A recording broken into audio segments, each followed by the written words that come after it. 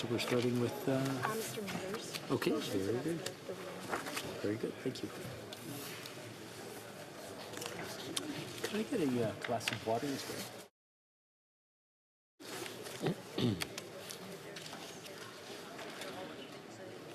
Can I get a glass of water?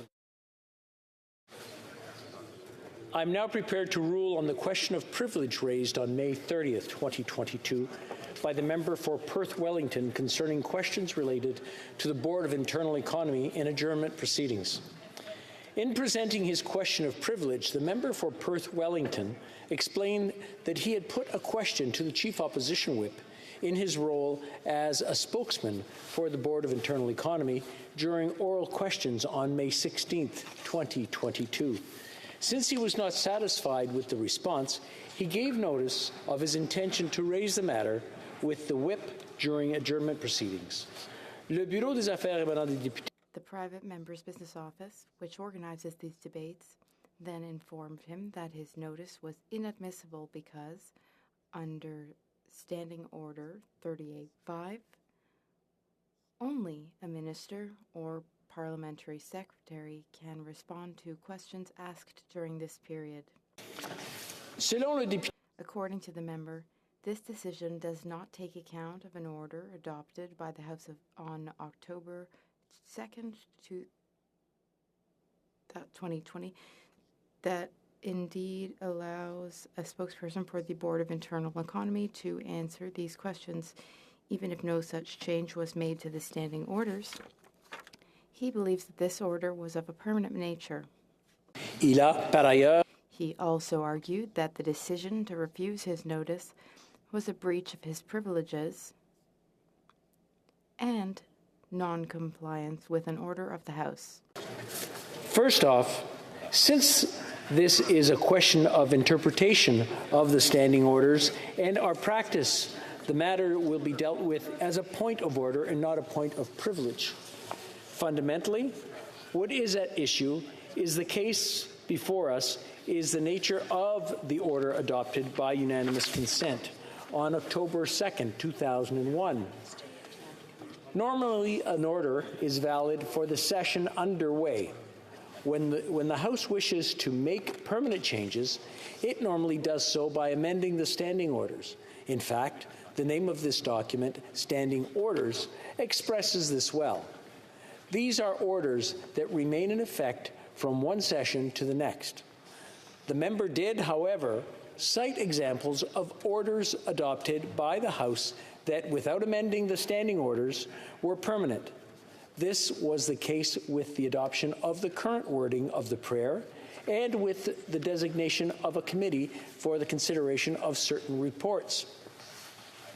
Le recours au consentement unanime est... This recourse of unanimous consent is described thus in the third edition of House of Commons Procedure and Practice at pages 591 and 592.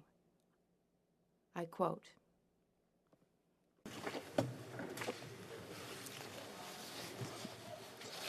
"At times, the House may choose to depart from, vary, or abridge the rules that it has made for itself.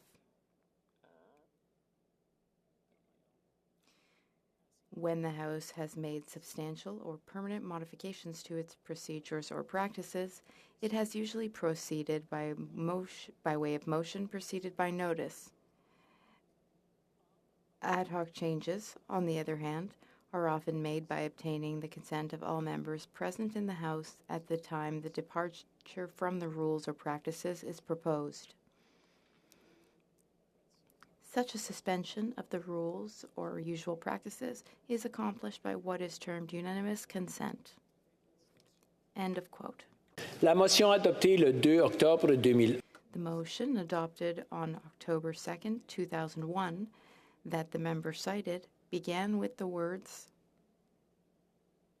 "notwithstanding any standing order," Qui annonce that normally announces a temporary departure from the rules of the House. As such, a question was exceptionally allowed to be answered by a spokesperson for the Board of Internal Economy who is neither a minister nor a parliamentary secretary during adjournment proceedings. The decision was an agreement for the case raised a few days earlier on September 28, 2001. At that time, everyone agreed that it was an inconsistency in the standing orders, an inconsistency that, in the opinion of the chair, is still there. The solution chosen at the time was a temporary order. In order to make that decision permanent, it should have been worded differently. In the meantime, if the member for Perth Wellington wishes the Chief Opposition Whip, one of the spokesmen for the Board of Internal Economy, to be able to answer the question during adjournment proceedings, he can ask for unanimous consent of the House to temporarily depart from standing orders. Moreover, if the member wishes to suggest a permanent change to Standing Order 38, I invite him to take advantage of the debate on standing orders and procedures of the House in its committee held pursuant to Standing Order 51 to make the suggestion. He can also raise the matter with the Standing Committee on Procedure and House Affairs, whose mandate is to guide the House in reviewing the standing orders. I thank all the members for their attention. Merci. Thank you.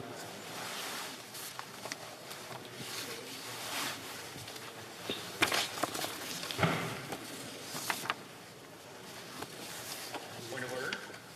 Okay, the honourable member for Perth Wellington is rising on a point of order. Thank you, Mr. Speaker. In response to your ruling, I will take your advice and, by unanimous consent, seek that, notwithstanding any standing order, a question to the spokesperson for the Board of Internal Economy may be raised during the proceedings pursuant to Standing Order 38, and a spokesperson for the board who is not a member or of the Minister of the Crown or a parliamentary secretary may give the response during those proceedings. Thank you, Mr. Speaker. Okay.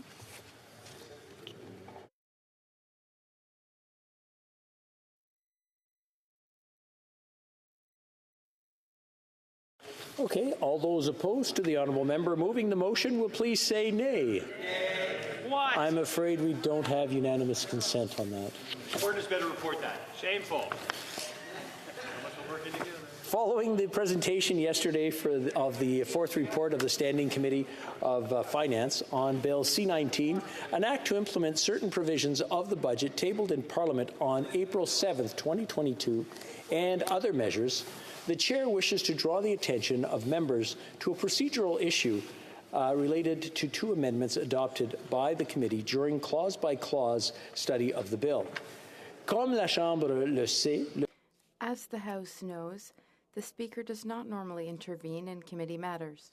However, in cases where a committee has exceeded its authority, particularly in relation to bills, the President has a responsibility to ensure that certain fundamental rules and practices are properly observed.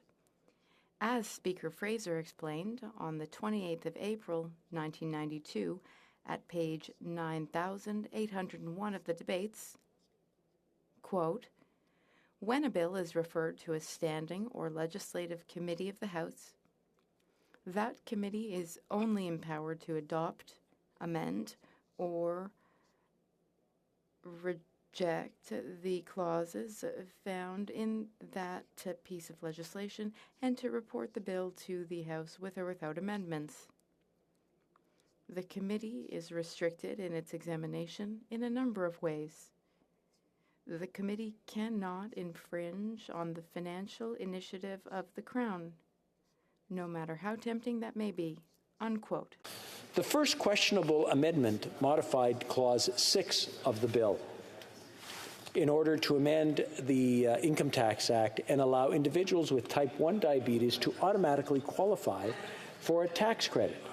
Some uncertainty was raised about whether this amendment required a royal recommendation, and the chair of the committee ruled it inadmissible. This decision was challenged and subsequently overturned. The committee then debated and adopted this amendment. The second amendment seeks to amend clauses 135 of Bill C-19 to modify the Select Luxury Item Tax Act. With respect to subject aircraft, the coming into force is changed from September 1st, 2022 to a day or two, to a day or days to be fixed by order of the Governor in Council. Here again, the chair of the committee ruled the amendment inadmissible because it lacked a needed Ways and Means motion. This decision was also challenged and overturned, and again, the committee then debated the amendment and adopted it. Les deux amendements soulèvent des Both amendments bring up different but equally important questions about the admissibility of amendments and their compliance with certain financial procedures. Page 772 of House of Commons Procedure and Practice, 3rd edition, reminds us that, quote, since an amendment may not infringe upon the financial initiative of the Crown, it is inadmissible if it imposes a charge on the public treasury or if it extends the objects or purposes or relaxes the conditions and qualifications specified in the royal recommendation. An amendment is also inadmissible if it exceeds the scope of the Ways and Means motion on which a bill is based, or if it imposes a new charge on the people that is not preceded by the adoption of a Ways and Means motion, or not covered by the terms of a Ways and Means motion already adopted. Unquote. potential consequences rising from these amendments and the way they were considered in committee, the chair felt it necessary to review the relevant evidence together with the rules relating to financial procedure. With respect to the First Amendment related to Clause 6, the chair is unclear as to how it constitutes a new and distinct charge on the public treasury. In fact, based on the information the chair has before it, it appears that this amendment allows tax credit that in its application is non-refundable. Accordingly, while the chair of the committee determined that the amendment required royal recommendation, I am of the view that it does not need one. Quant à l'amendement de l'article 135, with regard to the amendment to Clause 135, the chair agrees with the committee chair that this amendment, by changing the date of the coming into force of the clause, could oblige certain entities to bear an additional charge. Consequently, given this possibility, this amendment needs to be preceded by a Ways and Means motion. the difficulties that can arise when examining a bill in committee, it is important to remember that a committee must carry out its mandate without exceeding its powers. In the chair's view, by adopting an amendment that infringes the financial initiatives of the Crown, a committee ventures beyond its powers. Consequently, the chair must order that the amendment to Clause 135 adopted by Standing Committee on Finance be declared null and void, and that the amendment no longer form part of the bill reported to the House. I want to thank all the members for their attention. Merci.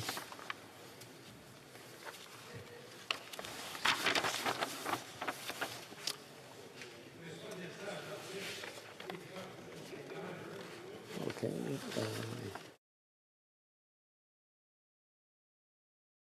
Very good.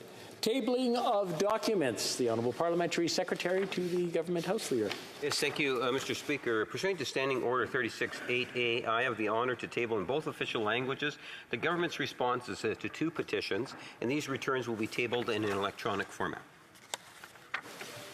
Dépôt de projet de loi émanant du gouvernement. Introduction of Government Bill. Minister of Employment, Workforce Development and Disability Inclusion. No, I'm sorry. We have a bill I have to read first. Okay. Madame Qualtrough, appuyée par... Ms. Qualtrough, seconded by Ms. Leboutillier, seeks to table a bill to reduce poverty and to support the financial security of persons with disabilities by establishing the Canada Disability Benefit and making a consequential amendment to the Income Tax Act. This motion is deemed adopted. Reading of this bill, première lecture de ce projet de loi. Ms. Qualtrough, seconded by Madame Le Boutillier, moves that the bill be now read a first time and be printed. The motion is deemed adopted. First reading of this bill, première lecture de ce projet de loi. When shall the bill be read a second time? Very soon at the next sitting of the House. There we go. Thank you. Statements by ministers. Rapport de délégation interparlementaire. Presenting reports from committees. The Honourable Member for Surrey Centre. Mr. Speaker, I have the honour to present in both official languages the third report of the Standing Committee on Justice and Human Rights in relation to Bill S-206, an act to amend the Criminal Code. The committee has studied the bill and has decided to report the bill back to the House without amendments. Representing reports from committee, the Honourable Member, l'Honourable Député de Vaudreuil-Soulanges. Merci. Thank you very much, Mr. Speaker. I have the honour of tabling in both official languages the fifth report of the Standing Transport, Infrastructure and Communities Committee with regards to railway lines and their impact on communities. Pursuant to Standing Order 109, we're asking the government to table a response, a comprehensive response to the report. Thank you, Mr. Speaker. Introduction of private members' bills. Mr. McGregor, seconded by Ms. Zerillo, moves for leave to introduce a bill entitled An Act to Establish a National Strategy on Brain Injuries. The motion is deemed adopted. The Honourable Member for Cowichan-Malahat-Langford. Thank you, Mr. Speaker. In Canada, June is Brain Injury Awareness Month, and it is a time to increase awareness about the prevalence of brain injury, the obstacles that exist for those with brain injury, and the need for more services and support at all stages of recovery. The 2022 National Collaborative Brain Injury Awareness Month campaign is focused on raising awareness of brain injury in Canada, and we know that over 1.5 million Canadians live with brain injury, and it contributes to homelessness, incarceration, substance use, and mental health issues. That's why, Mr. Speaker, I'm very pleased to be introducing this bill today, which will establish a national brain injury strategy. It will require the Minister of Health to develop a national strategy to support and improve brain injury awareness, prevention, and treatment, as well as the rehabilitation and recovery of persons living with brain injury. The strategy requires a number of things like the implementation of preventative measures, and identifying the training, education, and guidance needs of healthcare professionals, but it will also identify the challenges resulting from brain injury, such as mental health problems, addiction, housing and homelessness issues, and criminality. Mr. Speaker, the bill will also have reporting requirements so that Parliament can keep tabs on the strategy. And finally, I would very much like to thank both Brain Injury Canada and Janelle from my riding of Cowichan-Malahat-Langford, who is a member of the Constable Gerald Breese Centre for Traumatic Life Losses, for their collaboration and input, which made this bill today possible. Thank you. Mr. McGregor, seconded by Ms. Zerillo, moves that the bill be now read a first time and be printed. This motion is deemed adopted. First reading of this bill, première lecture de ce projet de loi. When shall the bill be read a second time? At the next sitting of the House.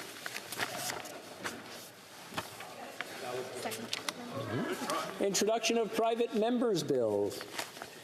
Mr. Poliev, seconded by Mr. Ellis, moves for leave to introduce a bill entitled An Act to Prevent the Imposition by Federal Government of Vaccination Mandates for Employment and Travel. This motion is deemed adopted. The Honourable Member for Carleton.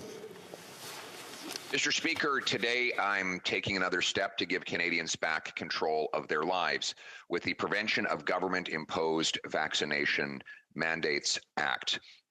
Mr. Speaker, this bill would ban the government from imposing vaccine mandates as a condition of travel or employment. If the bill passes, the government would no longer be able to require federal workers to get vaccinated in order to keep their paychecks and jobs. It would also ban the federal government from requiring vaccines in order for people to travel. In other words, it would allow all Canadians, regardless of their personal medical decisions, to continue to work in the federal sector or travel on trains, planes, and other federally regulated modes of transportation, regardless of whether they are vaccinated.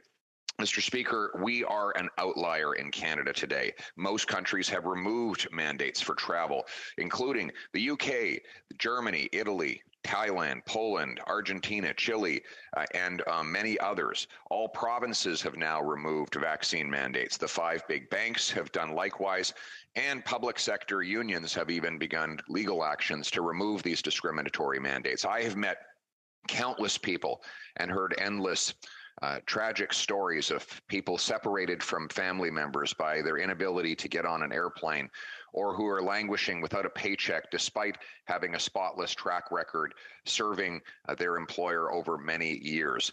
These mandates have become nothing more than a cruel attempt to demonize a small minority, and they are absolutely unnecessary and without any scientific basis. And so I call on all members of Parliament to end this discrimination, give people back control of their own personal medical decision and their bodies by passing this bill, banning the federal government from imposing these mandates, and allowing Canadians to take back control of their lives.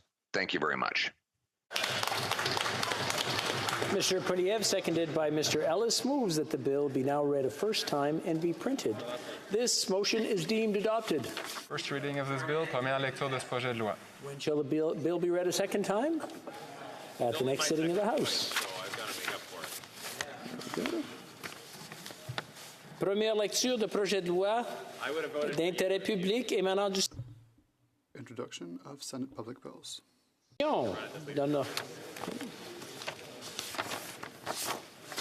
Monsieur Thérien, appuyé par... Mr. Thérien, seconded by Mr. Lemire, moves that instruction to the Standing Committee on Procedure and House Affairs.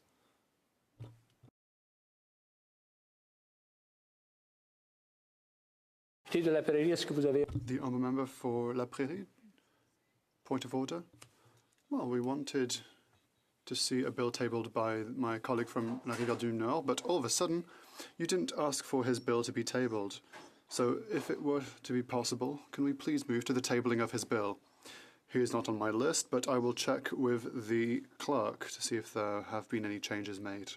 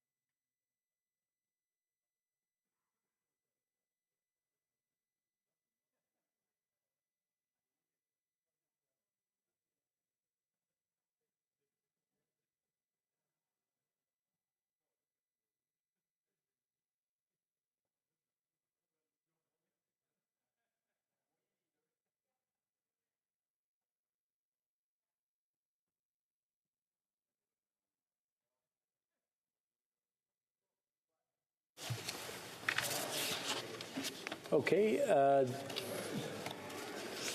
There seems to have been an oversight. I see.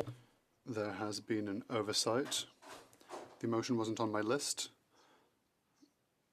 Given that we've already started motions, I have to ask unanimous consent from the House that all those who are against the fact that we go back to tabling private members' bills. Do we have unanimous consent from the House to do so? Yes? Perfect. Okay. So thank you to everyone for your collaboration.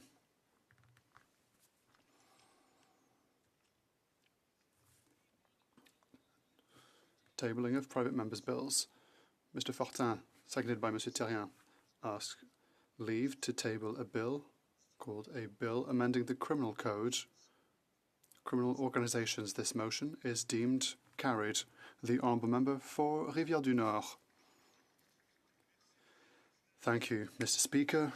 Mr. Speaker, this is a bill that I'm tabling today. I'm proud to do so because, once again, as we often say at the Bloc, this goes in the same direction as what our voters want.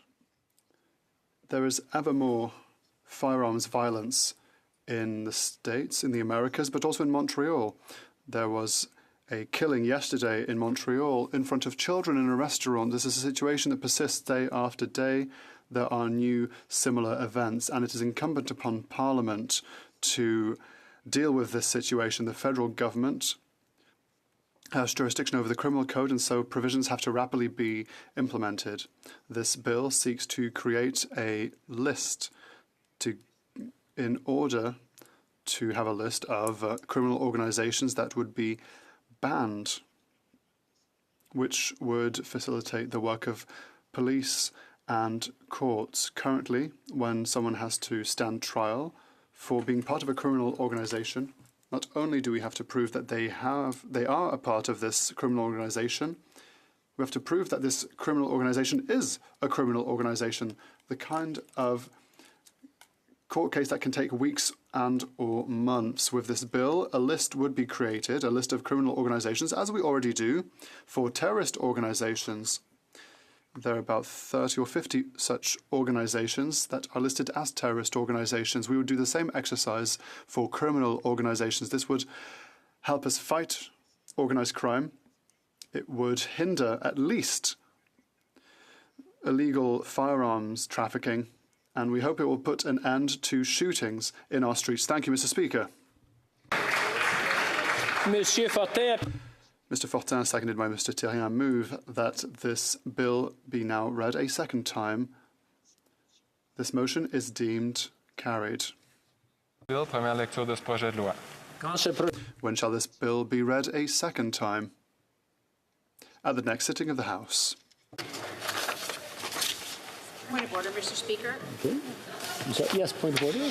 First of all, Mr. Speaker, welcome back. And I would just like to mention to the assembled and people listening at home that when you ask to have unanimous consent to accept a change in the schedule, that's actually what unanimous consent votes are for, as opposed to bringing a treaty before the House that has been unseen by many of the members and voting on it, going forward without so much as debate. So I thank you very much for once again pointing out and using a unanimous consent motion for what it was intended. I want to thank the honourable member, and I want to remind the honourable members what unanimous consent is all about, and I encourage anyone seeking unanimous consent to actually go and do the groundwork beforehand, so by the time you come to the chamber, then we've had discussions and we know that we have unanimous consent.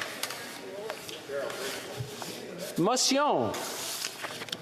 Monsieur Thérien, appuyé par Mr. Thérien, seconded by Mr. Thérien, move that instruction be given to the Standing Committee on Procedure and House Affairs, enabling it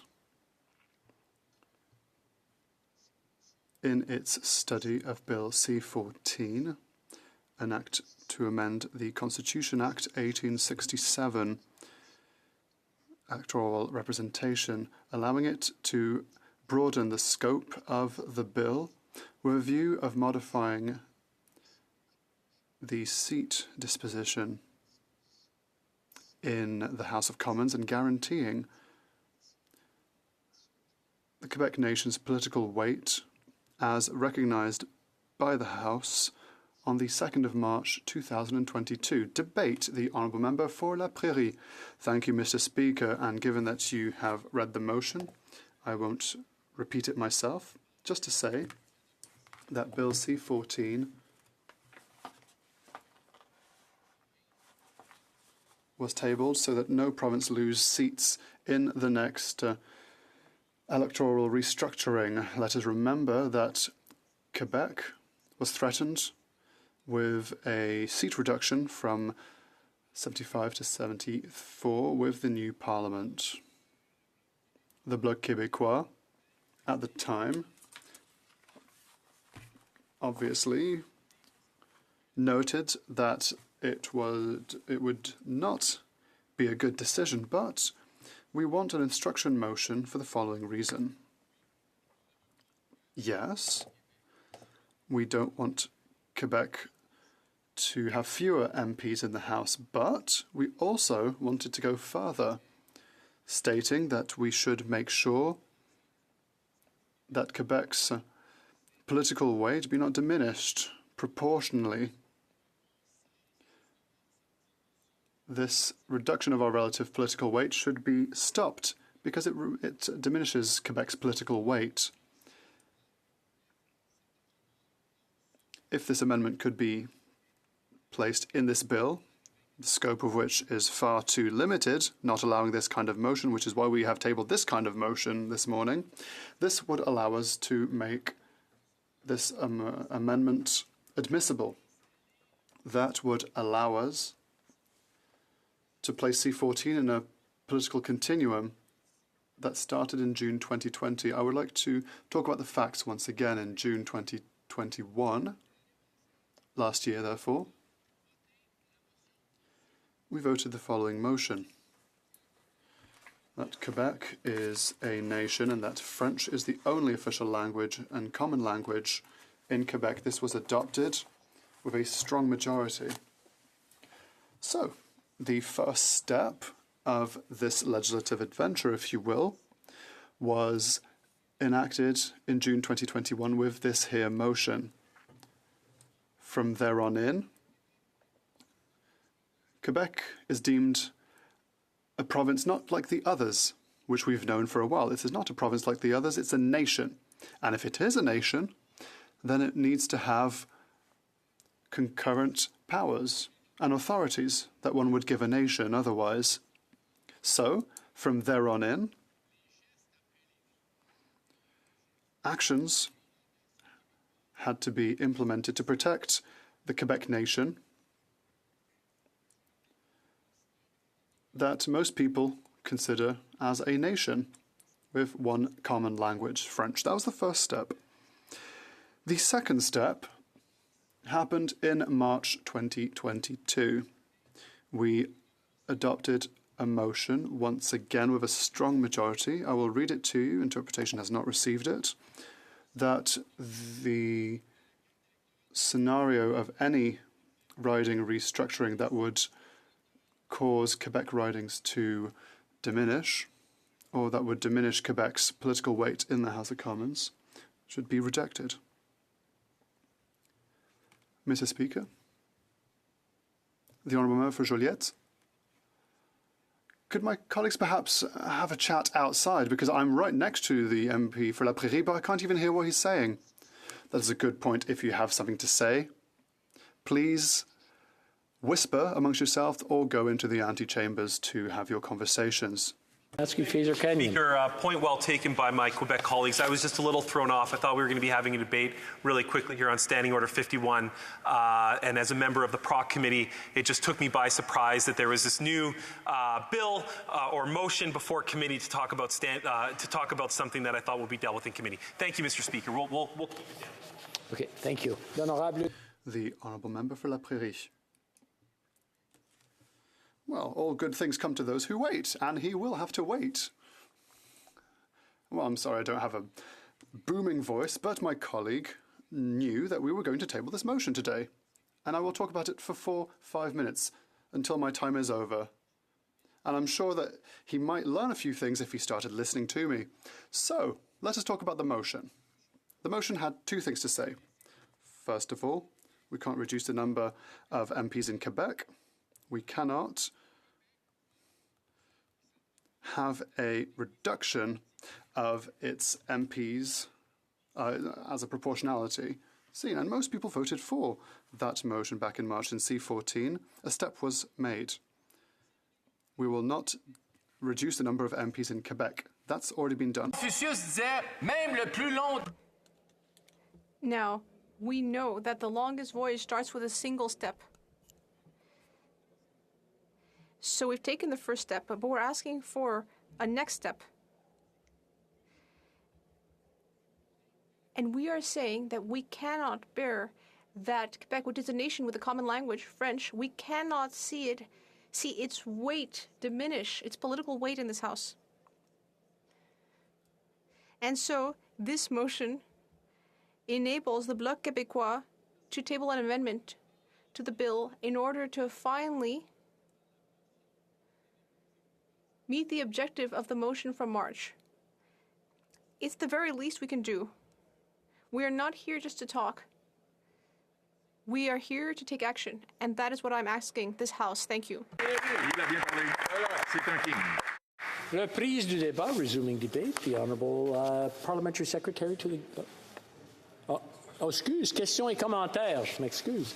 Questions et commentaires. The Honourable Parliamentary Secretary to the Government House Leader. Yes, thank you, Mr. Speaker. And it was very interesting in terms of the way and the manner in which we have the debate taking place today, and I'll be able to expand on it during my comments.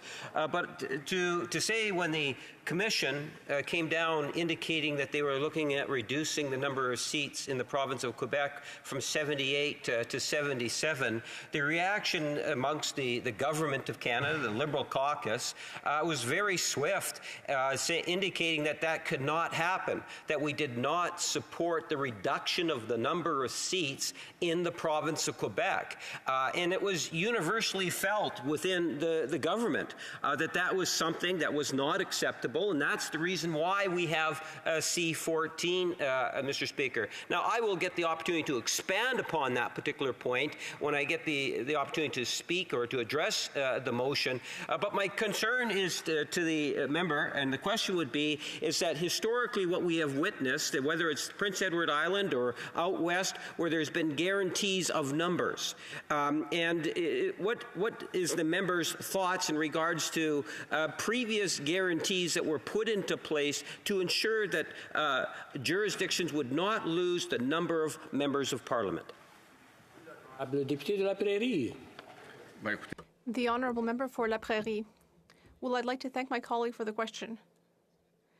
Yes, there are provisions, for example, the one that allows Prince Edward Island to have 4 members. There's also the Acquired Rights Clause. That's true. And that's why we are proposing adding a provision, because there are precedents here. We want a Quebec clause, which means that Quebec would always have 25% of members in the House of Commons. That's all we want. So it's very similar to what my colleague from Winnipeg North was saying. Question commentaire à l'honorable député de Calgary-Shepherd. Merci, Monsieur le Président. Donc, j'apprécie cette motion que le député de leader à la Chambre du Bloc québécois ait déposée. I greatly appreciate my colleague's motion. I will continue. I greatly appreciate all of this, and I believe that the motion of instruction underlines the important work of House committees, and I have great trust in members on these committees to decide what kind of motion or amendment they would like to consider for C14.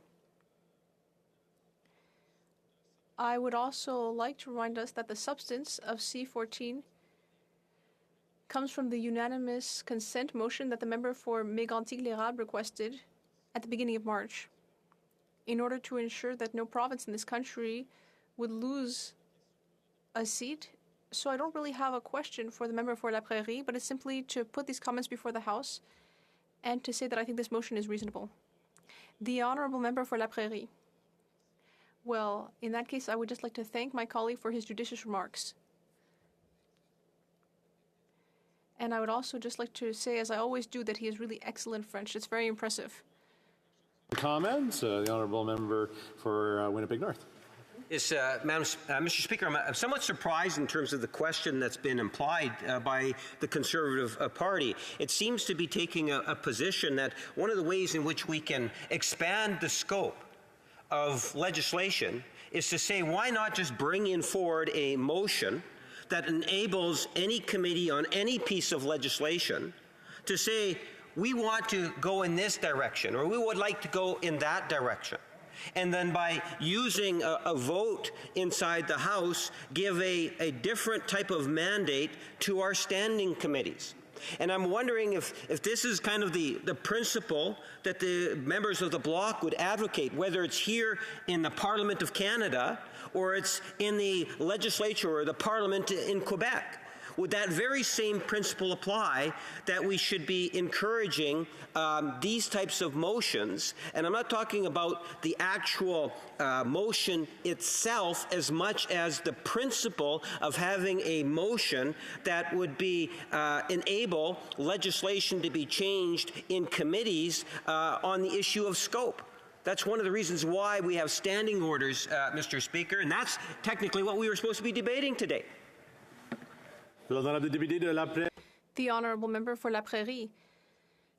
Well, Mr. Speaker, I got up this morning and I said to myself, I just had an intuition that I would have a big day. And the proof of that is that I got a second question from the member for Winnipeg North. He's still got lots of energy, I see. I would like to congratulate him on that. Now, amending bills at committee, well, that's just a basic rule of parliamentarianism. I'm not the one who came up with that. We all work on amendments. And we do our best to improve bills and so that they better represent the will of the people.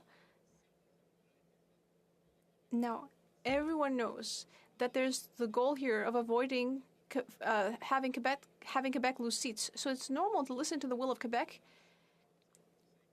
And when it comes to having Quebecers improve their political fate in this House of Commons, as long as we're still in it, well, then we might as well do the job properly. Listening to my colleague for Winnipeg North, I always enjoy it, but when I look at the motion, it states that if Quebec loses any ridings, or if it leads to Quebec losing any political power in the House, well, any such approach to electoral ridings should be rejected. He voted for that.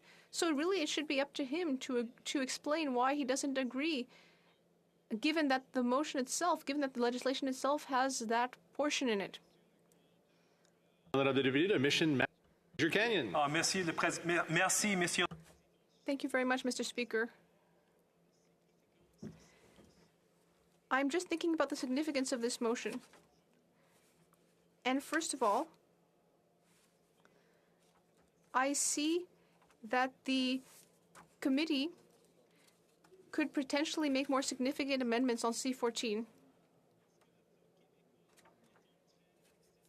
So does that mean that the Bloc Québécois is potentially accepting a motion to guarantee enough powers for BC? Mr. Speaker, as you know, BC does not have enough seats in this House. So does the Bloc Québécois support giving more power to my province? The honourable member for La Prairie. I'd like to thank my colleague for his question, and I'd also like to congratulate him on his French. And in fact, he told me that he learned his French partly in Quebec.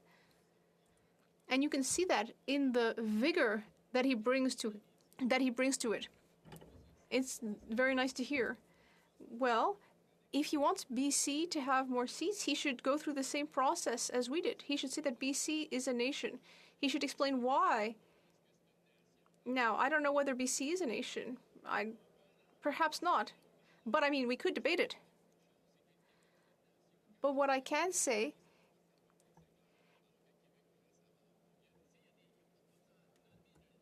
Quebec is a nation. When Félix Leclerc passed away, Quebec's entire nation mourned his death. There are all sorts of reasons that Quebec is a nation. We could talk about it for hours. We could talk about it for 12 hours. Well, we don't have 12 hours, but we have 1 minute and 40 seconds. Questions and comments? Merci, Monsieur le Président. Je voudrais parler un peu de la nation. Well, I'd like to talk a little bit about the nation of Alberta. And it's not a joke.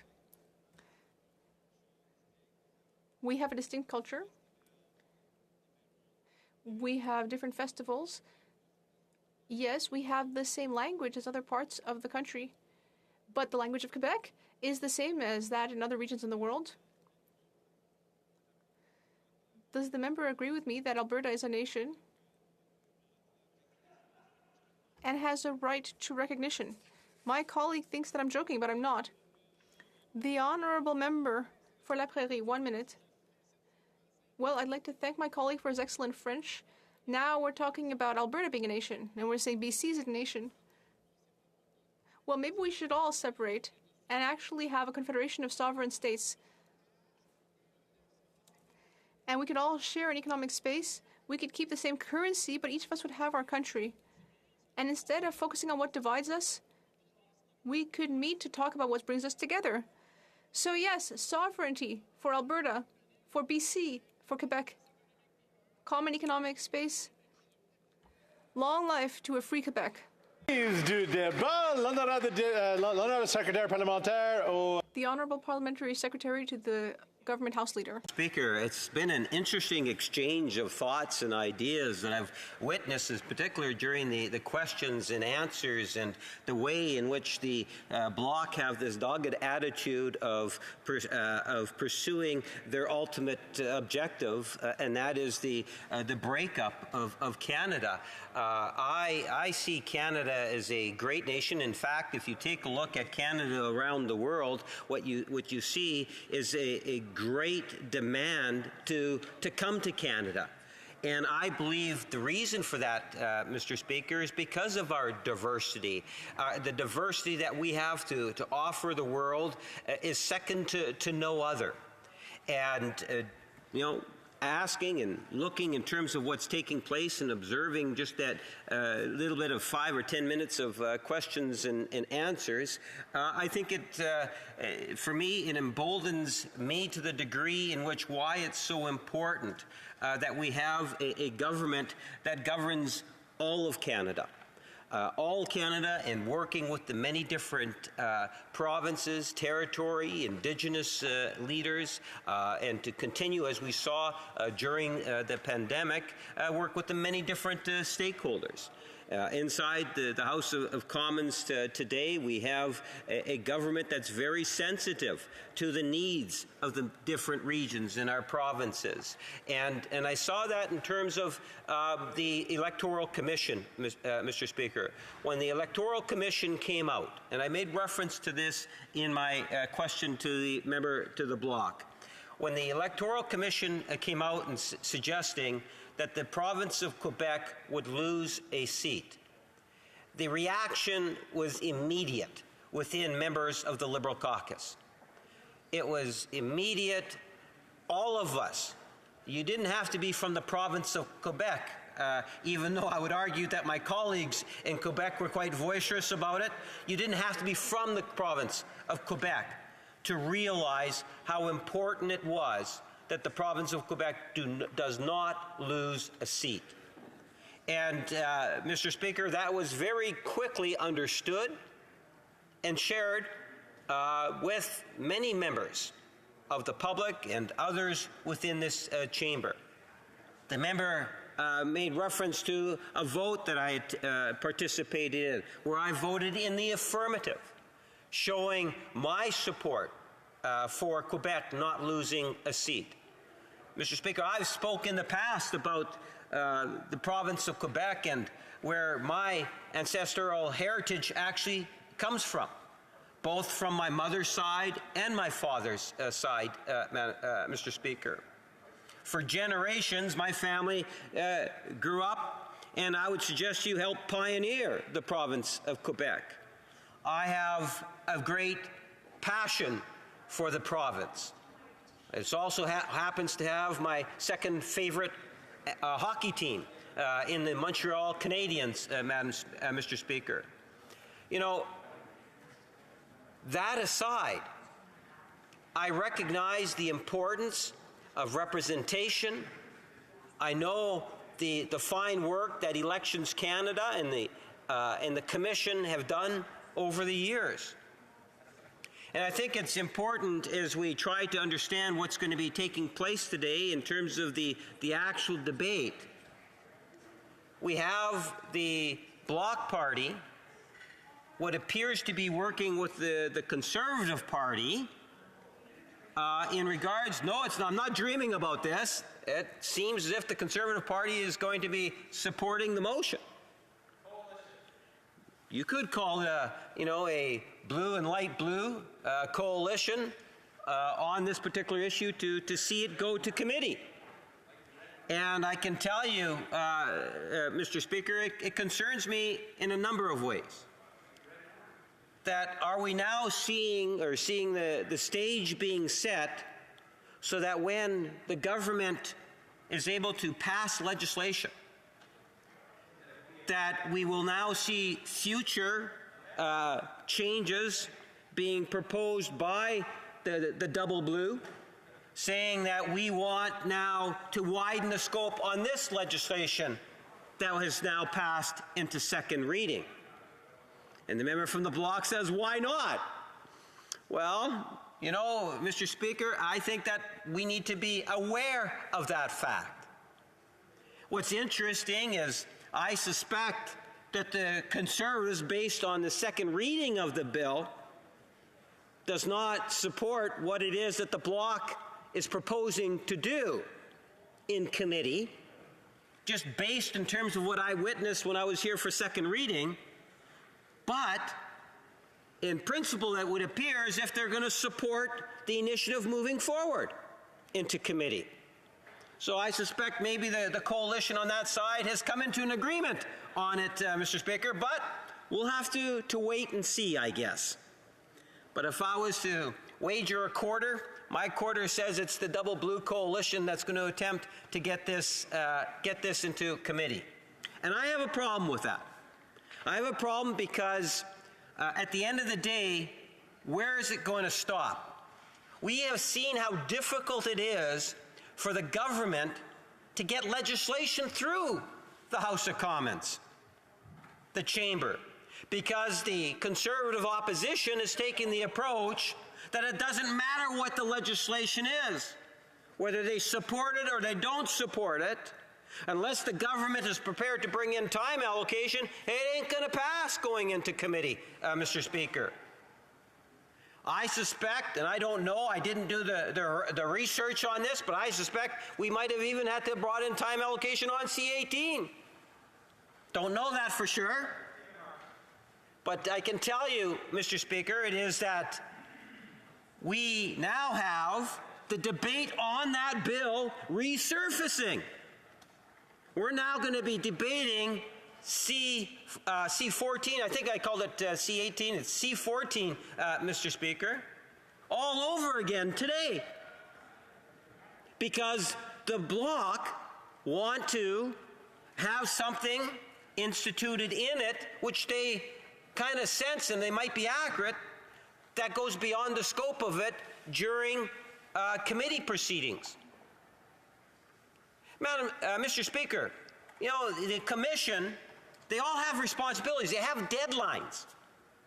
And they need to meet those deadlines. And I think, you know, the Conservatives are enabling the Bloc to be able to cause even more confusion within the province of Quebec in regards to meeting some of those deadlines. The Commission comes down with numbers. We disagreed and we made an amendment because we all recognize the value of Quebec not losing a seat. That was unanimous inside this chamber. At least I believe it was.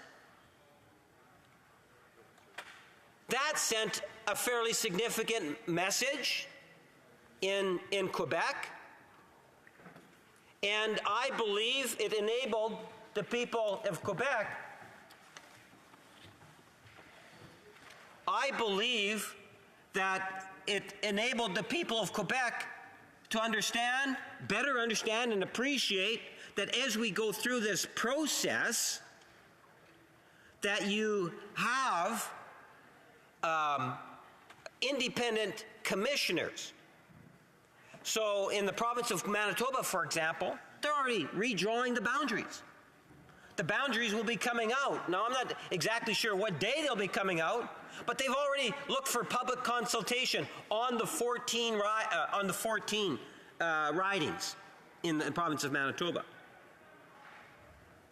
And then, Mr. Speaker, there will be dialogue, public input.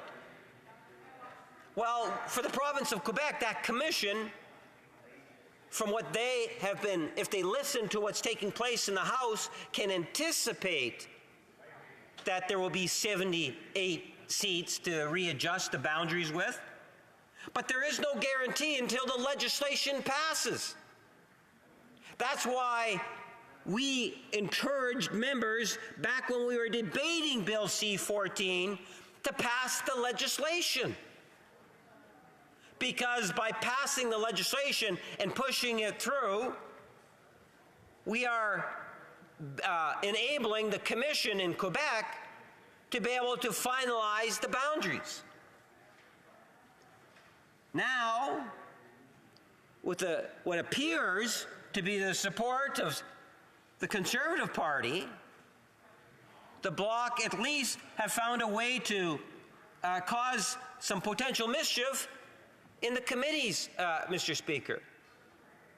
When, from our perspective, and I'd like to think a majority perspective, what we want to be able to see is not only the province of Quebec not lose a seat, but we want to ensure that the Commission is able to provide the report that's going to respond to what the people of Quebec want to see in terms of those boundary alignments, Mr. Speaker, which is so absolutely critical. It's all a part of the process.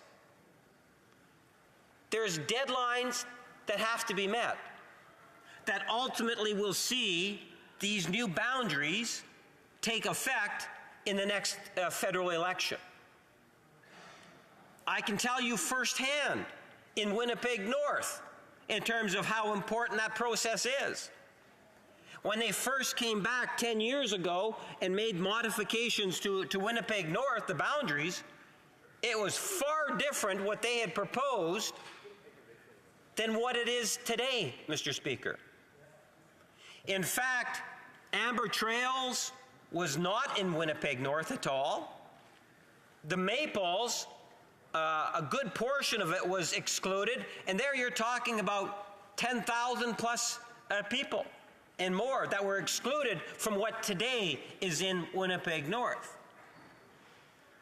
They had the expansion going up McPhillips, north of McPhillips, all the way up, I think, to Kingsbury, and between Kingsbury and Inkster Boulevard. Completely different than what it is today. So what happens is, a part of the process, Mr. Speaker, a presentation is provided. They actually provided the boundary maps. The public received it and responded. And because of the response that was provided by the public, the boundaries were dramatically changed, in Winnipeg North at the very least. And it had an impact on Kildonan, St. Paul, and the riding of Winnipeg North. Whereas today it includes 85% of Amber Trails and all of the Maples. Those communities were clustered back into Winnipeg North. Now, I say that because I think that we need to give more respect to the province of Quebec and the Commission and the fine work that no doubt that they will be doing, Mr. Speaker. You know, riding changes in the city of Montreal, I suspect you will see a number of streets being changed around, or the city of Quebec, or rural municipalities, Mr. Speaker. What we have to recognize is the reason why this happens in the first place is because of shifting populations and increases in population. You know, Manitoba, for example, is a whole lot more urban today than it was 30 years ago. At the provincial legislature, the number of seats used to be, at one time, more in rural Manitoba than they were in the city of Winnipeg. Today, there's more MLAs in Winnipeg than there are in rural Manitoba. But that's just strictly urban-rural. Not to mention some rural communities grow more than other rural communities, Mr. Speaker. Population decreases and increases. The same principle applies to the province of Quebec. Manitoba's population has grown from, what, 1.15 million to close to 1.3 million. Our numbers remain relatively the same in terms of the number of seats, because there is a guarantee, as it's been made reference, even from the Bloc. We've taken that into consideration. The best example to give is the province of Prince Edward Island. In Prince Edward Island, when they came into Confederation, there was 4 seats. And a part of the Constitution says that they retain those 4 seats. It's actually the number of senators, I believe, Mr. Speaker. Don't quote me on it, but I believe that's what it is. There's a constitutional agreement that enables, yeah, if it's in Hansard, it's true, that enables the Prince Edward Island to retain those minimum number of seats, Mr. Speaker. But that the same principle applies in other jurisdictions. You know, we have 3 territories to the north, each one having a representative. Who in the chamber would deny that representation? So we have seen the type of changes put into place that C-14 actually is attempting to do, Mr. Speaker. So why add the confusion? That's why Elections Canada is charged with the responsibility of ensuring that we have a system that is fair and equitable. And at the end of the day, Mr. Speaker, we have the commission that is established. And the commission is the one, in a very apolitical fashion, that comes up with the actual numbers. So that when they came up with the number in Quebec, as I pointed out, for a wide variety of reasons, the French language being one of them. You know, there's an island of French or Francophone uniqueness in North America, in the province of Quebec. I'm very proud of that factor. I might not have the capabilities or the ability to speak French, Mr. Speaker, but I can still care for the language. It is, as I pointed out earlier, a part of my heritage, personal heritage. I'm very proud of the French language. I encourage it in Winnipeg North. I'm always amazed when I see, especially first-generation immigrants, whether they're of Filipino heritage or Punjabi or Indo-Canadian heritage, that can speak Punjabi, English, and French, or Tagalog, English, and French. Very proud of the fact that we are a bilingual country, that in the province of Quebec, French is the spoken language. And we have seen the Minister of Heritage and many of my Quebec colleagues, but far beyond my Quebec colleagues, that appreciate just how important French language is, not only to the province of Quebec, but to all of Canada. It speaks of our diversity, Mr. Speaker. And that's the reason why when they come out and they make the announcement that we're going to see a reduction in the number of seats in Quebec, as I made reference 15, 20 minutes ago, the reaction was quite swift within the Liberal caucus. And the Prime Minister, to the ministers, to the caucus as a whole. In a relatively short period of time, we saw legislation brought forward, introduced, brought into second reading, and then through, I suspect, time allocation going into committee stage. We want to see the legislation pass, Mr. Speaker. And this is something in which I think all members, from what I can understand, appreciate the need for 78 seats as that bare minimum. And if it was up to me, I would like to see not only the French language increase, but I'd also like to see the population increase, Mr. Speaker. And at the end of the day, I would hope that members would value the independence and the fine work that Elections Canada and our commissions have actually done, and allow the people of Quebec to be able to have that full public discussion with the Commission in regards to the communities that will make up the federal ridings that are going to be representing the people of Quebec here in Ottawa. Thank you, Mr. Speaker. Questions et commentaires. Questions and comments. Comments. The honourable member for Saanich Gulf Islands. Thank you, Mr. Speaker, and thanks to the honourable parliamentary secretary. I'm in this debate troubled by having had unanimous support for C-14. We have responded, I think, positively right across all party lines to the concerns of our Quebec colleagues that the voice of Quebec be reduced within this place. Nous avons donné notre... We gave our support to the idea of having measures to protect Quebec seats.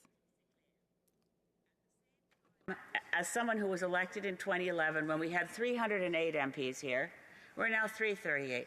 I have a larger concern. Do we constantly expand the number of members of parliament we have? In the UK, they have 650 some MPs. Is it really better representation for our constituents that as the population expands, there are more voices? Does that not dilute the voice of each riding to have more MPs? In a chamber of 650, very few people get to contribute to debate out of the whole number. I'd rather see, and I put this to the honourable member, fair voting in this country so that we have proportional representation and limit the constant growth of MPs. In other words, on the concept of rep by pop, representation by population, we may not actually have better democracy compared to actually fixing our voting system to have real democracy. The Honourable Parliamentary Secretary. Yes, thank you, Mr. Speaker. I appreciate the comments from the member.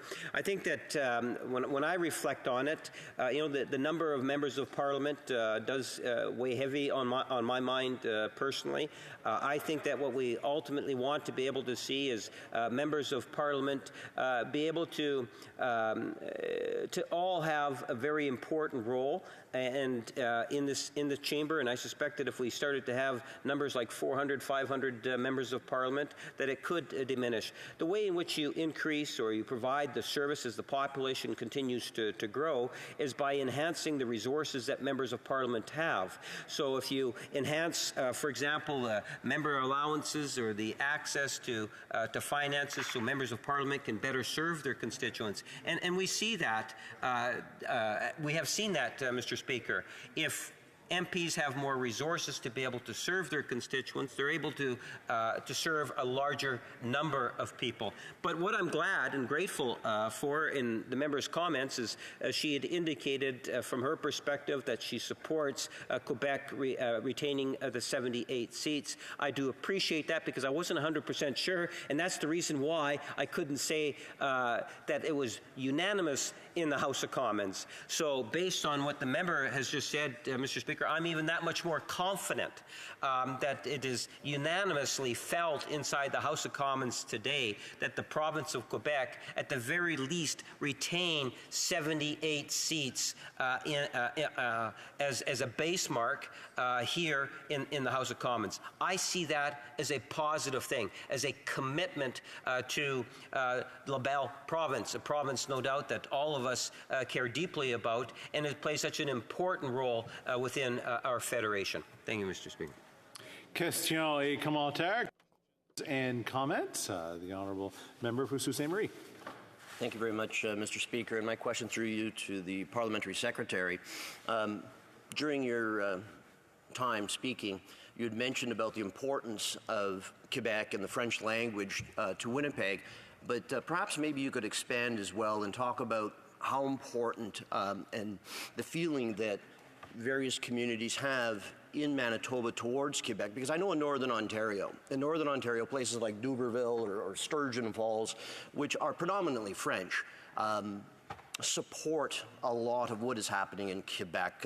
They see it as basically the motherland, if you will, where they immigrated from, and they came here, and they see a very strong, united Canada with Quebec in it.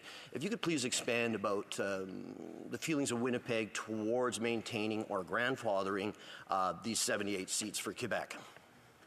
First of all, I would know the member for Kingston and the Islands would stand and make sure, on a point of order, that we run all our questions through the chair and not use you and speak directly to the member. But since he's not here, I thought I would do that myself and remind folks to run it through the chair. The honourable member for the honourable Parliamentary Secretary. Yes, thank you, Mr. Speaker, and I do appreciate the question. You know, I think it's truly amazing in terms of the connections that take place interprovincially.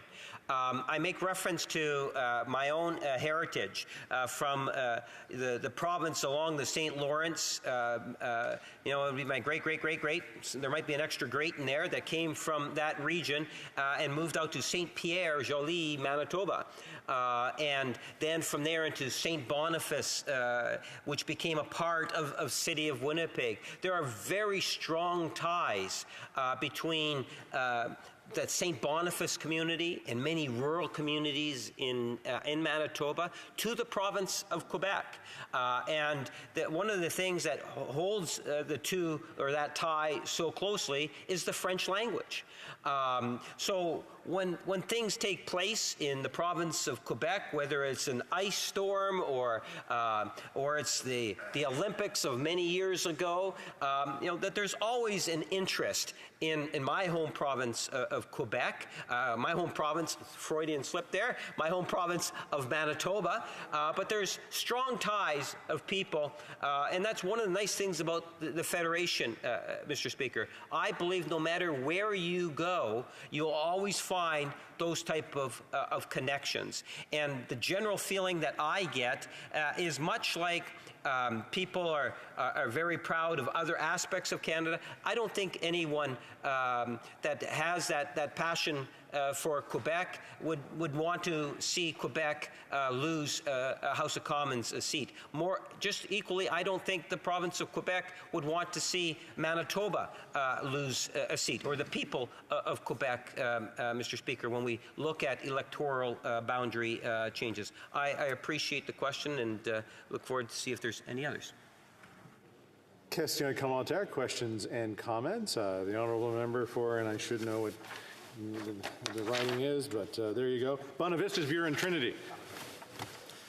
So, Mr. Speaker, I too share some of the views of the member, colleague here in the House. I know, for example, that the French language is extremely important across the entire country. I have 4 grandchildren that are enrolled in French immersion programs, and they are there because their parents and I, as a grandparent, encouraged them to do so.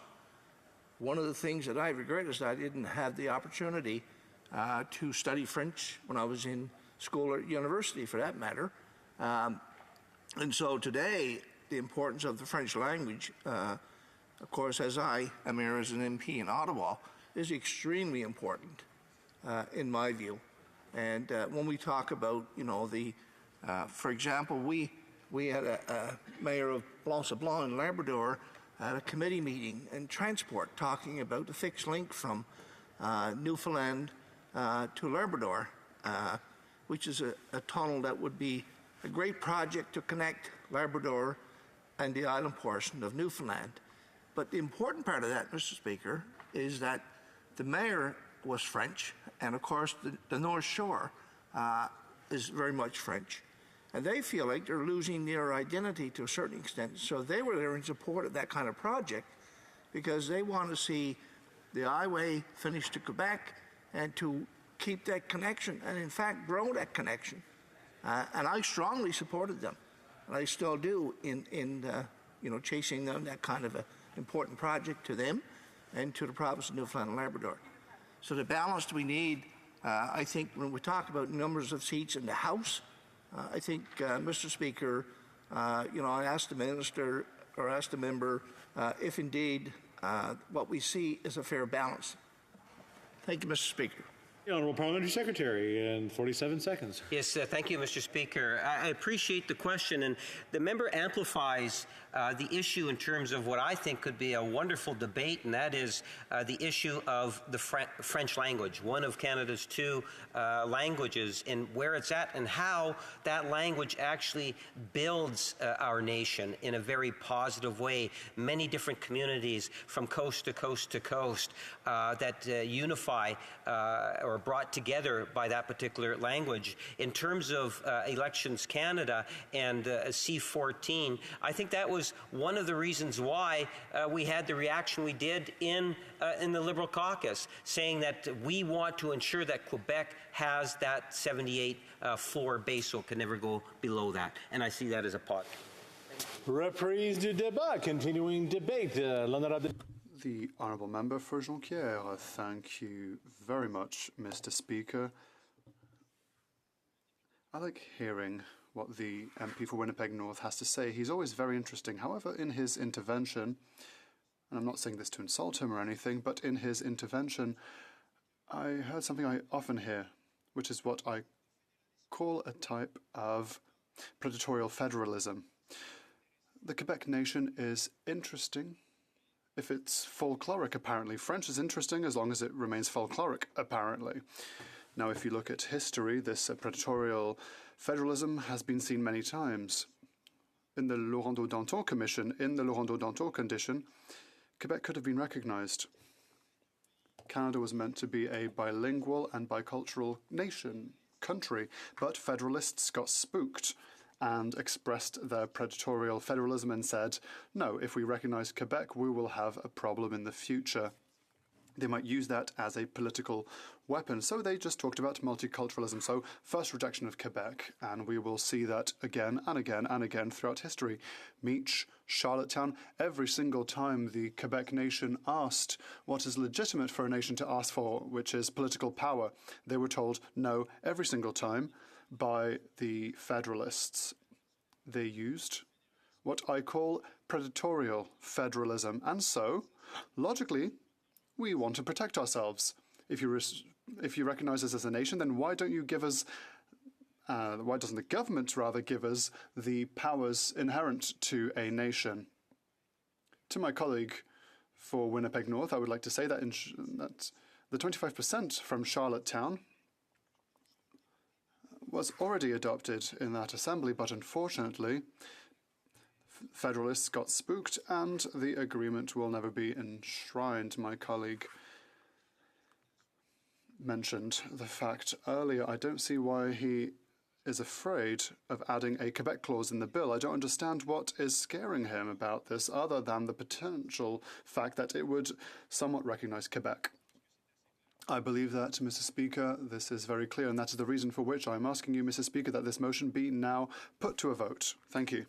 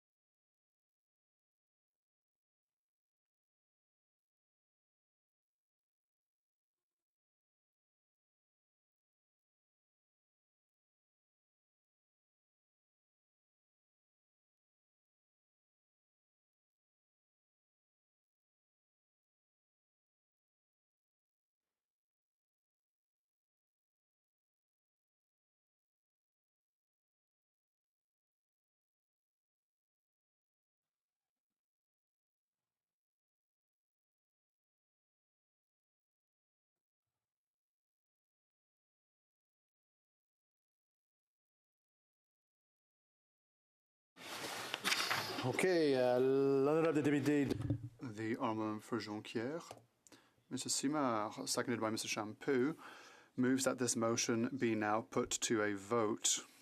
Questions and comments? For Winnipeg North. Yes, Mr. Speaker, just for clarification, and we'll get a 10-minute question and comment, and then I'll be able to speak the full 20 minutes, I understand? Yes. Thank you. Yes, the first thing that comes to my mind is why the hurry? Now, the Bloc have brought forward a motion, and what they're suggesting is that we stop the debate on this when there is so much more that we can actually talk about in regards to Elections Canada and the role that they played, the possible options. There's other things that can be. I was, in my opening comments, it was more dealing with very specifics. There's other aspects to Elections Canada. On the one hand, the Bloc are bringing forward this motion, asking us for us to have a debate on it so it can go to committee, and then right away they want to have a vote on it. Does the member not want to hear what other members have to say about what it is that the Bloc are proposing to do today? The Honourable Member for Jonquière. Why am I so hurried? Well, very simply, we've been waiting for this for a very long time. The recognition of Quebec as a nation, I was talking about Laurent Daudenteau, that was in 1963, if I remember rightly. Perhaps I'm wrong. 63 or thereabouts. It was a failure for us. 82, repatriation of the Constitution, another failure for the Quebec nation. Meech, Charlottetown, I've already mentioned all of them. Failure after failure against the Quebec nation. A referendum that was that close to allowing us to take our own destiny in hand, perhaps ruined by the sponsorship scandal. Maybe they've heard about it, but we're losing patience. And maybe that's the reason for which we are acting in such a prompt way. Thank you, Mr. Speaker. Questions and comments? Honourable Member for Saanich Gulf Islands. Thank you, Mr. Speaker. And I have a question just for a clarification. Today, we have perhaps a different procedure than usual. It is the Bloc Québécois' desire to have the vote today or another day with a debate or with no debate. I just want procedural clarification. What does the Bloc Québécois want, procedurally speaking, for our edification here in the House? The Honourable Member for Jonquière. The procedure is very simple. We're asking this Assembly to vote upon the motion tabled by my colleague. That is as simple as it can be. We can talk about it now. We talked about it for an entire day, if you remember, when we had an opposition day on Quebec's political weight, where we discussed a similar subject to that which we are discussing today. Everyone in this House had the opportunity to vote on it, so we're just asking this Assembly to vote. That's what we do all day with other matters. The Honourable Member for Winnipeg North. Mr. Speaker, it's interesting, when I had posed the question to the member, right away he makes reference to the Constitution. And he's talking about, from his perspective, that they would like to have a discussion about the Constitution.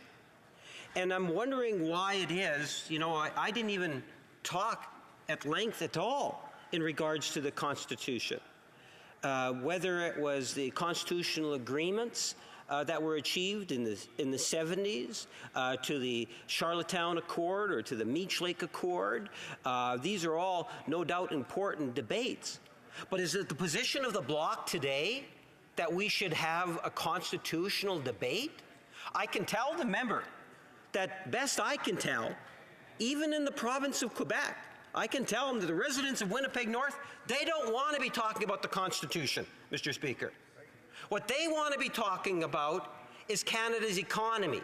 They want to be talking about the pandemic. And I'm wondering if my friend could share with the House, would he not agree with me and the government that the priority today is not constitutional change? The priority today is how can we deliver better quality long-term health care? How we can ensure that we are creating and supporting the many different industries, such as the aerospace industry, which is so important to the province of Quebec and the province of Manitoba, Mr. Speaker. To me, that's what the legislature should be talking about. That's where the focus of the Bloc Party should be if they want to be constructive in terms of what they're doing inside the House of Commons, Mr. Speaker. If they don't want to be constructive and they want to be destructive, I would suggest maybe they continue on the line of constitutional debate. The Honourable Member for Jonquière. Well, it's all rather interesting, Mr. Speaker. I find it rather interesting when I hear the Honourable Member for Winnipeg North's angle of approach, because I'm not the only person who's talked about constitution. Earlier this week, we talked about Bill 21 about state secularism. The colleague for Mont-Royal said that the notwithstanding clause should not be applied because that's part of the Constitution.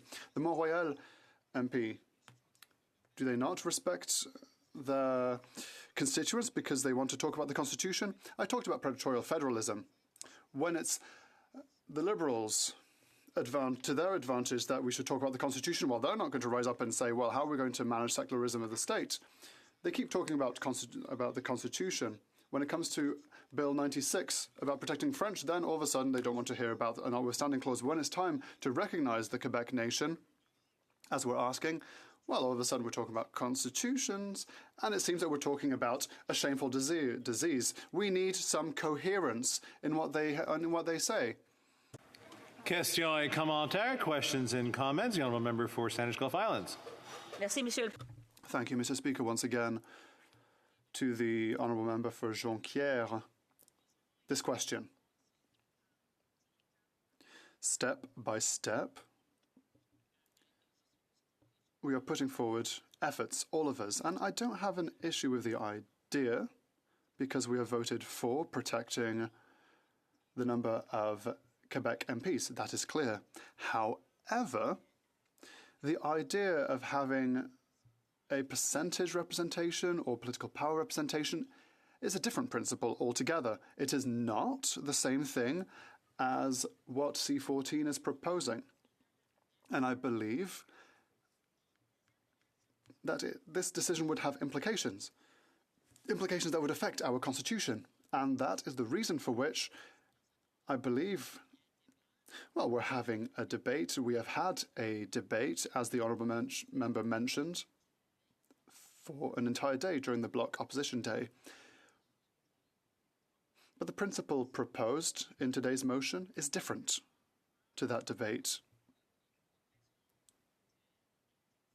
We haven't had the time to examine and talk about this, and I believe that I agree with the member for Winnipeg North. He is right.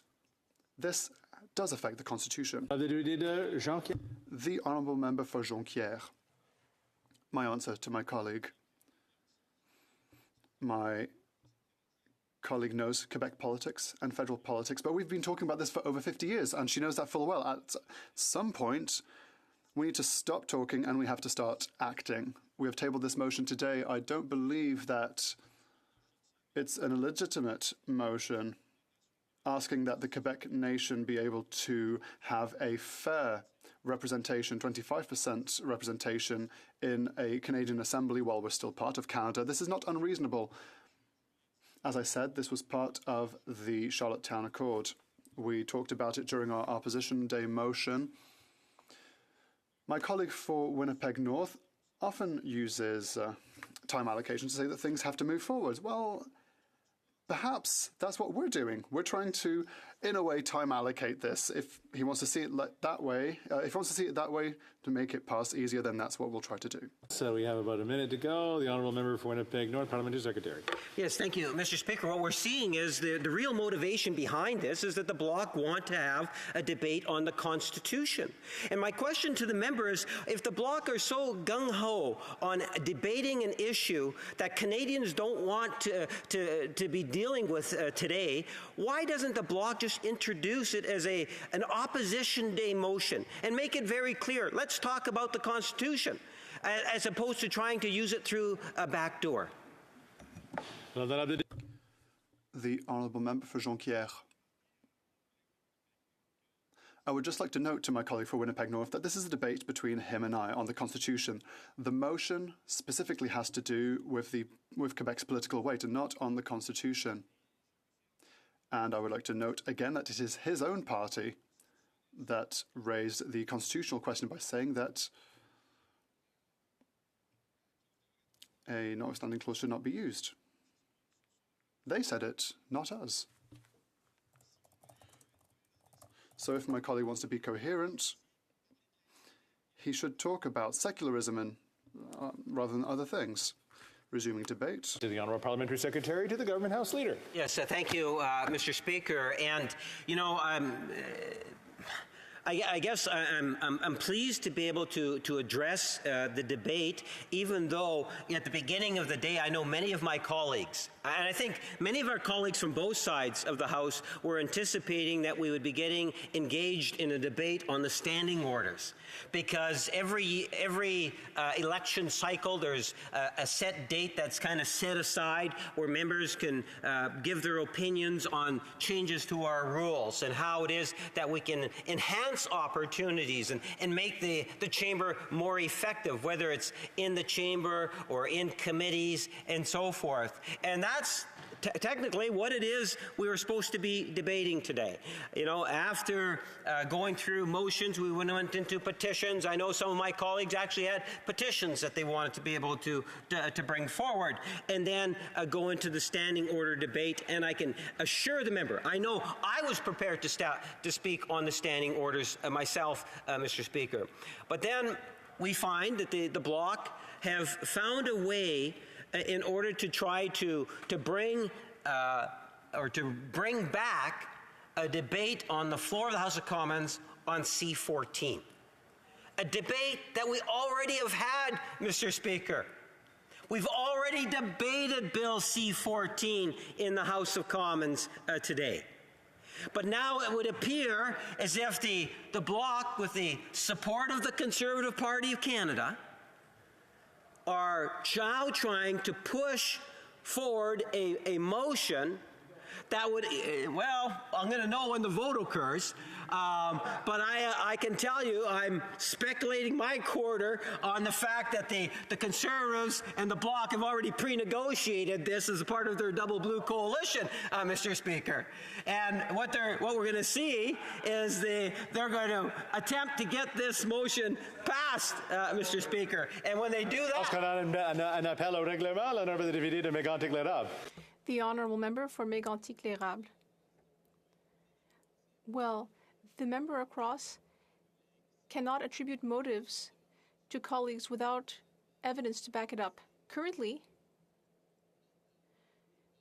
he's saying a lot and making all sorts of suppositions. Thank you for the intervention. The Honourable Member for Winnipeg North. But Mr. Speaker, because let me enlighten the member as to when we first began this discussion. The Conservative Party somewhat indicated that they are sympathetic and would like to see it pass. And then you had another member that seemed to be a little upset with it, saying, well, why would we want it to go to committee? So there might be some confusion amongst the Conservative ranks on this, and I could be wrong in my speculation, but I tell you right offhand from what I can see, you have the double blue. The nice thing is that you are still the dark blue versus the light blue. At the end of the day, it would appear as if they're coming together to see this thing go to committee, if in fact they can get it to go to committee. And I say that because, you know, the member that moved the motion to say that the vote now be heard, and then there was some dialogue that occurred after that. And through that dialogue, you get a better picture in terms of what it is that the Bloc really want to talk about. And you saw that. It was the member that raised the issue. I just responded to it. Talking about constitutional change. That's what it is that the member from the Bloc actually raised. So when they talk about, yes, there is a need for some of the things, no doubt, that the Bloc would like to see take place would require constitutional change. But let me suggest to my Bloc friends that Canadians as a whole, no matter where they live, whether it's Manitoba or Quebec or any other jurisdiction in Canada, they do not want a government to have talks about the Constitution. It's just not anywhere on the political agenda, Mr. Speaker. And albeit, you see, that's the nice thing about C-14. C-14 will do what it is that every member, from what I can understand, from what every member in this House wants to see happen. And that is the province of Quebec not lose a seat, that they maintain that minimum 78. But in their own mischievous way, the Bloc want to raise the issue of the Constitution. And as much as they might want to focus their attention in the chamber on that issue, I could assure people that might be following the debate or just following the proceedings in the House day by day, no matter what the Conservative Bloc coalition come up with, whether it's character assassination, constitutional debates, or whatever else they might come up with, that the Government of Canada, and the Prime Minister in particular, will remain focused on the issues that are important to Canadians. On the issue specific of C-14, which this bill is dealing with, the Prime Minister has been very clear through the Minister and in fact the entire Liberal caucus.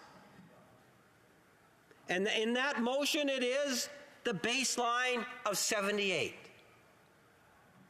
But you know, there's a lot more on the government agenda than C-14.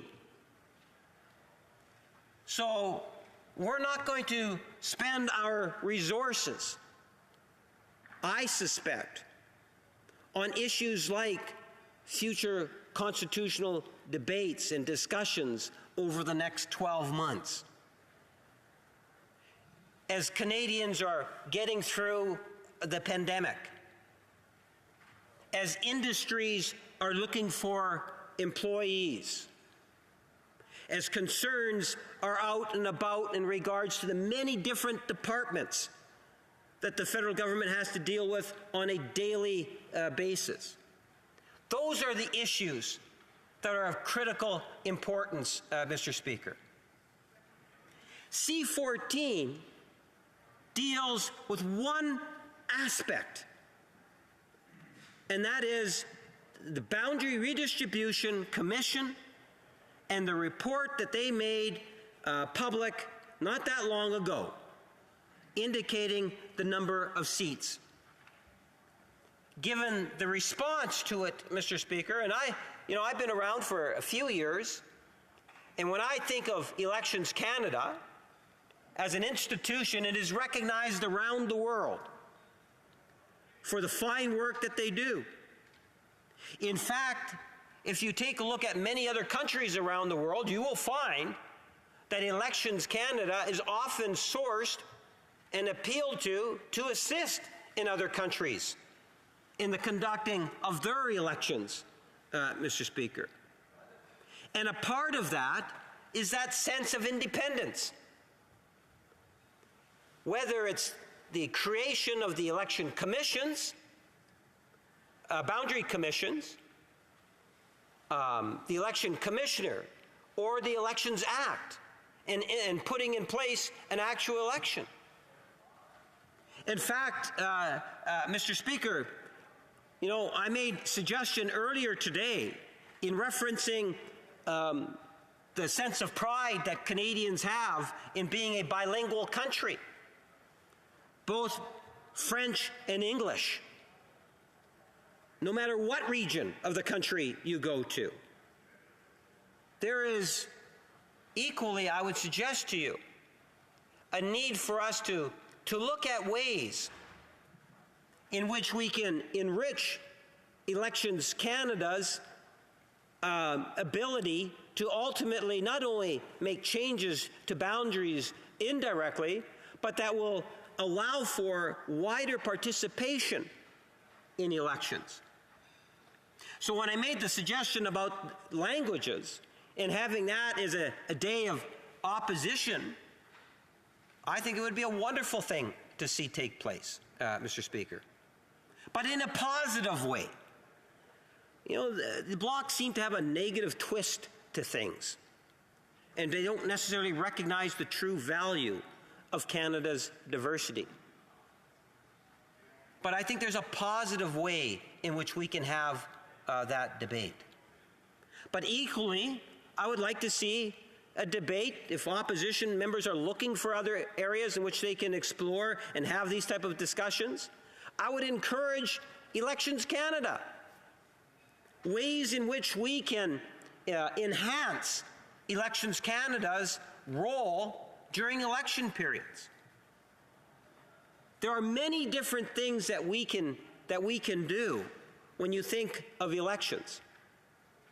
I've participated in debates on PROC, both on boundaries and on election reform. And what I know is there is a very keen interest in both areas. People understand what I made reference to, you know, a half hour or so ago in regards to why it is that we have to have these commissions. You know, these commissions are necessary because of shifting populations. All levels of government have it, Mr. Speaker. Within the legislation, you often will find variances that take place. So, for example, in the province of Manitoba, rural versus urban, I made reference to the fact that one time we had more rural outside of the perimeter seats than we did within the city of Winnipeg, and now it's changed. But there are rules that enable rural representation to have a lower, in certain areas, a lower number of voters or population. So if you take a look at the average population, you'll often find that you might get some in the lower end, or at the lower end in rural communities. I've talked to commissioners before, and the types of things that they have to take into consideration when making the decisions on boundary redistribution. You know, it's not as simple as just, you know, here's a map, draw a line wherever you see waterways and major streets. It's far from that. Mr. Speaker, I can recall having a discussion with one of the board members on a commission, but it was the provincial one, where he had indicated that they have to also factor in rapid growth communities, areas where they anticipate there's going to be a lot of growth. So they don't want to go much above the average, and then knowing full well that particular area is going to continue to grow at an exponential pace, Mr. Speaker. You know, I think of a riding change that occurred during the 88, where a provincial riding was literally cut in half. The same principle applies at the national level. That's one of the considerations that has to be taken into consideration. Another is actually communities. As much as possible, you want to try to keep communities together. And I have seen all sorts of boundary changes in the past, often dividing communities. I remember on one occasion where we saw Weston and Brooklands, just south of Winnipeg North. Many identify those two communities as one, but at the civic level, cut in half. Or along one street where it's presumed that it's some sort of a natural divide, concrete divide, if I can put it that way, because it's a major artery. But in fact, there's a very strong connection between both sides.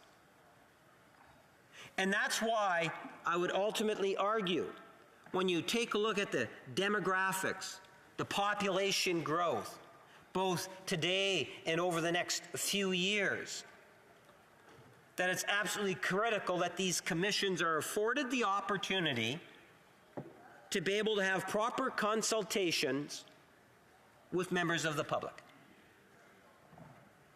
And that is why I honestly believed, as opposed to attempting to filibuster the bill again in committee stage by trying to say, well, let's expand the scope of the discussion at the committee stage, when it's already been determined here in the House once before, why not allow the bill in its simplicity to be able to pass so that the Commission in the province of Quebec can get down to the job at hand,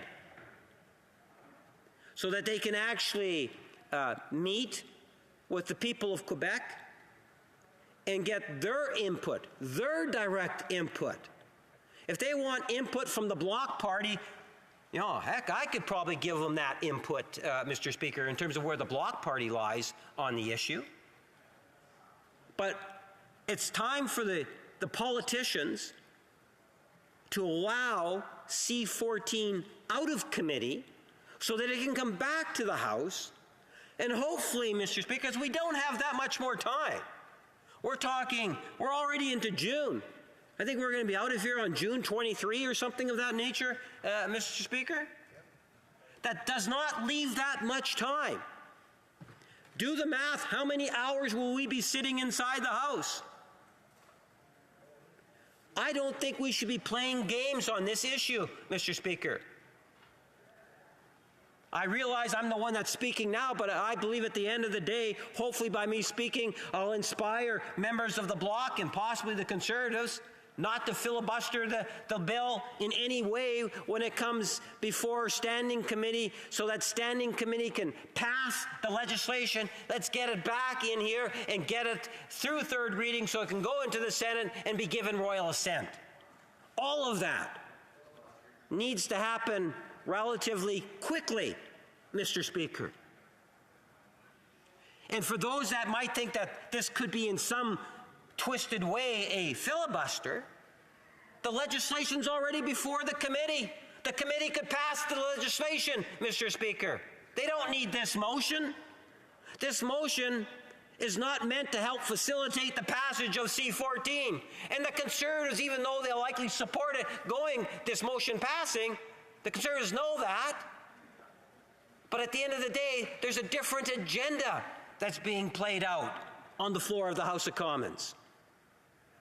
It has more to do with gamesmanship of the Bloc and the Conservative, trying to change legislation or the scope of legislation after they've filibustered legislation here. So it's like we haven't had enough filibustering legislation on the floor of the House of Commons. We want to do more in the committee in terms of things such as changing the scope, so we can bring in, an amendment that really doesn't have the relevancy, or the chair would rule as being beyond the scope of the legislation, Mr. Speaker. As if this motion doesn't pass, would likely be the ruling of the chair. And that's the reason why the members of the Bloc have brought it, Mr. Speaker. I think they're starting to adopt some of the same principles of obstruction that the Conservatives, and we have seen that have been witnessed by the Conservatives. Let me suggest to the Bloc, if they truly care about what the people of Quebec have to say about this legislation, then what they should be doing is encouraging the passage of it. Join the Liberal members from Quebec that want to see this legislation pass and get the royal assent, so that the people that live in Quebec, the people that actually contribute to where those lines are going to be drawn, are given the same sort of opportunity to participate as the rest of people in Canada. Other commissions are moving forward. Why would the Bloc not allow the people of Quebec that same opportunity, Mr. Speaker? I suspect, Mr. Speaker, because there might be an alternative agenda. And we saw that in the questions and answers of the member that moved the motion to try to force a debate, a vote on this, Mr. Speaker, because they're eager to get it passed. They want to get it to committee so that they can cause more issues that will ultimately cause additional delays, Madam Speaker. You know, that is part of the motivation of the Bloc Party. I understand that, but time won't allow me to be able to expand on that particular point.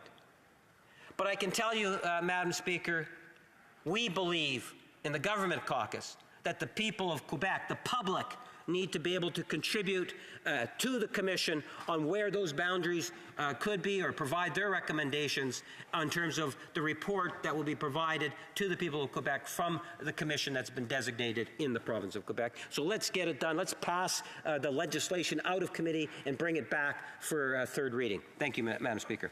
And comments? L'honorable député Jonquière. The honourable member for Jonquière.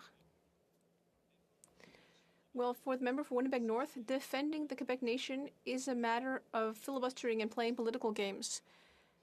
I'll speak frankly. Earlier, I talked about history. I told him that in 1963,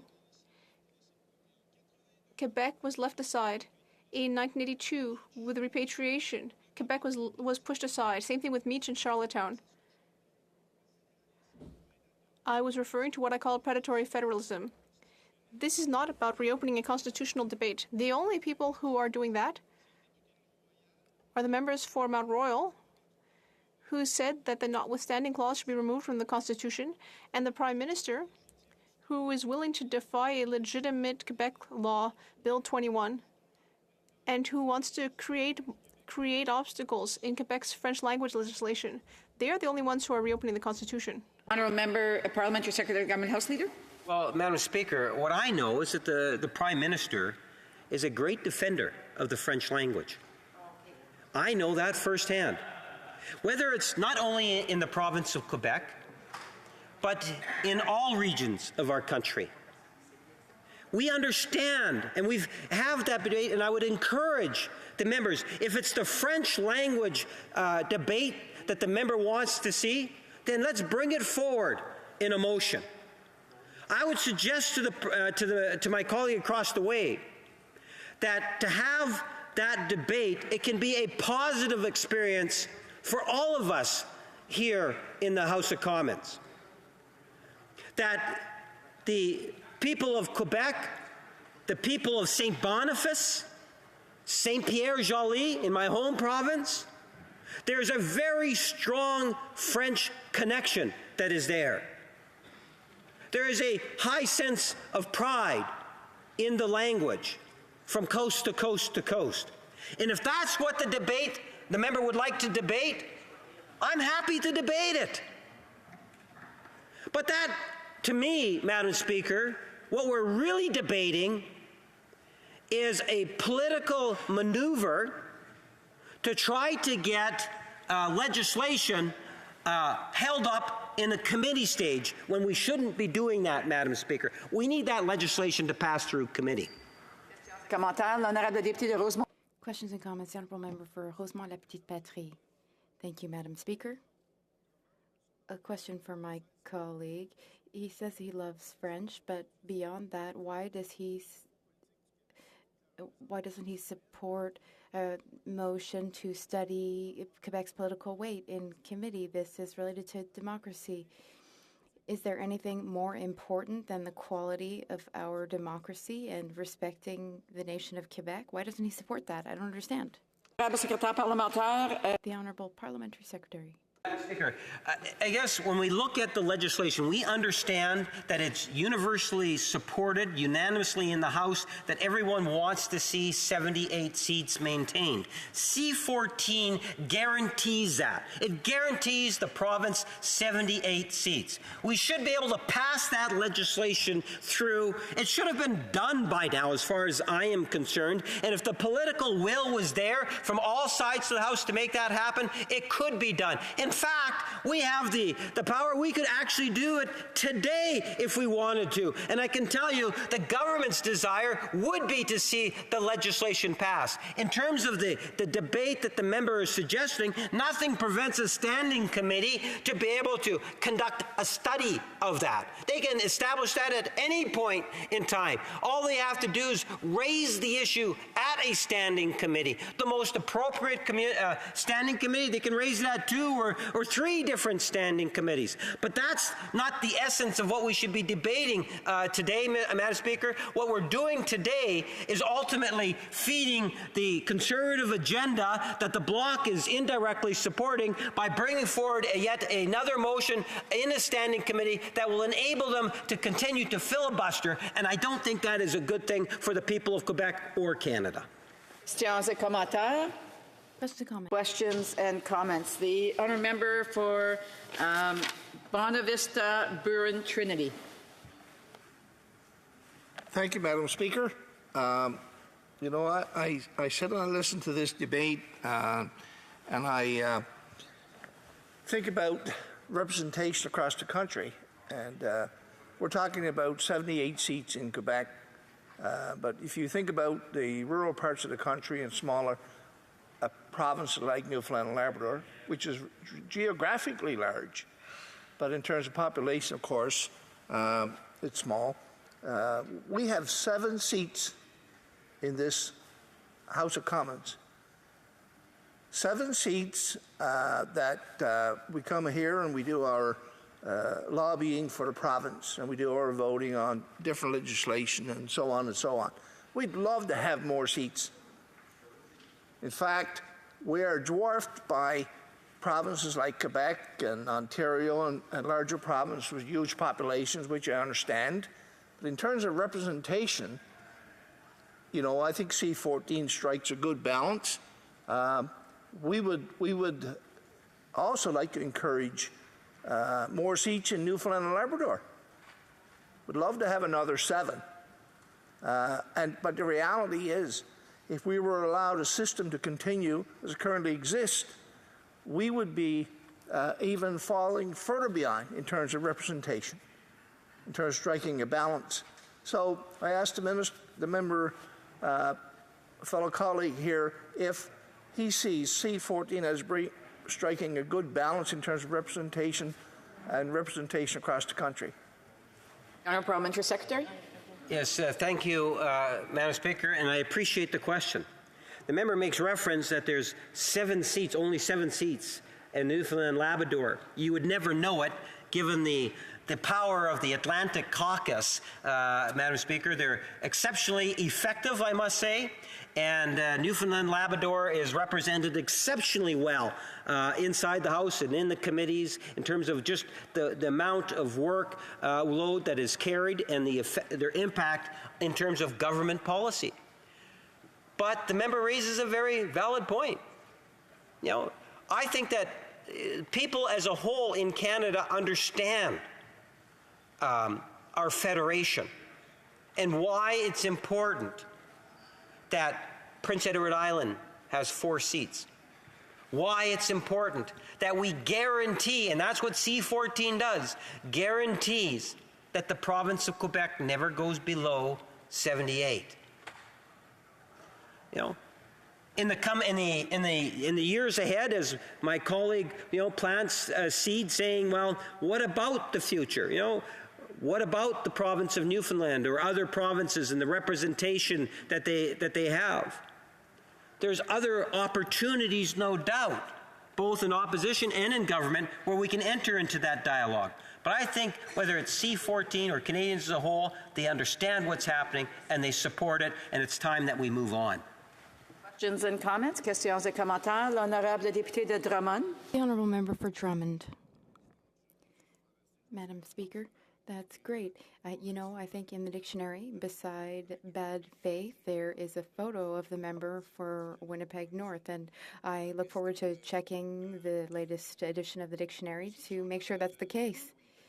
Madam Speaker, I hear the member for Winnipeg North talking about maritime provinces, and I think that's great. It's a beautiful region. I try to visit often. But at what point in history was it recognized that Prince Edward Island or Newfoundland are nations?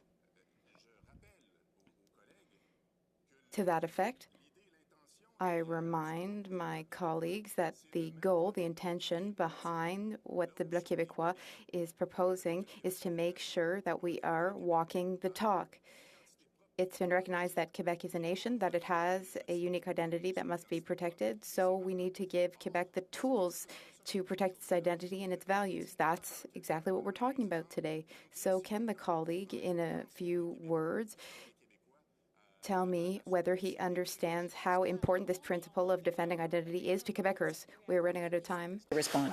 Yes, Madam Speaker, I like to believe that I have a decent understanding of the very uniqueness of the province of Quebec and its distinct nature, its culture, its heritage. I would love the opportunity even to spend more time in Quebec as a province. But I can assure the member that in particular, I will look at the Prime Minister and see someone that has a love and passion for the province of Quebec and the French language.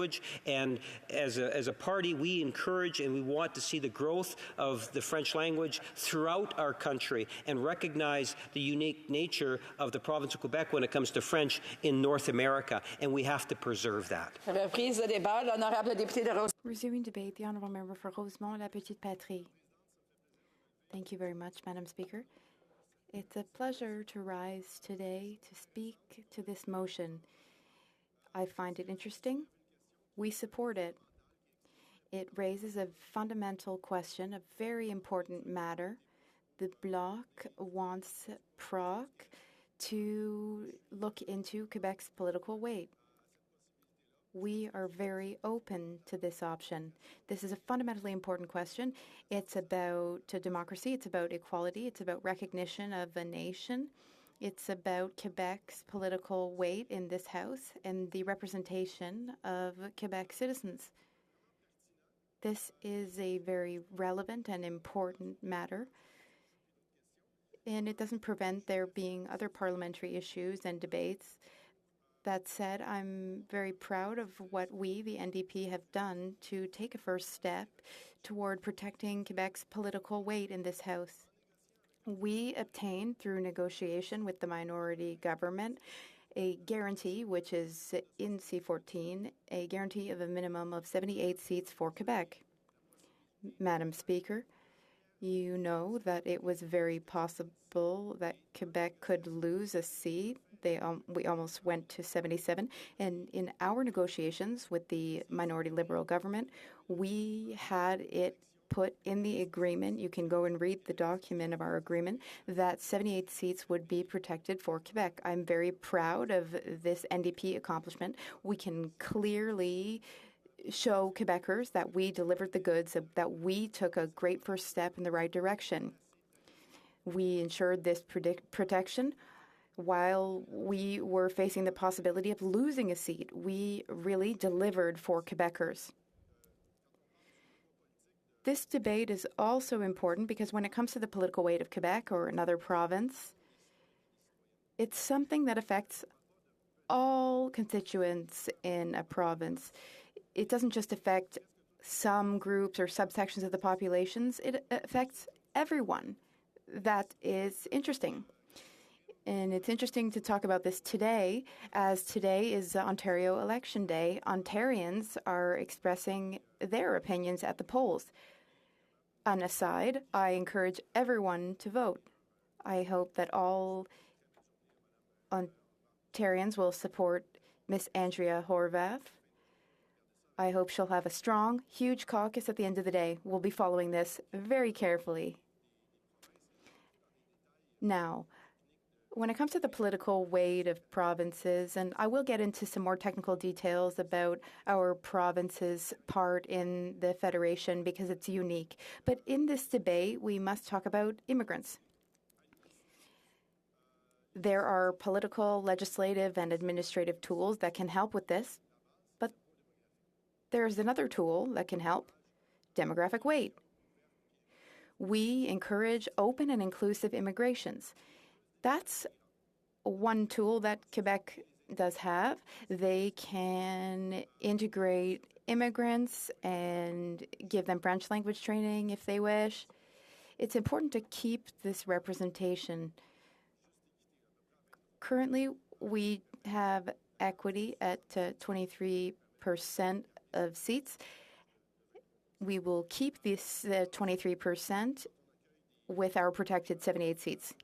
When we welcome temporary foreign workers and permanent residents, well, we should create paths to citizenship rather than obstacles to citizenship. I support that. If people are going to come and work in Canada and in Quebec, we need to have provisions in place to integrate them, as well as to make the immigration process a lot shorter, because there are so many issues with the Department of Immigration. It's a very long process. This should be part of our discussion about citizenship. We should be talking about immigration and citizenship in our discussion of democracy and demographic weight. Now, here we don't have a king ruling with his family and descendants for centuries and centuries, sharing power among aristocrats. This was the case, but in France and England and the United States, the birth of democracy was saying that we want all citizens to be equal under the law, to have elected officials representing people who vote for them. Now, it was far from perfect at the beginning. There was the rule of sense at the beginning. Basically, only those who had money could vote. Those who didn't have property or money could not vote. That was clearly a two-tier system, which claimed to be equal and for equality, but that wasn't the case. In our current system, in our democracy, we need to have representation by population. So one MP represents a certain number of MPs who come to this House to represent their constituents, but we don't want anyone overrepresented or underrepresented. This is part of our system. These are the criteria set out by Elections Canada for electoral redrawing, this is studied by the electoral commissions. It's a unique system where further criteria apply to the representation we have in this House. There is the exception of the Senate clause. A province can't have less MPs than it has senators. This leads to some major distortions in number of citizens and demographic representation by population, but it has been recognized and applied. It applies to Prince Edward Island, but that's fine. Everyone has agreed to it. It's been agreed to, and that's part of our system.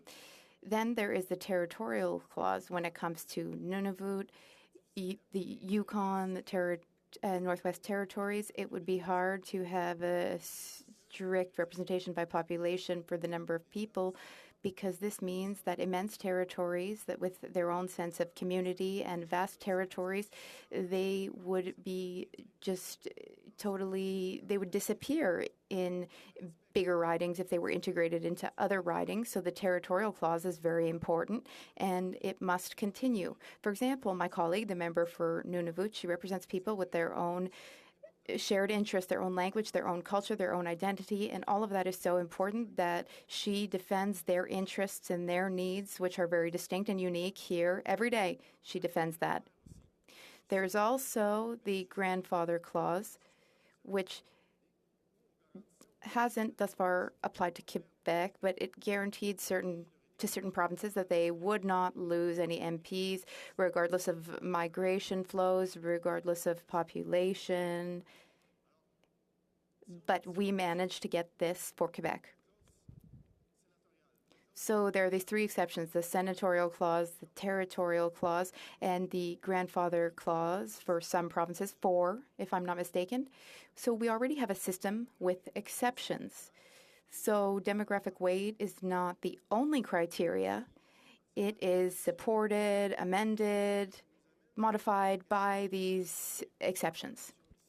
Now, in this motion, it calls for the possibility of studying a clause, an exception clause for Quebec. We as a parliament should have a dialogue. Since we in this House recognized Quebec's status as a nation, what should the consequences be? Legislative, administrative, demographic consequences be? There have been some exceptions. There is some asymmetry in this process. That's fine. We in the NDP acknowledge that. In the Sherbrooke Declaration, in resolutions we adopted at NDP congresses, we have recognized Quebec as a nation, as well as asymmetrical federalism, where there can be agreements with some provinces on some issues that can be negotiated. So we want to recognize Quebec as a nation, and as the NDP, we recognize Quebec as a nation, and we also recognize asymmetrical federalism. But what does this mean in the day-to-day? What are the consequences of this? What are the consequences, practically speaking, of recognizing Quebec as a nation? Agreements were made for some provinces, for some territories in the past. I think that we need to be bold. I think that we need to be coherent in moving forward with this uniqueness and this provision. This is not a new idea. It's not revolutionary, the concept of protecting the political weight that Quebec has in this House. In fact, it was already negotiated by a Conservative government federally and a Liberal government in Quebec, Brian Mulroney and Robert Bourassa. This clause was accepted in the past. It was even normalized and regularized in the past. There was a dialogue about it, about this topic and many other topics, because at the time they discussed many other topics. The NDP at the time supported this Conservative deal with Quebec and its Liberal government. Since then, the NDP has accepted this.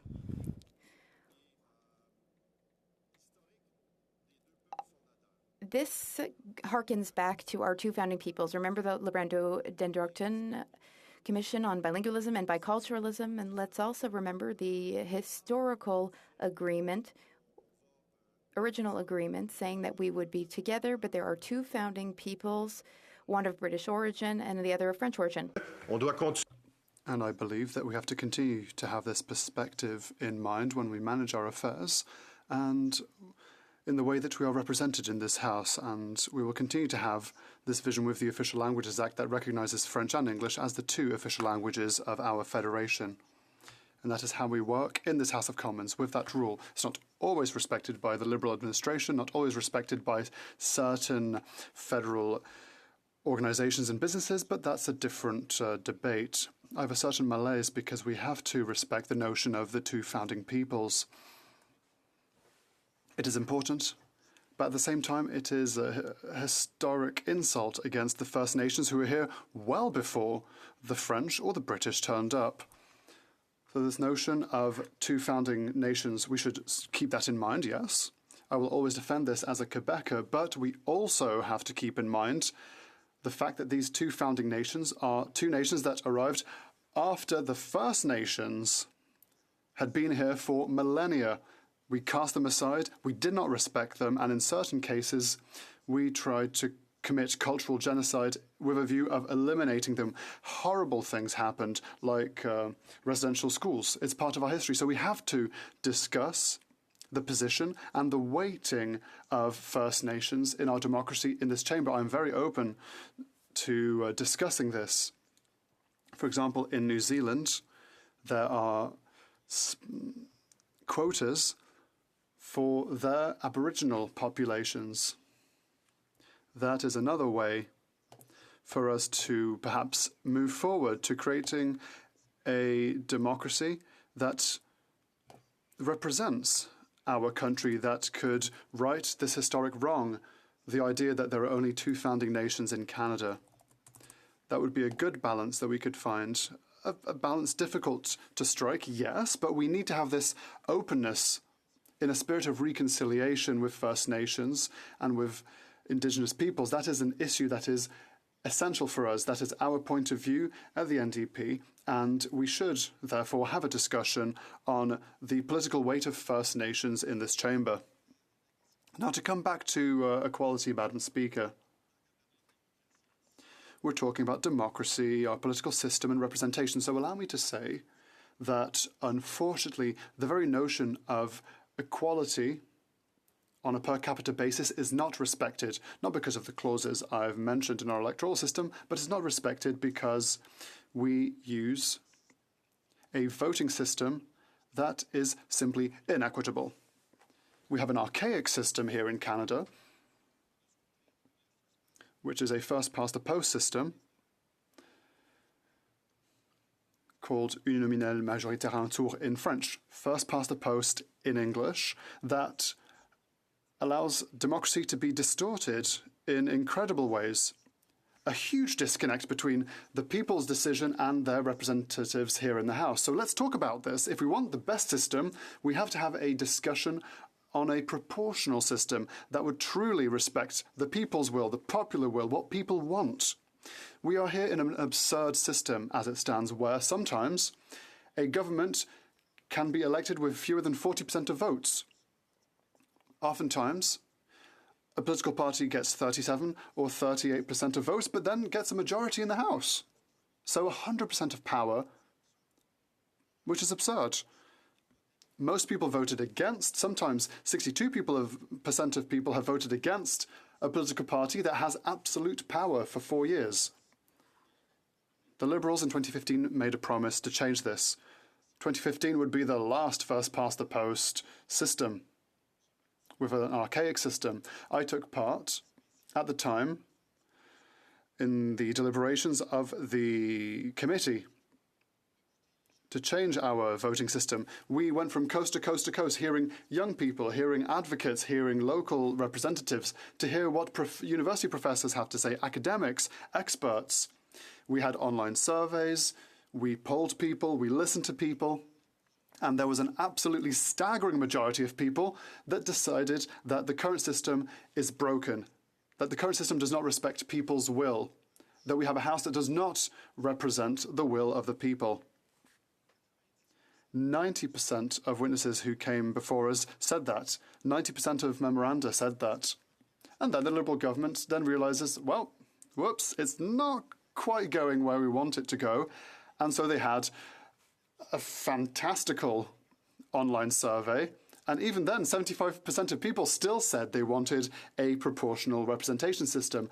There was an agreement at the committee on what to do between the Conservatives, the Bloc Québécois, the NDP, and the Green Party, where we all agreed that there should be a referendum suggesting to Canadians and giving power to Canadians, asking them if they wanted a proportional system. So a majority on that committee had found a consensus to move forward to propose a true change, a true alternative to people.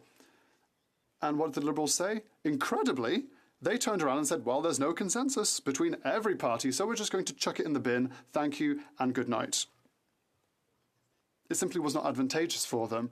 It was completely false. There was a huge consensus from witnesses, from interveners, from political parties here represented at the committee. The only island of dissidents were the Liberals, but they were in the government, so they decided to shatter their promise. And we missed a historic opportunity to progress democratically, Madam Speaker. So I think that this question has to be brought back to the forefront. It is important for improving our democratic system. I mentioned earlier that a political party could be elected to absolute power with less than 40% of votes. We saw even worse than that. A political party obtained a greater number of votes, but was the official opposition. The party that came second actually came to power. It's not just a distortion. It is a completely fantastical system that goes against the very will of the people. If we are true Democrats, if we really believe that we have to represent the will of the people, we have to have a true dialogue on a much more adapted polling method, which is used by most democracies in the world. We are one of the laggards with the United Kingdom and the United States that still have this first-past-the-post system. Most countries in the world have a somewhat proportional system with different systems because there are different models that exist, and we could talk about this for hours, but in any case, it's much more respectful of the popular will. So I'm very happy to be talking to this debate today. I believe that the issue of our electoral system, of recognizing the Quebec nation, of the political weight of various communities or territories or nations in this House are all very important questions. As a Democrat, I love talking about democracy, about people's will, and the possibility for us to improve our system. But I believe that, Madam Speaker, I'm ready to answer to any questions my colleagues may have. The recommendation made in this motion is an interesting one, and I think that it's perfectly reasonable to ask a parliamentary committee to study the issue of Quebec's political weight. It's part of the discussions we used to have in the House. Thank you, Madam Speaker. Questions and comments? The Honourable Parliamentary Secretary of the Government House Leader for the Senate. Thank you very much, Madam Speaker, and I listened to my colleague's intervention today. I will say that to the last point that he made there, where he said that it was appropriate for a committee to be studying this, well, the committee is already going to be studying this. What this motion is really about is about telling the committee in more detail how exactly to study it and perhaps what their outcomes should be in advance of letting them do their work. But more importantly, he spent a lot of time talking about proportional representation. I guess, you know, the NDP seem to come from this perspective of proportional representation, all or nothing. But the reality of this situation is that in my riding, it's unique. It's different than his riding. It's different than the ridings out west. It's different than many, if not all, ridings throughout the country. When constituents have an issue, they like coming and seeing me. They want to see a door that they can go and knock on and talk to local people about the issues that will represent them locally. How in the NDP's version of proportional representation do we ensure and do we make sure that people will continue to have that ability to have local representation? I know he said that there's a whole bunch of different models that we could be studying and deliberating, but does he want to comment more generally on it? The Honourable Member for Rosemont La Petite Patrie. Thank you, Madam Speaker. I'd like to thank my colleague for that excellent question. I said earlier that I was part of the Electoral Reform Committee, where we went from coast to coast to coast to hear what people have to say. And this is a question that was raised a number of times. I know that in his riding, people like to know who their MP is. Perhaps to commend him, perhaps to criticize him, sometimes to ask for accountability, sometimes to ask for services when it comes to federal administration. And that is perfectly legitimate, Madam Speaker. We could have a huge discussion on this, but there's a way to preserve this representation. Look at the German system, which is a mixed proportional system. Half of MPs are chosen riding to riding, as we have now, and the other half of MPs are proportionally elected. And this proportional election corrects distortions based on a riding-by-riding system. It creates a significant distortion, this first-past-the-post system. So why are Conservatives in Toronto not respected? Why are Liberals not represented in the prairies? We have to keep that in mind. Models can allow us to preserve this tie with all of our electors whilst correcting the system's issues. Questions and comments, the Honourable Member for Rivière-des-Mille-Îles. Thank you, Madam Speaker. I'd like to thank my colleague for Rosemont La Petite Patrie for his presentation and his intervention, which was very nationalist, maybe independent, sovereignist. It's kind of refreshing to hear that he is approving of our desire to have political weight and our political weight defended. Let's go back to this Quebec clause that could be based on the Charlottetown Accord that allowed a 25% representation for Quebec MPs in the House of Commons. Does he not agree that we should reach this 25% proportionality, which would add some MPs to Quebec? The Honourable Member for Rosemont La Petite Patrie. Thank you, Madam Speaker. I'd like to thank my colleague for his question. I'm not quite sure if my speech was sovereignist. I think perhaps that he was a bit overzealous in that interpretation, but it's a reasonable question to ask. It should be part of our debates. We have to take stock of what the situation is. What was negotiated in 1992, should that be applied to what is happening today? Perhaps yes, perhaps no. But that is part of at least a discussion that we should have to see how we can move forward in order to correct Quebec's political weight. I'm proud of the work the NDP has done in our negotiations. We at least protected what we have now, and we've avoided losing a seat in Quebec. It's a good victory that the NDP has managed to clinch for Quebec. Comments? The honourable member for Saanich Gulf Islands. Madame la Présidente. Thank you, Madam Speaker, and I would like to thank my colleague for Rosemont-la-Petite-Patrie for his intervention, especially for having raised once again the issue of our current voting system, because I also participated in the Electoral Reform Committee to try and find a new voting system. Particularly was amused to hear the honourable member recall the weird survey that the government did. It was called Vox Populi, and it turned out that even when they tried to torque the questions to get an answer they wanted, it was never clear, by the way, in the survey. You never got a chance to just mark down, I want proportional representation. It was very twisted.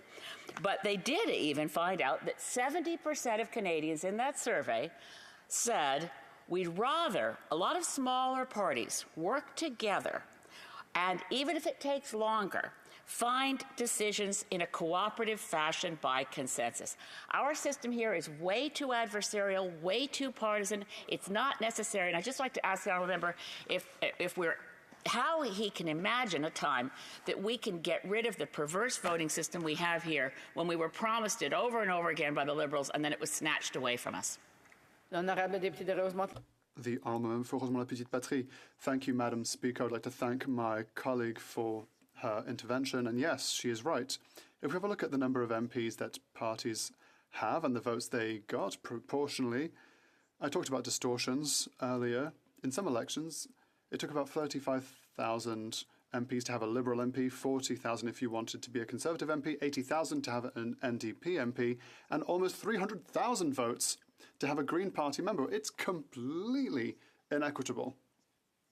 I believe that we have to work together collaboratively to try and find a more just system for everyone, a system that will allow us to have governments that will have to work together. Proportional representation doesn't only respect voters better, it also changes the cultural landscape. And I know that my colleague is attached to that idea, attached to that way of doing things. It creates less aggressive parliaments, less confrontational parliaments, more open to consensus and dialogue. And I think it's better for our democracy. And that's what Canadians are asking for of us. Questions et commentaires, questions and comments. The honourable member for Drummond. Thank you, Madam Speaker. I would like to ask a question to my member of Rosemont-la-Petite-Patrie. I'll try and give him an easy question. We'll see what he does with it. The Bloc Québécois isn't trying to pick a fight. We're trying to maintain Quebec's political strength, Quebec's political representation in this parliament. That is the reason for which we've asked for that 25% proportionality, which was in the Charlottetown Accord. When we ask questions to the Liberals, go back to the idea that, well, we've given Quebec what they want, 78 seats, without taking into account representation, our proportional representation, which is still at risk given the gradual increase of seats in this House. So I'd like to hear what my colleague for Rosemont-la-Petite-Patrie has to say on the matter, his opinion, his expertise on this Liberal attitude to not understand what we are trying to express and convey by trying to maintain Quebec's political proportionality and power in Parliament. The honourable member for Rosemont-la-Petite-Patrie. Thank you, Madam Speaker. I'd like to thank my colleague for Drummond. Well, I think that the question is going to be well answered, if I can answer it rapidly. It's an excellent question. I don't understand why the Liberals are so obstinate in not wanting to even discuss this in the first place. Protecting 78 seats, I'm proud of having received that victory, but that's not the end of the match. We have to be open to this kind of discussion. The Liberals have to be open to this discussion. I don't understand why Quebec Liberals aren't open to this. I'm sure that they talk about it in their caucus. Why don't they talk about this more strongly to say at the very least, let's vote for this motion, let's have a discussion at committee, and thereafter we can see what kind of results we can move towards. Preserving 78 seats was a good first step, an essential first step, but that is not the end of the story. It's not the end of this historic request from Quebec. We have time for a quick question.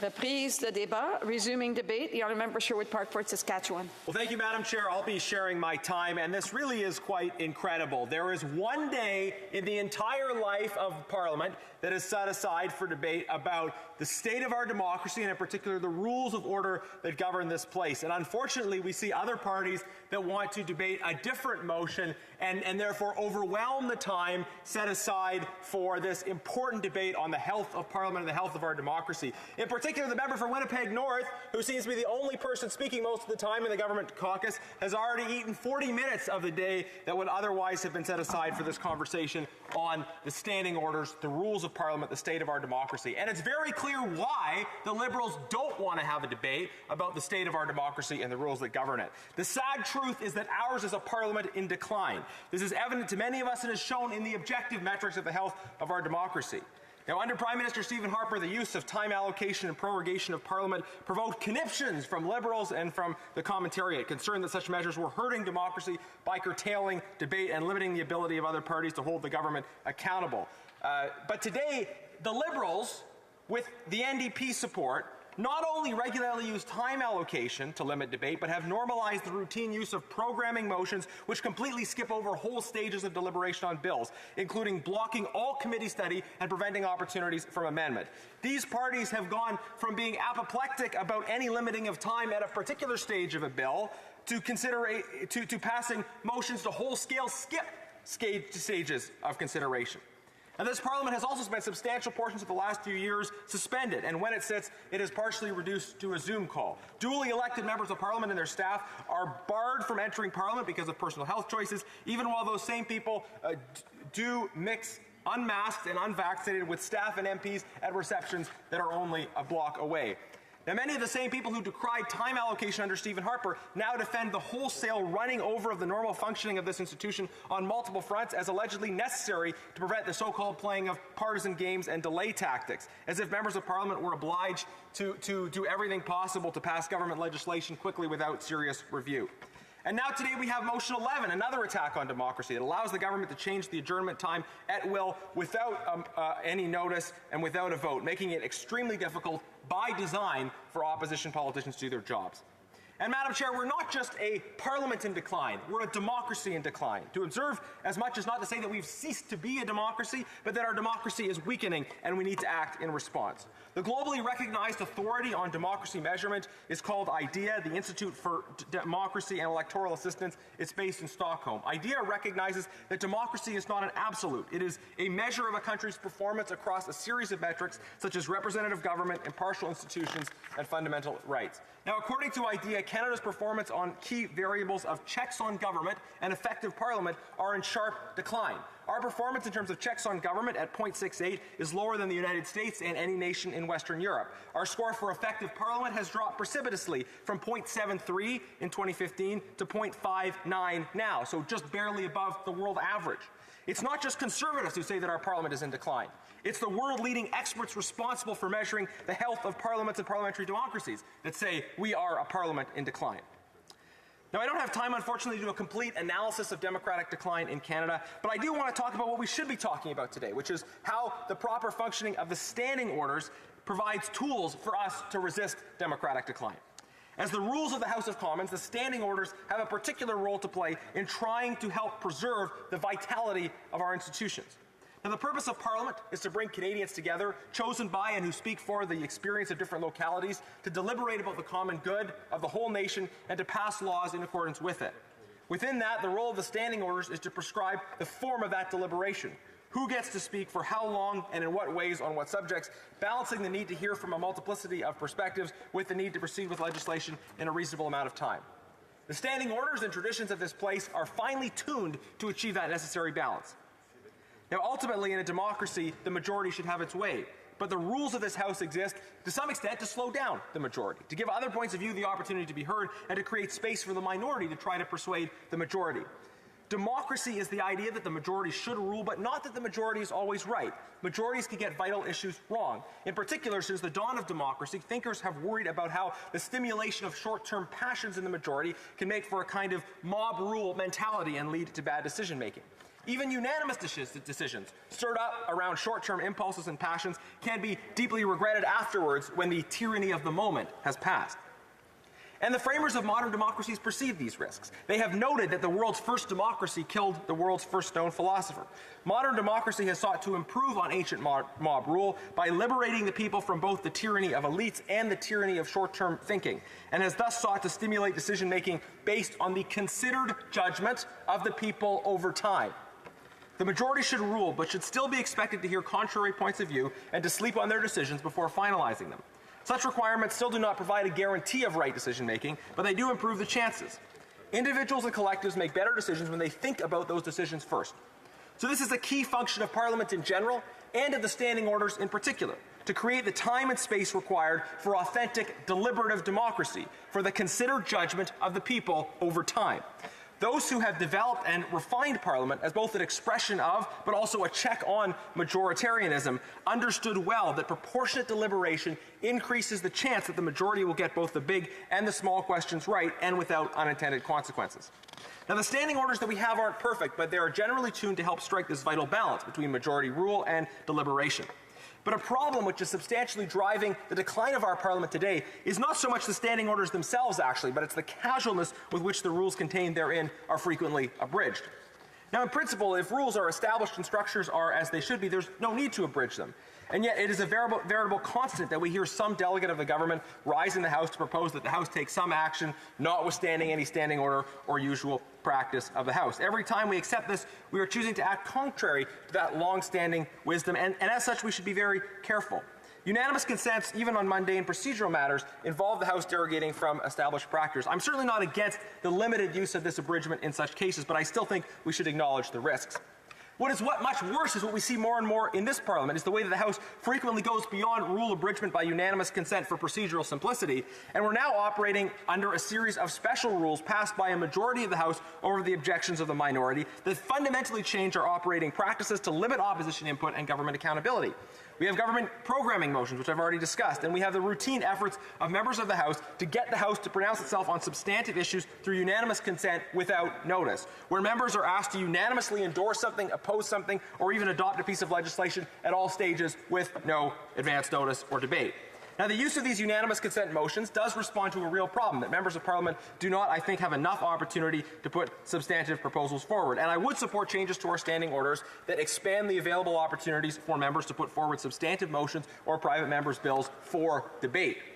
But I still suspect that even with those opportunities, we'd see MPs standing up out of the blue and expect the entire House to pronounce itself on substantive matters without formal notice or debate, and we will still see government motions that try to abridge long-established standing orders.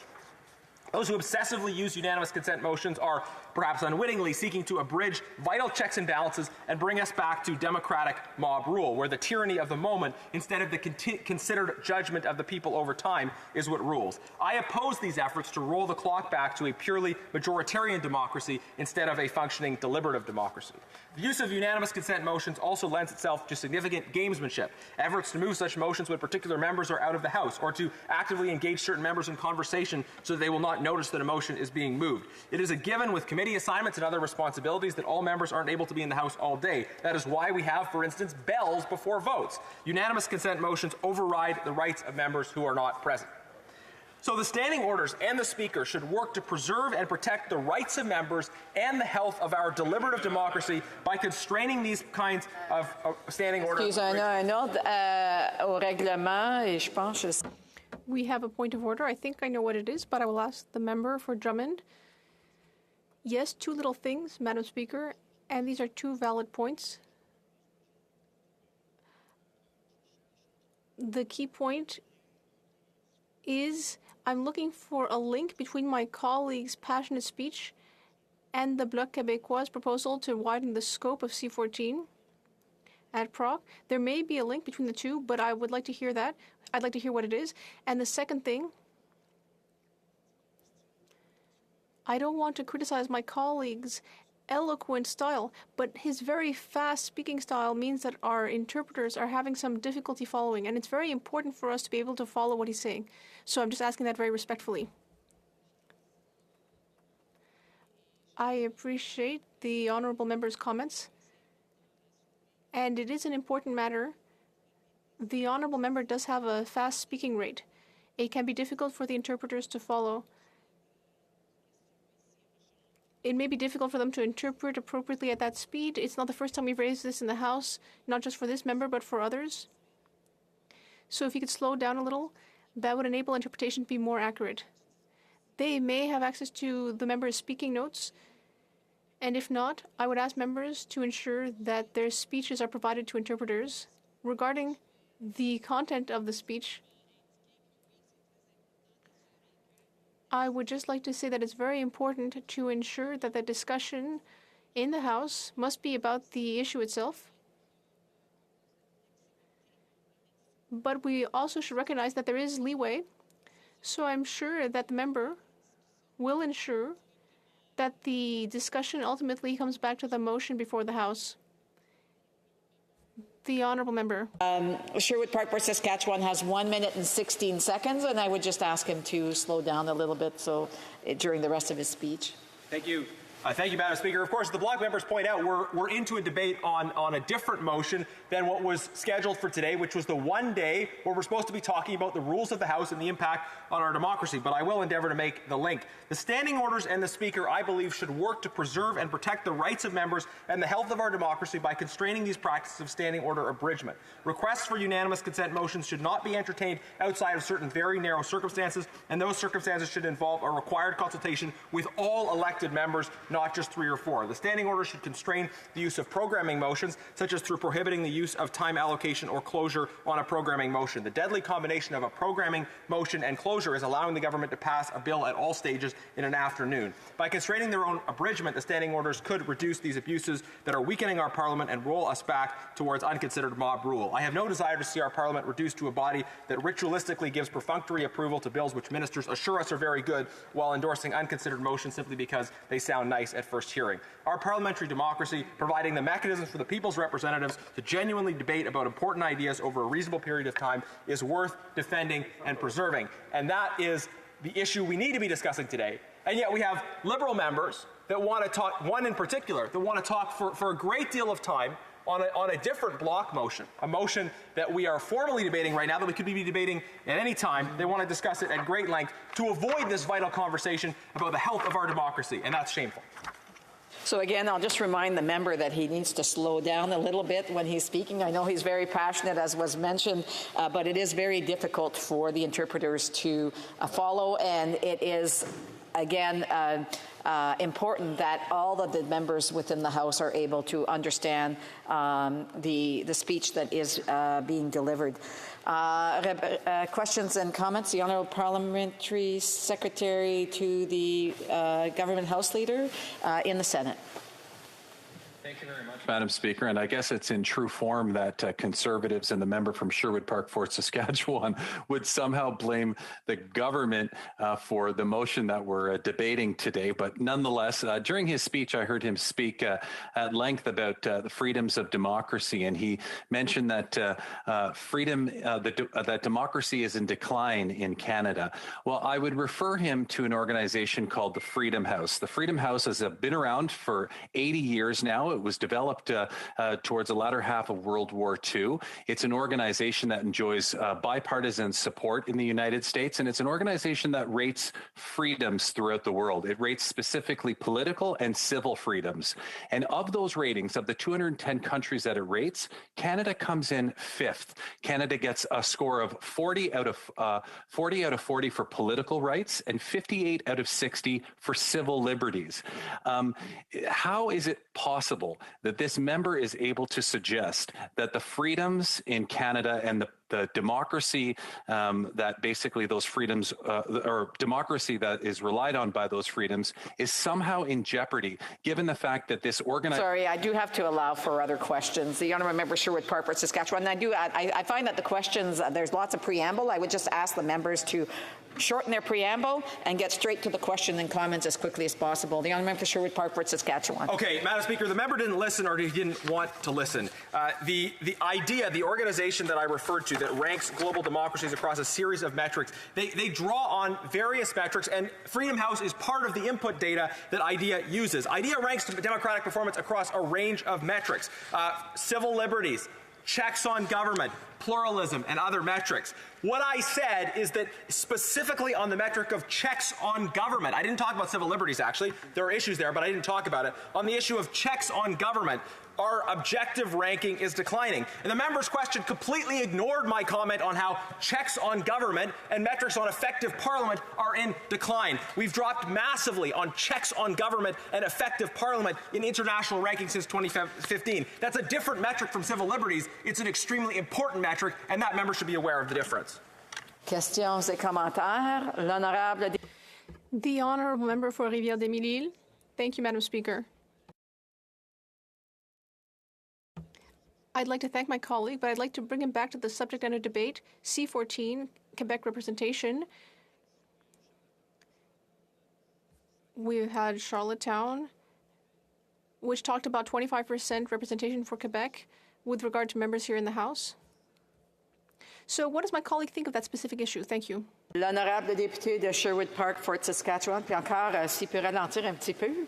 And if the member doesn't mind slowing down a bit again? Madam Chair, just with respect to these issues of representation, of course, Conservatives supported the bill saying that no province should drop in its number of seats, and I mean, I think I've been clear about that. I also think the principle of representation by population is an important principle in our democracy, and I think we need to recognize that Quebec's identity is important, Alberta's identity is important, British Columbia's identity is important, and that every person in this country needs their voice to be heard in the House. That's my view. But if Parliament isn't functioning properly, if Parliament isn't a mechanism where individual MPs can actually be heard and where they can actually check the power of government and debate legislation, and the standing orders aren't working properly, if Parliament isn't working properly, then it barely matters who's here, because Parliament is prevented from doing its job. So I think even prior to the issues the member is raising is the question of, is Parliament able to be that deliberative assembly of one nation or not? That's what's, I think, really important. On attend pour une brève question. The Honourable Parliamentary Secretary of the Government House Leader, a brief question. Yes, Madam Speaker, the member makes reference to unanimous consent motions, and in most part I agree with what he is saying. The question that I have for him is, does he believe that the Speaker's chair has some authority to be able to use the discretion, as we've been witnessing over the last little while, to clamp down on UC motions? There should be an expectation. There's discussions and approval prior to actually standing up and introducing his thoughts on that. A brief answer from the member for Sherwood Park, Fort Saskatchewan. Madam Speaker, I have no choice but to find myself in violent agreement with the member that there should be proper consultations. I would just emphasize that those consultations should be with members of the House and not just with leaders or House leaders of recognized parties. When there's a unanimous consent motion, the idea is that the House as a whole is expressing itself. I think there needs to be a mechanism for all members of the House to be properly and officially informed prior, just like we have with bells in the normal notice procedure. That is extremely important to protect the rights not just of parties but of all members. Resuming debate, the honourable member for Battle River Crowfoot. Thank you very much, Madam Speaker. And as always, it is an honour to be able to stand in this place and talk about the issues that are pressing upon our nation. And certainly I find it interesting today as a mechanism is being used with a motion that the Bloc has brought forward to share some of the priorities that they have highlighted, that they've shared, come from their constituents. So, Madam Speaker, I hope to, over the course of the next 9.5 minutes or so, discuss both some of the substance of that motion and the overall realities that this place faces, and what I hope will be a productive conversation surrounding the importance of our institution that is Parliament, some of the rules and procedures that are associated with it. And certainly, Madam Speaker, as will be no surprise to members who that may have had a chance to listen to some of my interventions in the past, Madam Speaker, that I share a great deal of concern about how we are seeing what I would suggest is a decline in democracy in our nation.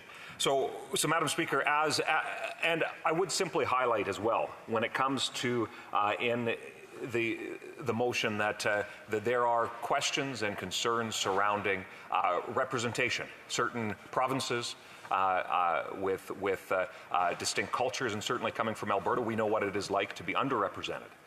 Both in this place in terms of the numbers of seats and what is, I believe, meant to be representation by population in Canada's lower house of our bicameral legislature, but also, Madam Speaker, a severe underrepresentation in our upper house, which I would suggest as the conversation around ensuring that our democratic infrastructure is responsive to the realities of our future, that needs to be part of the conversation. Madam Speaker, over the course of COVID, we have seen a massive effect that has taken place that has impacted Parliament. And I, especially in the last Parliament, the 43rd Parliament, never thought that I would have to fight so hard as a newly elected Member of Parliament to be able to do my job. And there are many aspects of being able to do that job that are in clear relationship with the things like the standing orders, the rules that we have that govern the conduct of this place. And over the course of the last number of months since the last election, and further over the last two parliaments where there has been a very, very different look and feel to Parliament, and although necessitated by COVID, and I would simply note that Canada lags far behind in terms of our Parliament being reactive and responsive to ensuring that democracy was that essential service that it is in the midst of what is a global pandemic. And Madam Speaker, certainly I hope that we can learn the lessons that have been, I think, learned to ensure that we can get both the functioning of this place back to what I would call a standard of normalcy, to ensure that there is clear representation. And I'll touch on Motion 11 here in a moment, Madam Speaker, but I would simply note that over the course of the pandemic, we have seen that accountability can hide behind a computer screen.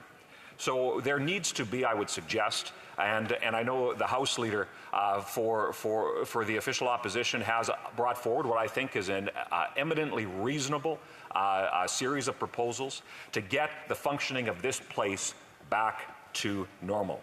Now, Madam Speaker, I'd like to highlight Motion 11. There is some very, very concerning aspects, and I would simply, as I did when discussing Motion 11, I could only imagine that had a Conservative Prime Minister, had former Prime Minister Stephen Harper even contemplated bringing forward something like Motion 11, that the outcry that would have been had by politicos, politicians from different political parties. Because, Madam Speaker, eliminating quorum calls, pre-programming, the ability for a Minister of the Crown to be able to, without consultation other than a coalition partner, being able to extend sittings, the stress on resources, and the fact that I would suggest, and certainly as I have done a great deal of research into the matter, that it may actually, the consequences of Motion 11 may bring into question the constitutionality of the debate that is taking place. And as I referenced in a point of order earlier this year, Madam Speaker, that in the second edition of Parliamentary Privilege in Canada, and I quote, "The courts might be effective in ensuring the observance of procedural requirements imposed by the Constitution with respect to the enactment of legislation."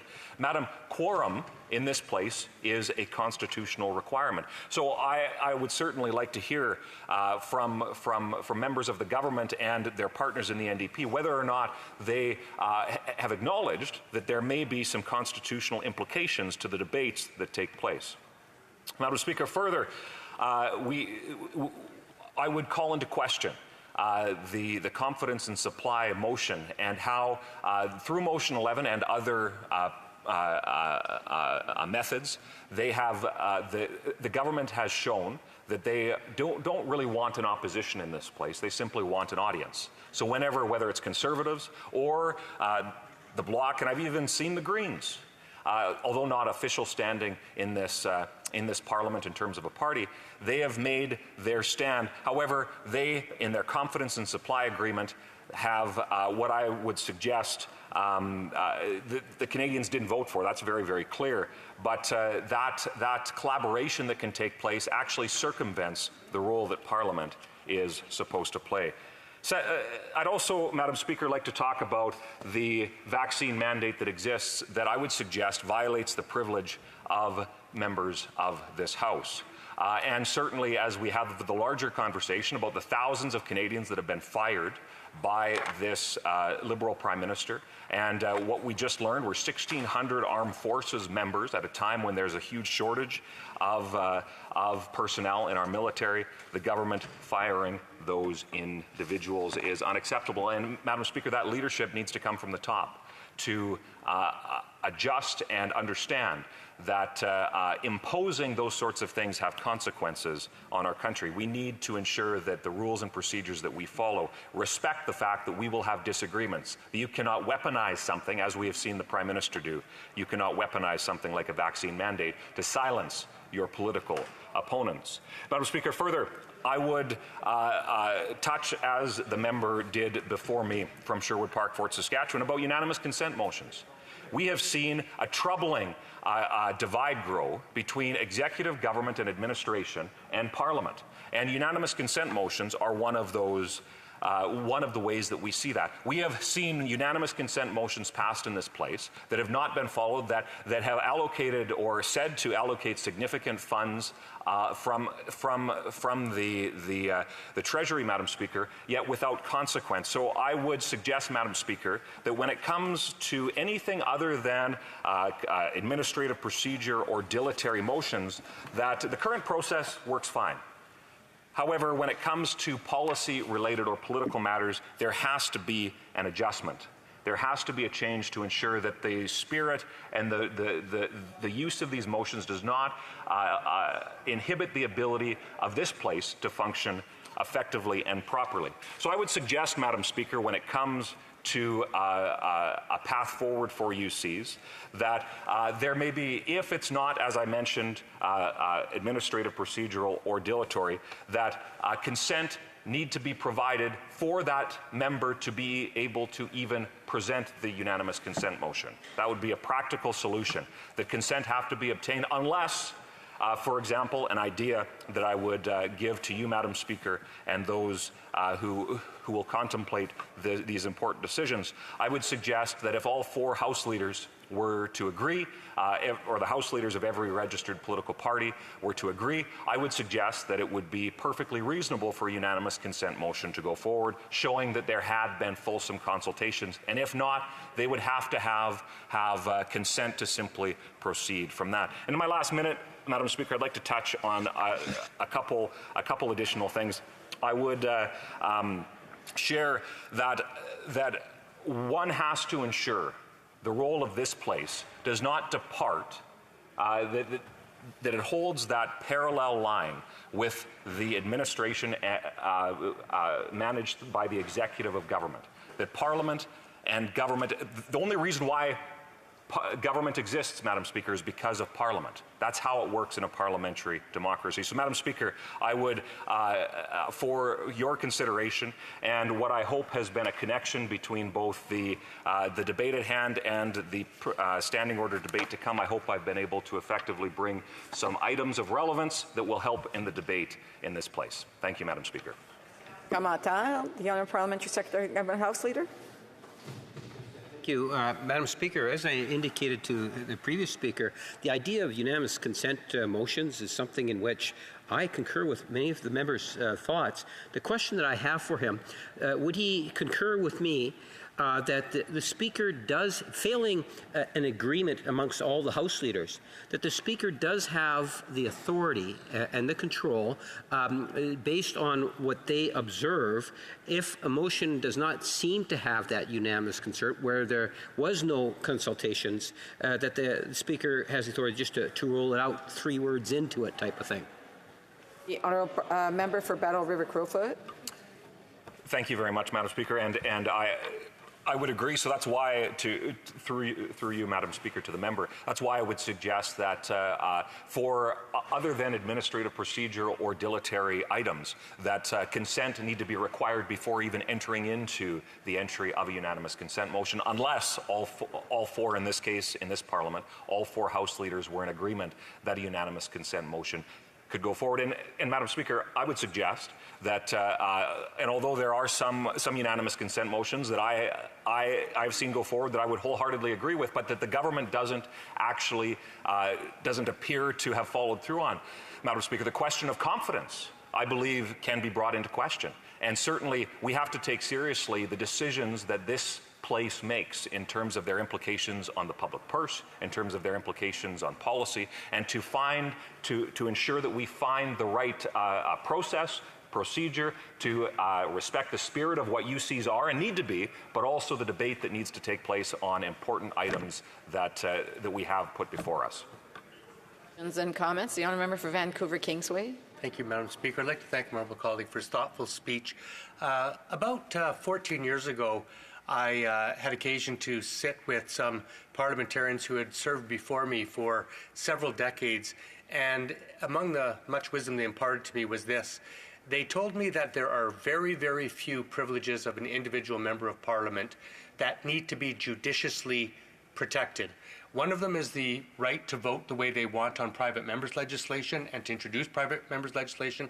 And the second is, they said, always maintain your individual right to say yes or no on a unanimous consent motion, because, of course, by definition, any motion in this House that is unanimous requires the consent of each person.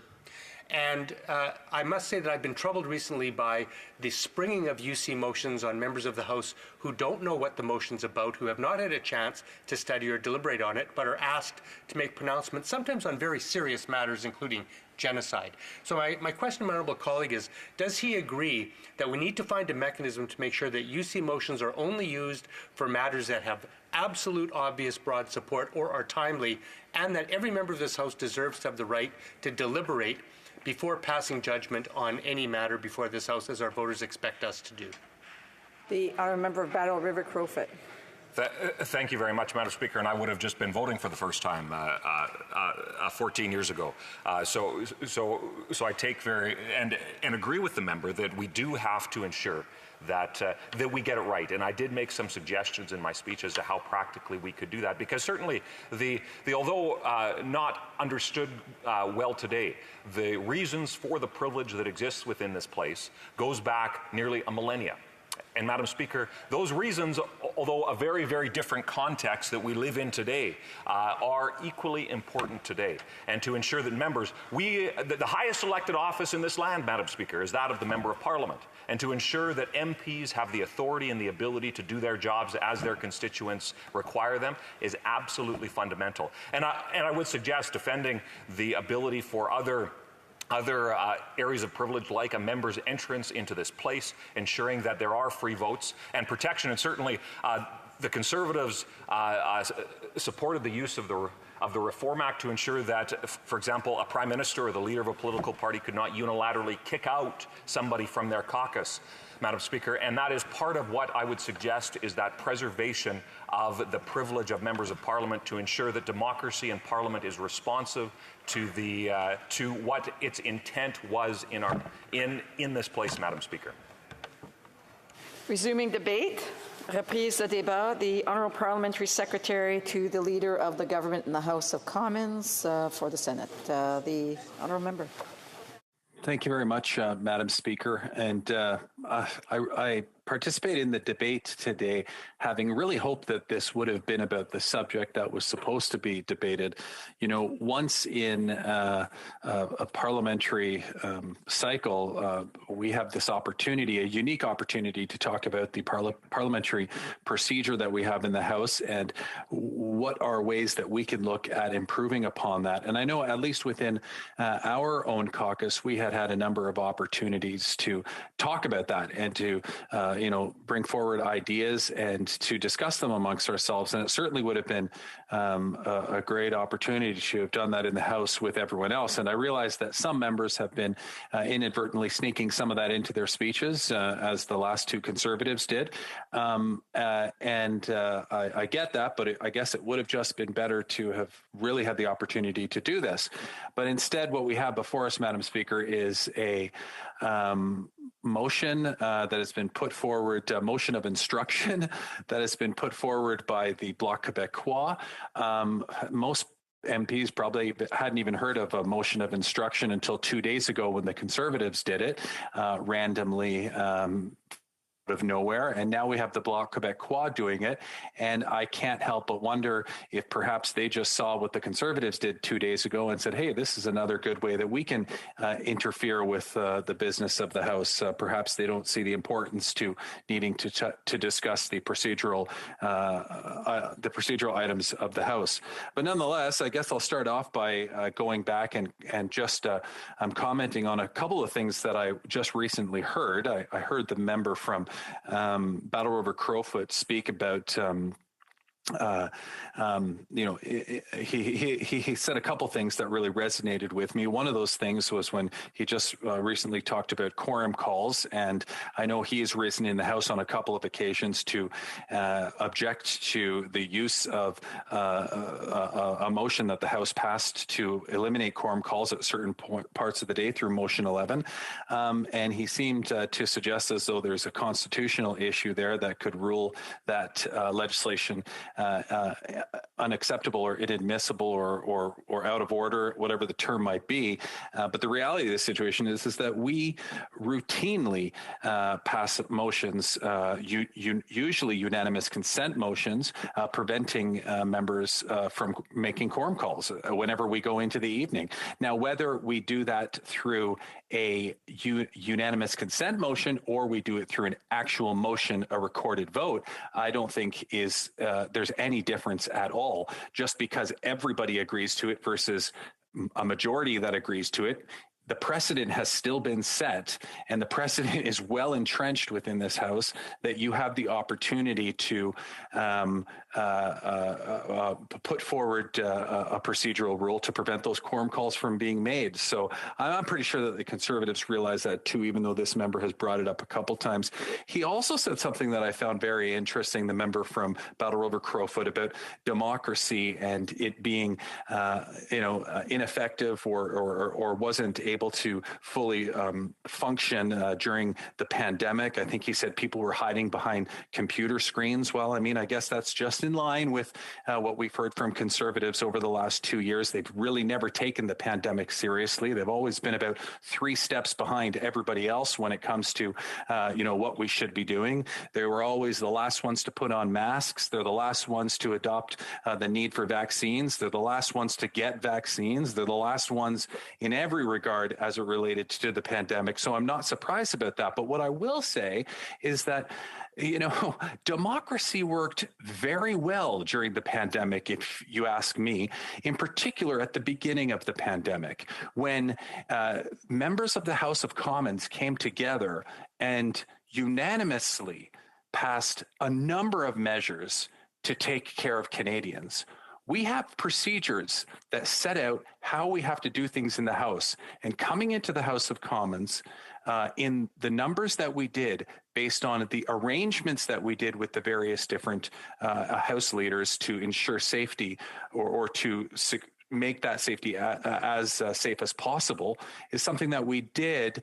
And we were able to put money in bank accounts of Canadians within 5 weeks of the World Health Organization declaring a global pandemic.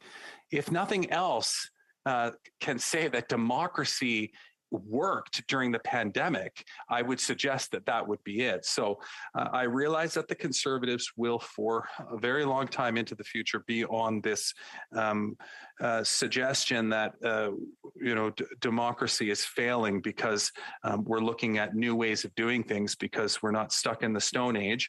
But they can argue that to their heart's content, I think that the vast majority of people would see otherwise. So here we are with this motion of instruction by the Bloc Québécois. And what I find very interesting about it, Madam Speaker, is the Bloc already had an opposition day motion on this exact issue. They clearly weren't happy with the outcome because the outcome wasn't in their favor. So rather than accept defeat and move on, the Bloc Québécois has decided we will jam up a day of House time and put forward this motion of instruction that will basically rehash everything that we already attempted to do. Now, my understanding, having listened to some, I could be wrong, but having listened to some of what I've heard come from the Conservatives today, it appears as though the Conservatives might be willing to support this to go to committee, but then after that, they won't support it, or maybe they will. It's almost as though the Conservatives and the Bloc have got together and decided that they will, collectively attempt to disrupt the proceedings of the House. And that's what I'm seeing here today. And when you look back, to just a few months ago, when the member from Durham was still the leader, it was a completely different Bloc Québécois party. But as soon as he left, something happened, Madam Speaker. Things changed in the House of Commons.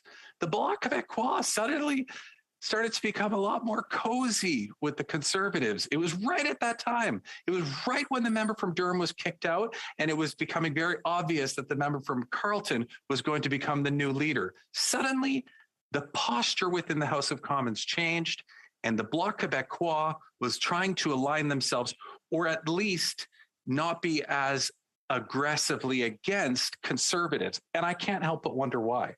I've hypothesized on it before in the House, and I'll save the House from doing that again. But I find it interesting. And so here we're seeing that exact same kind of thing happen with the Bloc Québécois now. And so they put forward this motion, a motion that basically says Quebec will always have 25% of the seats of the elected seats throughout Canada, and basically, while this work is at committee, basically tell the committee how to do their job. And they already tried to do this through an opposition day motion, but were unsuccessful. But yet, here we are again, they're trying to ram it through again. And I think it's extremely unfortunate. It's unfortunate because they can't accept the fact that they've lost the battle, and they're just looking for an opportunity to rehash it.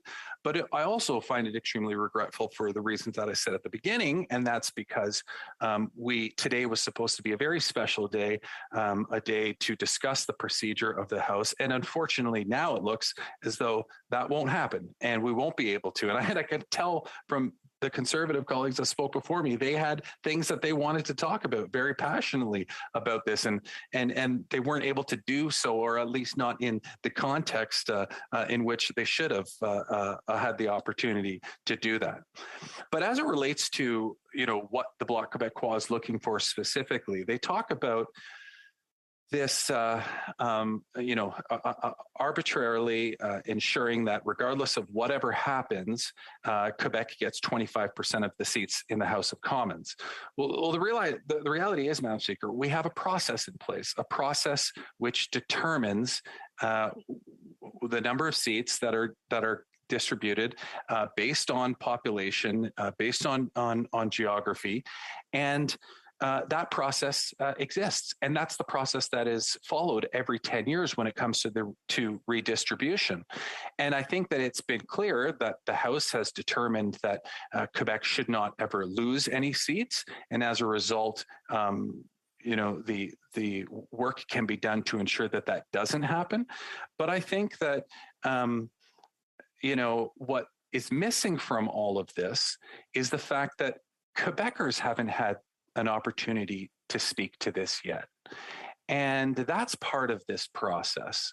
Quebecers should have the right to speak to this, and they should have that opportunity now when this is going to committee. But instead, we see the Bloc trying to come forward and circumvent that work that would have been done by the committee and to get that public consultation and that feedback during committee, and to arbitrarily impose their own wishes. And quite frankly, that's not how our democratic process works. This bill, I think, is extremely important. But I think what the most important thing right now, as it relates to this bill, is that the people get to speak, because what's important here is people and public input, not politicians. But unfortunately, what we've seen the Bloc Québécois do is make this all about the politicians. The politicians seemingly in the Bloc Québécois know better and are not interested in hearing what the people of Quebec actually want to say, and to allow them to have their input into this. And so, as this process continues, as the redistribution process is upon us now, what always happens at this point is that every 10 years we go out and we try to engage in these conversations. We have the elections office do their work in the beginning. We can make some preliminary, we can give some preliminary directions, such as that Quebec does not lose any seats. But otherwise, from that point forward, it's important that we allow that process to occur. And so we've just. It appears as though we've just completely abandoned that, and that there's no longer an interest in allowing that to happen. So when I think about how we should be moving forward on this, Madam Speaker, I think that the best thing to do now is to allow the committee to do its work, and to allow the committee to retain that public, or to solicit that public input, to let people have their opportunity to say, to inform the decisions, to allow the Bloc member on that committee to ask similar questions. And then if based on that feedback that the Bloc receives during committee, then they can put forward a recommendation or all the recommendations to their heart's content. But what they shouldn't be doing is trying to interject at this stage and to insist on something that, quite frankly, the House has already dealt with. As I indicated earlier, Madam Speaker, we had an opposition day motion that was basically on this exact same subject matter. The Bloc had the entire day to speak about it. They put up speaker after speaker. Nobody from the government and nobody from the opposition moved motions during the procedural or the routine proceedings. We allowed the debate to happen. And then at the end of the day, we voted on it. And the outcome of that vote, although not what the Bloc particularly wanted the outcome to be, the outcome was the outcome. And it was over. And that was it. And the Bloc should accept the democratic process. They should accept the fact that they lost that vote. And most importantly, that the House, the rest of the House, allowed the democratic process to happen that day. But what we're seeing today, Madam Speaker, is what we're seeing today is the exact opposite. The government, and it's really not even a government bill today, the House has a regular opportunity once a parliamentary session to discuss the procedural elements of the House and the procedure of the House. And the Bloc should have done the right thing and allowed democracy to occur and for members to have their say on how the House functions. Just like the government and the opposition, other opposition parties did on their opposition day when they did that. But they didn't do that. Instead, they said, we're going to ruin the day for everybody else, and we're going to insist on having a debate about something that we already debated and we already lost. And so, you've heard me, Madam Speaker, say many times in the House that I get frustrated with the obstructionist nature of the way that the House seems to be unfolding lately. I see it quite often, and usually see it from the Conservatives. Now we're seeing it from the Bloc. They're doing the exact same thing, and I think it's extremely unnecessary. The member from Sherwood Park, Fort Saskatchewan, in his speech talked about the need to be able to slow down, and I will agree with him. The most important tool that any opposition has, especially Her Majesty's Loyal Opposition, is the ability to slow things down. They can force marathon votes, which we've seen them force voting for up to 30 hours nonstop. They can filibuster in various different on various different issues, which we've seen the Conservatives do in the past. Those are tools. Things down. But I would suggest to my friend from Sherwood Park, Fort Saskatchewan, that the Conservatives should pick their battles. They should determine what issues they're willing to die on, for lack of better expression. And then they should use those opportunities to slow Parliament down because it means something to them. They shouldn't do it at every single opportunity. And that's exactly what they do. Bill C-18 is a bill that has in it an election commitment from the Conservatives, and they're slowing that down. That's not what the intent of giving those rules to the opposition to slow things down was meant for. It wasn't meant to be able to just, without regard for anything whatsoever, just try to put on the brakes full stop without any regard for anything. And that's what they're doing. So to the member from Sherwood Park, Fort Saskatchewan, I agree with him that having the ability to slow things down is important, but I would suggest to him that the Conservatives should pick their battles and decide what the issues are that are the most important to them. Because at least then, when they do try to put the brakes on them, people will pay attention and say, well, why are they putting the brakes on this? It must be important. Instead, the public is just rolling their eyes, saying, well, here go the Conservatives again, just for any old reason. They just refuse to let anything pass through the House. And in any event, those are my thoughts on the matter, Madam Speaker. I have been speaking for almost about 20 minutes now. You're giving me the 2-minute warning. I will say, Madam Speaker, it is a much more enjoyable experience doing this virtually. I can't hear a single heckle, and I haven't had a speech that I've given in the House without a heckle in a long time. It could have very well been happening, but I just had no idea. And maybe I should try this more often, because it seems to be, at least it allows me to collect my thoughts a lot easier. Thank you very much, Madam Speaker. Questions et commentaires, l'honorable.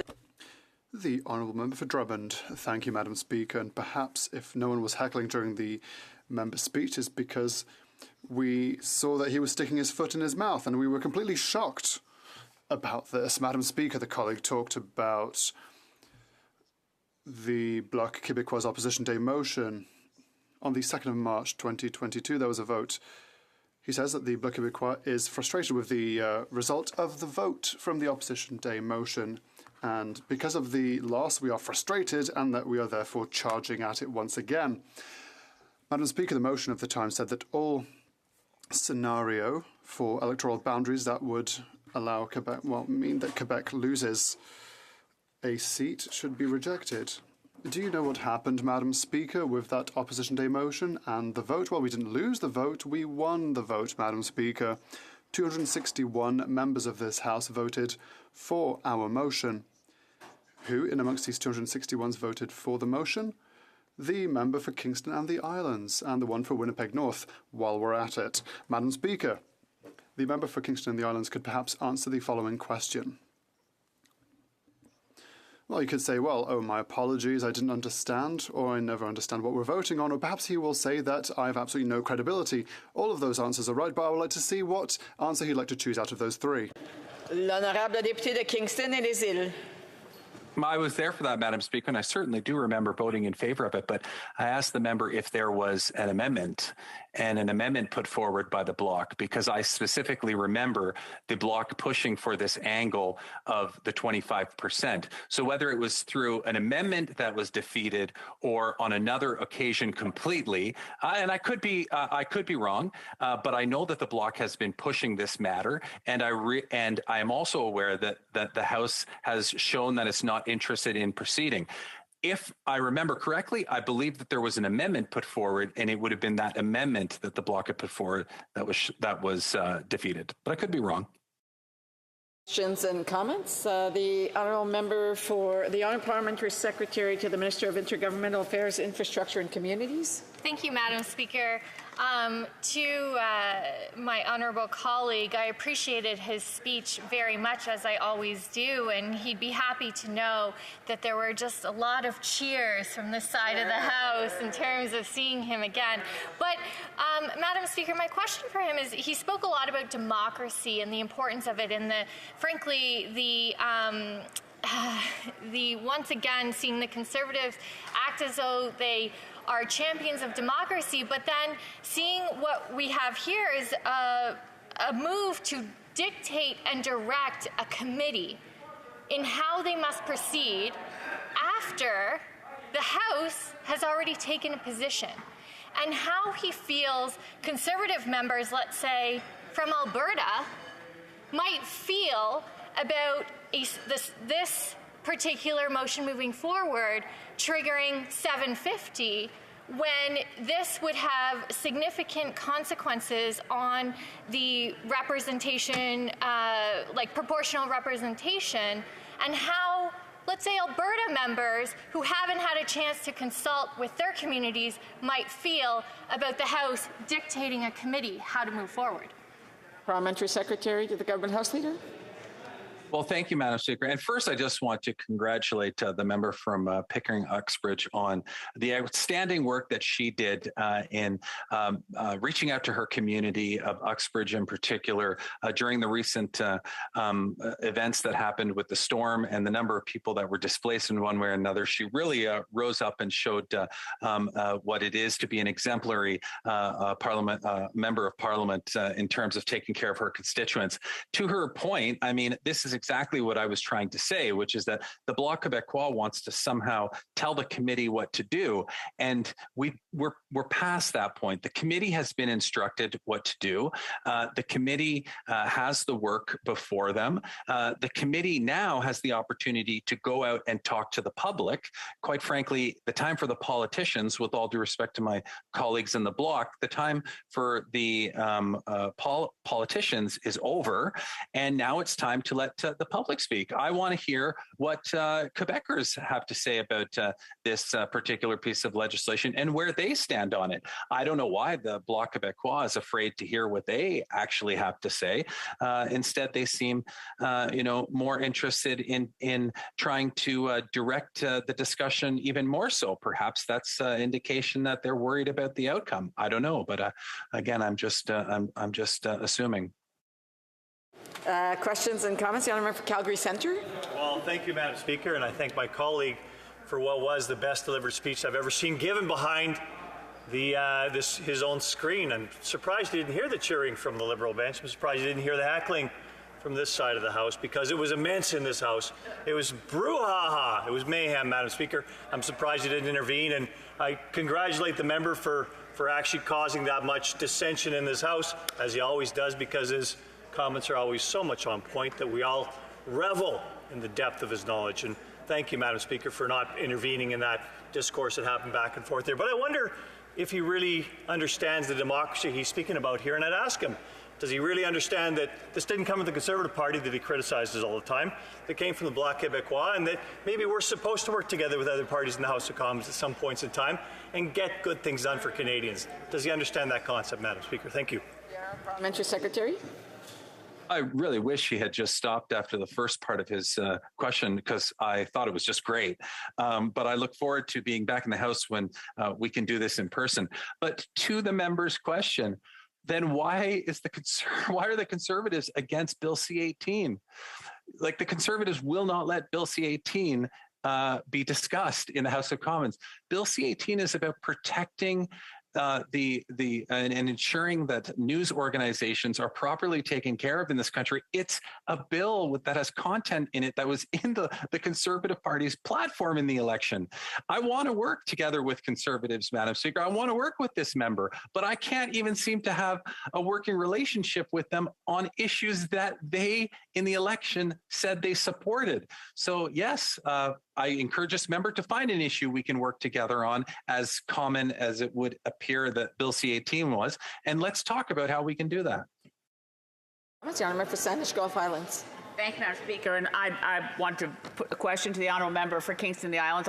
I will say to member for Calgary Centre that just to point out that you could have heard a pin drop in here. It was people were in rapt attention as the member spoke from Kingston and the Islands. What I wanted to ask, though, is to pursue the question that the member alluded to of losing time in this place, not getting to bills on debate. I'm not pointing the fingers at anyone in particular because I'm in the unique position of being able to say a plague on all their houses when things go awry in this place. But it does strike me, and I've made this point before, but I'd like the member for Kingston and the Islands to comment on what he thinks of the proposition that we would do better to follow our own rules, which say that no member can give a speech that's written. Ironically, it's even against our rules to have the use of a lectern, although they're routinely handed out by the pages when people ask for them, where if we didn't ignore the rule against written speeches, it wouldn't be possible for the party back rooms to say to each other, we're not sure how many members we're going to put up on bill whatever.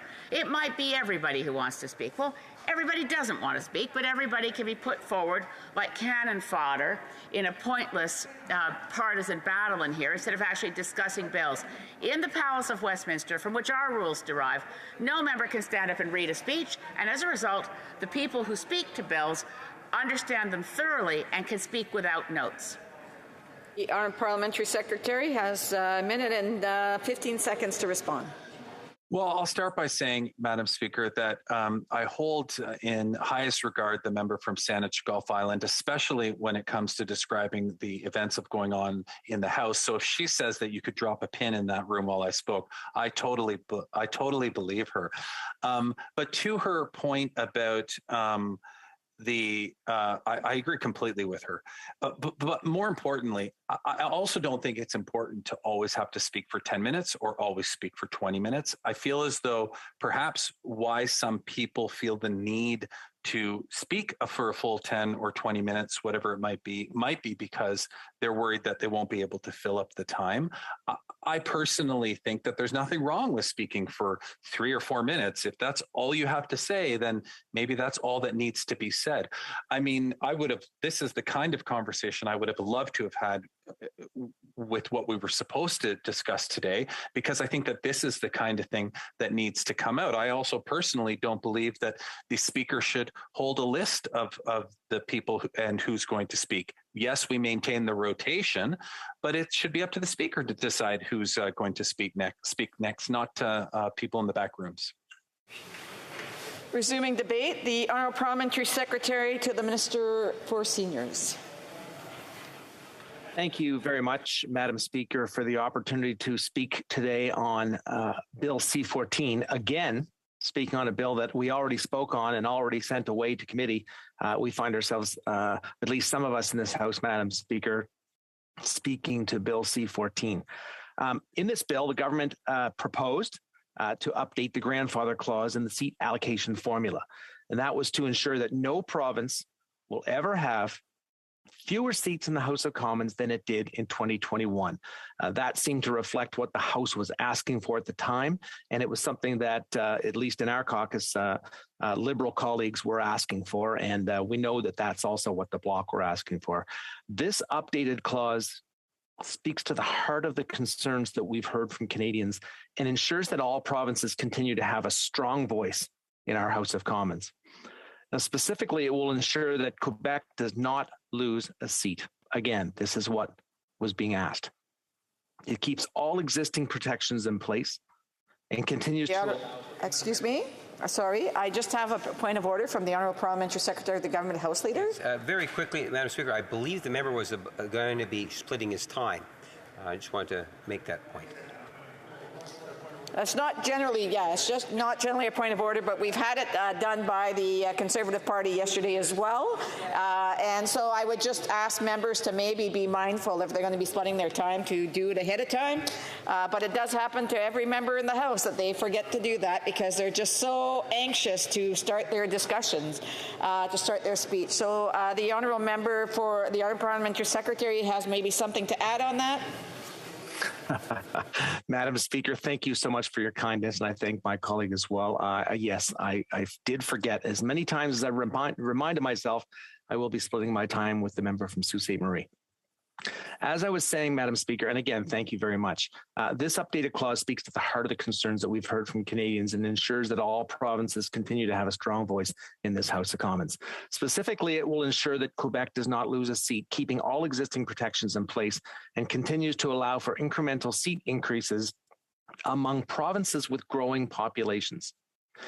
So this, Madam Speaker, without disruption to the redistribution of federal electoral districts in Canada. Colleagues, as many of you know, the formal process of redrawing the electoral boundaries, a process that is required under law to take place every 10 years, has begun. There are consultations right now. We're doing consultations in Nova Scotia, and there are quite significant changes being proposed, at least under the first tranche. And we have many members of our communities reaching out to this commission and having their say. I want to take this opportunity to speak to you about one important aspect of this very detailed and considered process. That is the independent, and something we probably don't get very often in our House, but the nonpartisan commissions that are responsible for undertaking this important work. For close to 60 years, independent, again, nonpartisan electoral boundary commissions have been responsible for redrawing our electoral maps based on population and communities of interest. These commissions were established in 1964 when Parliament passed the Electoral Boundaries Readjustment Act. Now, the Act sets out the roles and responsibilities, the process, and the criteria that these commissions must follow when redrawing our federal electoral boundaries. Now, the member from Winnipeg Centre said early on, it's important that these folks get these communities of interest correct. It's not as easy as drawing a line straight up a highway or through a lake or along a river, although that's sometimes what we see in those first proposals, because it's, I don't know if it's low-hanging fruit, but it's easy for the commission to do, and then they would take into consideration, one would expect, all of the public consultation. This independent approach was introduced by design to the risk of political interference in the process and maintain integrity and transparency in our democratic systems and distributions. But before 1964, the House of Commons itself was responsible for fixing the boundaries of electoral districts, though a committee appointed especially for that purpose, But Parliament realized that gerrymandering, a term used to describe the manipulation of riding boundaries to benefit members of the governing party, was a significant risk to the integrity of the system that we have. And that was, Madam Speaker, and remains unacceptable. The introduction of the Electoral Boundaries Readjustment Act was a critical measure put in place to solve that problem, and it was the right thing to do. As outlined in the Act, a three-member commission must be established for each province. And as I said, Madam Speaker, Nova Scotia has its commission set up and is currently receiving feedback from citizens of Nova Scotia on all of the electoral boundaries. These commissions are comprised of one chairperson and two commissioners. Now, because this process occurs over every 10 years, I'd like to remind our honourable members that the government does not recommend or appoint members to these provincial commissions. They are independently appointed. In fact, the government's role in the entire process is extremely limited. So, for example, the minister responsible for receiving the census data from the chief statistician, for being notified of the appointment of new commissioners, and for receiving the final reports from the commissions. The minister is also responsible for facilitating the orders in council that are required to proclaim the establishment of the commissions, and similarly to proclaim the new electoral boundaries as set out by the commissions at the conclusion of the process. But it's also important to note once again that the government does not have any decision-making role or influence when it comes to how electoral boundaries are redrawn. That would be the commissioners job, and that would hopefully reflect the feedback that they get from members of their community on how they see the boundaries being drawn or redrawn. So entirely at the discretion of the independent provincial commissions. The chief justices in each province are responsible for appointing a chairperson for each commission. In addition, the speaker is responsible for appointing the 2 other members of the commissions. The chairperson of each commission is a sitting or, on a rare occasion, a retired judge. All members set aside their normal work and business to dedicate themselves to this democratic endeavor. And I, for one, Madam Speaker, would like to thank them for their service. Thank them for listening to the members of the community who will be speaking on what is important to them, again, as it pertains to their representation in the House of Commons of Canada. For commissioners, the Act stipulates that they must reside in the province for which they are appointed. The Act is also very clear in specifying that no person is eligible to be a member of a commission while that person is a member of the Senate or House of Commons or is a member of a legislative assembly or legislative council of a province. The independence of these commissions is further reinforced through this provision. In practice, the commissioners typically have a background in academia, law, or non-elected public service, and this knowledge and expertise allows these individuals to undertake this complicated but very important work. This 2021 decennial, as required under the Act, 10 independent nonpartisan electoral boundary commissions, one for each province, were established in November 1st, 2021. With the release of the final census 2021 data on February 9th of 2022, the commissions began their review of the boundaries. As necessary, based on population changes and movements within each province, they will develop proposals to redraw electoral districts within each province. Again, communities of interest and taking in the feedback, the very important feedback of citizens across Canada. Under the government's proposal, this work will continue uninterrupted. Now, for the Quebec Commission, the legislation ensures that they will have the time that they need as prescribed under the Electoral Boundaries Act to reconsider its boundary proposals and progress based on the updated grandfather amendment. So, Madam Speaker, over the last 10 years, Canada's population has grown over by, 3.5 million people, from 33 million to nearly 37 million today. So it's essential that these citizens be factored into Canada's federal electoral districts. Yet while they'll endeavor to reflect changes in population against the province's seat count, the commissions must also take into consideration other factors. Again, as I've said a couple of times, respecting communities of interest and historical patterns. They must also ensure electoral districts maintain a manageable geographic size, including for those ridings that are in rural or northern regions of any province. And Madam Speaker, we all know MPs that have 10,000, 20,000, 30,000 square kilometers, and I personally represent a community just over 100 square kilometers. So there's definitely a major difference in those boundaries. So considering all of these factors, Madam Speaker, is no small feat. We have a vast country. Our communities are diverse and very rich in culture and history. From coast to coast to coast, they form the basis of our identities and our connections. That's why the Act contains provisions to ensure that these communities of interest are considered when it comes to determining reasonable electoral boundaries. Respecting communities of interest is not just about preserving the differences between provinces or regions, or between rural and urban. It can mean recognizing the differences from one side of a small town to the other side of a small town. That, again, I must reiterate, is why it's so important that the Commission listen to the members of the public who speak out about the importance of their communities of interest. Madam Speaker, Canada's history has shown us that redistribution is not just about balancing changes in population. It is all about balancing community, history, geography. It's a delicate balance of multiple and sometimes competing priorities. These complex considerations are precisely why these commissions are independent and, as I said before, nonpartisan. It's essential that these decisions are made outside of party lines.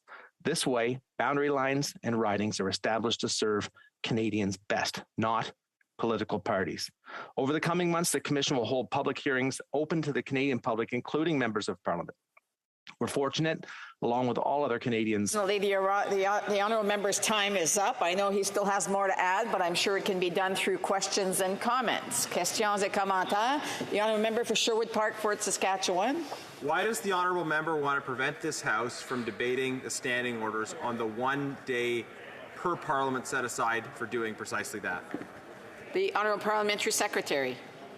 Thank you, Madam Speaker. And this member speaks an awful lot in the House, and I rarely ever enjoy what he has to say. But I have to say that one time in every Parliament, when we get a chance to speak on the standing orders, that is when that member is the most important. That is when that member speaks very intelligently and has an awful lot to say. And during his speech earlier, he had an awful lot of suggestions that I personally, Madam Speaker, would love to have been hearing in the realm of discussion on the standing orders. However, we're not there because the Bloc Québécois has figured out a way, by watching how the Conservatives do it every day, how to delay the business of the House.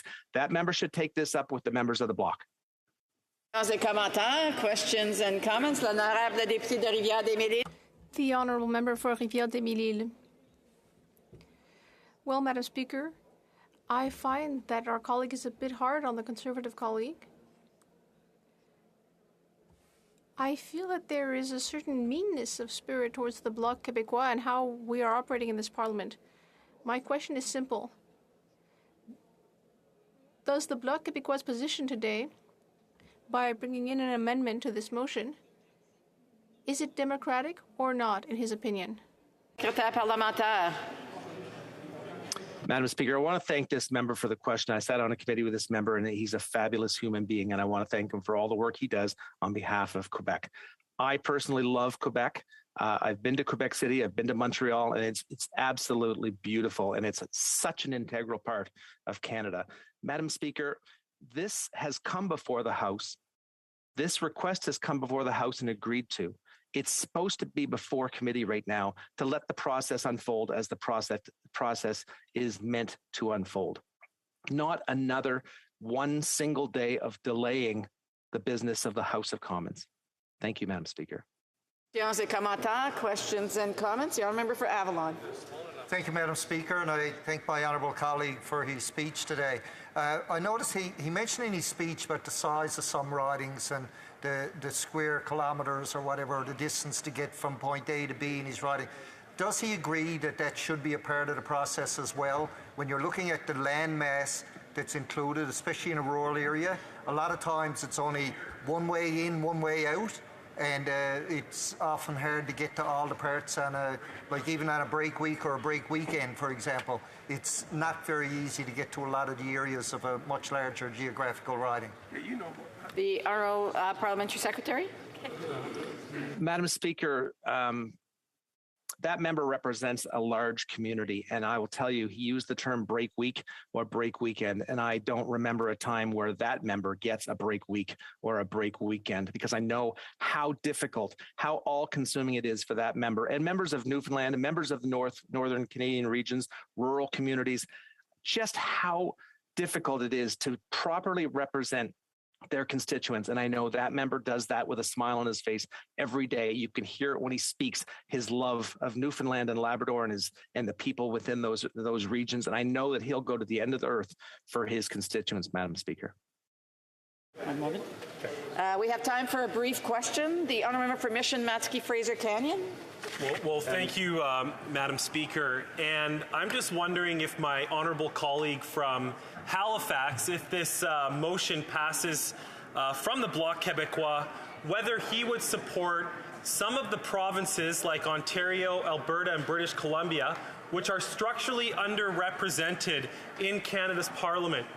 Whether he would be open to supporting changes to C-14 that would give us representation by population.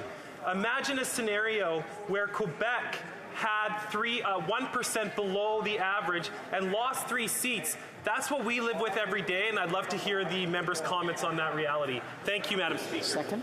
The Honourable Parliamentary Secretary, a brief question, please.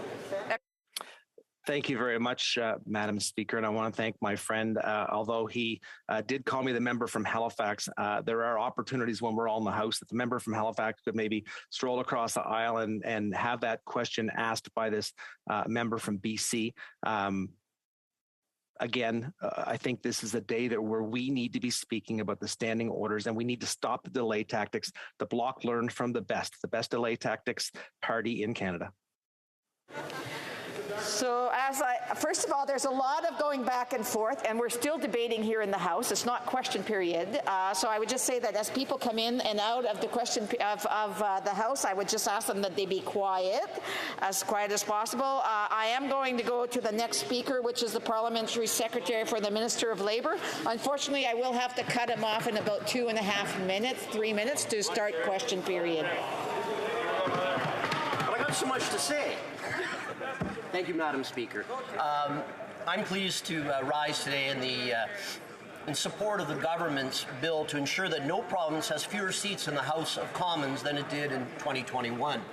As the adopted great-grandson of the Quebecois, it is important for me personally to support that Quebec maintains its 78 seats and its representation. You see, Madam Speaker, it was my father's grandfather that came over the boat from Ireland, and it's the classic Canadian story that's shared so much. My great-grandfather came over in the boat with his parents, but both of his parents passed away. His mother passed away on the boat, was given a burial at sea. Then his father had passed away as well. So he and his brother were orphaned on the boat. But when they arrived in Canada, and after being quarantined for a number of days, it was a Quebec family, a rural Quebec family, that adopted my great-grandfather and allowed them to keep the surname that we so enjoy today. And with open arms, with compassion, with caring in rural Quebec. And that is where our family got our start in Canada. So I am extremely pleased that following the seat allocation announcement last year, as members of this House, we were undoubtedly aware that the redistribution of federal electoral districts had begun. So this bill preserves the seats gained by Ontario, Alberta, and British Columbia this decennial, as announced by the Chief Electoral Officer last year. This thoughtful and measured bill will preserve also Quebec's seat count at 78 seats. I would like to point out that the government's amendment will not disrupt the independent redistribution process. And, the government's bill will direct the CEO to reallocate the number of members of the House based on the updated grandfather rule. But we know that with this small change, Quebec will not lose one seat. This updated clause ensures that all provinces could... There is a lot of conversations being had in the House, and it's really not very respectful of the person who has the floor. So I would just ask members, if they wish to have side conversations, to please take them out into the lobby. The Honourable Parliamentary Secretary. Thank you very much for that. And this is a very important subject, and it will continue. This particular government will allow for incremental seat increases in Ontario, Alberta, and British Columbia due to their growing provincial populations. So, as my colleagues are aware, 10 independent provincial commissions were established in November 2021 with an exclusive role to play in the redistribution process. Under the government's proposal, this role will continue to be uninterrupted. So these proposed amendments minimize any disruption to the ongoing electoral boundary readjustment process. It's worth reviewing their work and timelines as set out in the Electoral Boundaries Redistribution Act. Before the Provincial Commission can begin their work, as I mentioned before, the Chief Electoral Officer is required to calculate the number of seats allocated to each province using the population estimated provided by Statistic Canada from the recent census, the last of which occurred on July 1st, 2021, along with the formula set out in Section 51 of the Constitution Act of 1867. The results of the seat allocation calculation were made public on October 15, 2021, with Ontario gaining 1 seat, Alberta gaining 3, British Columbia gaining 1. These seat gains will not be impacted with the introduction of a 2021 grandfather clause. What this means is that under the government's bill that I am pleased to support is that no province will have less than the number of seats they had during the 43rd Parliament, which I had the honour of serving in 2021. And Ontario, Alberta, and British Columbia would maintain those seat increases. Thank you, Madam Speaker. It was a pleasure speaking on this important subject. The honourable member will still have 6 minutes the next time that this matter is before the House. Statements by members, déclaration de députés. The honourable member for Vancouver Granville. Thank you, Madam Speaker. On behalf of all Canadians, I want today to congratulate our Canadian Olympic and Paralympic athletes who represented us at the recent Summer and Winter Games. As we cheered from home, Team Canada delivered remarkable performances in sport excellence, bringing home 96 medals, achieving many personal bests, and exemplifying fair play. They represented Canada with grace, dignity, and incredible focus. Bien que le parcours net. Even though it wasn't always easy over the last few years, they were able to train and persevere throughout the pandemic. Our athletes did what they did best. They showed determination, resilience, and commitment. Models and inspire us to all be the best that we can be. The Government of Canada applauds their achievements and thanks them for representing our country so incredibly well. And on behalf of all members of this House, to all our athletes, I say congratulations. Thank you, Madam Speaker. The honourable member for Caribou, Prince George. After 2 long years of restrictions and lockdowns, it's great to see our country finally getting back to normal. In Caribou, Prince George, our communities, our friends, and our families have been through a lot. But despite the adversity, our Caribou spirit is stronger than ever. Summer is just around the corner, and we're looking forward to welcoming back visitors from around and across Canada and around the world to take in some amazing events. Billy Barker Days is back. The Banneroo Fair Show is back. Caribou, Prince George, we're back. This summer it's going to be amazing. We're also hosting the 32nd BC Summer Games, and this year marks the first season of the Prince George Kodiaks football. Go Kodiaks! Go Kodiaks! As you all know, rodeo season is my second favorite time of the year. After a 2-year hiatus, the Quesnel Rodeo is back. And Madam Speaker, the greatest show on dirt, the Williams Lake Stampede is back. Yeah!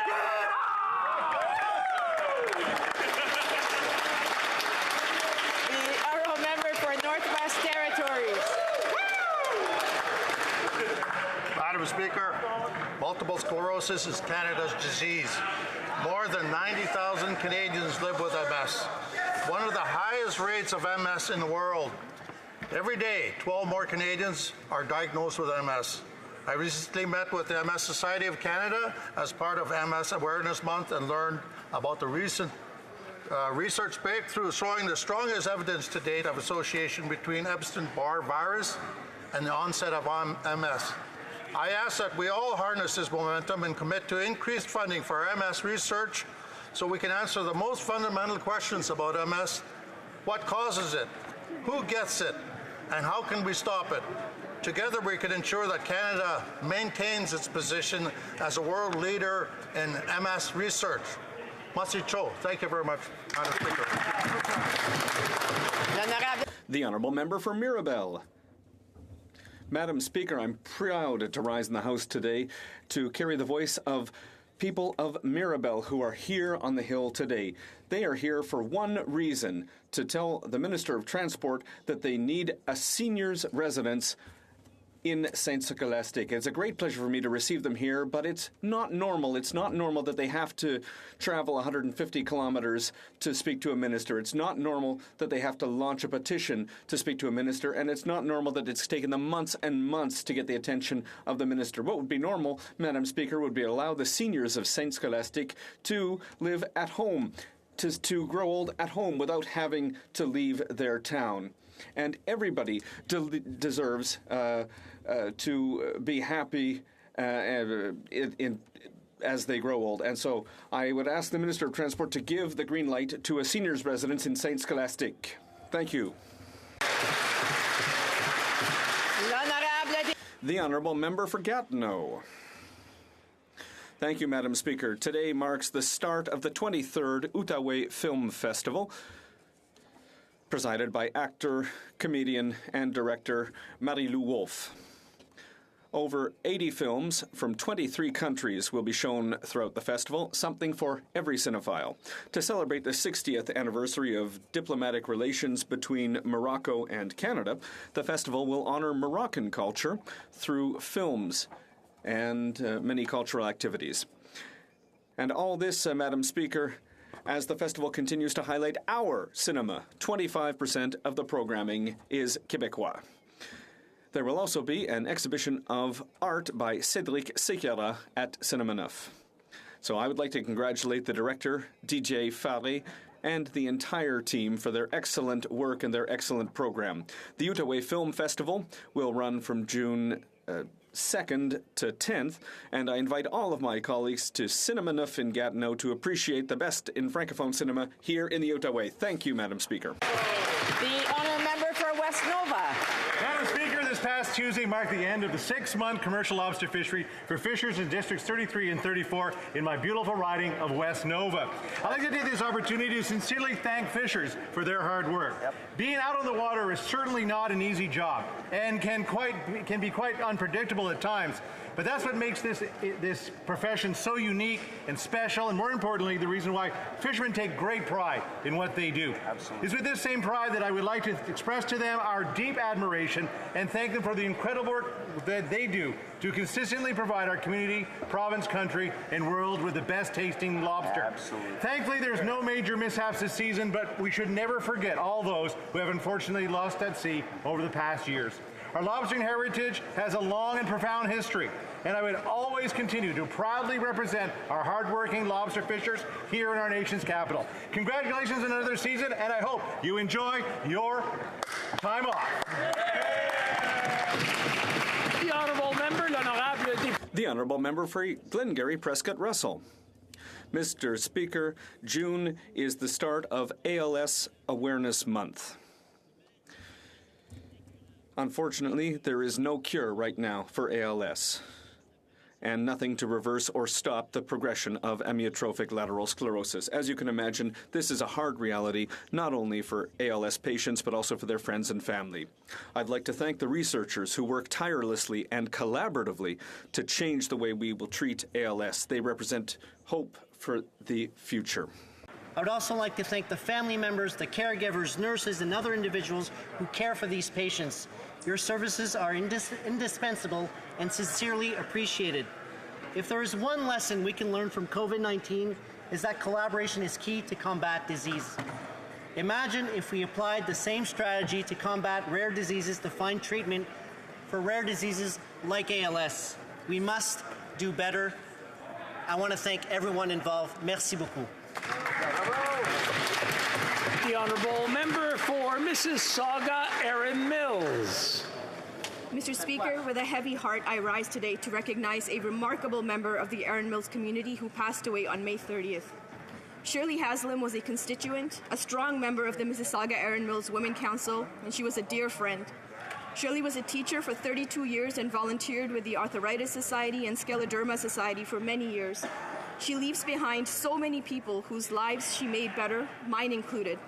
Shirley had this knack of slipping notes into purses and writing cards to her friends to share her thoughts.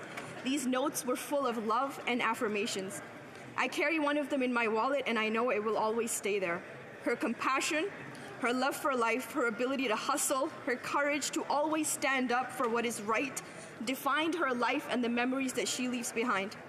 Mr. Speaker, I share my condolences with her family, her friends, and all the people that called her a hero. May she rest in peace. The honourable member for North Okanagan, Shuswap. Mr. Speaker, I rise to thank all the folks in the North Okanagan Shuswap supporting training and development opportunities to ensure a strong and safe Canada of tomorrow. At the John Mingay Memorial Youth Academy in Vernon, for over 20 years, the RCMP, in partnership with School District 22, has provided 16 to 18-year-old students with development opportunities in a week-long law enforcement boot camp at the Academy. Their recent graduation ceremony celebrated 26 cadets who completed their program towards a path of public service. I also joined the BC Fire Training Officers Conference in the Shuswap, where fire training officers from BC connected to share and learn firefighting and life-saving skills. Aerial firefighting tactics, water rescue, and fire dynamics were just some of the skills training provided. It was exciting and reassuring to see youth and adult members learning skills to better protect our neighbors and our neighborhoods from potential risks. I commend and thank everyone from the students to the trainers and sponsors who make initiatives like these a reality to keep our communities more safe and secure. Thank you. The honourable member for Mount Royal. Mr. Speaker, Saturday is National Health and Fitness Day in Canada. I plan to swim, run, and play tennis at different locations in my riding on Saturday. I will then join the Fitness Council of Canada social media challenge by posting pictures and using the hashtag Let's Move Canada. I hope that all members will join me in working out and joining the social media challenge on Saturday. We can help show Canadians across the country how important it is for us to exercise to improve our physical and mental health. As we emerge from COVID, it is vital for all Canadians of all ages to get active. Sports and good health go together. The more we work out, the better we feel, and the less we need to strain our healthcare system. I encourage all Canadians to find some physical activity they enjoy this year and to make time to work out. Happy National Health and Fitness Day. The Honourable Member for York Simcoe. Mr. Speaker, with the cost of living spiraling out of control, many Canadians are struggling, worried about their ability to provide for their family's future and the direction that our country's headed in. Sadly, the out-of-control spending and divisive and regressive policies of our Liberal Prime Minister has turned Canada into Canada. Can't afford to buy or rent a home, can't afford gas, can't afford groceries, can't keep your small business open, can't retire, can't protest, can't express dissent, can't get a straight answer from government, can't work hard to get any further ahead. Under the Liberals, everyday life has become unaffordable. There is limited opportunities for students, working parents, seniors, First Nation communities, new Canadians, small business owners, and everyone else. Canadians need relief. They need hope and confidence in the future, Mr. Speaker. That's why Conservatives will continue to stand up for ordinary Canadians and will ensure to fight that the true North remains strong and free.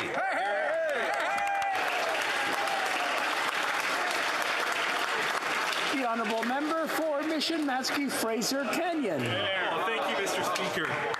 We are quickly approaching the one-year anniversary of the wildfire that decimated the village of Lytton on June 30th. While we have been so encouraged by recent progress, residents still remain displaced. Lytton residents deserve so much more. Mr. Speaker, I want to give a shout out to Fort Barron's Estate Winery in Lillooet, BC, and encourage everyone to participate in their fundraiser campaign called Lytton Strong, with the goal to raise $125,000 towards a new rec center in Lytton. The fundraiser doesn't officially kick off until tomorrow, but $50,000 has already been raised. Grapes, part of their Pinot Gris label, are grown from a small vineyard in Lytton, which was thankfully not consumed by the fire. Their 2021 crop will go towards a special edition wine, with 100% of the proceeds going towards the Lytton Strong fundraiser for a community rec center. Please help restore our community, and you'll get some fantastic wine in the process. Check out fortbarons.ca to participate. Come on, Canada, please get behind Lytton. We need your help. The Honourable Member for Pickering Uxbridge. Mr. Speaker, on May 21st, a storm ripped across Ontario and Quebec, which left people in Pickering Uxbridge without power, saw trees down, and property damage throughout our community. During this storm, a tornado touched down in Uxbridge, causing a devastating impact. We saw cars and trucks completely flipped over, several homes and businesses destroyed or damaged, countless trees ripped out of the ground, destroying power lines. The roof of Trinity United Church collapsed, and the beloved Second Wedge Brewing Company, which has been a local hub for craft beer, arts, culture, food, and even the location of our farmers market, was destroyed. Despite the heartbreak and destruction, we saw this community step up in a very big way.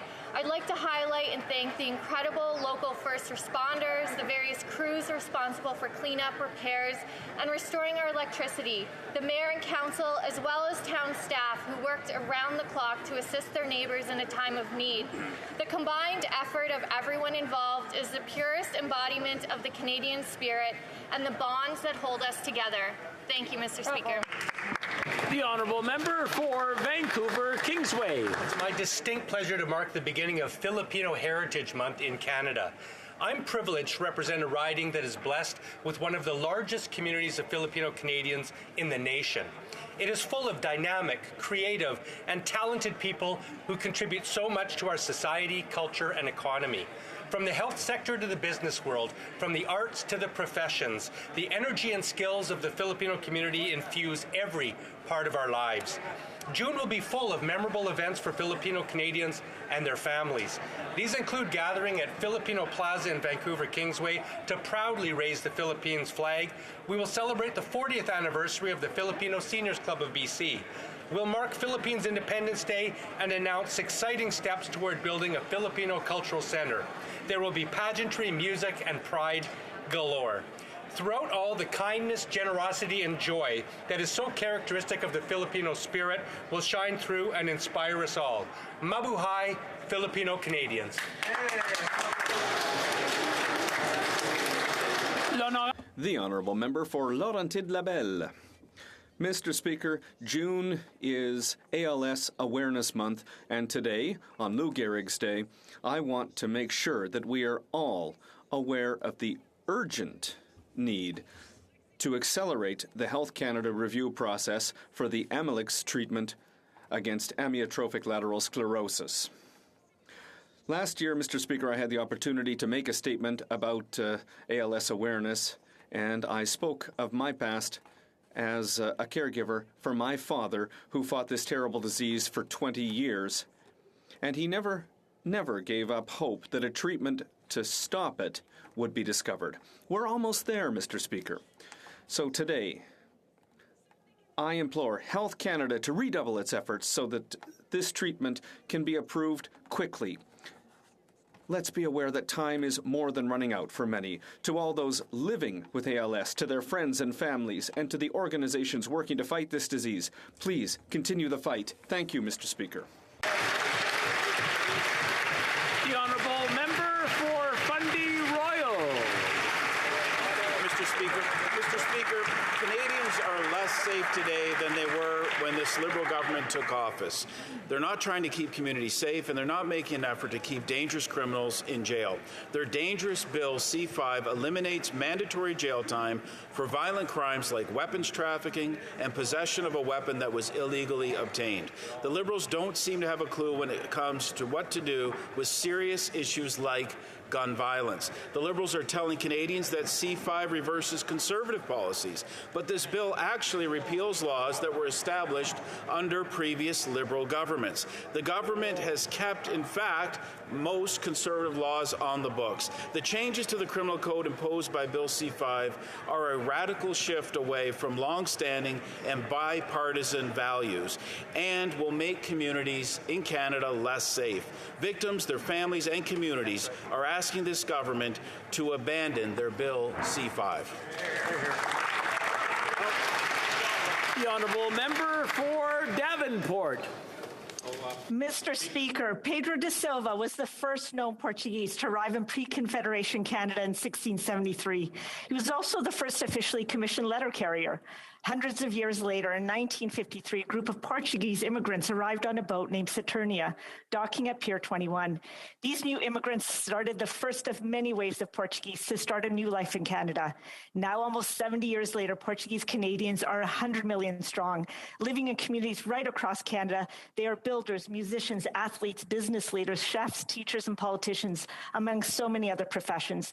Their contributions and stories have enriched Canadian society and have transformed Canada not only into a better country, but also one of the best countries in the world to live in.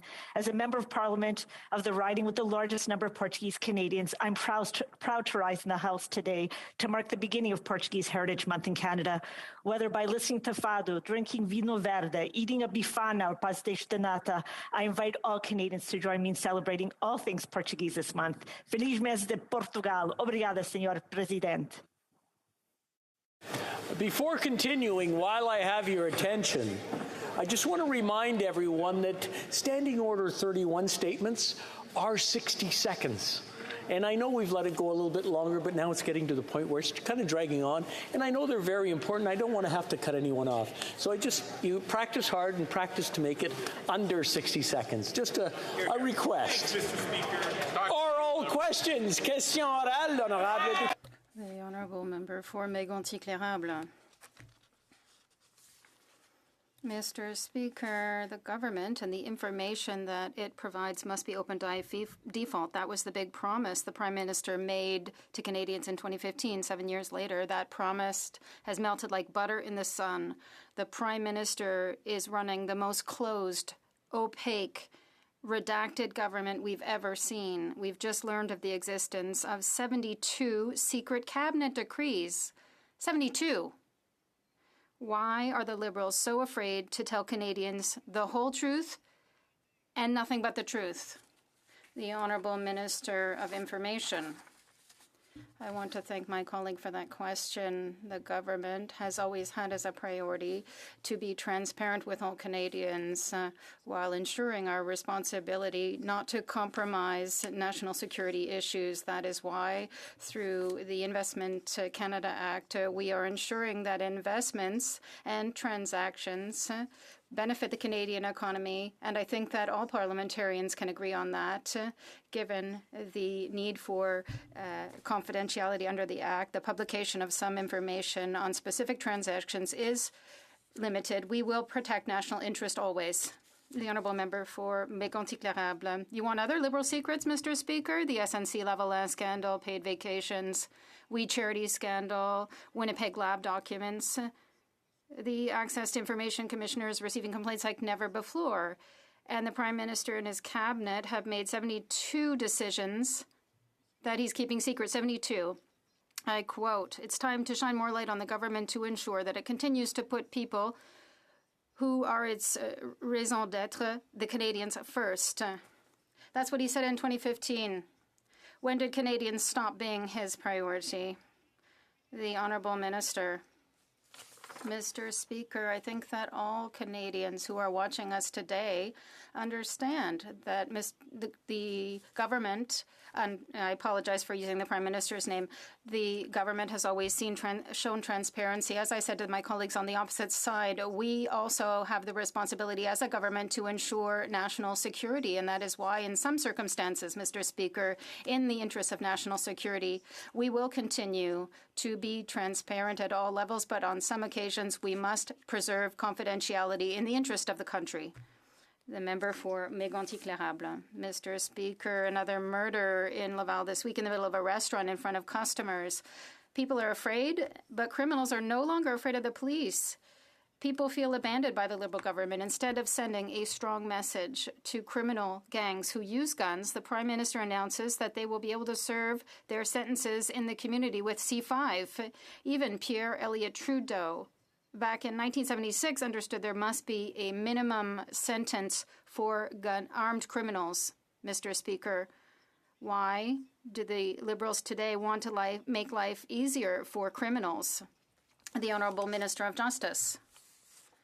Mr. Speaker, we tabled C5 to address the issue of overrepresentation of Black and Indigenous peoples in the judicial system. Mandatory minimums and parole are measures used by judges when public safety and public order is not an issue and where incarceration is not the solution. We will move forward, Mr. Speaker, with secure reforms to improve our penal justice system. Royal. Mr. Speaker, the Montreal police suspect organized crime was involved when suspects entered a restaurant in Laval last night and shot a man to death while he was having dinner. Criminals are becoming more brazen, yet the Liberals still want to make sure that repeat offenders of violent crime won't face mandatory jail time with their soft on crime Bill C5. Through you, Mr. Speaker, will the Prime Minister abandon this soft on crime agenda and abandon Bill C5? Minister. Mr. Speaker, the honourable member full well knows that serious crime will always be punished with serious offences will always be punished with serious sentences, Mr. Speaker. The kinds of crimes that he is referring to, Mr. Speaker, will never be the subject of a minimum mandatory penalty because they are serious in terms of their context. Mr. Speaker, minimum mandatory penalties in the provisions that we are addressing, as well as conditional sentence orders, are only to be used by judges when there is no danger to public security, Mr. Speaker. The honourable member for Fundy Royal. Well, Mr. Speaker, Canadians are urgently calling for help with rising gun crime rates. But the Liberals' Bill C-5, to be perfectly clear, will put repeat offenders of violent gun crimes back into Canadian communities. In light of out-of-control gun violence, will the Liberals abandon their soft-on-crime Bill C-5? The Honourable Parliamentary Secretary. Thank you, Mr. Speaker. We're taking action to keep communities safe. We're increasing penalties for those who break the law. We're strengthening protections to prevent gender-based violence. We're fighting gun crime, and we're freezing the market for handguns. This is about the survivors and about all Canadian communities who are too often touched by gun violence. Canadians told us they want to see more action more quickly, and we're following through on our commitment to do more. The Honourable Member for La Prairie, Mr. Speaker. Quebecers have democratically given their elected representatives in the Quebec National Assembly the mandate to protect the secular nature of the nation. That's what the National Assembly did by passing Bill 21. That's democracy. If the federal Liberals want to play politics in the National Assembly, then they should quit their jobs and run for office on October 3rd in Quebec. But that's not what they chose to do. They chose to run in another parliament to govern Canada. Why don't they focus on that instead of trying to overthrow Quebec's democracy? The Honourable Minister of Justice. Mr. Speaker, I too am a Quebecer, and I am part of those who have questions about Bill 21. We stand by Quebecers who are shocked by it, like the fact that a young teacher can no longer teach because of how she chooses to manifest her religion. Mr. Speaker, our government is strongly committed to defending the rights and freedoms protected under the Canadian Charter and the Quebec Charter of Rights and Freedoms, particularly freedom of religion and the right to equality. The Honourable Member for La Prairie. Mr. Speaker, they should run in Quebec. They're trying, with some of his colleagues, to overturn the democratic choice of a majority of Quebecers. The federal government is saying, no, you can't protect the secular state of the Quebec. The federal government says no to transfers of immigration powers. The federal government is saying no to Bill 96. The federal government says no all the time. Isn't it trying to convince Quebecers to say yes? The Honourable Minister of Canadian Heritage. Mr. Speaker, for once the Bloc is saying why they're here. They're saying they're here in Ottawa to prepare for their separation. That's the number one. They're trying to move forward. We're trying to move forward society. And what I find sad is that putting immigration in the heart of the debate is because immigration is immigrants, men and women, children who are coming here to improve their lives, Mr. Speaker, and they want to play politics on that issue. It's unfortunate. The Honourable Member for New Westminster, Burnaby. Half of people who go to food banks and half of people of those are handicapped. A year ago, the Liberals tabled legislation on benefits and did nothing about it. They had a year to consult, and today we are being offered the same empty bill. The minister says it will take another 3 years before people can get something. Why are the Liberals always claiming to be interested or to care for the people with a handicap, but they need to do it right away, right now? The Honourable Minister. Mr. Speaker, the Canada Disability Benefit has the potential to lift hundreds of thousands of Canadians, working-age Canadians with disabilities, out of poverty. Since we committed to creating this benefit, we have worked non-stop with the disability community, with provinces and territories. We are a lot closer to where we were to getting this done, Mr. Speaker. But let me tell you, we need to be absolutely sure that provinces and territories don't claw back existing benefits. We need to be sure that the needs and the desires of the disability community are reflected in this benefit, and that's why we're working with all of these partners to make sure people are better off. The Honourable Member for Port Moody Coquitlam.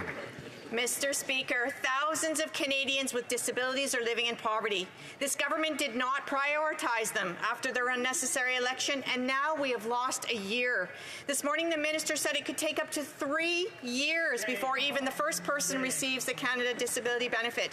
The Liberals started promising this support in 2015. With these timelines, the Liberals will have taken 10 years to get people the support they need. Why did this government turn their backs on Canadians living with disabilities by wasting a year? The Honourable Minister. Mr. Speaker, the Canada Disability Benefit is about lifting people out of poverty. It's about addressing the financial insecurity faced by far too many working-age Canadians with disabilities in our country. I was so excited weeks ago when we passed the unanimous consent motion in this House. Yes. All parties agreed this should be a priority, and if we want to make this happen quickly, let's do that again and get this done. Absolutely. The Honourable Member for Calgary-Midnapore.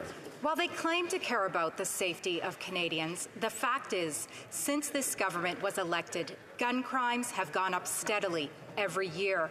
They talk a big game, but the fact is they've ignored gun safety and put politics first at every opportunity. Now, they want to allow violent offenders to avoid jail and serve their sentences in their communities with their victims. Why is this government so committed to putting criminals ahead of victims? The Honourable Minister of Justice.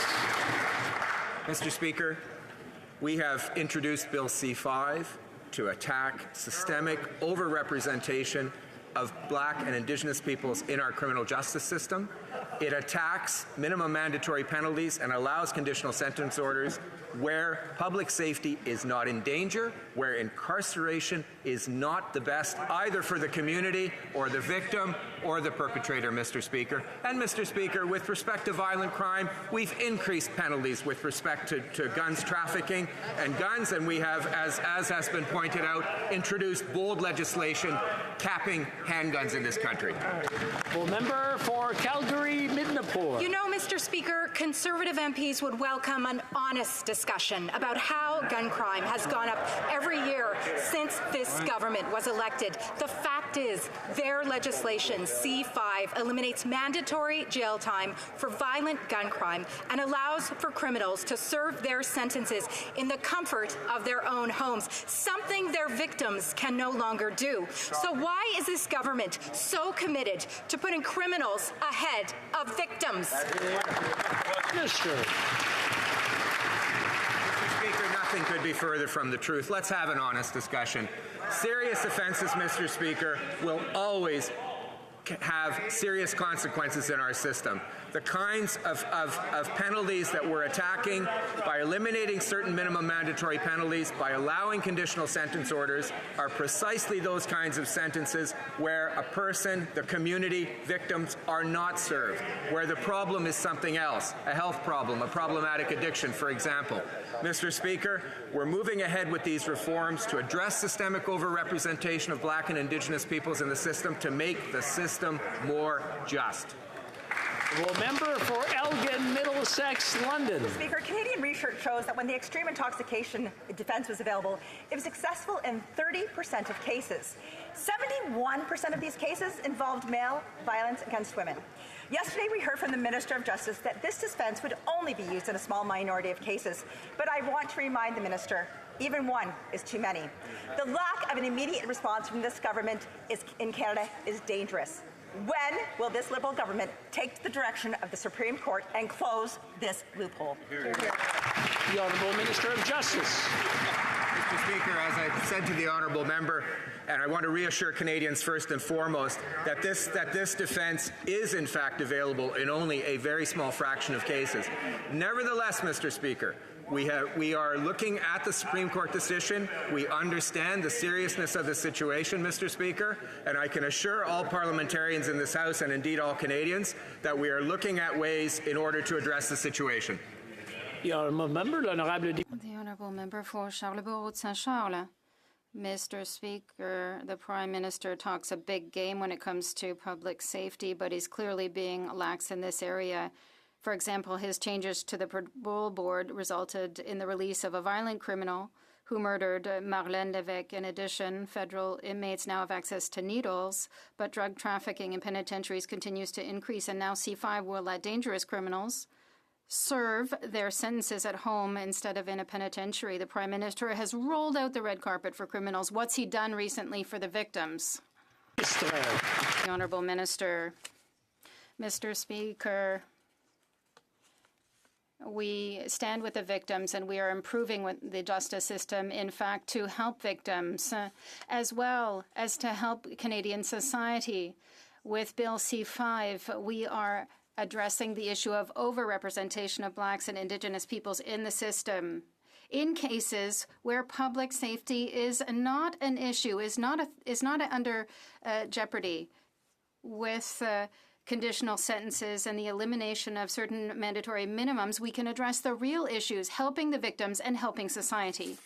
The member for Charlebourg-Saint-Charles, talking about tackling the real problems. If we talk about illegal gun trafficking, which is a scourge in Canada, instead of getting to the root of the problem, the Prime Minister is attacking law-abiding people. Law enforcement has repeatedly said that culprits are street gangs and organized crime that operate in different parts of Canada using passages like the Akwesasne Reserve. It's no secret that this is the busiest border crossing in Canada.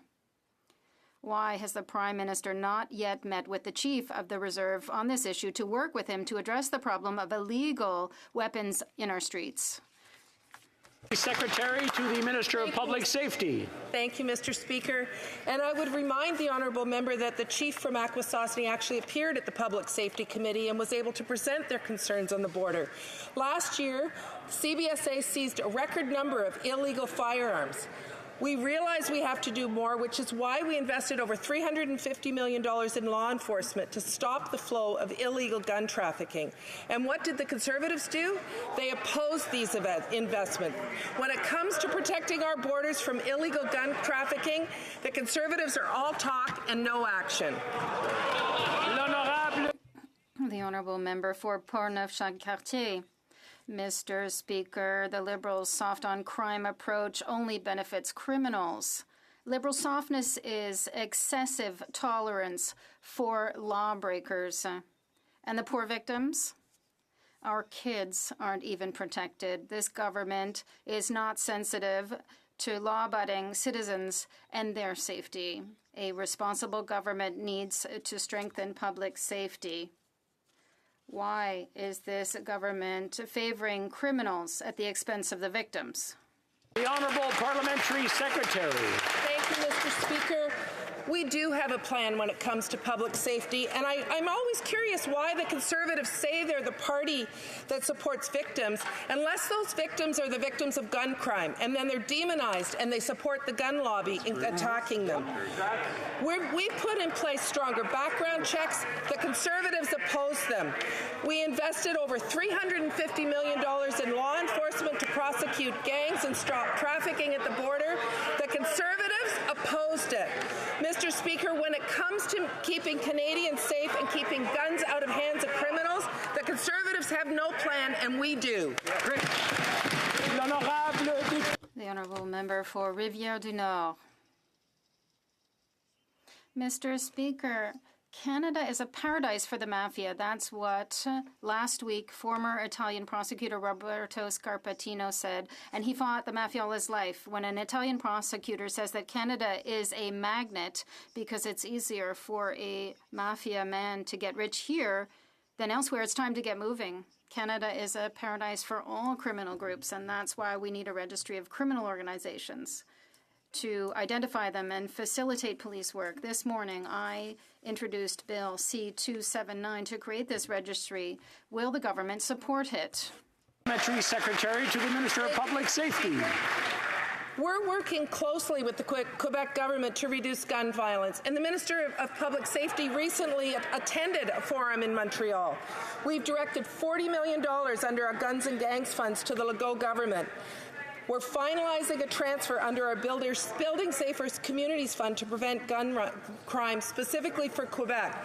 And the minister continues to engage directly with his counterparts in Quebec. The honourable member for Rivière-du-Nord. They're so effective, Mr. Speaker, that yesterday in Laval, a mafia associate was shot in a restaurant in front of children. C21 is clearly not curbing conflict between crime groups. The source of the wave of shootings in Montreal is organized crime. It imports illegal weapons and then uses them in our streets. The government needs to face this reality and help the police deal with this scourge. Do members of the government understand the urgency of creating a registry of criminal organizations? Parliamentary Secretary. Thank you, Mr. Speaker. Sorry,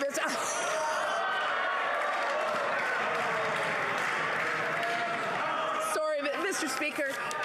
We do take the issue of gun safety very seriously, and that's why we introduced a bill this week that is going to bring in the strongest measures that we've seen in a generation, including a freeze on handguns, the #1 gun that is used in crime.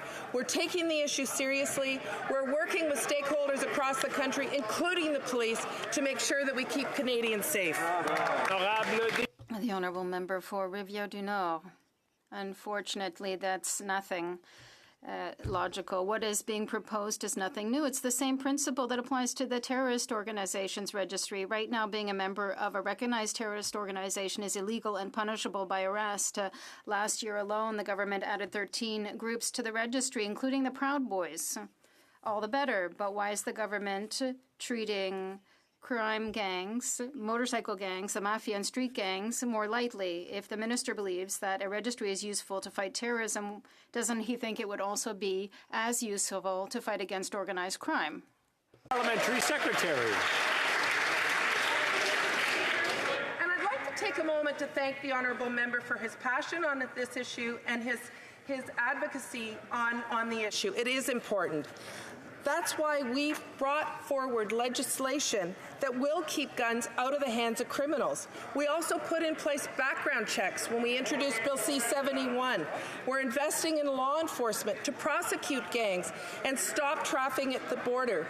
Mr. Speaker, when it comes to the issue of gun violence, this government is taking action, and I'm proud to stand on the record that we have. The honourable member for Central Okanagan, Similkameen Nicola. Speaker, when urban millennials read the Youthful Cities Index, it's clear the Minister of Housing has failed. The average young person's budget takes a $750 a month hit just for living in a city. A new shiny savings account for a home won't help these millennials as inflation outpaces their wages. There are no savings to be had. The only thing that this minister has delivered to them in 7 years is a doubling of housing prices. Does the minister comprehend all of his empty talk on housing affordability has made a whole generation of Canadian millennials cynical about politics and about this government? Cynical. Honourable Minister for Housing. That's a lot of hot air to cover 10 years of inaction on housing. We're the government that brought back national leadership on housing, Mr. Speaker. We're investing more than ever before to help Canadians access their dream of home ownership. Every time in this House, when we've brought measures to help Canadians access... I'm going to have to ask the minister just to pause for a moment. Okay. If I can, I understand the minister is rather far from the speaker's chair, so I just want to make sure that I can hear everything, and I want everyone else to hear the answer. The minister, if you can start right from the top. Speaker, the reason they can't handle my answers is because I'm exposing their bankrupt policies and their fake rhetoric in this House, Mr. Speaker. For 10 years, they had a chance to invest in affordable housing and provide national leadership on an important issue for Canadians. And what did they do? They downloaded housing to provinces and municipalities. And you would think that they would learn from their time in opposition. And even today, their members of their caucus always talk about how we should withdraw from our affordable housing investments. Shame on them, Mr. Speaker. The honourable member for Prince George, Peace River, Northern Rockies.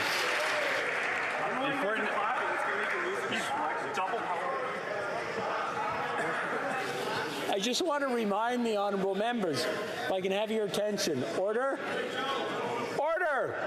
Order. If I can have your attention, I just want to remind you that if you're going to heckle and the person next to you has a question or an answer for that matter, it's not good to shout because you're within reach of the microphone. So just a little pointer for you. The Honourable Member for Prince George, Peace River, Northern Rockies. In Fort Nelson, BC, the rising cost of gas and tax increases is having a huge impact on small businesses already struggling to survive. Dave Milner and Bev Vanderstein of the Fort Nelson Chamber of Commerce warned that if urgent action isn't taken by this Prime Minister, more businesses will fail, leaving the people unemployed and families in crisis. According to RBC, there's not a single city in Canada that is affordable for young people. These businesses, the people that run them, and young Canadians are the backbone of our communities. Why does this government continue to punish them? The Honourable Minister. Mr. Speaker, I want to thank the Honourable Member. I agree with him that the small businesses are the backbone of all of our communities across Canada. It's why throughout the pandemic we were there for them, supporting them every single step of the way. I'm so pleased that we continue to work with small businesses, and I would encourage that we all work together to support our businesses and the very wonderful workers that they employ so that they can get on this economic road to recovery, because they very much are part of our economic future. Thank you, Mr. Speaker. The Honourable Member for Brantford Brant. Mr. Speaker, when we talk about the fuel crisis, this tone-deaf response from the government is that they have Canadians back. They cite the carbon tax rebate and, of course, the misinformation on cutting taxes for the middle class. My constituents are struggling. They are fearful. They are angry. The challenge is paying for fuel at the expense of feeding and clothing their kids. Start listening to Canadians. Instead of blaming external factors, the government has the power to do the right thing. Will they immediately cut the crippling carbon and excise taxes on gasoline? The Honourable Minister. When it comes to kids and families, our government has been there every step of the way. In 2015, we introduced the Canada Child Benefit, lifting 300,000 Canadian families out of poverty. And in fact, in that member's riding of Brantford Brant, families will soon, who have children in childcare, be receiving a 25% reduction in fees. And by the end of this year, that fee will be reduced by 50%. That might be up to $400 or $500 a month in people's pockets. That's real money helping Canadian families, helping Canadian kids meet the high cost of living. Thank you, Mr. Speaker. The Honourable Member for Skeena-Bulkley Valley. Mr. Speaker, workers and communities across Canada are deeply concerned about this government's hands-off approach to rail safety. At the Transport Committee, we heard witness after witness call for government action to keep workers safe. Among the committee's recommendations is ensuring that private rail police aren't the ones to investigate workplace incidents. Now, will the minister please tell us why, in 2022, multi-billion-dollar rail corporations are still allowed to investigate themselves when workers are killed on the job? Mr. Speaker, I want to thank my honourable colleague for his question. Rail safety is a priority for our government. We've been working closely with stakeholders, with rail companies to ensure that we have the highest standard of safety in Canada. We've implemented programs to support communities so they can enhance safeties at crossings. We are following up on recommendations by the Transportation Safety Board. Mr. Speaker, we will stop at nothing to ensure that we have the highest safety in Canada. Thank you. Nous voulons veiller à avoir la plus grande sécurité au Canada. Le député d'Edmonton-Strathcona. Les Albertains sont dévastés par la crise des drogues toxiques. Un nombre record d'Albertains ont perdu leur vie à cause de l'approvisionnement en drogues empoisonnées l'an dernier. Même situation qu'en Colombie-Britannique. C'est une crise nationale de santé publique et le gouvernement fédéral a l'obligation de sauver des vies. Hier, les libéraux auraient pu suivre les conseils fondés sur les preuves de leurs propres experts. Au lieu de cela, qu'ont-ils fait? Ils ont voté avec les conservateurs et choisi de continuer à laisser les Canadiens et les Canadiennes mourir. Pourquoi le gouvernement pense-t-il que les personnes vivant en Colombie-Britannique sont plus importantes que celles vivant en Alberta? Minister for Mental Health. L'honorable ministre de la Santé mentale.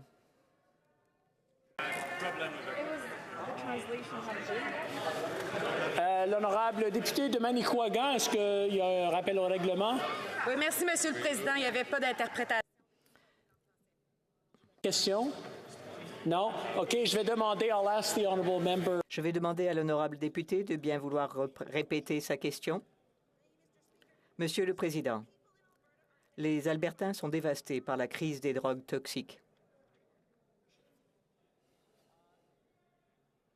Les Albertains sont dévastés par la crise des drogues toxiques. Est-ce qu'on entend la traduction? Non, il n'y a pas de traduction. Il n'y a pas de traduction.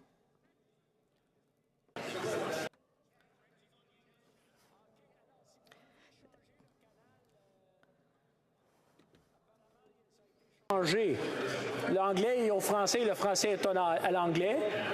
So can you hear me in French now? Oui, c'est beau. It's good. Okay, very good. We'll start the question over again. The honourable member for Edmonton Strathcona. Mr. Speaker, people in Alberta are devastated by the toxic drug crisis. A record number of Albertans lost their lives to the poison drug supply last year.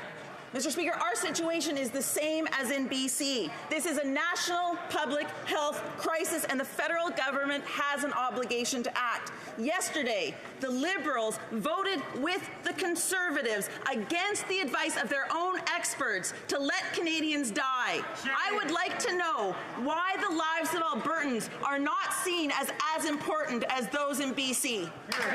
Honourable Minister for Mental Health. Mr. Speaker, our government is totally committed to end the overdose crisis nationally. Bill 216 would have immediately decriminalized possession of illegal drugs without addressing the complex issues of implementation. Our government is moving forward on decriminalization through a responsible framework and in partnership with a jurisdiction that has a comprehensive plan, including health and social supports, public engagement, law enforcement training, and oversight and evaluation. Successful implementation of the exemption in BC will inform the approach of other jurisdictions as well as a future national approach. Honourable member for Newmarket, Aurora. Mr. Speaker, we know that working-age persons with disabilities in Canada are twice as likely to live in poverty as those without disabilities. This is unacceptable. And that's why this government is taking historic measures to build disability-inclusive Canada. This morning, the Minister of Employment, Workforce Development and Disability Inclusion tabled legislation for the Canada Disability Benefit. Can the Minister please share with us how this will help lift Canadians with disabilities out of poverty? Great question. The Honourable Minister. Well, thank you, and thank you to my friend from Newmarket, Aurora, for his tireless work and advocacy for persons with disabilities. On this 6th annual National Accessibility Week, I was proud to reintroduce legislation for the Canada Disability Benefit, an income supplement for working-age persons with disabilities. The CDB has the potential to significantly reduce poverty, to improve financial security, and to help hundreds of thousands of people. This is a once-in-a-generation opportunity to correct the long-standing social and economic exclusion that has hurt far too many Canadians, Mr. Speaker. Well, member for Foothills. Mr. Speaker, I want to make sure I have this right. First, the Liberals impose a tariff on fertilizer that only punishes Canadian farmers. Second, they ignore any plea for an exemption on that fertilizer purchased before March 2nd. Third, they're offering no compensation, meaning higher taxes and input costs are crushing Canadian farm families. So how many other G7 countries are enforcing a fertilizer tariff and putting their farmers at a competitive disadvantage? The Honourable Parliamentary Secretary. Mr. Speaker, the Conservatives keep proposing policies that they haven't really fully thought through. Rising gas prices is a global phenomenon, we all know, due in part to the war that Putin started in Ukraine. But if we implement a tax holiday, like the Conservatives have been proposing for a number of weeks now, energy companies could actually pocket... I'm sorry, I'm going to have to interrupt the Honourable Parliamentary Secretary. I am having a hard time hearing her answer, and I'm sure the Honourable Member for Foothills wants to hear her answer as well. So I'm going to ask everyone to calm down, take a deep breath. The chatter is starting to build again, so the Honourable Parliamentary Secretary from the top, please.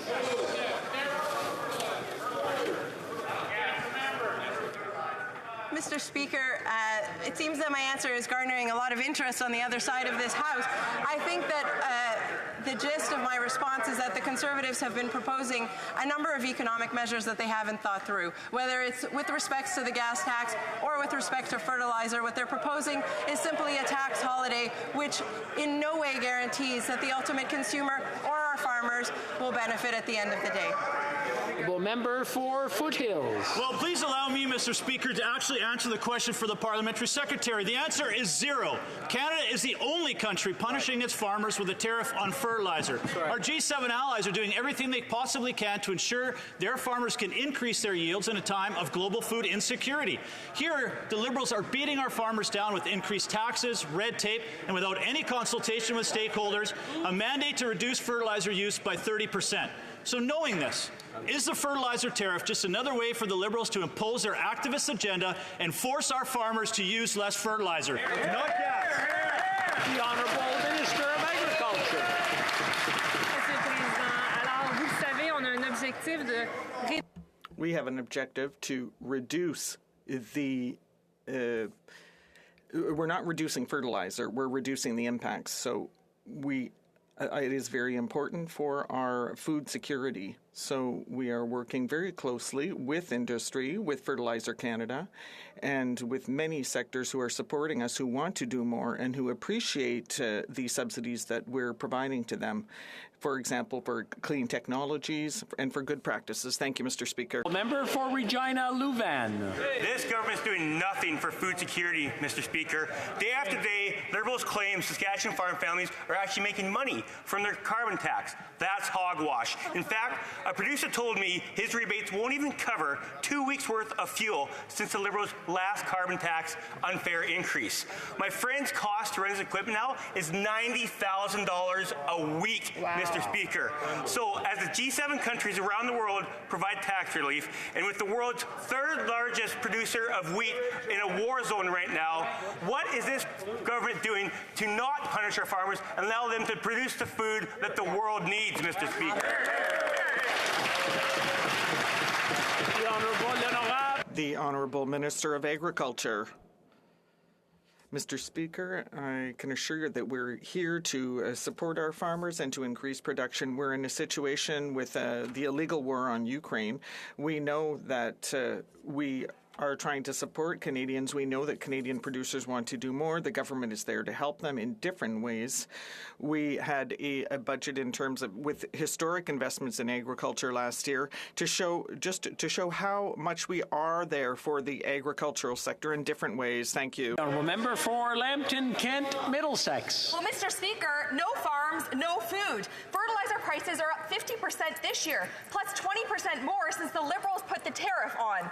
Now, that's a 70% increase since last year. Now, they say not to bite the hand that feeds you, but this Liberal government has bitten the hand right off. Their poor decisions are pricing farmers out of business. Now, without farmers, Canadians don't have food. Speaker, without farmers, where will our food come from? The Honourable Minister of Agriculture. Thank you, Mr. Speaker. Once again, our government has offered support to farmers, unprecedented, in fact. We're talking about $4 billion.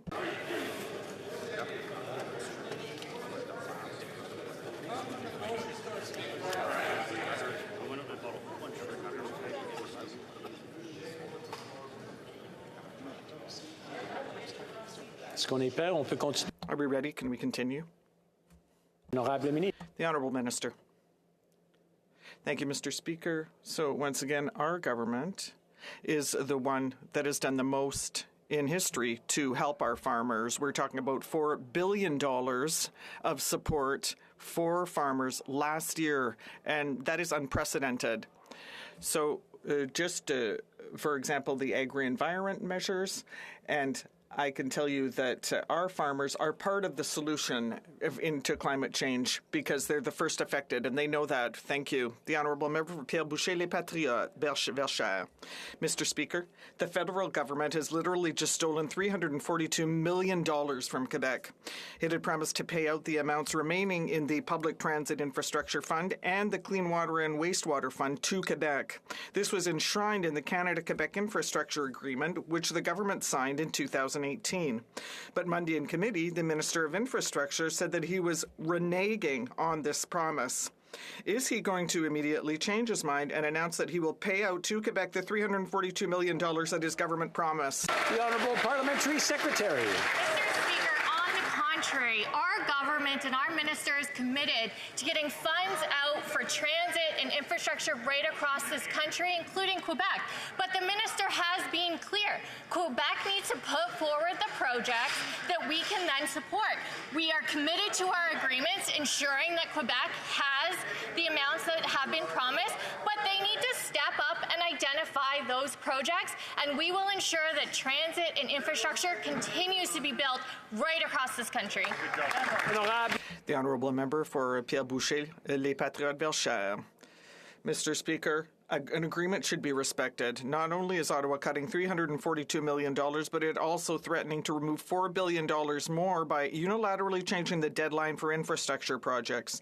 The agreement signed gave Quebec up to 2025 to submit projects, but Ottawa is moving this up to 2023. This means that Quebec only has 10 months to submit projects it was supposed to have 3 years to prepare.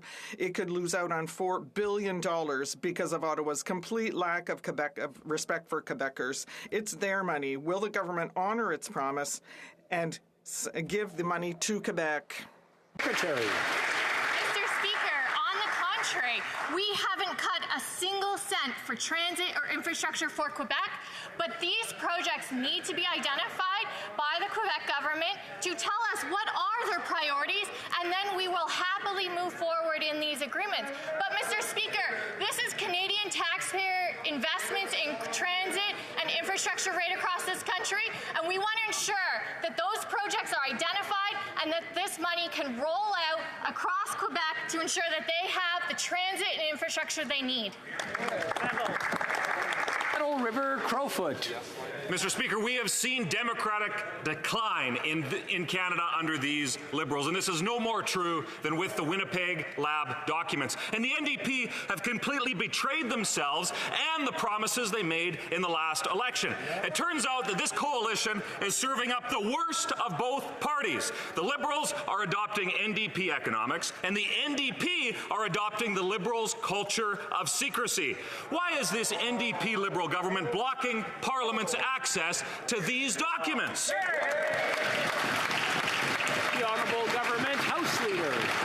Mr. Speaker, we have a different definition of blocking. The truth is the opposition Conservatives asked to look at these documents. They were given the opportunity at NSICOP, and they didn't want to take that opportunity, which is fine, Mr. Speaker. So we provided another mechanism that was based on the same mechanism they used for Afghan detainees. It was a system that Mr. Harper and many of those in his caucus or then who are here today thought was a good system. We agreed. We offered it. So I would ask the member opposite why he is refusing to look at these documents. It's a very bizarre thing to stand up and demand to look at something that we're trying to show him. The Honourable Member for Lethbridge.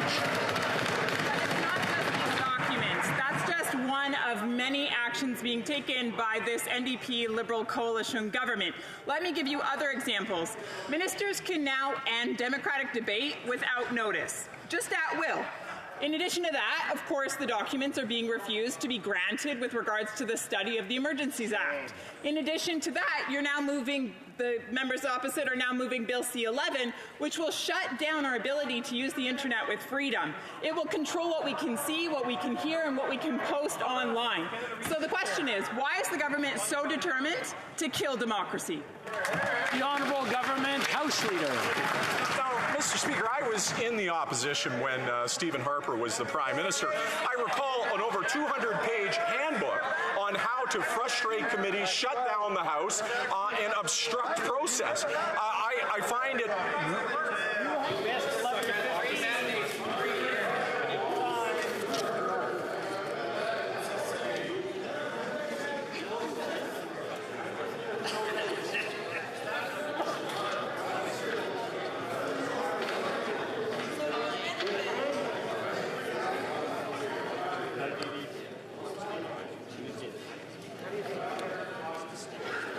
Okay, I'm sure everybody wants to hear the answer to that question. I'll ask the Honourable Government House Leader from the top, please. Well, thank you, Mr. Speaker. And that brings me to the question of these documents. Again, not only can they see the documents, but we said that if they want to challenge the redactions, they can do so to an independent panel of jurists that will make a decision on what can be made public. So, yes, they can look at them. Yes, they can challenge the redactions if they want them to be public. So, excuse me for being confused as to why they're getting upset when I'm saying, yes, you can. So, come and look at the documents. They're available. There's a process you can participate in. Other parliamentarians are participating in it, and I think they're confusing themselves with the previous government, Mr. Speaker. The honourable member for Sherwood Park, Saskatchewan. Speaker, the International Institute for Democracy and Electoral Assistance in Stockholm is the global authority on evaluating the performance of democracies. It provides objective analysis on the health of democracies. In the key category of checks on government, Canada's score has dropped precipitously since 2015. We're now lower than the United States and every single country in Western Europe. Weakening checks on government power is weakening Canadian democracy, and international experts are noticing. When will the government face up to the problem that they are causing and commit to reversing democratic decline in Canada? The Honourable Government House Leader. Let's talk about some of the things we don't do. What we don't do is use parliamentary secretaries in committee to control those committees and not allow members to ask questions. That's what the members on the opposite side did.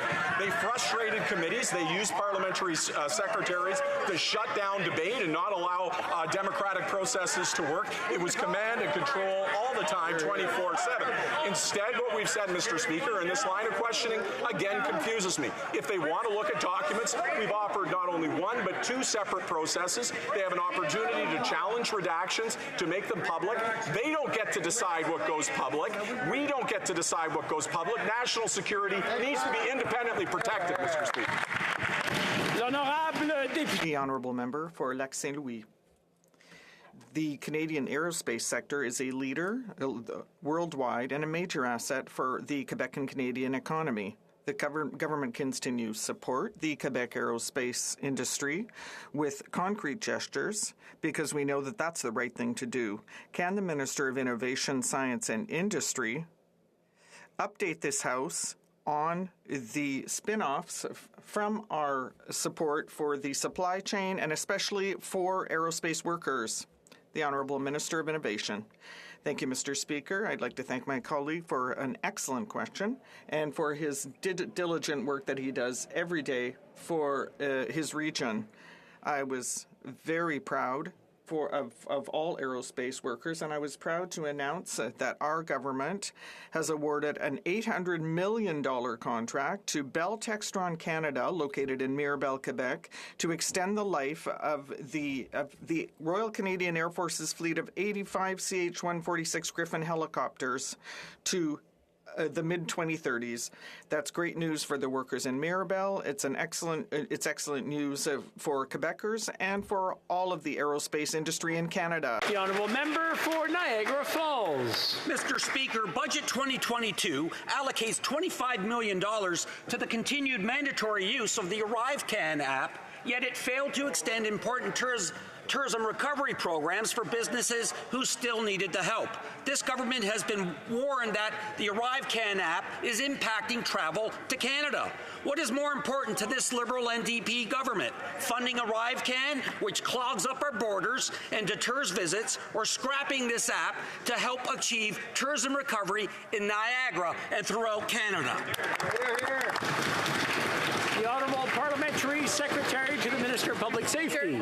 Since the beginning of the pandemic, our government's focus has been the health and safety of Canadians. The most recent data indicates that the Omicron wave has passed its peak, allowing us to move towards a longer-term approach to managing COVID. As we've said since the beginning of the pandemic, Canada's border measures will remain flexible and adaptable, guided by science and prudence. Thank you, Mr. Speaker. Member for Calgary, Rocky Ridge. Mr. Speaker, the affordability crisis increasingly means that there are two kinds of families in Canada: families who own homes and families who never will. Gimmicks like the first-time homebuyer incentive have failed to improve access to homeownership, while taxes, red tape, and ridiculously long development timelines chase private capital out of construction, limit supply, and lead to ever-increasing prices. When will the minister admit that cheap gimmicks and talking points don't build houses? Well, Minister of Housing. The member is absolutely right. One of the key tools to make sure that there's more supply for Canadians is to actually invest in housing supply. That's exactly what the Housing Accelerator Fund is about. We will invest $4 billion in municipal governments to make sure that we invest in their systems so that they can build more supply and that they can build more supply faster. We also banned foreign ownership of Canadian residential real estate for 2 years so that we can free more houses for Canadians to purchase. We're also putting together different programs to enable first-time home buyers to access their dream of home ownership. That's what federal leadership looks like. It's one thing to talk about doing something, it's another thing to actually get the job done. Well, member for York Simcoe. Mr. Speaker, last year, Canadians Bank made record-breaking profits and paid out massive bonuses to their executives, but then raised fees for Canadians already struggling to get by. Now big banks are shuttering local branches in smaller communities all across the country, including CIBC branches in Pefferlaw, in Brecken, in Scotiabank, in Cannington, and many others. With these closures, rural residences, especially seniors, are left with no suitable options to do their banking. Is this just another example of Liberals leaving rural Canadians behind in small towns? The Honourable Parliamentary Secretary. Mr. Speaker, here on this side of the House, we take our responsibility seriously. That's why when we saw that our large banks were making record profits during the pandemic, we decided to propose a tax measure so as to ensure that banks would pay a one-time tax into the Canadian economy so that we can give that money back to Canadians in the form of reduced child care costs, in the form of reduced dental care costs, in the form of one-time payments for vulnerable Canadians, Mr. Speaker. That is what we intend to do. The Honourable Member for Kitchener South Hespeler. Thank you, Mr. Speaker. In my riding of Kitchener South Hespeler, I've seen our Main Street businesses find new ways to stay open and battle throughout the pandemic. Our government has been there for small businesses. Can the minister responsible for the Federal Economic Development Agency for Southern Ontario inform the House about what our government is doing for Main Street businesses across Southern Ontario? Well, Minister. Thank you, Speaker. And I'd like to thank the member from Kitchener South Hespeler for her steadfast advocacy for small businesses in her community. Our government recognizes the importance of keeping our main streets vibrant and supporting our small businesses. That's why we created the My Main Street program, which is providing over $23 million in support for small businesses and communities across Southern Ontario to help our amazing main streets and support our communities. We will continue to make investments that improve the lives of Canadians and help our communities and our economy. Thank you, Mr. Speaker. The Honourable Member for Windsor West.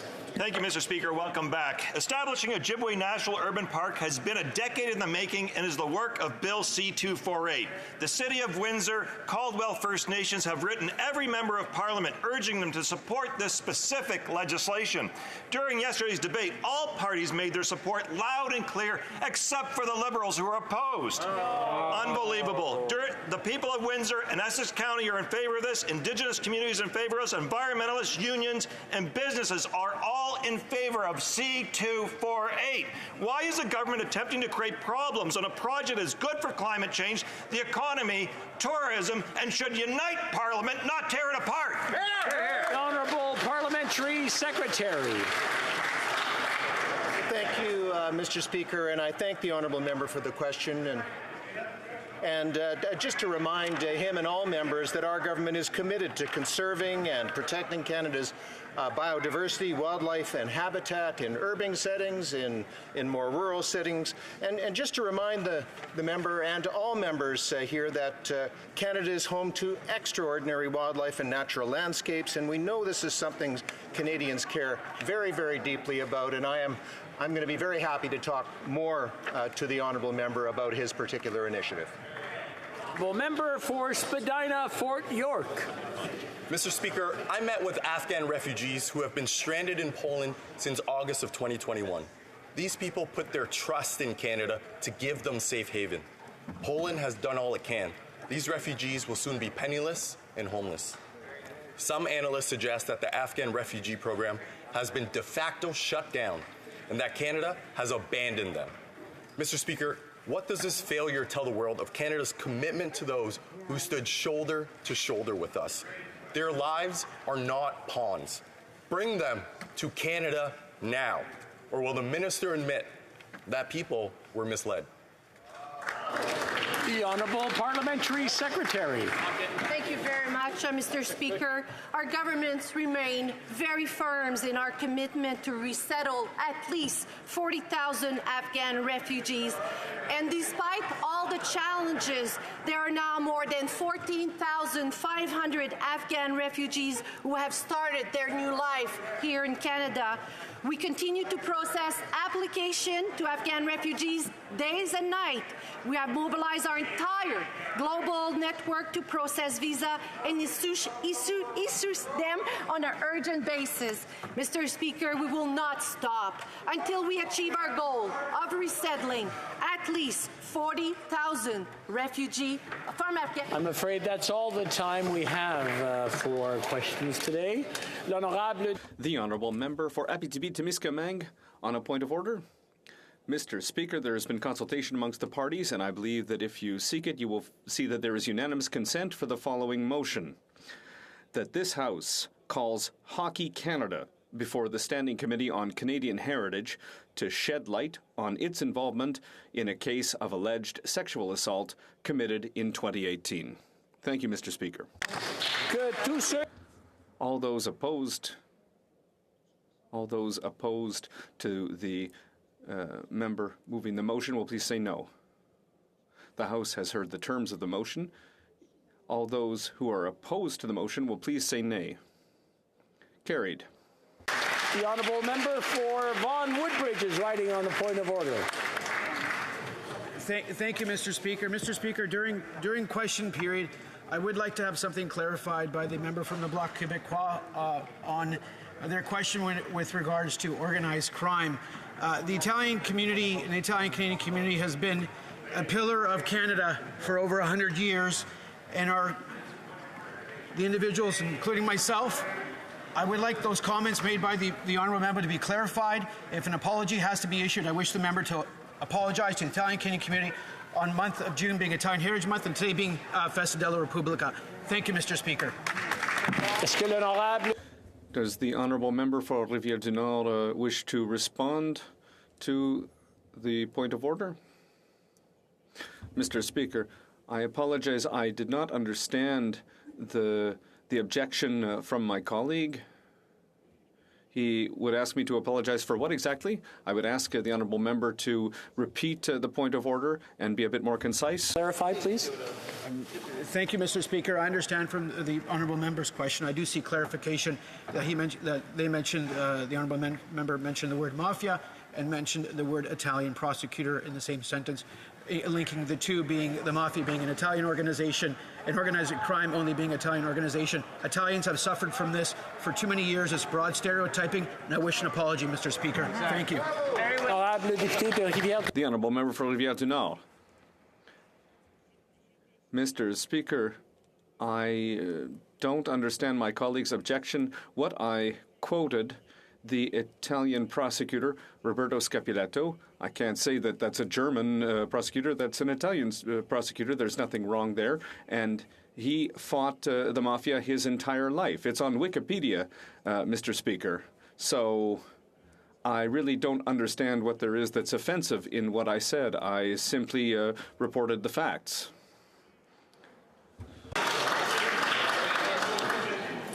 Okay.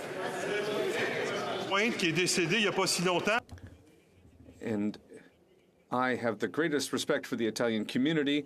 I feel at home in Italy. I love Italy, so I certainly had no intention whatsoever to insult Italians, but I certainly can't say that Prosecutor Scapiletto is of another nationality aside from Italian. That's the fact. The Honourable Member. Island is rising on a point of order. Yes, thank you, Mr. Speaker. The point of order relates to Standing Orders 16 and 18. We'll at some point today be discussing them. But it grieved me to see a whole class of kids, probably grades 3 and 4 from Oakville, Ontario, be subjected to the violations of Standing Orders 16 and 18 in a very raucous, rude, and on all sides, I suppose we'd have to say, heckling and yelling back and forth. Please, now that we're back in person in this place, consider the examples we set for school children who visit this place. Thank you.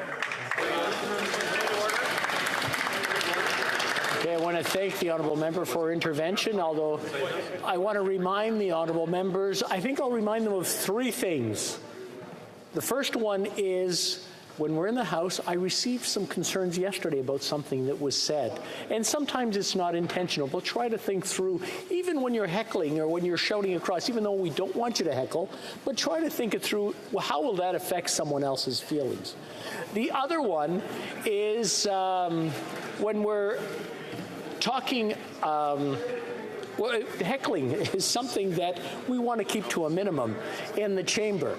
So please, it was a little raucous, but it wasn't so much heckling, it was just talking amongst yourselves, which is nice because you're talking. But if you're talking while somebody else is trying to answer or someone else is trying to ask a question, it makes it difficult for everyone else. And third, please don't refer to anybody in the gallery. You're not allowed to. That's not allowed in the standing orders. So, now we're going to continue. Oh, we have a point of order. I rappelle au règlement, l'honorable ministre de la... Point of order, the honourable member for Health. Thank you, Mr. Speaker. I have the honour to table in both official languages the first report on rapid testing for COVID.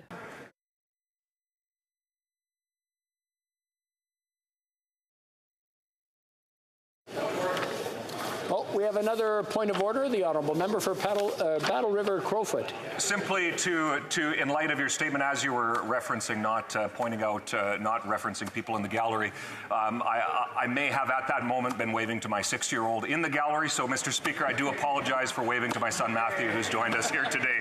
Hey. I want to remind the honourable members that we can't do indirectly what we can't do directly. The honourable member for Saanich Gulf Islands. Mr. Speaker, on my point of order, I do seek clarification. As I understand the rules, it is completely forbidden for a member to say what only the Speaker has the right to say. We recognize in the gallery so-and-so, the premier of such and such. But I want clarification that when I reference a school group, I'm not recognizing people in the gallery in any way that violates our rules. As I understand the rules, if I'm incorrect, I'd like to know. Thank you.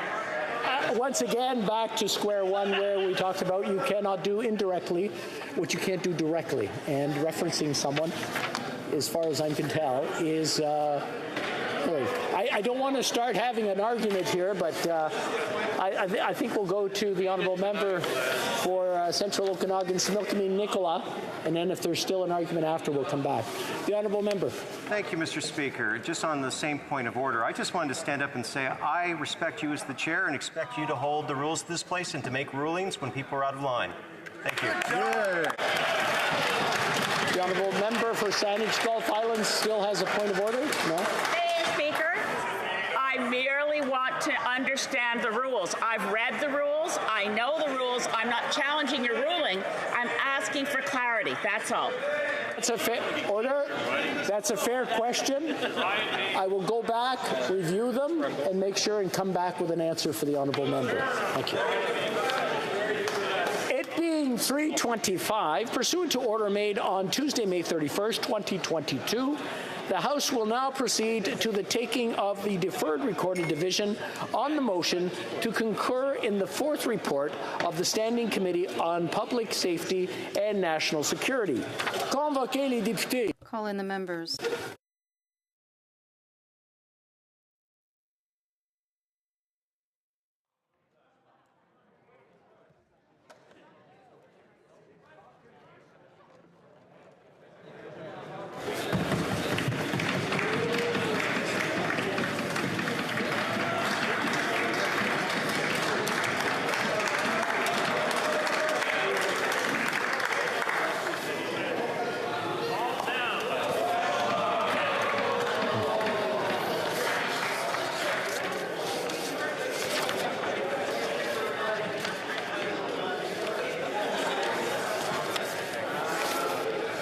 La question est la...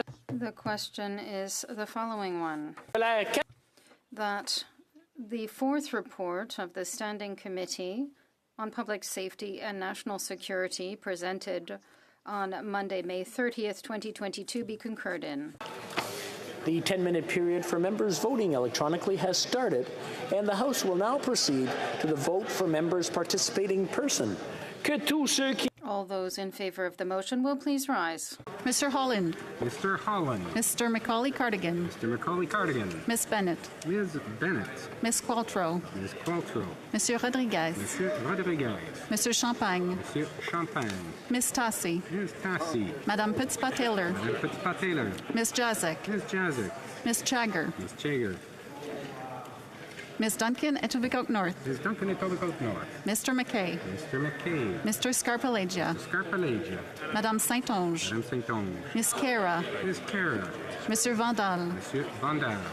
Ms. Murray. Ms. Murray. Ms. Gould. Ms. Gould. Mr. McKinnon-Gatineau. Mr. McKinnon-Gatineau. Ms. Ing. Ms. Ing. Mr. Hussain. Mr. Hussain. Monsieur Serry. Monsieur Serry. Mr. Casey. Mr. Casey. Ms. Vandenbeld. Ms. Vandenbeld. Madame Brière. Madame Brière. Mr. Biddle. Mr. Biddle. Mrs. Romanado. Mrs. Romanado. Mr. Lamoureux. Mr. Lamoureux. Ms. Sahota. Ms. Sahota. Mr. Oliphant. Mr. Oliphant. Mr. Ananda Sangari. Mr. Ananda Sangari. Mr. Duguid. Mr. Duguid. Monsieur Lauzon. Monsieur Lauzon. Madame Lalonde. Madame Lalonde. Miss Dillon. Ms. Dillon. Mr. Elsassi.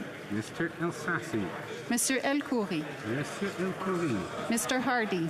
Mr. Hardy. Monsieur Yacono. Monsieur Yacono. Mr. Vancouverden. Mr. Vancouverden. Miss O'Connell. Ms. O'Connell. Miss Sachs. Ms. Sachs. Mr. May Cambridge. Mr. May Cambridge. Miss Suds. Ms. Suds. Mr. Baptiste. Mr. Baptiste. Miss Damoff. Ms. Damoff. Mr. Fragascatos. Mr. Fragascatos. Monsieur Drouin. Monsieur Drouin. Madame Martinez Ferrada. Madame Martinez Ferrada. Mr. Long. Mr. Long. Mr. Longfield. Mr. Longfield. Mr. McLeod. Mr. McLeod. Monsieur Robillard. Monsieur Robillard. Mr. Sarai. Mr. Sarai. Miss Sidhu Brampton South. Miss Sidhu Brampton South. Mr. Sarbara. Mr. Sarbara. Mr. Rogers. Mr. Rogers. Mr. Aldag. Mr. Aldag. Mr. Lewis Kitchener-Conestoga. Mr. Lewis Kitchener-Conestoga. Madame Mendez. Madame Mendez. Mr. Turnbull. Mr. Turnbull. Mr. Van Bynen. Mr. Van Bynen. Mr. Weiler. Mr. Weiler. Miss Bradford. Miss Bradford. Madame Châtel. Madame Châtel. Miss Hefner. Miss Hefner. Miss Thompson. Miss Thompson.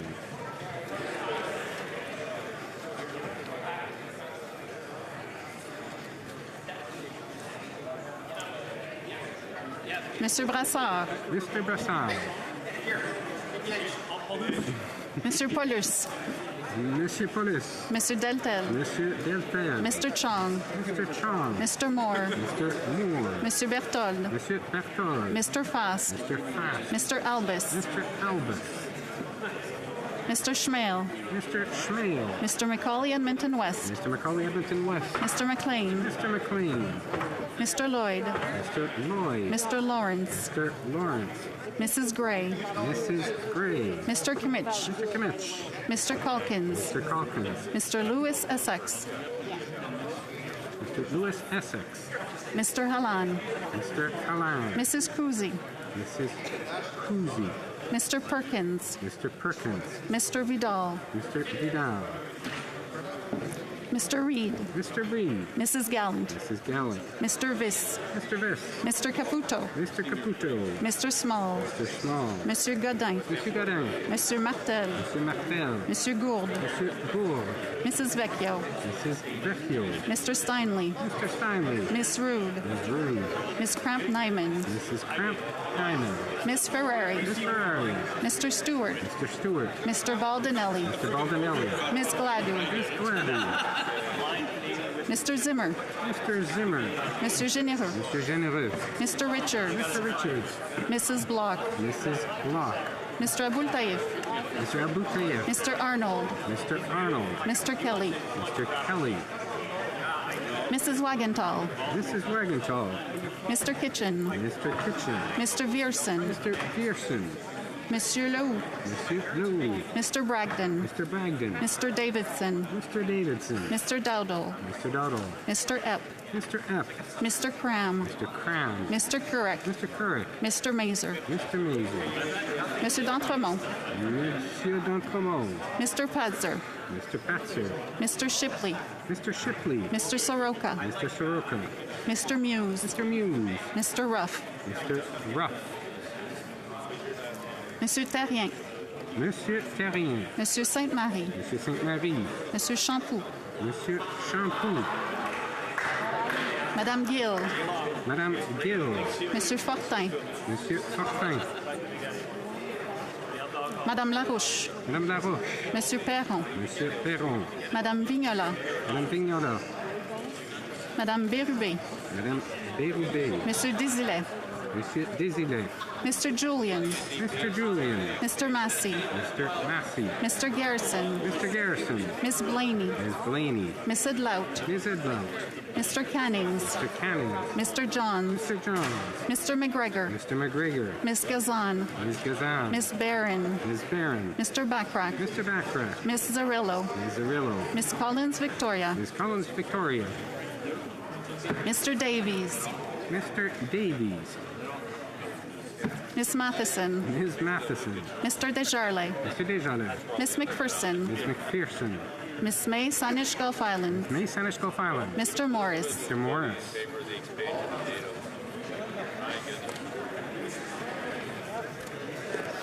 All those opposed to the motion will please rise.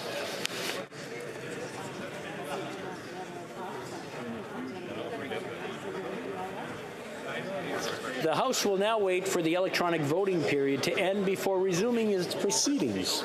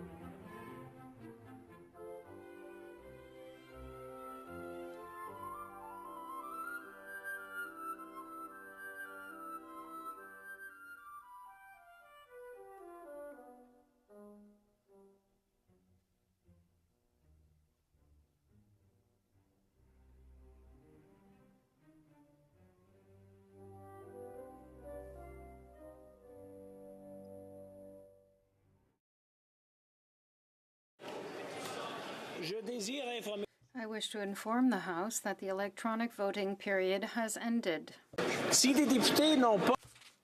If members were not able to vote due to technical difficulties, they may now use the raise hand function and the chair will recognize them.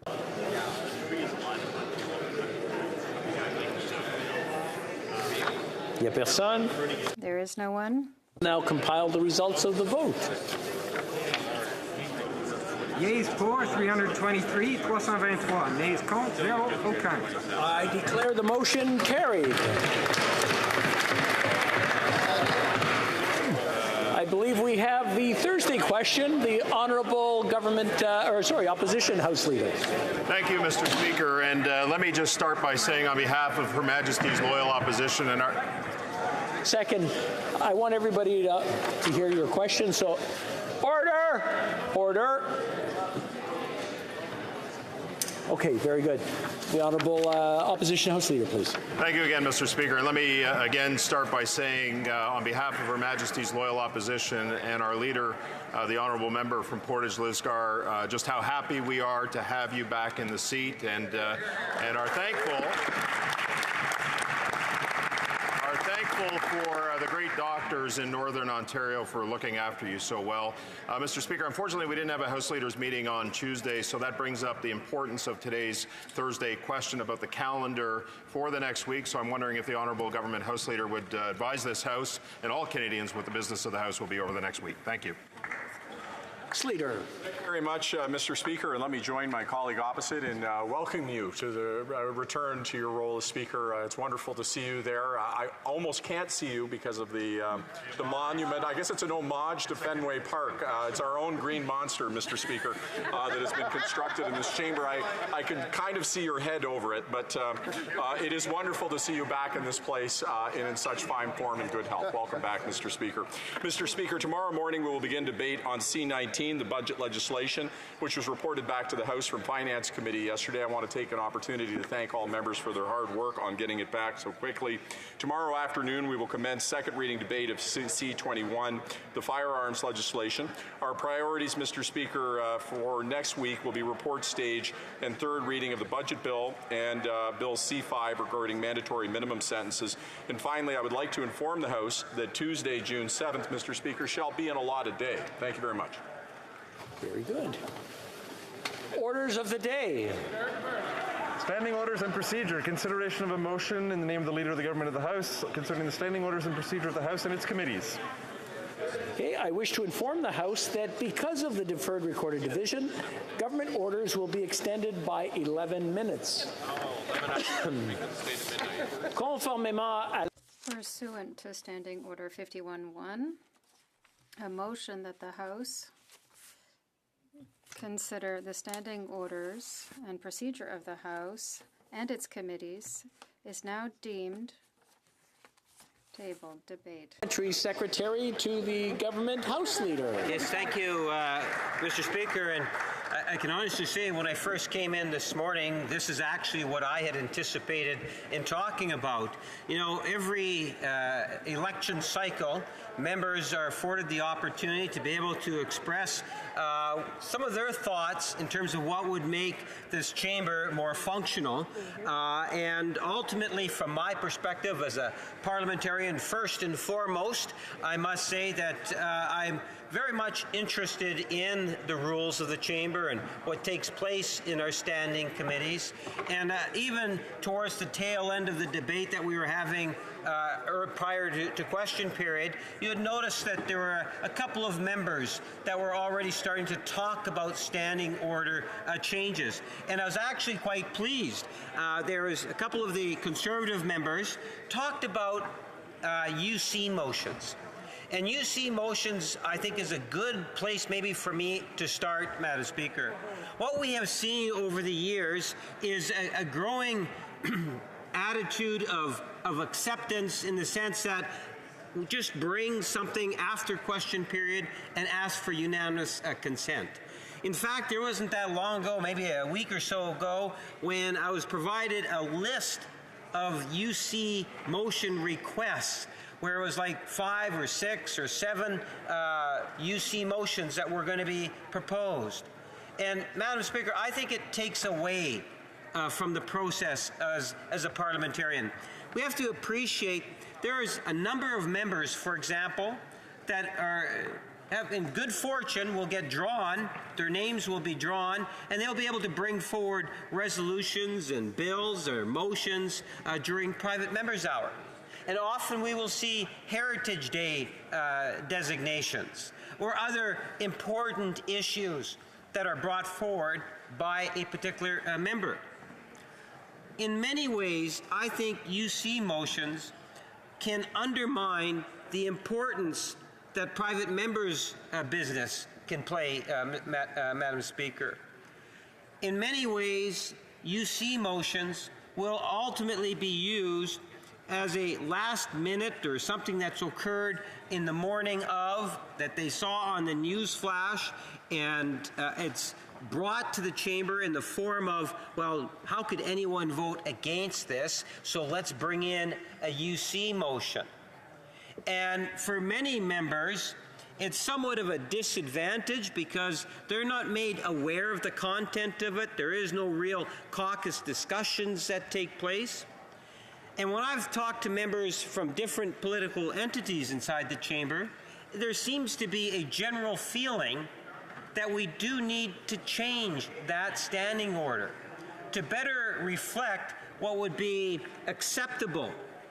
And this is where, you know, I appreciated the questions that were being, the statements earlier.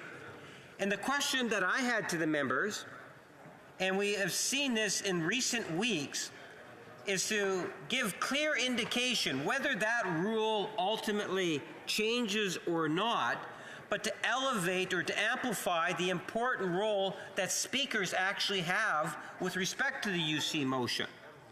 They do have the authority to take a look at what's being proposed, and in essence, if there's the feeling that it's not going to happen, that it's a last-minute thing, or there haven't been any real consultations, to refer to it back to the House indirectly or directly, as opposed to entertaining the motion. Because I really do believe it's one of the things that takes away from the individual member. Individual members have a responsibility to have at least a basic understanding of what's being asked of them. And how can you have that understanding if it's brought up at the end of question period and then you're expected to be quiet on it, Madam Speaker? Now, I say that knowing that many members, I believe, feel the same way I feel on the issue. And as I see a thumbs up, and I appreciate that. You know, so when I think of rule changes and standing orders, I know that there will be a number of members that will follow me that will share a personal feeling or a thought in terms of how a rule could be changed that they believe would be to the betterment of the chamber. So I would really encourage members, not as a partisan, but as someone that cares about how this chamber functions and how we can improve upon that, upon our rules, Madam Speaker. One of the things, for example, that I've always been an advocate for was the idea of a dual chamber. But my attitudes towards the dual chamber somewhat changed when I heard other members say, well, you know, do we really want to have a second chamber where you have the main chamber and then you have the secondary chamber, and you know, all the good stuff happens in the main chamber and the other stuff happens in the new chamber, and the other stuff as opposed to bad stuff, right? But the point is you have a secondary chamber, and another idea came out of it. The idea of, instead of having a dual chamber, why not designate Fridays as a debate day in which members can take any item that they want that's in second reading, whether it's private member's bill, whether it's a government piece of legislation, and they notify the speaker on the Wednesday prior, saying that I would like to be able to speak on such and such bill. That initiates the day on Friday as being a debate day. And again, then there would be no need to have a dual chamber. There is only one chamber. We can talk about major changes in rules such as that. Or you can talk about what I believe is a fairly straightforward rule change. How many inside this chamber, for example, would oppose the House looking at dress codes? I, for one, believe that a member should be able to wear anything he or she wants during making a member statement, an SO 31. If I want to come all dressed up in my Winnipeg Jets or my favorite football team uniform and without a jacket, without a tie, and be boastful so I can clip it and post it on Facebook as a big fan of my home team, I want to be able to do that, Madam Speaker. Some members are able to do that, but if you're a male, you can't do that. So there are some inequities within our dress codes. And having it modernized or updated, I think would be good. The real judge is the constituents in which we represent. You know, I would like to think the prestige of the chamber would dictate that people would dress appropriately, Madam Speaker. And that's one of those rules that I think is fairly widely accepted. Then you might have some standing order rules that are pretty much straightforward. You know, like every day I stand up and I say, well, Madam Speaker, I would ask that all questions be allowed to stand. And if I don't get it in time in terms of reporting my questions, well then, because let's say of a concurrence motion or some sort of a delay, well then you'll get a minister that'll have to stand. What about if it was closer to the top of the order paper, like of tabling of documents? It's a pretty straightforward request. It doesn't take away anything from government or opposition. It just allows for something to get done. You know, the idea of a Prime Minister's question period, I think there's a great deal of merit for it. Whether it's a Prime Minister or a Premier, when I sat in for many years in opposition, it's nice to know that there is a day that's designated or an opportunity where we as members are afforded the opportunity, because today I'm in government, who knows where I'll be 10 years from now. Might not even be a parliamentarian, Madam Speaker. But at the end of the day, I would like to think that, you know, there's something to be said about asking a question directly to the Premier or directly to the Prime Minister. And often, and I make reference to premiers because when I was in the Manitoba legislature, the Manitoba legislature looked, when we made a major overhaul, we looked at what Ottawa was doing. Ottawa has an important role that goes beyond just the rules of this chamber. I know that firsthand, where provinces will look at, and maybe in a question I'll give a specific example to that, Madam Speaker. We have an important role, and hopefully we'll be able to take advantage of it.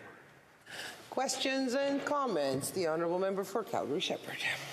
Thank you, Madam Speaker. So I just want to perhaps suggest to the member, when you talk about private members' business and how it was unfortunate that there are some members who have served in this House for perhaps a decade and never get an opportunity to table a private member's bill and take it through the entire process, I will bring up the experience of the former interim leader of the Conservative Party, former Minister Rona Ambrose, who until the very end, the last 18 months in her term, she was then able to have her private member's bill passed by this House.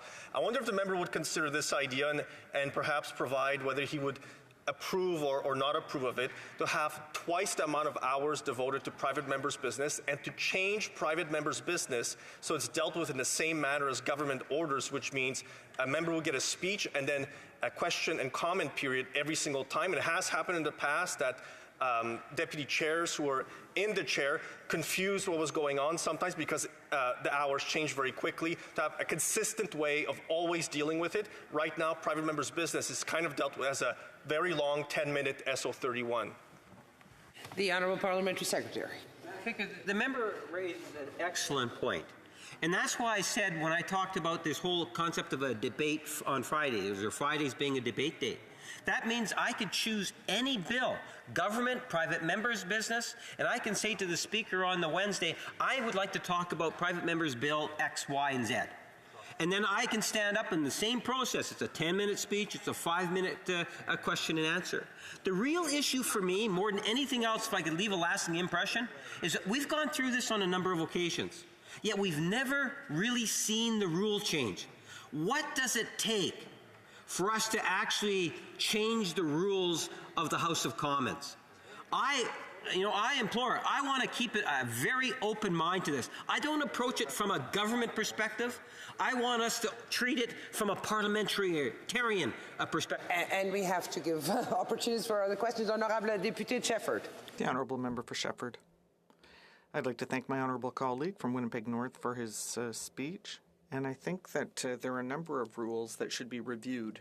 And I would like to hear what he has to say on a topic that we've often discussed together concerning prorogation and the amendment that could be made to avoid the abuse of prorogation, because we saw that in 2020 prorogation had a major impact in the midst of the pandemic, and the impacts on committees, because committees had been reconvened on an emergency basis, and that report fell. So we had to start from scratch. And so I'd like to hear what he had to say about limiting that power of prorogation so as it's not abused. I think the most important thing that I can say is that, as I indicated before, I'm approaching this whole idea of changes to standing rules as a parliamentarian first and foremost, someone that's been in opposition for over 20 years and a member of the government.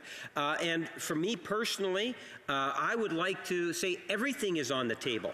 The idea is that we need to be able to come up with thoughts and ideas that will modernize our rules so that we can actually share them with other jurisdictions. I cannot emphasize how much of the potential Canada has, not only within our provinces, but I would suggest to you around the world in terms of the leadership role that we can play in ensuring a better and healthier democracy. And that's why I'm committed to do it, not as a Liberal Member of Parliament, but as a parliamentarian first and foremost. Questions and comments? The Honourable Member for North Island Powell River.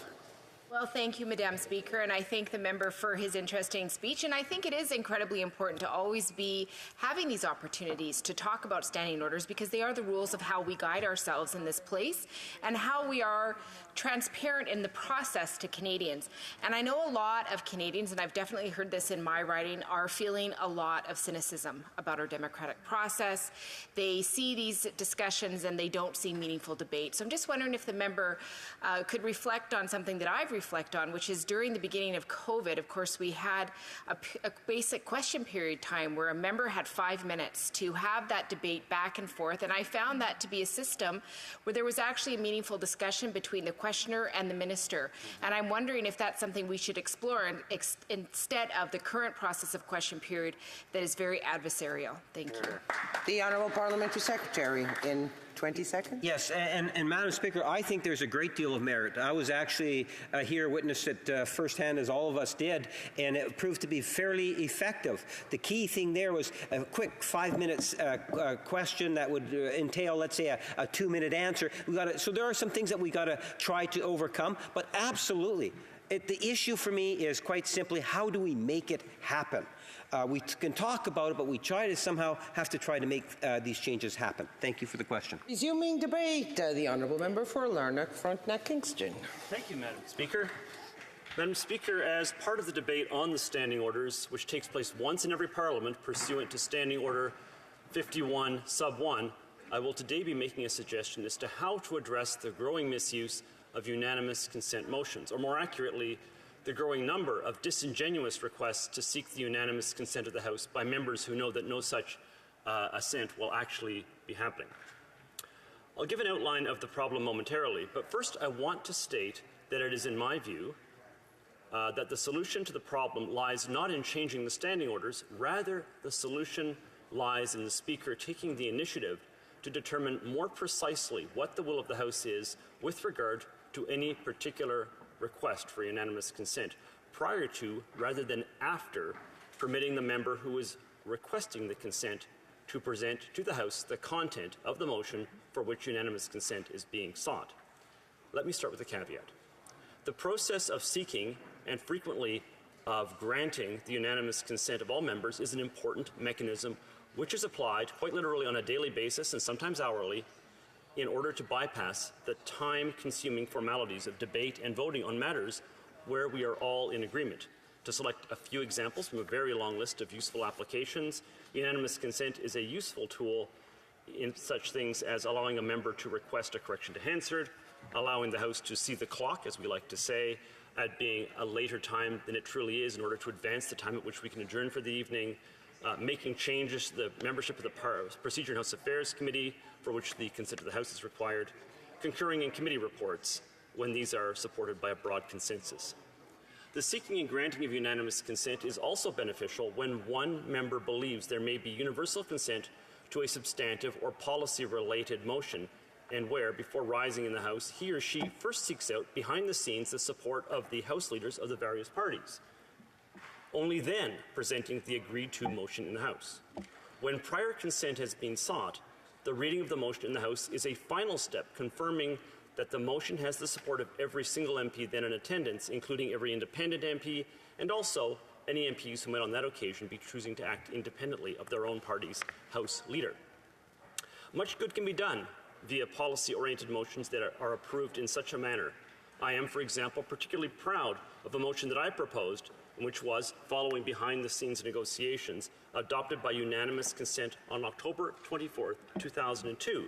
This motion, which called on the Prime Minister to request the release by China of a dozen Falun Gong practitioners, enabled Jean Chrétien to make this request more effectively than he could have done. And in the end, all of the prisoners were eventually released and came to Canada, where they have been model citizens. But now, let me turn to the misuse of requests for unanimous consent. Members will frequently rise in this place, particularly in the hour just after question period, when the media is most likely to be present in the gallery, and will request the unanimous consent of the House for motions which have not been consented to in advance by the House leaders of the recognized parties. Sometimes this happens after a failed attempt to win this support, and sometimes it happens when no meaningful attempt at all has been made at consultation, and certainly too little time for the House leaders to consult with the members of the respective caucuses on whose behalf they speak. Here's how this works. A member will rise and typically, although not universally, will give a preamble, which, without quite passing the point at which the member would be regarded as misleading the House, which is, of course, a severe offense with real consequences, gives the false impression that the right kind of consultation has taken place. The preamble typically goes like this, quote, Mr. Speaker or Madam Speaker, there have been discussions among the parties, and if you seek it, I believe you will find unanimous consent to adopt the following motion, end quote. Because the Speaker cannot be sure whether or not the member is stretching the truth, the whole House, therefore, is compelled to listen to the member giving a policy statement at a time when other business was scheduled for discussion. As the text of the motion becomes clear to the whole House, other members will sometimes call out their opposition to the motion, and only at that point is the Speaker empowered to interrupt and silence the MP who moved the motion. The various chair occupants are clearly frustrated by this. Here is what the Deputy Speaker said 2 weeks ago on May 16th. As some members called out no, the Speaker rose and said, quote, I am already hearing some nays. There is no consent. And then the Speaker added, I want to make one comment on this. Unanimous consent motions are being abused in the House of Commons. I urge each and every member of the House of Commons to use statements by members, SO31s, to get their points across rather than using unanimous consent motions as they are being used today, end quote. Well, if the Speaker was frustrated on that day, I can only imagine what he must have felt on May the 3rd, when, starting at 3:15 in the afternoon, a series of 11 requests for unanimous consent were presented and rejected by various MPs, wasting a considerable amount of time. Finally, on that day, the Deputy Speaker rose, expressed his frustration at the fact that prior consent was being implied when none had actually been achieved, and encouraged the respective House leaders to discuss the subject at their weekly in-camera meeting later that afternoon. Based on what we have seen since May the 3rd, it seems safe to assume that the House leaders have not been able to resolve the matter internally. So now let me suggest a solution that could be implemented unilaterally by the Speaker. and which would augment the Speaker's ability to carry out his or her vital role of serving as the most immediate or proximate vehicle by which the House can express its will. It would work like this. Number one, a member rises and begins the usual formulaic statement. Mr. Speaker, there have been discussions among the parties, and if you seek it, I believe you will find unanimous consent to adopt the following motion. Number two, rather than allowing the member to proceed further, the Speaker would at this point interrupt and say, quote, is it the case that the honourable member has gained the consent of the House leaders of all recognized parties to the exact wording that the member is about to propose? 3. At that point, any member who has actually won the support could truthfully say yes and simply carry on as at present. But number 4, any member who has not yet won the support of all House leaders would have to say no, at which point the Speaker would state, quote, in that case, I encourage the member to seek the consent and to return to the House when the support of the House leaders has been achieved, end quote. And the Speaker would simply move on to other business. Number 5, of course, in theory, the member could lie and claim that the consent of House leaders has been achieved, but this would be an unambiguous attempt to mislead the House, and the penalties for doing so are so severe and so immediate that no sane member would attempt this tactic, and even an insane member would do it only once. Members could also, I suppose, attempt to dodge the Speaker's question, waffling and not quite saying yes or no, but this too will fail as long as the Speaker stops them sooner or later by restating, quote, it is not the practice in this House for requests for unanimous consent on substantive motions to proceed unless the mover first clearly states that he or she has received the prior consent of the House leaders of all recognized parties, end quote. The key point here is to prevent the member from reading out the substance of the motion unless the member has truthfully stated that the triggering condition has been met. Once it is clear that the ability to read out an out-of-order policy statement has been lost, 2 things I predict will happen. 1, most such attempts will simply stop. 2, in order to avoid being interrupted by the inevitable question from the Speaker, members who actually do have the required level of House leader consent will learn to say something along these lines. Quote, Mr. Speaker or Madam Speaker, I rise to seek the unanimous consent of the House to the following motion, which has been agreed to in the following words and in both official languages by the House leaders of all recognized parties, or something like that. Let me now state an important caveat. For this process to work and also to not hinder the appropriate use of motions to seek unanimous consent, it would have to remain possible for any member to continue to rise, as at present, to seek the unanimous consent of the House on a purely procedural matter, such as seeing the clock, correcting a factual error unanswered, and so on. Such interventions are easily distinguished from attempts to gain the consent of the House to a policy statement, so there is no need to make any change to how the Speaker responds when a procedural matter is raised by a member. And it is also impossible in practice to start by pretending to raise a procedural matter and then to switch over to a request for unanimous consent on a motion regarding a substantive policy issue without triggering the formula that I have proposed. Thank you very much, Madam Speaker. I look forward to answering questions on this. Thank you to the honourable member. Questions and comments. The honourable parliamentary secretary to the government House leader. The honourable member for Waterloo. Thank you, Madam Speaker. I appreciate the opportunity to be able to ask our colleague across the way just his thoughts on some of the comments that were shared earlier in regards to increasing the amount of debate, whether that be in the way of a dual chamber, whether that be in a way of a day of debate Fridays, just to ensure that more members can actually share the diversity of the perspectives of their constituents, considering this is the House of Commons. Would love to hear his thoughts on that. Thank you, Madam Speaker. For Leonard Frontenac Kingston. I do think that more debate is helpful. I think that the great struggle we have here is between the desire to have fuller debates, more potential for meaningful exchange, and the fact that it takes time. We're constantly time-starved here. So there are a number of different possibilities. I'm not sure I want to recommend one or even to suggest that only one is the right thing. The issue of a dual chamber, a second debating chamber as they have in the UK and Australia, might make sense if the House thinks so. But let's say we went down that avenue. I would still say that having longer sitting hours is a reasonable thing to consider. One thing the member did not suggest, but I think it's reasonable, is sitting more weeks a year. We sit 26 weeks a year. There are 52 weeks in a year. That means there's 26 additional weeks. Look back at our history and you'll see we regularly sat in the summer, and as recently as the first year of the pandemic, we did so again. It's not the end of the world, especially now that hybrid sittings exist. So I would suggest that that's another option that could add substantially, and it is probably the easiest of the various options to fit into the system that we now have. Thank you, Madam Speaker. The Honourable Member for Beauport-Limoilou. Thank you, Madam Speaker. I appreciated particularly the final point made by my colleague concerning unanimous consent motions. Would it be not less complicated to simply say, Mr. or Madam Speaker, I hope that we will have unanimous consent, and then move ahead with the motion? For Lanark, Frontenac, Kingston. Je pense que non. Well, I don't think so, because the difference between what my honourable colleague has suggested and my suggestion is simply that I proposed that the Speaker be able to have the power to stop the member speaking before they express their point of view, their idea, an idea for which there is not unanimous consent from the House leaders,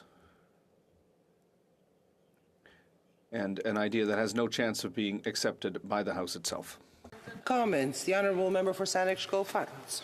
Thank you, Madam Speaker. And I so enjoy my colleague from Lanark, Frontenac, Kingston. He's a true champion of democracy in this place.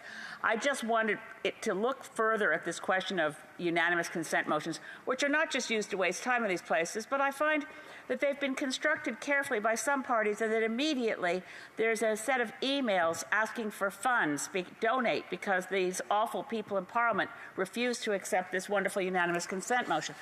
I just wanted to ask him to consider the role of an MP such as myself in a party that is not one of the recognized parties, but it is unanimous consent. We have the right to say no, and some parties in this place fail to ask ahead of time, and then I'm forced to say, I didn't even hear what it was. I can't agree to it unless I see it.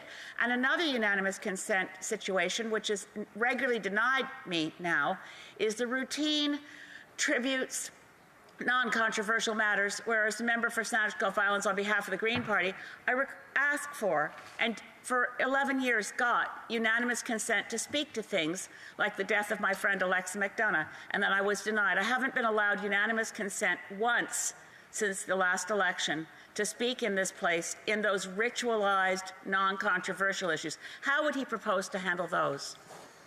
The Honourable Member for Lanark, Frontenac, Kingston. First of all, I did not know that the Honourable Member was denied the ability to speak on the passing of Alexa McDonough. That is a real shame in and of itself. Alexa McDonough was a great Canadian. I think the answer to this would be something like this. The issue of what constitutes a recognized party is a matter where the number is settled at 12. I know that my colleague would say it should be set at a different level, and that's a reasonable item to discuss. I do think the idea of simply trying to deal with things behind the scenes in advance makes sense. We don't waste the House's time. We also don't facilitate the production of a motion that is intended to fail for fundraising purposes. However, I have to tell you that the mysteries of online fundraising and how to resolve the issues that are involved with that are well beyond my pay grade, rest assured. Resuming debate, the Honourable Member for Beauport-Limoilou. Thank you, Madam Speaker. Now, Madam Speaker, everywhere that I've been in my life, there have been moments where we've come together to discuss policies, rules, and things that we might wish to change within the organization or the business. It's something that should be done. It's healthy to do it. And there are some phrases that I find difficult to understand, however, and one of those that I've heard is, well, we do this because that's the way we've always done it. Now, if over the millennia humans had always used that logic, well, we'd still be living in caves covered in skin clothing. Questioning how things work, seeing where improvements can be made, and suggesting improvements and implementing them are all parts of a healthy process, a healthy way of working. So I'm very happy that Standing Order 51 allows the House to begin this process. And I say begin, and that's a word that I'm going to come back to later in my speech. During the Bloc Québécois Opposition Day on Prayer on May 10th, a number of people in this House criticized the Bloc for taking an opposition day to talk about prayer. Now, according to many, this was a futile discussion. When people in this House get up in arms about a subject, it sends the message that this is a subject that they really care about. How can a subject that is so close to so many people's hearts be considered futile? I would ask that question. These are the same people who suggested that we bring up the subject of the prayer on Standing Order 51 Day, and well, that's what I'm doing. So my first suggestion is to amend in Chapter 4 of the Standing Orders, Standing Order 30, Paragraph 1, and subsequently Paragraph 2. Subsequently, my suggestion would be to replace those with 1. The Speaker shall reserve a moment of silence per personal reflection and reflection with due regard for the beliefs of each person on each sitting day before the House begins its proceedings. Now, given that Paragraph 2 refers to the prayer by saying that we have to start work after the prayer, it would say that we would start work after the moment of reflection. This is not a major change. Each and every member would be able to follow their conscience, their own beliefs, and their faith. And so this would allow us to respect everyone present here in the House by not imposing on them a prayer that may or may not be in keeping with their faith and convictions. It would also be a way to show to the public that regardless of a person's faith or beliefs, the House and its representatives work for everyone, not just for those who feel comfortable with one particular religion. In this case, the prayer clearly refers to a Christian God, and the wording suggests Anglicanism in particular.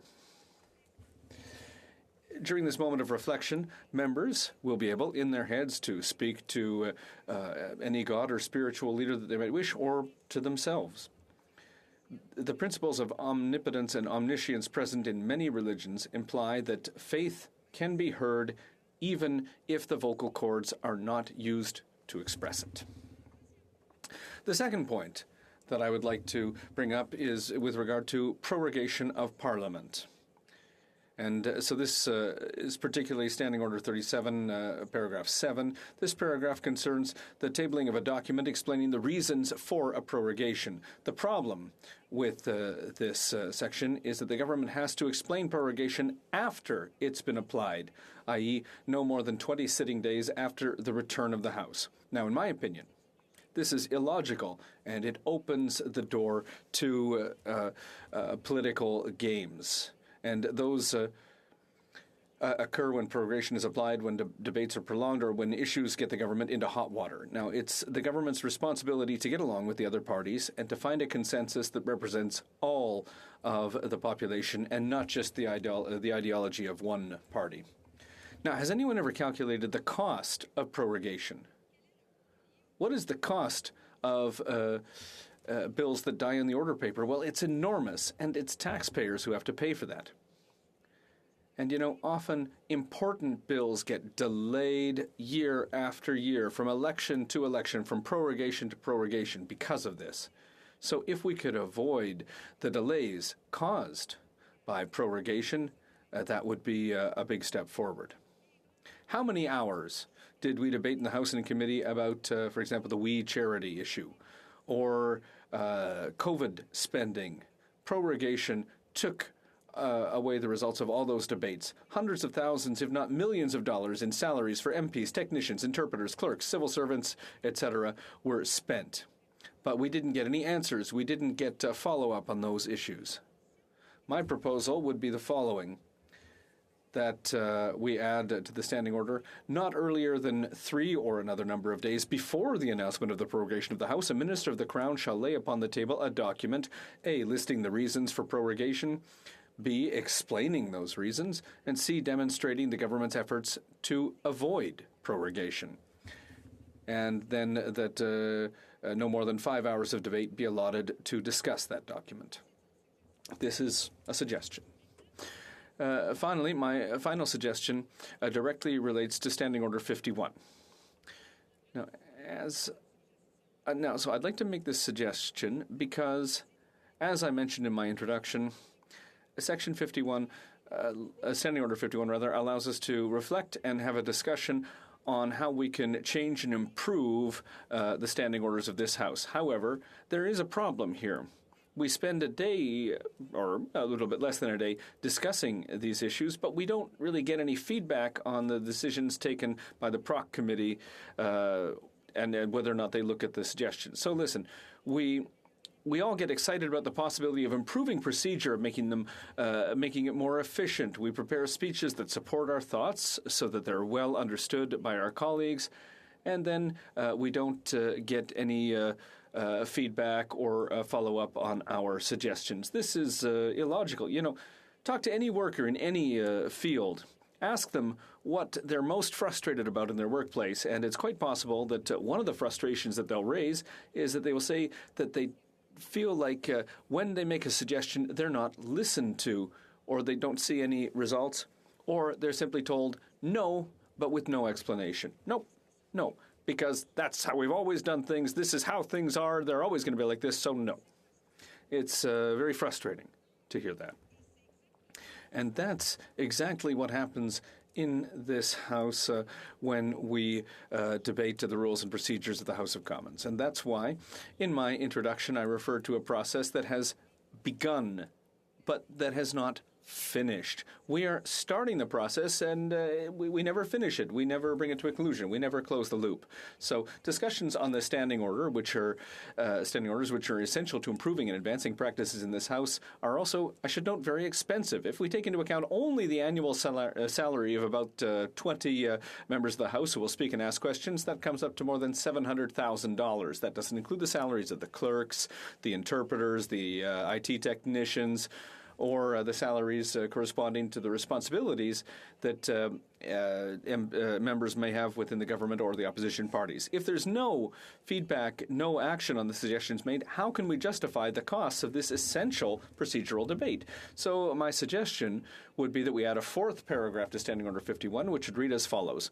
Not later than 45 sitting days after the day designated for the House to consider the standing orders and procedures of the House and its committees, the Standing Committee on Procedure and House Affairs shall report to the House on the decisions taken, including the rationale or reasons for those decisions, with respect to suggestions made by members on the said designated day. Let us be meaningful, consistent, and effective in our actions. That's why I'm opposing this amendment to Standing Order 51.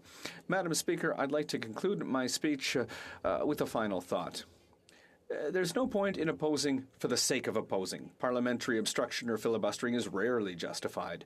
These practices are costly and represent a real waste of time and money, but also a waste of talent, the talents and abilities of everyone present in the House and in committee.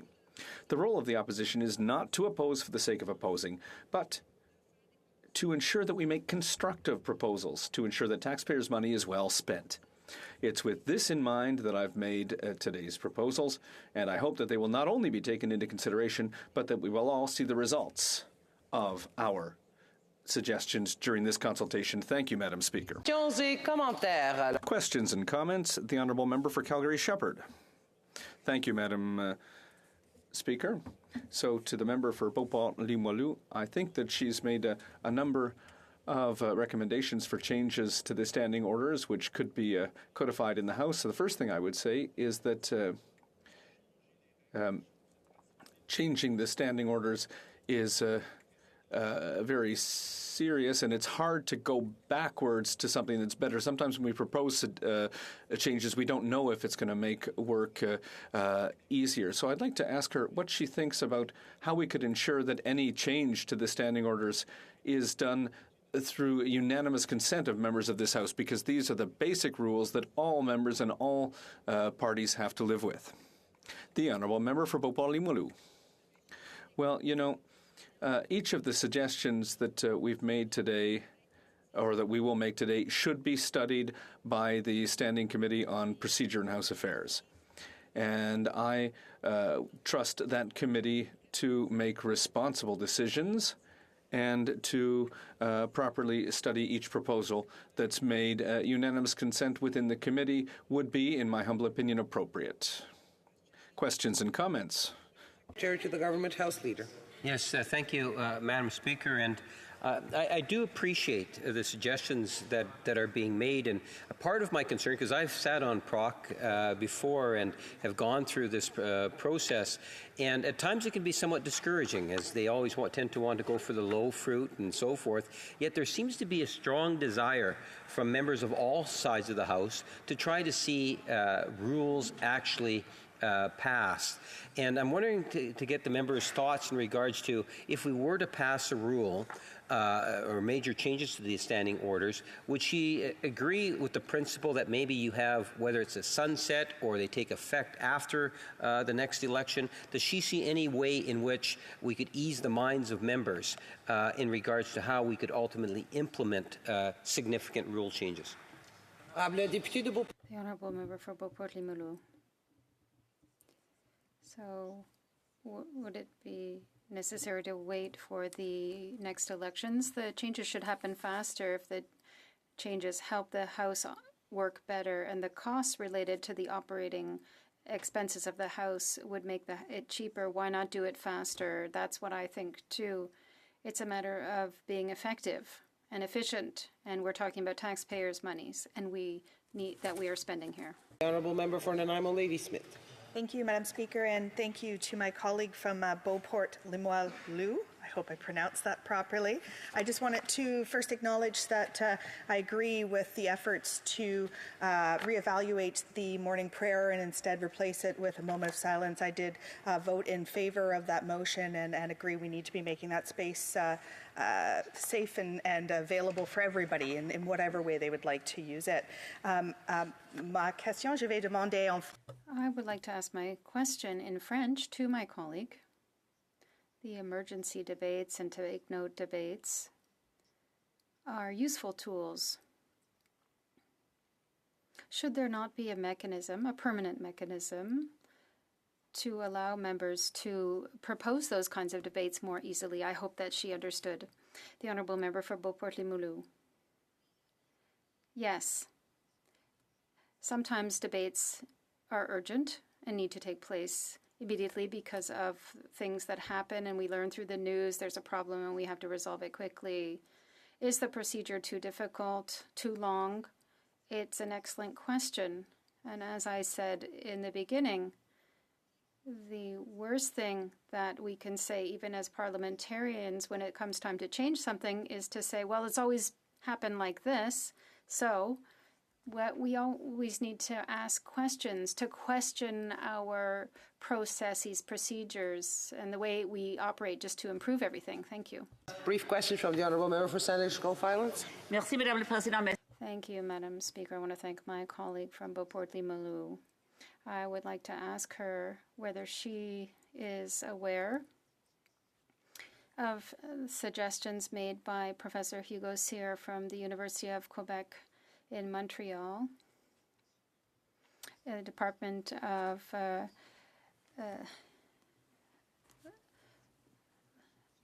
Legal Sciences, if there is a mandatory vote in the House before a Prime Minister calls for a prorogation. The Honourable Member for Beauport-Limoilou, 10 seconds. I don't know the proposal, but I think it's interesting because the Prime Minister and the government doesn't only represent their party, but all the parties represented in the ridings. So it's an interesting proposal. Could be studied. Thank you. Reprise du débat. Debate, and the Honourable Member for Cowichan, Langford Malahat. No, Malahat. Thank you very much, Madam Speaker. And first of all, I just want to start off by recognizing what a privilege it is to be able to serve as a member of Parliament in this place. It's an honor that I've had since 2015. And to the constituents of Cowichan, Malahat, Langford who are watching today's debate, I know it can seem a lot like inside baseball. We're talking about the standing orders of the House of Commons. It's not always the most riveting of subject material. But what I will say to them, Madam Speaker, is that this debate is important because The standing orders in this place is what allows us as their elected representatives to do our job effectively. And I want to approach today's debate from the perspective as a member of the opposition, because I think for members on this side of the House, the standing orders sometimes take on supreme importance, especially in the context of a majority government, as I experienced during my first 4 years here. But also in the context of a minority parliament. It's what gives us a structure, some semblance of reliability on what our day will be like, and the tools that we can use to try and push different agendas. I think it's many members will agree with me in that in this place, time is our most valuable currency. And once spent, you don't get it back.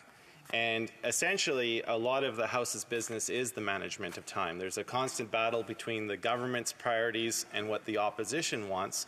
And sometimes those can lead to some pretty epic clashes. I've been witness to those over the years. But you know, I can remember my first experience coming into the original House of Commons in Centre Block in December of 2015. I had just had my orientation session, and I was walking down the hallway on a lunch break, and the security guard there saw me just sort of wandering around aimlessly and said, well, you know, do you want to go inside the chamber? And I said, can I? And she said, well, yes, you're a member of Parliament. Just tell me when you're finished and I'll lock the door. So my very first experience, not being in the gallery, but being actually in the chamber in Centre Block, was to have that entire chamber to myself, to just sort of feel the weight of history. You could almost, you know, reenact the famous debates that have happened in that place, the great moments of Canadian democracy. And then, of course, when I received my gigantic green book, Procedure and Practice, you know, a lot of my parliamentary colleagues will acknowledge that I'm a little bit of a geek on procedure and practice. I haven't had as much time as I would have liked to in recent days to devote to that, because my critic duties are keeping me quite busy, but I've always been interested in the mechanics of how this place has worked. And so I want to take this opportunity to both draw on the experience that I've had over the last 6.5 years to maybe suggest ways that the Procedure and House Affairs Committee can maybe take some of the substance of today's debate and make some improvements to how we operate in this place. So I just want to start that off with a nice quote from the great Stanley Knowles when he gave a speech to the Empire Club in 1957. Madam Speaker, he said, quote, "It is the opposition's right to insist at all times on the full protection of the rules of debate. The government is entitled to that same protection, but in addition, it has its majority with which to establish its will. The opposition has only the rules for its protection. Hence, the authorities on parliamentary procedure emphasize the greater importance to the opposition of the only protection it has, the protection of the rules," end quote. So that I think sets the context of why from this side of the House, this debate probably takes on a little bit more importance, especially when we do have those majority governments. I think speaking on the time as a currency aspect, we all have great ideas for legislation. The government absolutely does monopolize most of the time with government orders, but we have had some tremendously good ideas coming from members of the backbench on the government side, but also on the opposition in the form of private members' business. And I think it is to our great loss that we do not spend more time discussing private members' business. So one thing I think the Procedure and House Affairs Committee should take a look at is, I think, trying to carve out more time in a sitting week to debate private members' business so that we can get a full spectrum of ideas, get them their airing, and really encourage those ideas to come forward and have that substantive debate. You know, in the 42nd Parliament, I drew position 159, so it took me 4 years just to get to the first hour of debate. I was substantially more lucky in the 43rd Parliament, being in the top 30, and I think in this one I'm in position number 94. So it's all luck of the draw, But if we had more time each week, more members would have that opportunity to put forward their ideas. And I have heard in previous speeches, I would like to see more importance attached to PMBs so that when they go to the other place, I know we don't have control over the rules of the Senate, but at the end of the 42nd Parliament, we did see a lot of very good private members' business bills from the House unnecessarily held up, and I think that was shameful to the democratic process. I would also like, Madam Speaker, to see maybe giving members of Parliament the opportunity to launch take-note debates based on their petitions. We know that petitioning the Crown is one of the oldest practices in our system of Parliament. In fact, if you go back to the days of the 13th century monarch Edward I, this was a way for the commoners to petition the Crown their grievances. And the substance is still very much the same. We as members have the opportunity to stand in this place, make a short introduction on the nature of the petition and what people are asking for. But it would be great that if after we get a government response to that petition, sometimes they're quite unsatisfactory responses. And it would be nice to see us have the opportunity to pursue the government's response in a more fulsome way and making sure that we can debate it. The other thing, question period. I often joke with my constituents that question period is an hour of my life I will never get back each day I'm here. It's just a fact. The 35 seconds you have to pose your question and the 35 seconds the government has to answer, it does not lend itself to credible debate in this place. And I think, we had a unique time in the early days of the pandemic in 2020 when we had the COVID-19 committee, of which all members of the House were a member. It was basically a super committee of the whole. And we set up a system where, like in committee, you could have 5 minutes with a minister of your choice.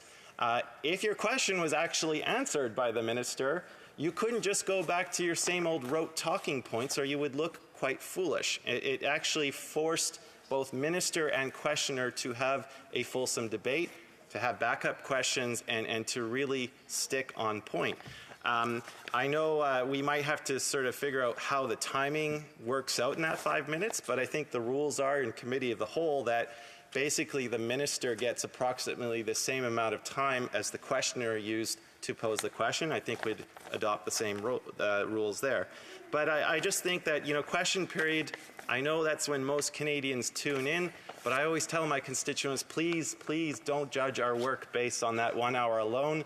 I know the rest of the work that we do is not as interesting and doesn't have the same kind of fireworks, but is far more substantive. And I think there's just a real opportunity for reform. On the other side of the thing, we do have the ability during adjournment proceedings debate to follow up on questions where we felt the answer was not satisfactory. So either we reform question period to give a little bit more exchange, or we give more time to adjournment proceedings so that we're not limited to just 3 per day. I know time is a valuable thing in this place, but we could find opportunities to schedule that. And knowing I'm running out here, Madam Speaker, I'll just end on this. I think we need to have a serious conversation about how we make this place more family-friendly. We have found through the pandemic that we can operate in a hybrid fashion. I certainly, speaking for myself, I do enjoy being back here in person. I love seeing my colleagues in person. But I also want to recognize that we're trying to encourage more people from different backgrounds to come to elected politics. And the way you do that is you make it more family-friendly. You show young women, you show young men, those with families, those with different life circumstances, that they can come here, they can serve, whether it's in person or online. I think that is a healthy thing for our democracy, to try and make sure that we build a legislature that's reflective of what Canadian society looks at. Thank you very much, Madam Speaker. I'm pleased to have had the opportunity to make these remarks. Questions and comments. The Honourable Parliamentary Secretary to the Government House. Yes, thank you, Madam Speaker. And I can understand the appreciation in terms of why it is we look at question period, but I just raise it for a quick point, and that is, under the suggestion of 5 minutes, you'd probably get 10 questions versus 40 questions, and the demand for the number of questions is quite high. I think maybe it is the adjournment proceedings that we could possibly further explore, or other ways in which we can do it. Interesting enough, in Manitoba, we actually copied the idea of the shorter questions and answers here in Ottawa, because we had 5 minutes. Actually, I think it was kind of unlimited, and you'd get a question that would go 4 or 5 minutes long, and then the answer would be 4 or 5 minutes long. And people say, well, question period's already come to an end, and only a few people have asked questions. So, it's that trade-off. I like the adjournment motions. My question to the member is, in regards to, I raised the idea, if you had a choice, you want to increase debate. If the member could choose, and you can think about it, from 8 o'clock in the morning till whatever time, 8 o'clock in the evening, on a Friday, all you have to do is notify the Speaker on a Wednesday that, look, I want to speak on Private Member's Bill X, or I want to speak on government, as long as it had second reading or even possibly third reading. Then you have a full day in which you could speak to the bills and the legislation that you want, a full 10-minute speech, 5-minute answers, just to get his thoughts on that versus having a dual chamber. The Honourable Member for Cowichan, Malahat, Langford. Yeah, absolutely, Madam Speaker. I'm open to all ideas on this, and as we all know, I mean, Friday we sit from 10 until 2:30. It's for people like me, my riding is about as far away from Ottawa as you can get, so that's valuable time for me to be able to get back to my riding, spend time with my family and with my constituents. But if there are Fridays when I am staying here in Ottawa, and if I was able to give a signal to the chair, to other members of this place, that I wanted to debate a certain private member's bill, we can find a way to schedule that, and we could probably make up the time past 2:30 to maybe schedule 2, 3, or 4 private members' bills. So any opportunity, I'm flexible, just as long as we agree on the premise that more private members' business does need to find time to have debate in this place. Questions and comments. The Honourable Member for Calgary-Shepherd. Thank you, Madam Speaker. I like the member's idea on adjournment proceeding, but I think it should be moved to earlier in the day, should actually follow question period, and should be shorter. And perhaps the system could be like either a random draw done by the Speaker right away through the clerks, or first come, first serve, whatever that is. I wonder if the member could comment on that part. It would be just like a continuation of question period, perhaps just in a longer format. That way, members don't have to stay till the very end of the night, and parliamentary secretaries don't have to spend the entire day and hoping for the member to show up. And the second part about making this place a family-friendly environment, I wonder if the member could comment on pairing, because I know everybody seems to sometimes like the voting app until it doesn't work in your case because you've grown facial hair and it doesn't recognize you. Then you got to call in just to make sure your vote is counted. More a problem for the men in this place. There's a specific one I'm thinking of who continuously has problems with the voting app because he's let his beard grow out. But we already have a tool that has existed for hundreds of years, a tool that was actually, frankly, used extensively during World War II to ensure members would be able to vote. Right now, it's connected since 1992 to the whips. There's a binder on the desk for the table officers where a member can pair their vote and signed off by the whip. I wonder if the member could perhaps speak to that use of pairing instead of continuing with the voting app. Or for Cowichan, Malahat, Langford. Thank you. Just on the first part, I will share a rare moment of sympathy for parliamentary secretaries that do have to stay, because we do know, Madam Speaker, especially when at this time of year in June, otherwise known as silly season, sometimes the House is sitting until midnight, so parliamentary secretaries have to be there and ready, possibly to stay until 12:30. But yes, on his question, and I do like his ideas about adjournment proceedings. If we could find a way to maybe schedule that after QP, that's great. We're all here during the middle of the day. On the voting question, I'm not sure if I'm going to land on one side or the other, but as long as we agree to the premise that we're going to try and make this more family-friendly, a more inclusive environment, I'm open to a more in-depth discussion at the Procedure and House Affairs Committee on what that would look like. But I think we should approach that debate with an understanding that we need to find a way to get more people to participate. Because right now I think they look at what the House of Commons schedule is like, and they just don't see how they could manage that with their family responsibilities. And that's something I think we hopefully can all agree needs to change in this country. It is my duty, pursuant to Standing Order 38, to inform the House that the questions to be raised tonight at the time of adjournment are as follows. The Honourable Member for Edmonton Strathcona, Immigration, Refugees and Citizenship, the Honourable Member for Kitchener Centre, Seniors, the Honourable Member for North Okanagan, Shuswap, Taxation. Resuming debate, reprise du débat, the Honourable Member for Saanich Gulf Islands.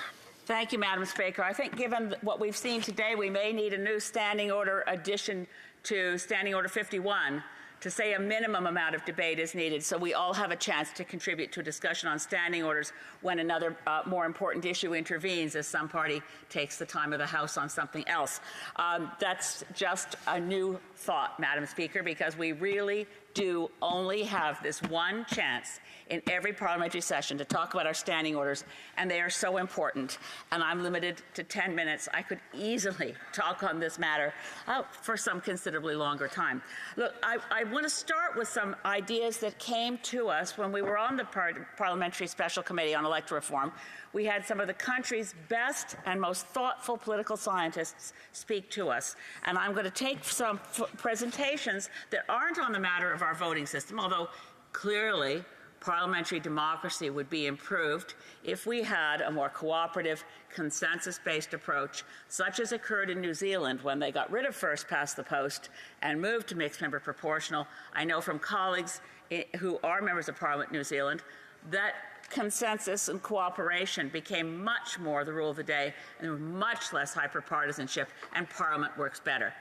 But I want to point to some recommendations that came from Professor Hugo Cyr from the University of Quebec at Montreal and Professor Emeritus Peter Russell from U of T. And one was from Professor Cyr. It may strike people as an unnecessary change to our standing orders, but I think it's important.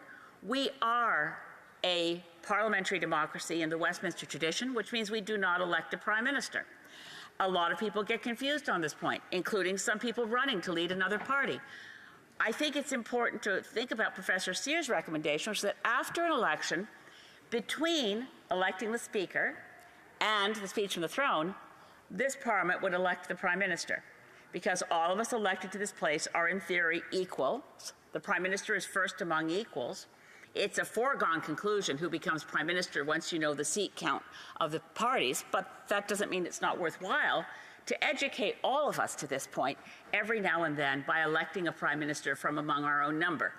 The second point that Professor Cyr made, which is more substantive, is that there should be no prorogation by any Prime Minister, and the way that Professor Cyr put it was that to amend the standing orders, to ask that for Parliament to be prorogued or dissolved would not be possible without first obtaining the approval of the House of Commons.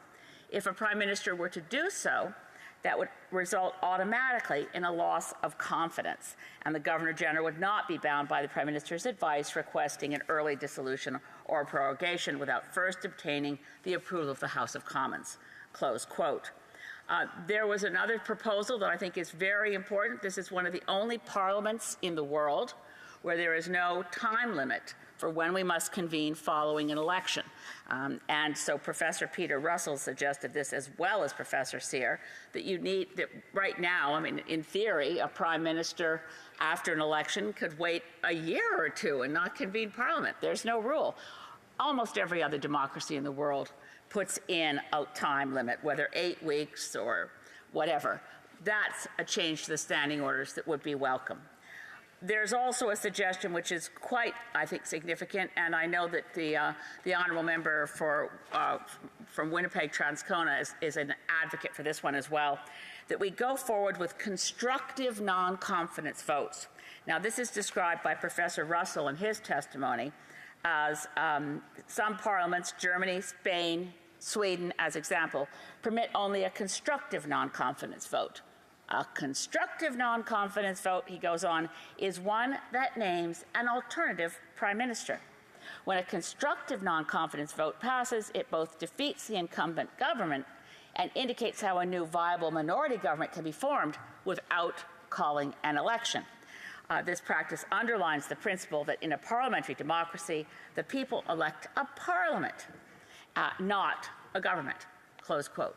These are very significant changes suggested by the best and brightest in our country who happen to have shared their time with the Parliamentary Committee on Electoral Reform. I'd like to suggest that another thing that would really make a big difference would be if we enforce the rules we had. Now, the standing... May I interrupt the honourable member? Il y a un rappel au règlement de l'honorable. Point of order.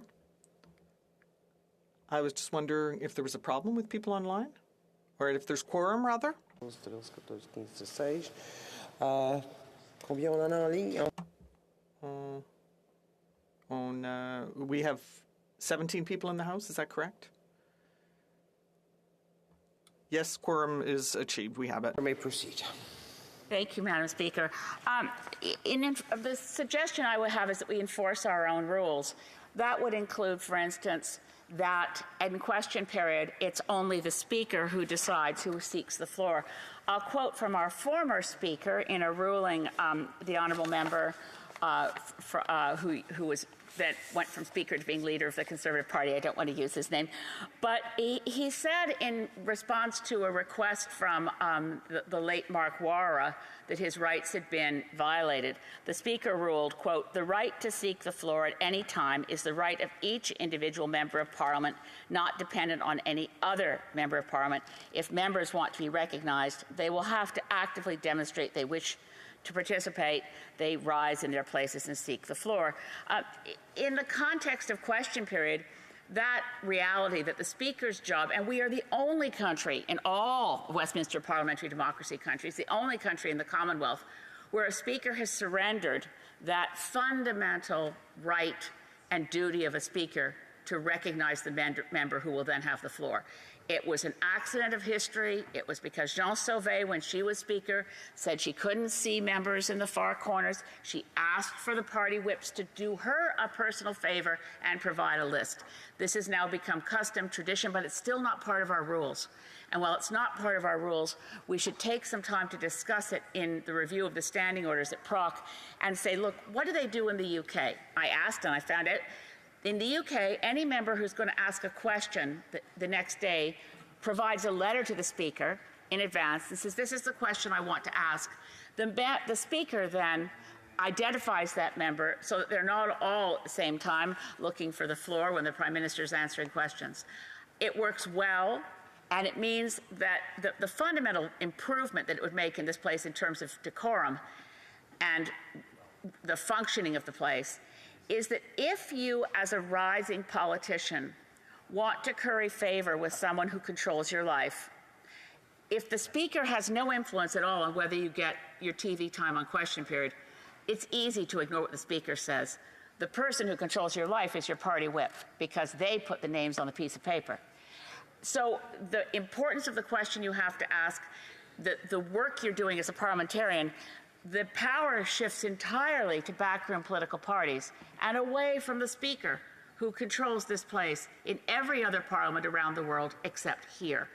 And deference to the Speaker, deference to the Speaker's authority, and paying attention to the standing orders which say we're not to interrupt another member while speaking, we're not to speak disrespectfully of any other member in this place, are daily broken as rules. But as you know, I lament this very often because I think it brings this Parliament, democracy, and all of us into disrepute. The public looks at what we're doing. Earlier today, a whole school group left the place, and I think it was because the proceedings were so unruly that it's not what any school teacher would allow in a classroom. Before I run out of time, Madam Speaker, I also want to speak to another aspect of our rules, which is not to give written speeches. That's against our rules. The substantive difference it would make, again, would be when the House leaders are considering how much time you need for a bill. If a bill is unanimously supported in this place, we don't need to debate it forever. If a bill is not controversial, or if it is, if every House leader had to think about who in the ranks of my team here has the capacity to stand up and speak on this particular matter of policy without a set prepared speech that they're going to read, well, the number of potential speakers drops quite a bit. If a party whip, again, I think this place has allowed a trend where political parties control far too much of what goes on here. If they know I don't really have that many people who can stand up and speak to it, I'm going to pick the people who have studied it, who care about it. I'm not going to. So that's an important rule that we ignore on a routine basis. What they do in the UK, by the way, which would be a change to our standing orders, is the Speaker recognizes someone to give a speech, and they have potentially 40 minutes or more, and they can pause themselves and yield the floor to another member of their own party. And then it becomes interactive. It becomes quite interesting. The person who's holding the floor sits and says, oh, I yield the floor to my honorable colleague from, wherever, Cowichan Malahat Langford, who just spoke. And then the person who's asking the question gets an interactive opportunity for discussion. The debates are much more interesting, and I also commend that to be considered by PROC when they get to look at our standing orders. Thank you, Madam Speaker. Questions and comments. The Honourable Member for Longueuil-Charlemagne. Thank you very much, Madam Speaker, and I'd like to thank my colleague for her intervention. She and I often will compare notes regarding standing orders. A little bit of nerds in that regard. One area that she didn't touch on, and I remember when we sat on the Electoral Reform Committee, we had looked at in terms of work-life balance, and I believe if I remember correctly, she had suggested perhaps that we would sit 3 weeks in a row, and then maybe have 3 weeks back in our riding, 3 weeks in a row here, 3 weeks. If she could elaborate a little bit on the calendar, because she didn't mention that in her speech, and I would like to give her an opportunity to do so. Thank you. Representative Gulf Islands. Thank you so much for the question. Well, the work-life balance problem is almost insoluble because the country is so large. But I'm also looking at the carbon content of our work in this place. And if we were to move, I call it the Fort McMurray work schedule, by the way, 3 weeks on, 3 weeks off. But when we were here, we would extend the number of days we're sitting. So we would sit a full 5-day week and half a day Saturday because we'd make good use of the time. And then when we were back in our riding for 3 weeks, I think with very little adjustment, my local Chamber of Commerce, my local Rotary Club, local service organizations would know, let's not plan an event when we know the member can't come. Let's pick one of those stretches when they're physically here. And it would reduce the amount of wear and tear on each of us. It's not perfect for everyone, but I do think it would be a good solution and reduce the monetary costs of our travel to the taxpayer and the amount of carbon. And comments. The Honourable Member for Calgary Rocky Ridge. Thank you, Madam Speaker, and I've disagreed with this member quite a bit in the last couple of days, but her speech now, she was, I think, onto something that I'm going to ask her to comment a little bit further about. She talked about giving the member with the floor the ability to yield the floor to a colleague. Now, in the UK, you would yield the floor also to a member of the opposition, and in so doing would obtain more time for the member's allotment. Would she care to comment on how that could lead to true debate in this House, not exchanges of canned speeches, but actual engagement between members, not just within a party, but across the party? It's considered bad manners not to yield in the United Kingdom when a member rises. The Honourable Member for Sandwich Gulf Islands. I thank my friend from Calgary Rocky Ridge. Exactly. It is exactly how it takes place. I think we should be more familiar. We don't want to be, in every respect, parroting what happens in the UK. Particularly, I think it's important for us to have desks. And we know that with 650 members of Parliament in the Palace of Westminster, they can't all fit in the room all at once. But in this instance, the debates, again, to yield the floor to a colleague, to enter into discussion, to be able to have a more respectful and reflective exchange in a context which is quite built around the notion that every member in the place is not reading a speech and is well informed on the topic. These debates are very interesting, engaging, and advance understanding of issues. Questions and comments. Ellen Powell.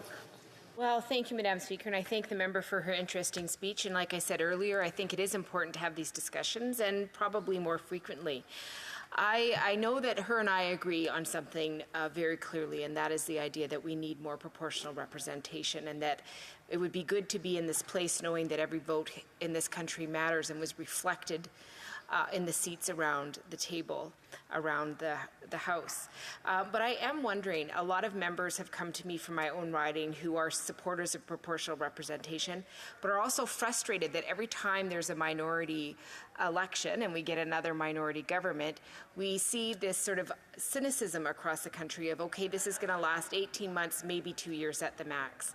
And a lot of my constituents have said, why is there not a rule that says they can't just throw down that they have to last for 4 years? They have to find a way to work together collaboratively to get things done. We should be asked as citizens of Canada to continually have to have elections.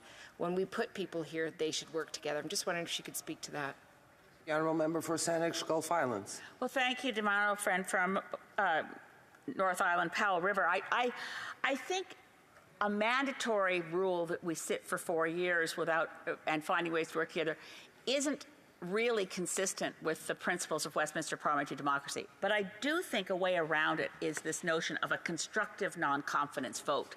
So the members who are here, if there is a clear sense that the Prime Minister has lost the confidence or the ruling party has, and we are an assembly of parties in a minority situation, the constructive non-confidence vote that Professor Russell spoke of and that I quoted his evidence about would be to say we are now proposing the name of a new Prime Minister would be part of the constructive non-confidence motion and not drive us straight to an election. I do think we have to resume debate. The Honourable Member for Calgary Rocky Ridge. Well, thank you. Well, thank you, Madam Speaker. I'm pleased to rise today and have quite a bit to say, so I'm going to get right to it. I'm going to talk about unanimous consent motions. I'm going to talk about debates, committees, hybrid parliament, and vote pairing. So I'm going to begin by addressing the increasing trend toward using unanimous consent motions to make declarations of national policy on behalf of the House. I know there's a lengthy history of members using UC motions to score political points or to shortcut the legislative process. But this is an abuse of power, Madam Speaker, and it's one that actually originally led to the creation of Standing Order 31, which allows members to make 1-minute statements on absolutely anything. But in recent years, all parties, but especially the smaller opposition parties, have increasingly, they spring UC motions on the House of Commons after question period, propose a motion that sometimes imposes serious ramifications on the government. They often end up passing because no member wants to be the one that stands up and opposes a cleverly worded motion on an emotionally charged hot-button topic. And I know, Madam Speaker, that you've cautioned members about abuse of UC motions, and I applaud you for trying to curb this abuse. But I would propose seeking that when seeking consent to propose a UC motion that contains a position on any event, policy, or that will skip over legislative processes in advancing a bill, the mover of the motion must table a letter signed by House leaders of each recognized party to prove that each party was actually consulted and has agreed that the UC motion that unanimous consent should be sought. Members would still be free to deny consent, but if the standing orders forced the mover to table proof that the motion is truly the product of genuine consultation and agreement, we could stop the absurd, almost daily occurrence in this House of political grandstanding by UC motion at the end of question period. There's a reason, Madam Speaker, why bills are debated at each stage and why they have to be studied at committee before passage. There's a reason why opposition parties have supply days that they can use to propose almost anything. And there's a reason why we have SO31s. It's because these are the appropriate ways to pass bills, to declare the House's will, and for members to make their views known on bills, not by a surprise UC motion after QP. So next I'd like to talk about debates, and we had a good exchange in the last speech about it, and I want to I really agree with what the previous speaker had to say about it, but I've got something a little bit simpler to propose, and that is just simply amending Standing Order 43 to reverse the proportion of time for speeches and for questions and comments. So that instead of most speeches being 10 minutes long, followed by 5 minutes of questions and comments, we reverse that. A member speaks for 5 minutes, followed by 10 minutes of questions and comments. This is an easy fix. It's a clean change. It won't impact the daily rubric or change the number of speaking times during the day, but it will allow for more members to participate in debate, as long as Liberals will stand up and not leave it to the member for Winnipeg North every time. And it would allow vigorous ideas to be tested more vigorously. So, Madam Speaker, most members can make their points in 5 minutes. In fact, members should be encouraged to make their main points in 5 minutes. And if they can't, or if their points demand more time, they will have opportunity to make those points during the debate and the back and forth that this change would create. So this change would give us real debate, not just canned speeches one after another. So now on to committees. There are a lot of problems with the present committee structure, and some that could be fixed by standing order changes. So first, the priority of committees is to study legislation, to study spending estimates, and in some cases to receive reports from officers of Parliament. These are the priorities of committee. But some committees seldom receive bills. Some have minimal or no estimates to study. And some don't have, many do not have an officer of Parliament that reports to them. And yet they meet every week, twice a week, usually, whether they need to or not. They produce reports that nobody reads and that the government ignores. So, ordinarily this wouldn't be a big problem, Madam Speaker, except right now we're having to ration room allocation and translation resources. And so this is a problem. And, Madam Speaker, it might be time for a standing committee cull. I'm going to give you an example. Does the House of Commons need a standing committee on science? Science is important. The government needs advice on science and input on science. But does it need a standing committee? There are no estimates to be looked at. There are no officers of Parliament to report to it. There is... and they don't need the extraordinary powers of a parliamentary committee to compel testimony or production of documents at the Science Committee. I offer that as merely an example of the most recent addition to standing committee bloat. But this is how these things happen. And this committee came about by way of a PMB, which is not the way to change a standing order. Standing orders ought to be changed by consensus, not by a recorded division in the House of Commons. So committees, in addition to that, they often fail to study issues critically when they break down on partisan lines. And this is a problem during majority governments because the governing party controls every aspect of the committee's agenda. Now, committees work a little better during minority parliaments because members from at least two parties need to work together to pass a motion. But even so, committees often still sort of descend into naked partisanship in politics. So the House should seriously consider the UK model, wherein committee chairs and committee membership is determined by secret ballot among members, not by party whips. And where in the UK, whips are absolutely forbidden from attempting to influence the affairs of a committee. Could you imagine, Madam Speaker, if each member had to campaign among their colleagues based on their own wisdom and expertise, and imagine if voting instructions from a whip to a committee member constituted a violation of privilege? You'd have the historic independence of committees restored pretty quickly, Madam Speaker. How much time do I have left, Madam Speaker? I've got a lot of points here. 3 minutes? Okay. So I am running out of time, but I do want to address the current temporary hybrid parliament, the voting app and vote pairing, if I can. Most of you know, or many of you know, that I opposed hybrid parliament from the very beginning. And from the outset of the pandemic, I really believed that limited in-person attendance could have been achieved through vote pairing. And surely now we're at the point where video conference participation can be dispensed with. But, the problem, Madam Speaker, is, no minister should be permitted to insulate themselves from this place. This chamber is the citadel of democratic accountability, and no minister should be given a tool that enables them to avoid this place or to reduce the importance of this place. I've heard all the arguments in favor of maintaining a voting app or any other expedients in the name of flexibility. Travel schedules and family life balance are important issues. Those are the main arguments usually offered. But to those putting forward these arguments, I would say this. Will we collectively be better legislators if we're permitted to let the votes we cast on behalf of our constituents to be done entirely at our own convenience. Voting from restaurants, bars, cocktail receptions in the area here, airplanes, from moving cars, from cottages, from the middle of unrelated business meetings while cooking dinner. Is that really what we want? Do we want voting in the House of Commons to be reduced to the world's least cool and least fun video game? I certainly don't, Madam Speaker. And furthermore, should we make it easier for MPs to insulate themselves from other MPs, from members of the opposition, from their own colleagues?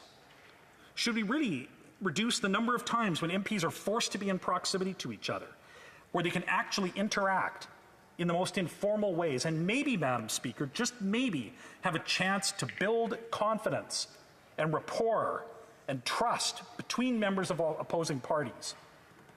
Madam Speaker, that's what a permanent hybrid parliament and voting by selfie will do. It will eliminate these limited opportunities where we actually meet face to face and engage with each other, including with our own colleagues within our own caucuses, Madam Speaker. So for that reason, I continue to oppose the hybrid parliament and the voting application. So what about this need for flexibility? We heard in debate earlier about family, the disincentive to run because of impacts on families. But Madam Speaker, the answer is right before us in the existing standing orders. There's an ancient tradition of vote pairing, and there's even a provision for pairs to be made in writing and placed in a book on the table. A standing order could be changed and added so that no member's vote shall count once they and a paired member have signed the book. That way, nobody can break a pair. These members can be paired either through coordination of party whips or without coordination. Either way, it can be done, Madam Speaker, and I see you just getting ready to rise, so I'm out of time. I look forward to members' questions.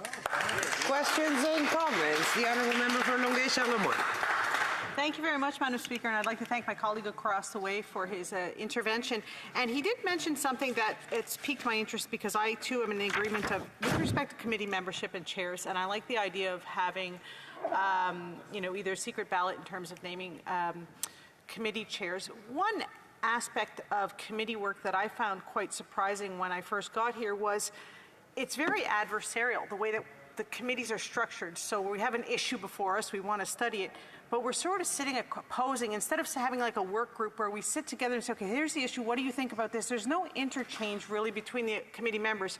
We sit on opposing sides, we have witnesses at the end of the table, we have a little turn who gets to ask what question, but we're not actually speaking to each other in terms of trying to figure out a solution to whatever issue we're debating or whatever study we're doing. And I'd like to see if the member has any comments on that in terms of how can we be more collaborative in committee to try to find a solution that we can all agree with. Thank you.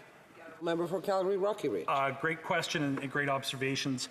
I'm not so fussed about the room layout and the adversarial nature of committee but that only becomes a problem when it becomes personal.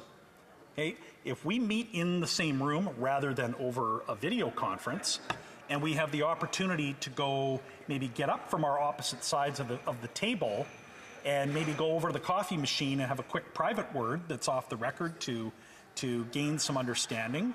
Walk together to the office afterward, maybe even go for a quick bite before question period. It's these informal opportunities where members of Parliament can engage with each other in a non-adversarial way. So the adversarial system works when it is strictly about ideas and not personal. And that's, I guess, why I think it's so important that members be forced by sort of the daily routine to actually interact with each other. Questions and comments. The Honourable Member for Manicouagan. Thank you, Madam Speaker. I'd like to thank my colleague from Calgary Rocky Ridge for his speech.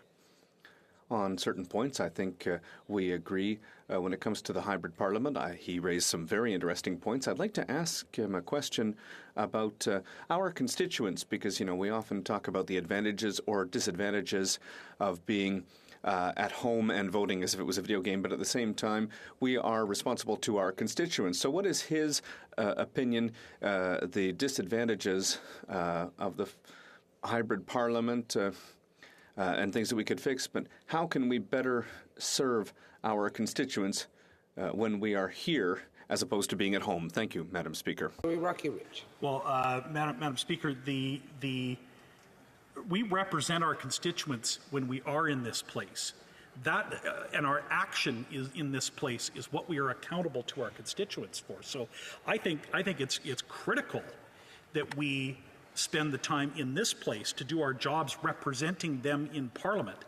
Now, one needs to be in touch with their constituents, and that's why we have constituency breaks and lengthy breaks where we can interact with our constituents.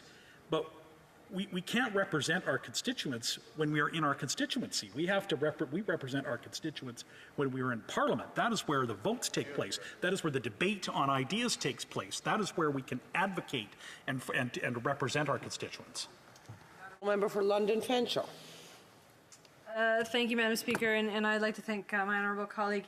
He did make some interesting points. I did find the point about switching the 10-minute speech to the 5-minute question period and switching that so people had more time to ask those questions interesting, although I will note that he used his full 10 minutes to get his point across, so I found that a bit ironic.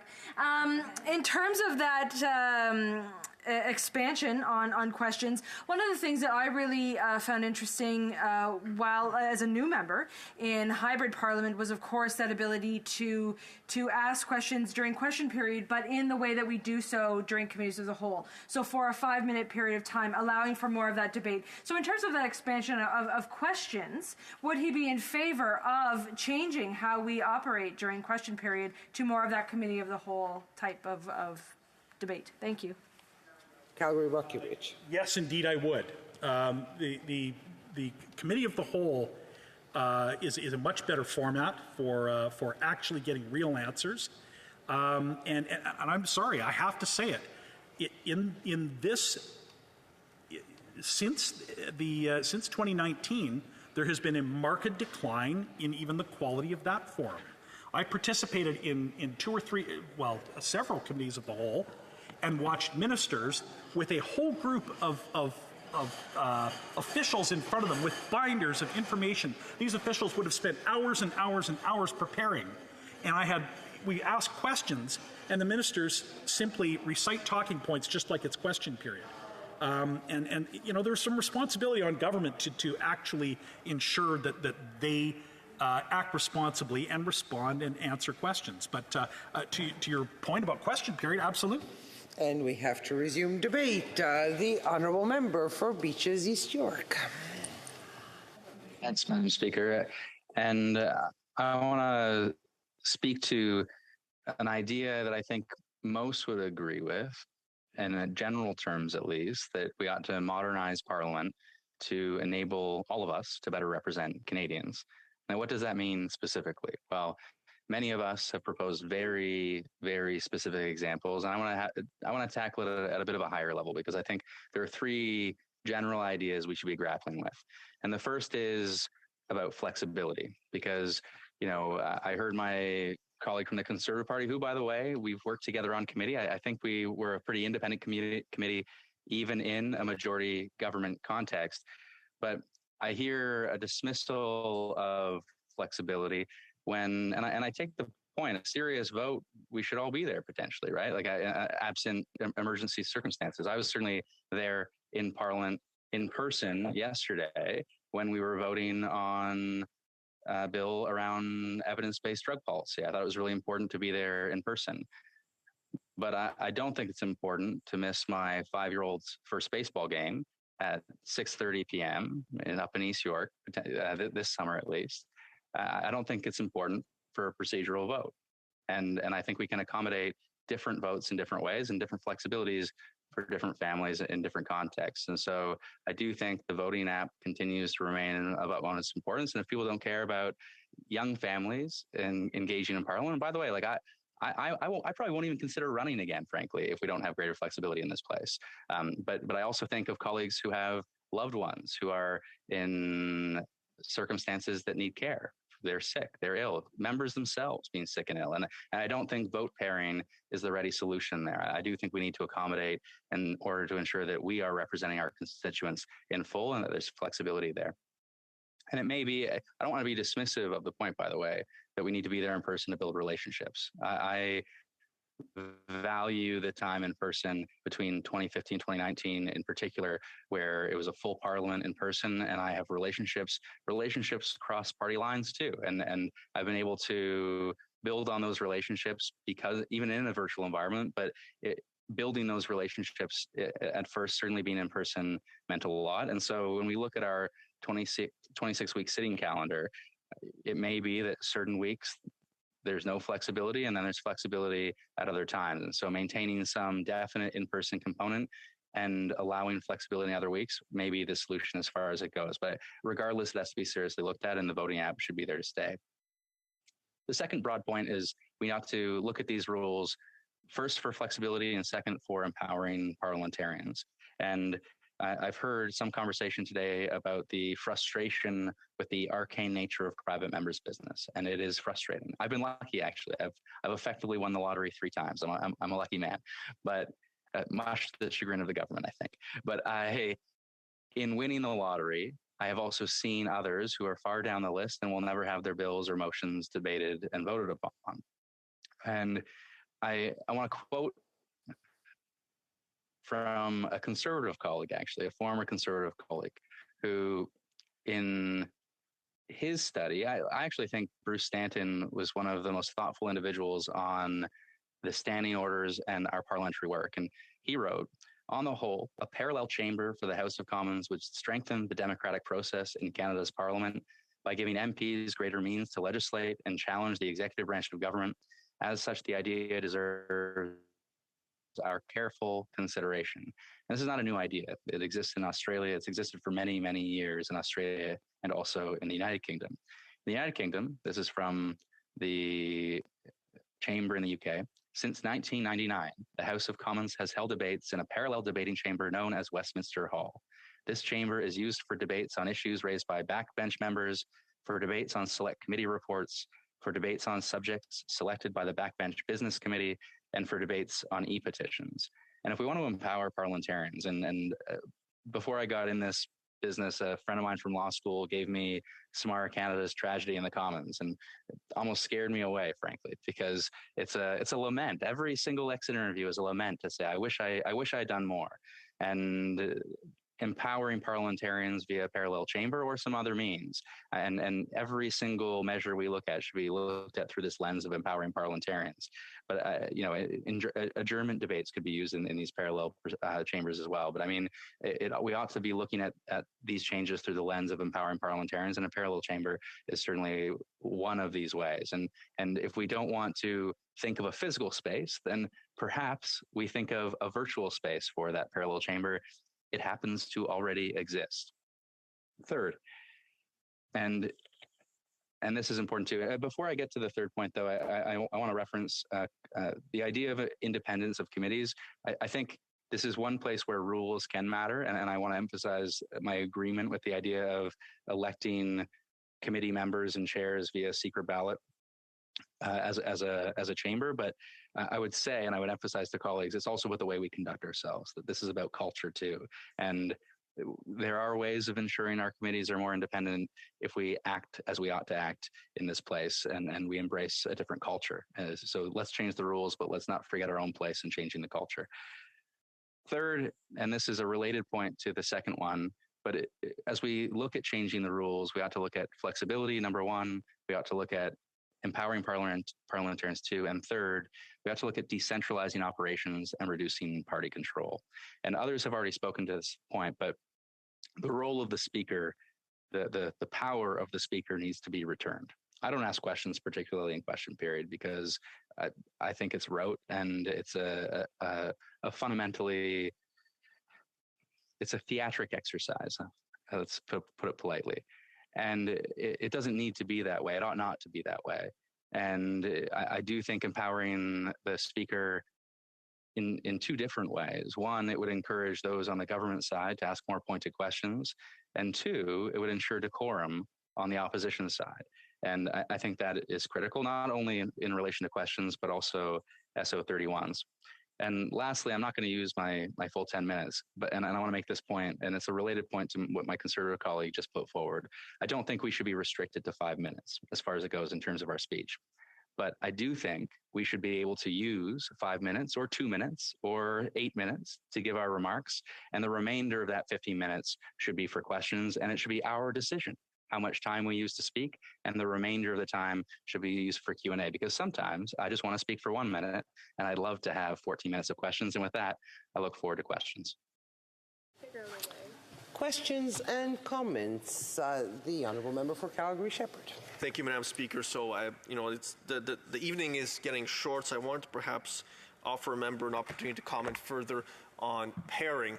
Like the member who spoke before, the member for Calgary-Rockridge, I also have not liked the fact that hybrid parliament has allowed for a reduction of accountability and transparency in this place. And I have seen things get worse. I was elected in the same year in 2015. And I'd like to hear from this member perhaps how we could use pairing more to achieve that flexibility so that members in this House could go through their family commitments, take care of dependents who are seriously ill, and while also ensuring that we're able to actually do the duties that we are sent here from our constituents. Pairing has been around for hundreds of years. In fact, it was during World War II even, where hundreds of members sometimes would be paired for particular votes because they had duties outside of this House. Honourable Member for Beaches East York. Thanks, Madam Speaker. And look, pairing has a long history, but it doesn't have a long history of being used in a very flexible way. And so when there's a procedural vote, and it's more of a last-minute vote, I wish the best of luck to all of us to sort out a pairing mechanism to accommodate the members who need to be accommodated. And so I think it's a fiction that pairing gets us to a place of flexibility that we need to get to. Thanks. Questions et commentaires, l'honorable. Questions and comments, the Honourable Member. Thank you, Madam Speaker. I want to thank my colleague from Beaches East York for the speech and a number of very interesting ideas in what he's said, particularly with regard to the private members bill, where there's a lottery system in place. I'd like to hear his comments with regard to question period when the government asks the government questions. What does he believe about the relevancy and the usefulness of this practice, and should it not be replaced by something else? Thank you, Madam Speaker. Member for Beaches East York. I'm not certain that I'm in a position to say we should replace question period. Question periods existed far beyond my time in Parliament, and for good reason. It can be used incredibly effectively. It can be used to effectively prosecute a case, and it can be used very effectively to put issues on the agenda, and it can be used very effectively to raise specific constituents' concerns. It can be used effectively. Is it used effectively very often? Unfortunately, no. And so I don't think we should be looking at replacing it wholesale. I do think we should be looking at ways to improve it. And I actually tend to agree with the comments from NDP colleagues in particular around, and I think there was even agreement on the Conservative side in relation to the way we conduct ourselves typically in Committee of the Whole, where it is a back and forth. It is not for the cameras. It's to engage and have a real debate. Okay, questions and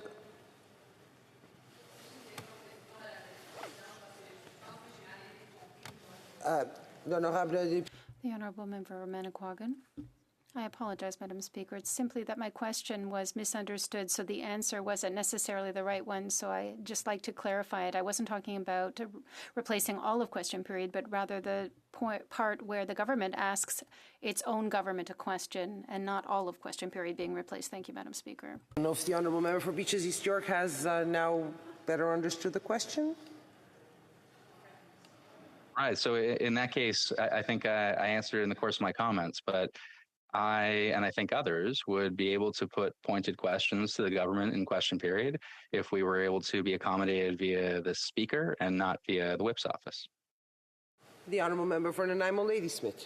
Thank you, Madam Speaker, and thank you to the member. I appreciate the member's comments in support of us doing what we can to ensure that Parliament is inclusive and ensures that we maintain hybrid Parliament in particular. you know, although there are many that are involved in parenting, we know that women are often those that are taking on a lot of those primary responsibilities in child rearing, and we know that right now we only have 30% women in Parliament. That number needs to increase. We need to do what we can to ensure that becoming a member of Parliament is accessible. We have a lot of skills out there, and we need to do what we can to encourage that. COVID as well, we're still in a pandemic, so making sure that we have access to be able to do our jobs through this pandemic. And I'm wondering if the member could share with us today what actions he will be taking to ensure that his colleagues in the Liberal Parliament are on board with maintaining a hybrid system so that women and all those with many skills in our government can give the honourable member the opportunity to answer in 15 seconds or less. Thanks, Madam Speaker. And I know many colleagues have seen probably firsthand the importance of virtual Parliament in my own life because my kids are often on screen. I'm a better father. I'm also a better parliamentarian. I'm certainly a better husband. And I have spoken to colleagues about this, and I will continue to speak to colleagues on all sides of the chamber, but especially on my own side. Resuming debate, the honourable member for Wellington Halton Hills. Madam Speaker, there are 3 reforms to the standing orders and procedure of the House and its committees the House should consider. First, the Speaker's right of recognition should be restored. The Speaker has effectively lost the right of recognition during many proceedings of this House, during debate, during oral question, and during other proceedings of the House. That right of recognition has been replaced by the list system managed by the whips and House leaders that has effectively displaced the Speaker's authority. During most of the proceedings of this House, in order for a member to speak, they have to be put on a list through the House Leader or Whip's office to get on the list to speak. But too often members do not have a voice in this House because they cannot get on the list of the House Leaders and Whips, which is submitted to the Speaker and the computer screen in front of you, Madam Speaker, to determine who gets to speak. The House should do away with the list system and replace it with a system established and controlled by the Speaker.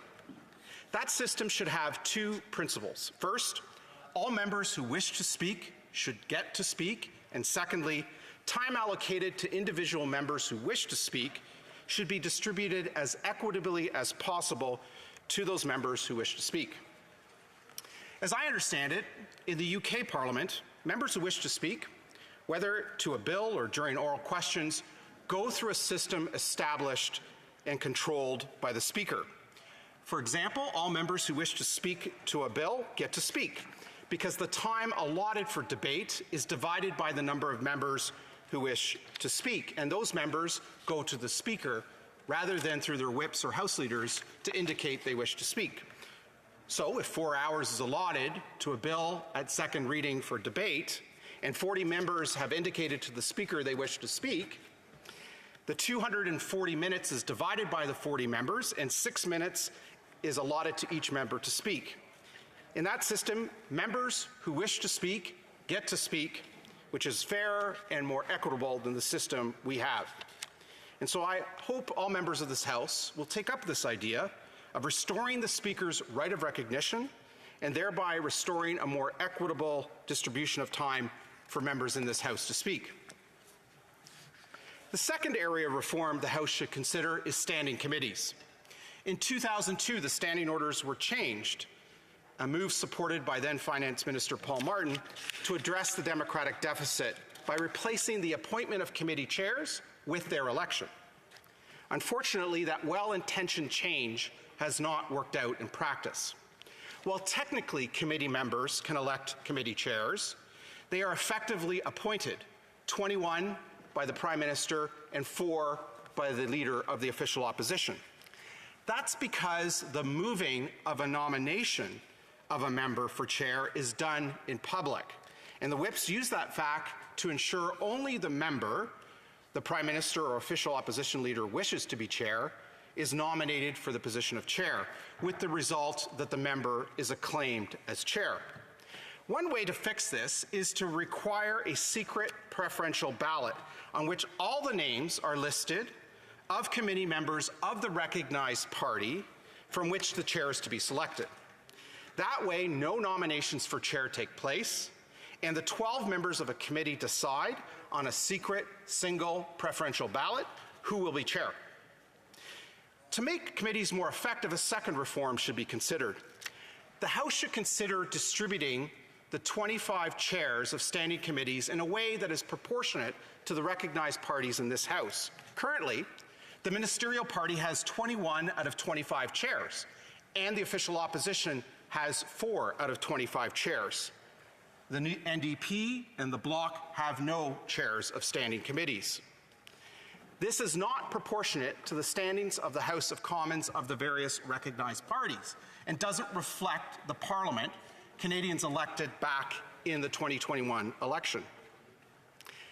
The House should also consider a third change to committees that would have committee members elected by members of their respective recognized party caucuses in this place.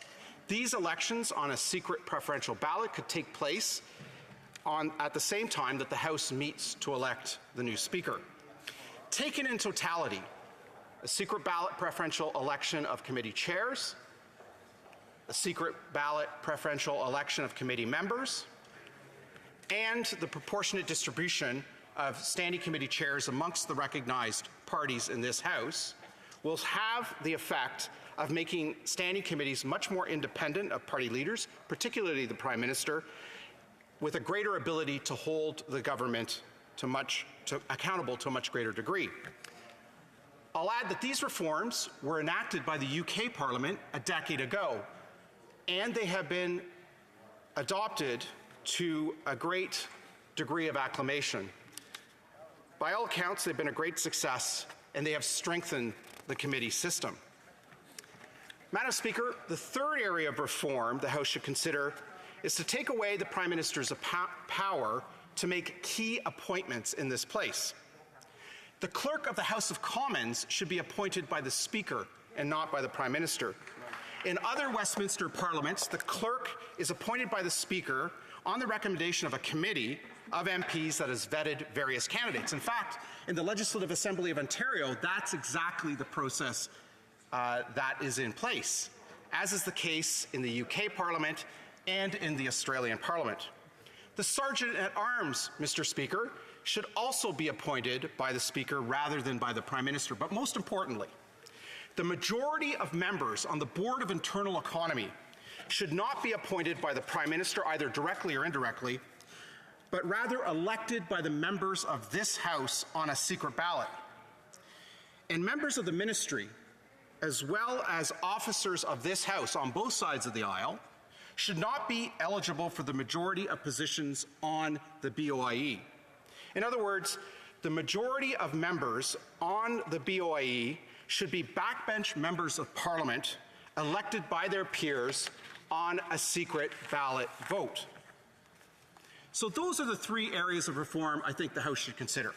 Restoring the Speaker's right of recognition by empowering the Speaker to establish a new system whereby members get recognized, a system that is controlled and managed by the Speaker. Secondly, reforms to committee that will make them more independent of party leaders, particularly the Prime Minister. And third, removing the Prime Minister's ability to appoint the Clerk, the Sergeant-at-Arms, and the majority of members on the BOIE, and giving that power in an election to members of Parliament. A couple final comments, Mr. Speaker. It's my view that the rights and privileges in this place are increasingly attaching to recognized parties, rather than to the 337 individual members of this House. For example, members who are not members of recognized parties cannot sit as a regular member on a committee. Another example is that routine motions at committee increasingly divide time amongst the 4 recognized parties on committee rather than amongst the 11 members. And as a result, some members get way more time on committee than do others. And as a result, we have created a 2-tier system. There are those who are members of recognized parties with greater rights than those who are members of non-recognized parties in this place. We've also created a 2-tier system within recognized parties in this House. Those who are under the good grace and favor from the party leadership to get to speak when they want, to get on committees they want, and so on and so forth. Up to the 1960s, for over 100 years, our parliamentary conventions attached rights and privileges to individual members elected to legislatures and parliaments across the land, rather than to parties. But with the establishment of recognized parties in this House in the 1960s, increasingly rights are attached to parties rather than to individuals. It can be argued that this has subverted our constitutional order, which was clearly set up to recognize the individual member as the primary organizing entity and the party as secondary. This is an issue we all need to be thinking about as we contemplate reforms to this place to strengthen our parliamentary democracy. And finally, Mr. Speaker, my second final comment is that hybrid parliament must end. We must end hybrid parliament when we adjourn in June. While we may continue with the voting app, we need to return to full parliament in person when parliament resumes this September. It is vitally important for this House and its committees to go back to full in-person sittings to ensure that we once again strengthen our parliamentary democracy and ensure that we pass along this institution to our children and grandchildren stronger than we inherited it. Thank you, Mr. Speaker. Question et commentaires, questions and comments. The Honourable Parliamentary Secretary to the Minister of Health. Thank you, Mr. Speaker. And I have to say, I really appreciate my friend and colleague from Wallington, Halton Hills' comments today. He is a beacon of experience and knowledge in this place. And I know that all members of this House are confident that he's always fighting for a more equal chance for all MPs. My questions are due and have to do with two inalienable features that govern all of our lives, and that's time and space. Firstly, I'd like to know his thoughts on a secondary chamber, things like late shows, PMBs, creating a menu of options for members to consider and choose from when entering this place for debate. We spend a lot of time in Ottawa, and I feel that would make it more efficient. It's not just June that I'm talking about. Secondly, towards the end, he already got to the point of virtual parliament. The member and I can drive here. The member and I live close. It's different for the member. My member, the member opposite is just one riding north, and it's about 4 or 5 hours drive. But colleagues across this House don't have that luxury. So I wonder what his considerations are for members with young kids and members from places like the Yukon, the Northern Territories, and Northern British Columbia. Thank you, Mr. Speaker. Well, member for Wellington, Halton Hills. Well, thank you, Mr. Speaker. I want to thank my colleague my honourable colleague for that question. On the first part of the question, which had to do with secondary chamber, I support the idea of a creation of a secondary chamber. I know in Westminster Palace they have Westminster Hall, which is often used for parallel debates that can't take place in the main chamber. With respect to the House schedule over the year, I don't support reducing the number of days this place sits. If we eliminate Fridays, we have to tack on additional weeks, Monday to Thursday. We already sit fewer weeks than any major legislature in the West.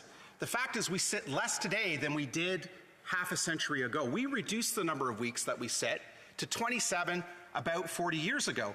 The UK Parliament sits to the end of the third week in August and then only takes a short 3-week recess before they resume around the same time that we do. The U.S. Congress has similar lengthy sitting times. We cannot reduce the amount of time we sit because that reduces the accountability of the executive branch of government to the legislative, because in Canada, that is the only accountability mechanisms. Canadians do not directly elect the Prime Minister or the ministry here. They are appointed based on the Confidence Convention from this legislature, and we need to ensure that this legislature sits as much as possible in order to ensure accountability.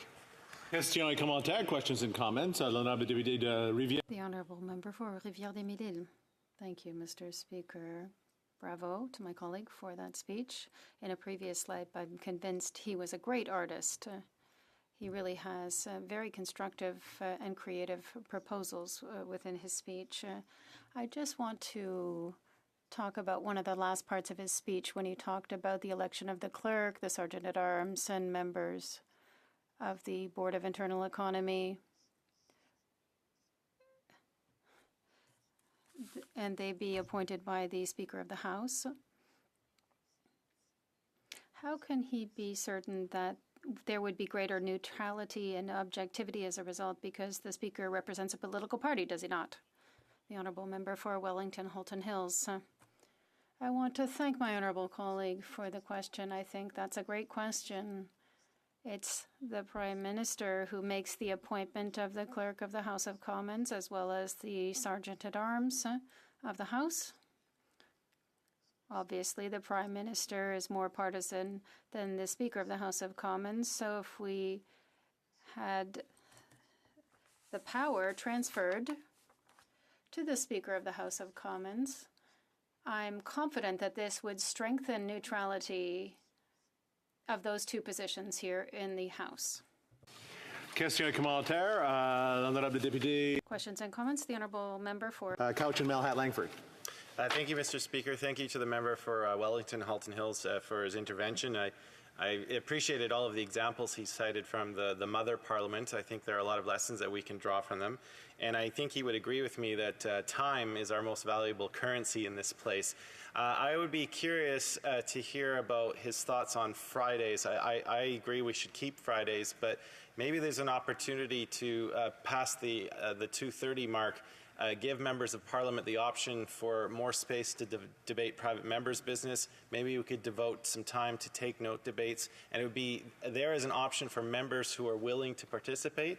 And I also liked his interventions on the summer. I mean, May and June are silly season because we are trying to cram 8 sitting weeks in a 9-week space, and I think it would do a lot more to our sanity if maybe we spaced every 2 sitting weeks with a constituency week, but maybe went into the summer. We could have more time, but try and keep our sanity. I'd like to hear his thoughts on that. I'm not going to give the member a lot of time, but about 30 seconds to finish the thought. Mr. Speaker, I'm open to eliminating Friday sittings. There are approximately 27 Friday sittings. So if we were to add 5 or 6 weeks to the parliamentary calendar so that we would sit to the end of July or even to the middle of August, I would be very supportive of that, to sit Monday to Thursday for, let's say, 32, 33 weeks of the year. I would be very supportive of it. Whatever changes we make, we have to make sure that we do not reduce the number of sitting days of this House, which I believe is too few to begin with. Thank you, Mr. Speaker. It being 5:42, it is my duty to inform the House that proceedings on the motion have expired. Conformément à l'article 50. Pursuant to Standing Order 51-2, the question is deemed to be sent to the Standing Committee on Procedure and House Affairs. It being 5:42, the House will now proceed to the consideration of private members' business. According to the order, private members' business, resuming consideration of Bill C-240, an act to amend the Income Tax Act with regarding the disposal of standing in the name of Mr. Morantz. The Honourable Member for Joliette.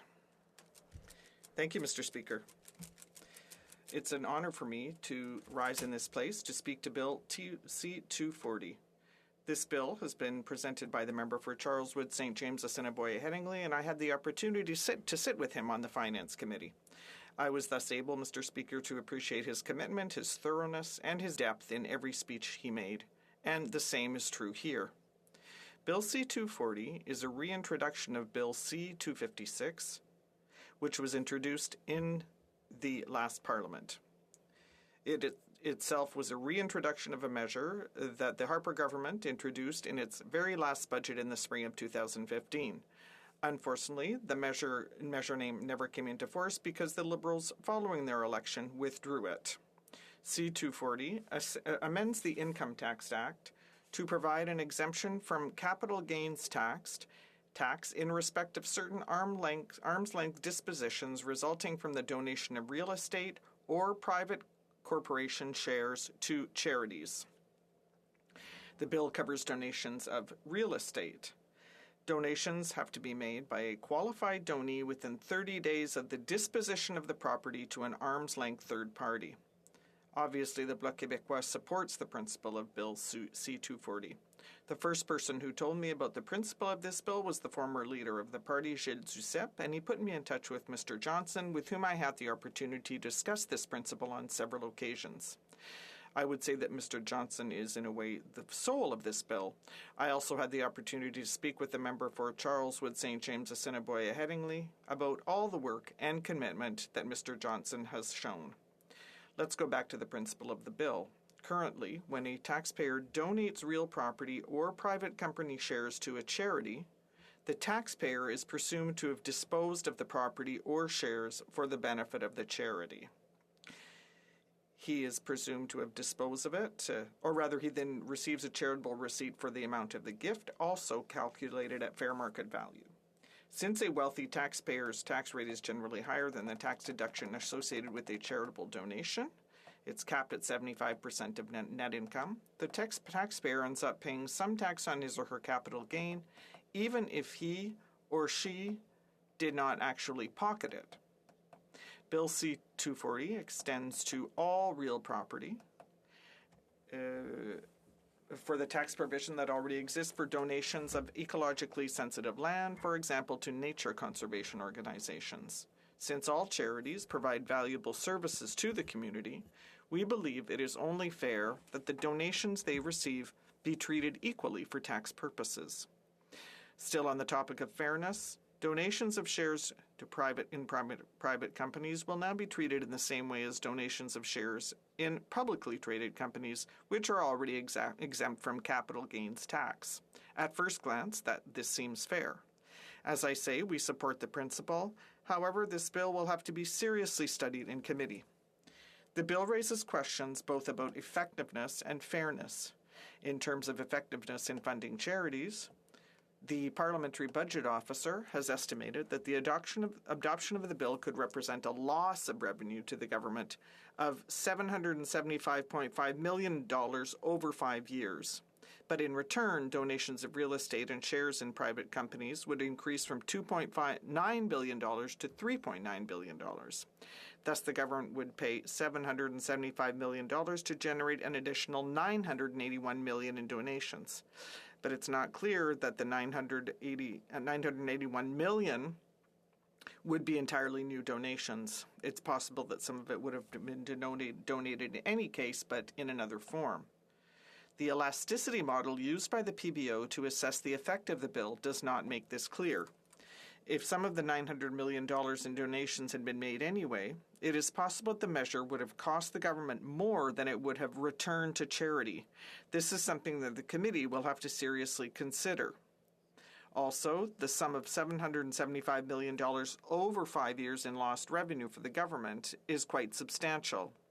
According to the government's tax expenditure statement, the capital gains tax exemption for donations of shares in publicly traded companies represented a $105 million shortfall in 2021.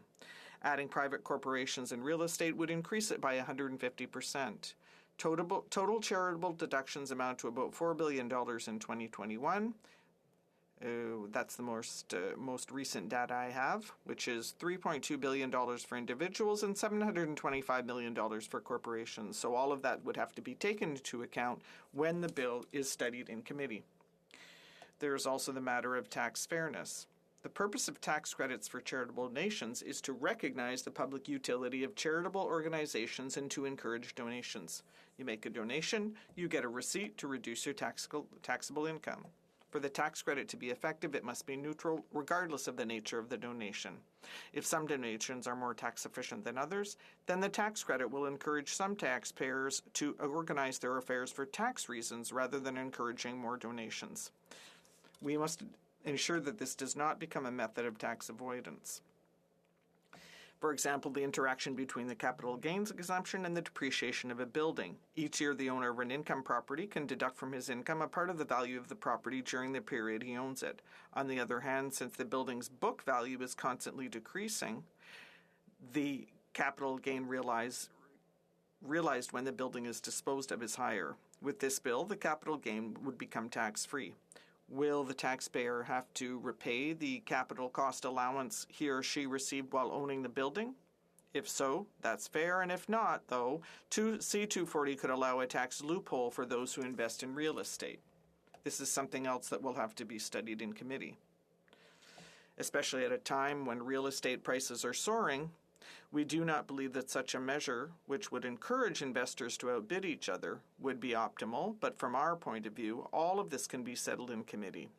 This does not call into question the Bloc Québécois' support for Bill C-240 at second reading.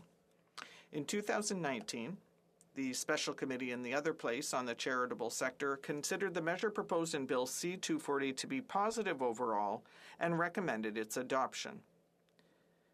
Once again, I'd like to thank the member for Charles Wood St. James Assiniboia Headingley for his bill and all his diligent work as a parliamentarian. I also want to acknowledge all the work and commitment of Mr. Johnson. Finally, Mr. Speaker, I look forward to the opportunity to study Bill C-240 in depth in committee. So thank you very much, Mr. Speaker.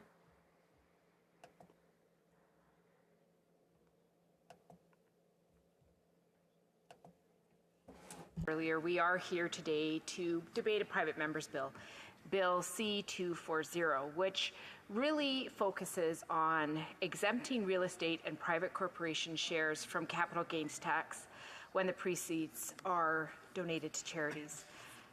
Now, Mr. Speaker, I have worked in charities for a good part of my life. I really appreciate and respect the profound work that these organizations do in our communities, whether it be helping newcomers to Canada, which was the charity that I was a part of for 8 years of my life, whether it be helping people who are really looking for opportunities in terms of employment, whether it be organizations that support people who are struggling in ways so profound that we cannot imagine in this place. They do profound and important work. But when I look at this bill, I'm a little disappointed. I'm a little disappointed because there's so much that could be done to support charities. And this bill does such a small portion. And it really allows the wealthy of this country more control about where their tax dollars end up, while requiring other Canadians to make up the difference of that tax bill. And I think that's something that we need to reflect on. We know across this country that the ultra-rich are not paying their fair share, that the top 1% earners across this country are not paying their fair share. And everybody else, everyday folks across my riding of North Island Powell River, they are paying their fair share. So I think about right now in my riding, for example, the Comox Valley Ukrainian Cultural Society. They are working so hard because their family members across the sea are suffering profoundly. And so one of the things that they're doing is regular rallies. People are donating to the cause, are really helping out in every way that they can. Mr. Speaker, not too long ago, I was at an event, and one of those incredible volunteers stood up and talked about their plan to cook pierogies and some traditional foods, and they're going to be selling them to raise funds because they want to make sure that they can do all that they can do. Or I think of the Hardy Bay Senior Society, who really does a lot of work. They work with over 200 people in the community. They have huge membership, and they also just support so many people, whether it's serving food to the elderly, making sure, especially during COVID, Mr. Speaker, these folks were out there making sure that people who had any mobility issue got the supports that they needed. They brought food to their house. They supported them in every way that they could. Or I think of the North Island Seniors Housing Foundation. This organization is one that I'm profoundly proud of and I'm actually a member of. And you know, for me, what I know is true is that this federal government does not support housing for seniors. And in rural, remote communities across this country, they are really struggling to keep their seniors in their community. Seniors are coming out and they're saying, we need housing that will let us stay in our community, where we have our social infrastructure, where we have all the people that we know here in the community that will help us. If you send us away, which is what's happening right now, Mr. Speaker, we're seeing elderly people as they age, instead of staying in the warm companionship of their community, being forced far away because that's where the housing that is accessible for them is, and they lose all of those connections. Or I think of the Campbellton Neighborhoods Association in my neighborhood in Campbell River, where they are just doing profound work to make the community, that area, more recognizable, acknowledge the history of it in our community, and really showcasing the spectacular opportunities that they have there. Or I think of Prisma, which is in Port Hardy, which does amazing work in bringing international musicians to our region and really celebrating the beauty of music in our community. So when I look at this bill, it does not do what I would like it to do. It really focuses on making sure that ultra-rich get another tax break. I don't know how many they need. I can't believe we're spending our time trying to find easier ways when we know how many people are suffering, especially with inflation. We know that people are looking for help. They're living paycheck to paycheck to paycheck. They're not able to get ahead. And even now, it's getting harder and harder for them. So they're going to the places where there's food banks, where there's opportunities. We need to find ways to support those organizations. This is a small one. It doesn't actually address those areas of concern across the country. And again, it allows the very wealthy who are able to give away a substantive amount to decide what charities are valuable, instead of really looking at what's happening across our country and making sure that the supports go to where they are desperately needed. We know that half of the top 10 billionaires have foundations in their family name. That's from the Canadians for Tax Fairness. Although charitable organizations perform valuable work, they are a poor replacement for adequate taxing of the rich and can reduce tax revenues by more than they actually distribute. So we need to look at this critically. I will not be supporting this bill, and I hope that we'll have more meaningful discussions about how the people in this country, the charities that serve us so well, can get the supports that they need to do the work that they must do to support everyday Canadians. Thank you, Mr. Speaker. Continuing debate, the honourable member for Dauphin Swan River, Neepawa. Thank you, Mr. Speaker. I am pleased to rise today to speak on Bill C-240, an act to amend the Income Tax Act. I would like to first commend my colleague from Charleswood, St. James, Assiniboine, Headingley for introducing this important bill in Parliament. I know my fellow Manitoban has done some tremendous work over his personal and professional life to improve his country. Bill C-240 is an addition to his great work. It is for those reasons why I am proud to call him my colleague and my seatmate in this House of Commons. Mr. Speaker, charities contributed immensely to the social, cultural, and economic well-being of Canada. There are over 85,000 registered charities in Canada who collectively employ 2.4 million Canadians and contribute 8.4% of our nation's GDP. But the reality is, charities have experienced some of the most devastating impacts from COVID-19 pandemic. And when charities are hurting, so are Canadians. In a previous debate, my colleague noted that Canadian charities have lost $10 billion during the pandemic alone. That's $10 billion less for community foundations who improve the towns and cities we call home. That's $10 billion less for the education charities that grow young minds and provide hope for a better future.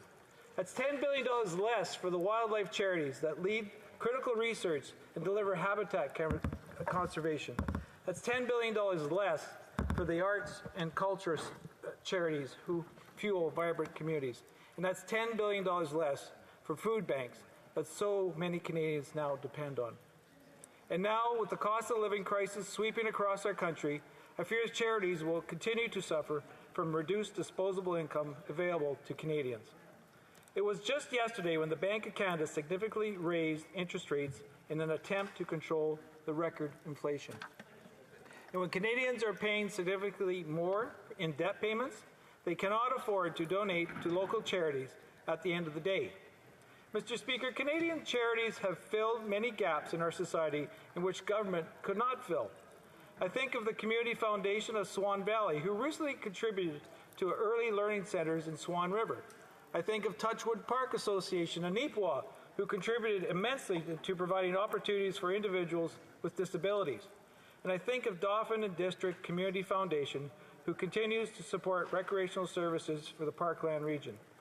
I could speak endlessly to the thousands of projects and initiatives that charities are responsible in my constituency alone.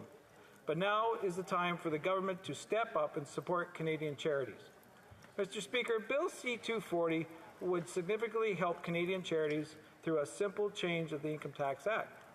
Bill C-240 would amend the Income Tax Act to waive the capital gains on proceeds from the arm's-length sale of privately owned shares or real estate when those proceeds are donated to a charity.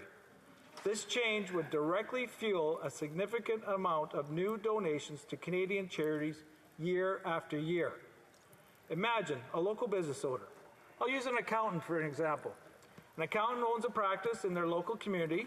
After years of hard work, the accountant decides to retire and sell their business. The owner sells their business for a $100,000 profit and chooses to donate a portion of the sale to their favorite local charity. Under the current Canadian legislation, the accountant would be subject to a significant tax on the profit of his sale. In this case, the accountant would receive a capital gains tax of $25,000, assuming there was an absence of exemption. This means the business owner would have $25,000 less to donate to their local charity, and the government would have $25,000 more to spend on who knows what. Bill C-240 would eliminate this tax bill if the accountant decided to donate the proceeds to Canadian charity. The accountant would then have a choice between sending his money to government or donating his money to a Canadian charity. I hope we all can agree that when money is better spent, when we all save it in our local communities, as opposed to being sucked away in the black hole of the government. The private sector can play a key role in supporting work of charitable organizations, and Bill C-240 will enable them to do this. Too often, government believes that they have the answers to all our problems, when in reality, the citizens of our country are more than capable at addressing the needs of society. Mr. Speaker, the Independent Parliamentary Budget Officer has reported that Bill C-240 will increase charitable donations by nearly $1 billion over a period of 5 years. That's a significant number. Members of this House have an opportunity before them to forever increase donations to Canadian charities, and I see no reason why they would oppose such a piece of legislation. Thankfully, this concept is not a new one. Both previous Liberal and Conservative governments have initiated great work on this idea. The capital gains tax on gifts of publicly traded securities to Canadian charities no longer exists because of government action. Bill C-240 attempts to further this initiative with the exemption for shares of private companies. I can assure the members of this House that there are many business owners who would rather give their money to charity as opposed to government if they had the choice to do that. This bill will not incur any new government spending. It's simply taking the tax money that was on its way to the government's coffers and putting it into Canadian charities. The PBO report showed that for every $1 the government forgoes under Bill C-240, approximately $1.26 goes to charity. It's a very noteworthy benefit. Mr. Speaker, as an MP who proudly represents a rural region, I would be remiss not to mention the particular importance of charities in rural Canada. Charities are the foundation to the well-being of small and rural communities. It is very common for Canadians living in small towns to contribute to multiple charitable organizations. The limited services available in rural and remote communities emphasizes the important role that charities have in supporting the people within them. Mr. Speaker, philanthropy is alive and well in rural Canada. Rural Canadians step up to help their neighbours and communities when needed, and charities turn this mentality into results. It is for these reasons like this that I have no doubt Bill C-240 would have an amplified impact in rural Canada.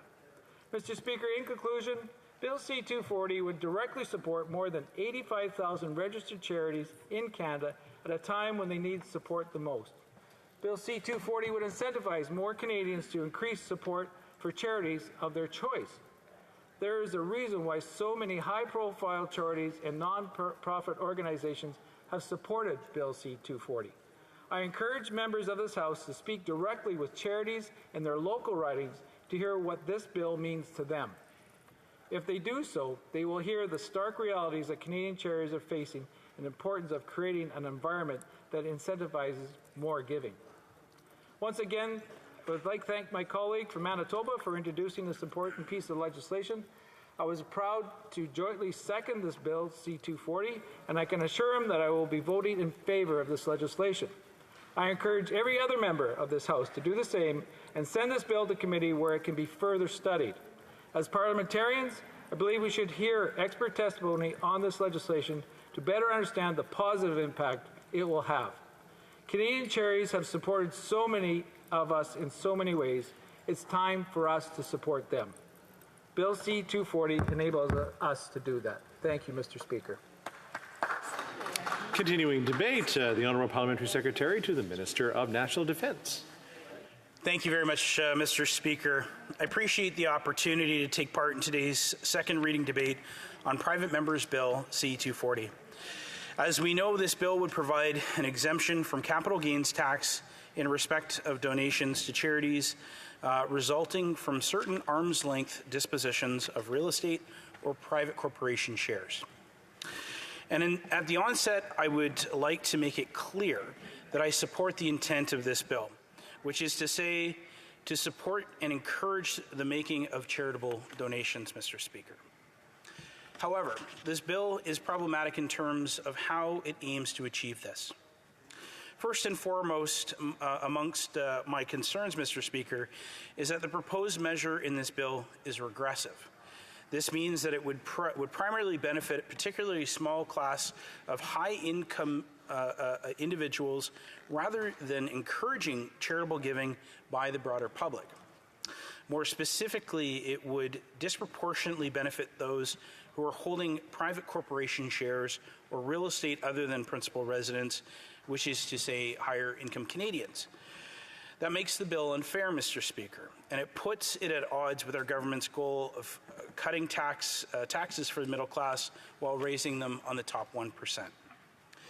For example, we have increased support for families and low-income workers through programs like the Canada Child Benefit and Canada Works Benefit, which has helped lift over 1 million Canadians out of poverty since 2015, including 435,000 children. We've also increased the Guaranteed Income Supplement, top-up benefit for low-income single seniors, enhanced the GIS earnings exemption, and we're increasing old age security for Canadians aged 75 and older on July of 2022. And we will continue to examine ways to improve the tax and benefit system to ensure that it is well-targeted and fair. But providing a tax break that disproportionately benefits the wealthy is not in keeping with this approach, Mr. Speaker. What's more, the measure is poorly targeted at achieving the bill's goal of supporting charitable donations. The proposed measure could, in fact, result in a windfall gain to donors without actually increasing the amount of their charitable giving to charities. That's because donors could simply substitute their existing cash donations to charities with donations of private corporation shares and real estate in order to receive greater tax benefits. In considering the significant flaws in this proposed legislation, it's important to bear in mind that the Government of Canada's tax support for charitable donations is already recognized as being among the most generous in the world. The primary mechanism for delivering this tax support are the charitable donation tax credit for individuals and the charitable donation tax deduction for corporations. For the 2019 tax year, individuals are estimated to have claimed over $11 billion in such donations through this provision, with federal tax assistance on these donations amounting to approximately $3 billion.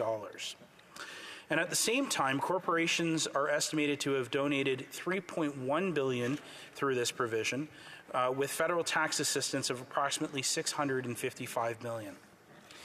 In terms of the charitable donation tax credit for individuals, the tax assistance received through the CDTC more than offsets any paid tax on the income used to finance the donation for the vast majority of individuals who donate more than $200 a year.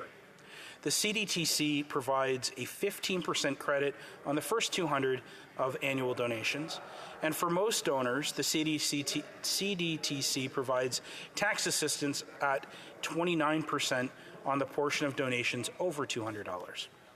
What's more, donors with income subject to the 33% marginal rate can also claim a 33% credit on the portion of donations exceeding $200 made from this income.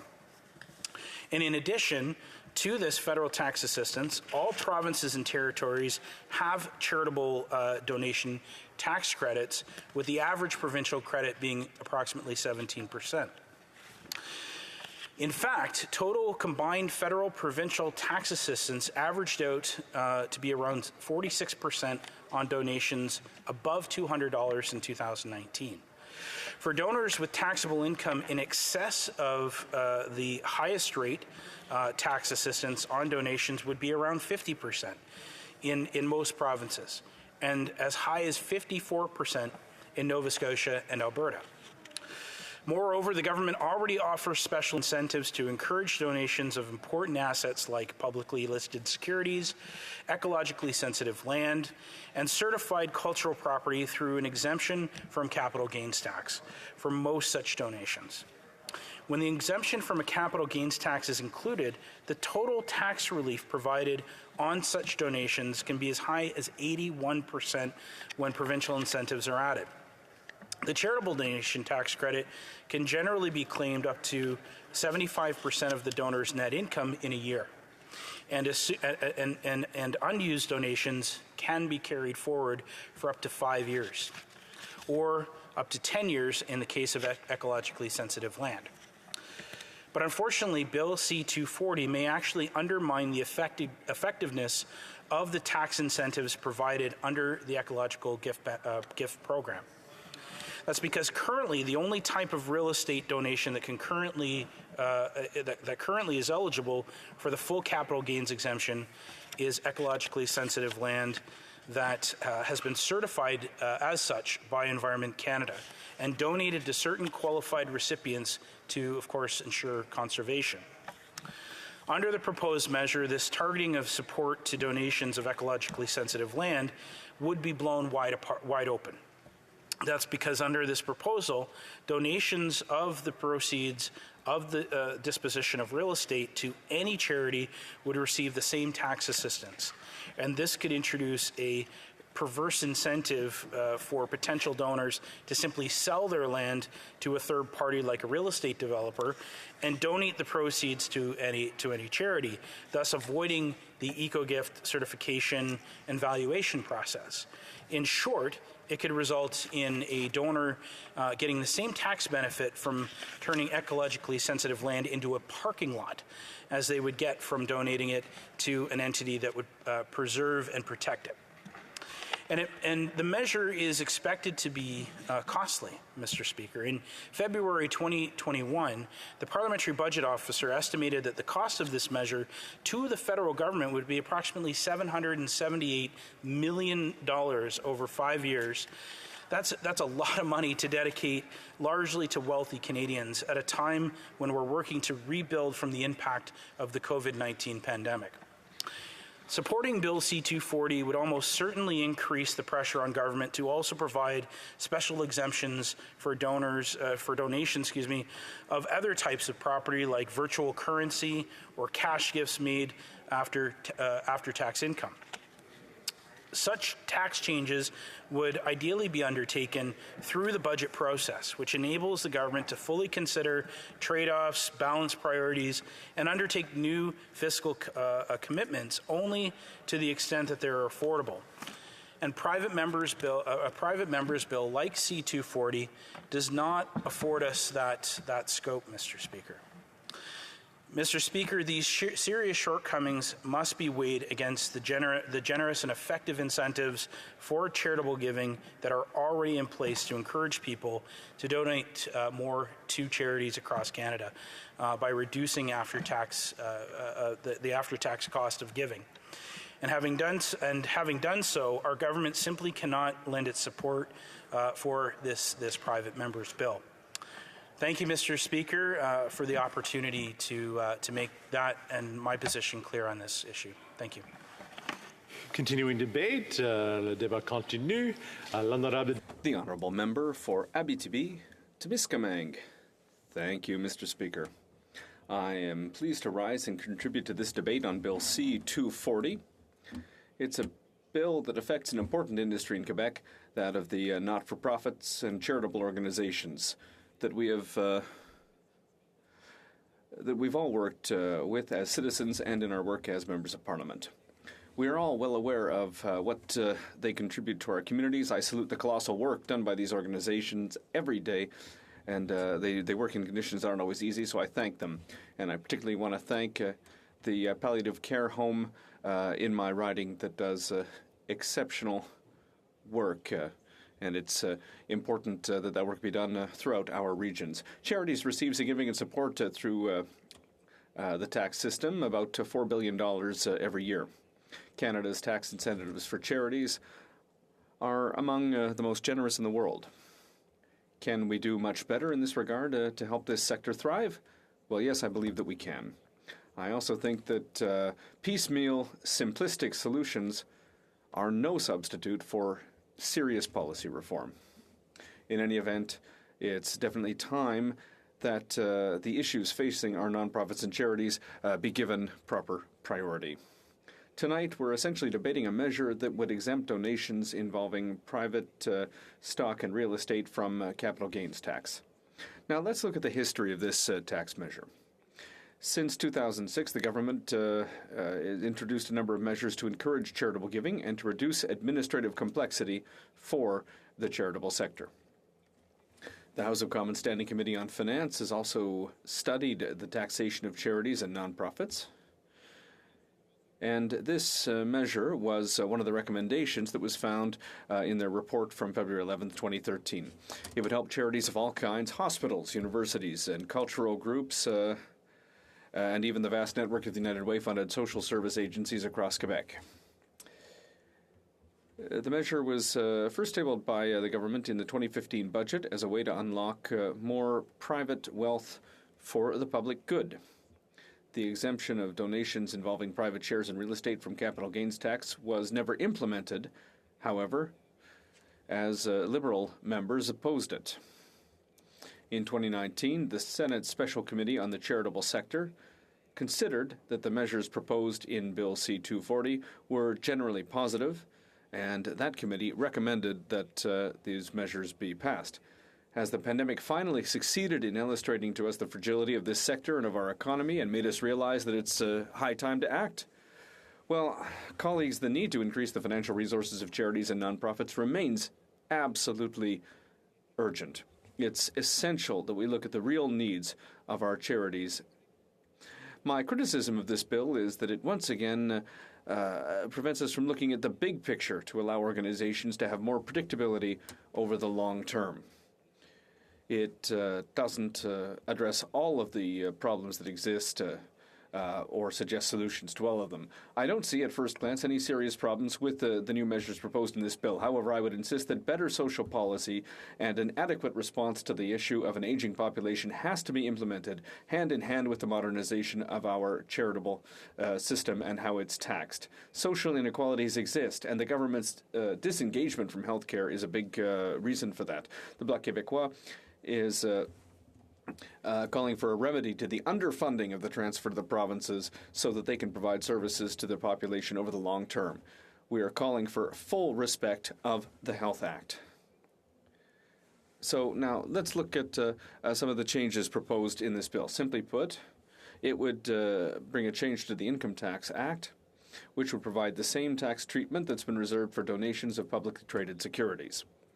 Like other colleagues in this House who've spoken out on the impacts of this, I think we can rely on the figures provided by the Parliamentary Budget Officer.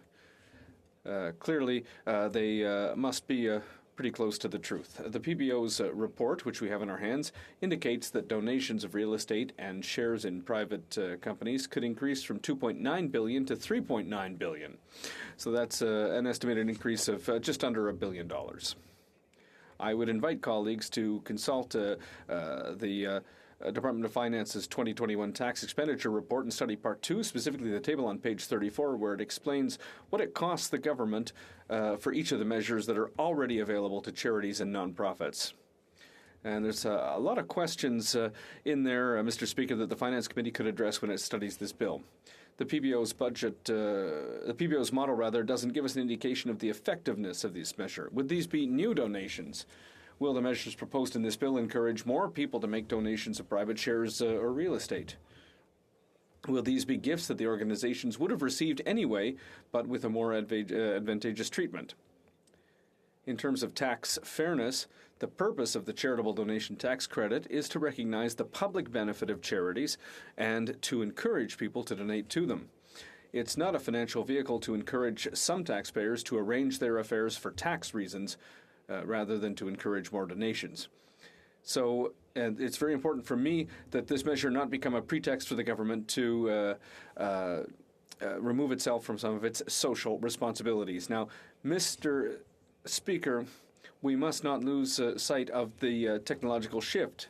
And it can be so difficult to follow that when you don't have the means. My colleague from Joliette has spoken out on what the charitable sectors have asked from us. And in my position at the Bloc Québécois, I've learned a lot from the meetings, and I've learned that the limited resources that organizations have slow down their ability to adopt digital technology, including software, equipment, and data.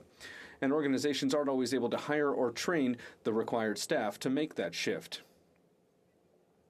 And yet, nonprofit organizations are strategic partners in providing services to ensure the health and well-being of our communities. Without access to essential technology like computers, teleconferencing platforms, and stable broadband connectivity, the ability of organizations to reach and serve their communities remains limited. This reality was highlighted by the pandemic and the restrictions on in-person programming.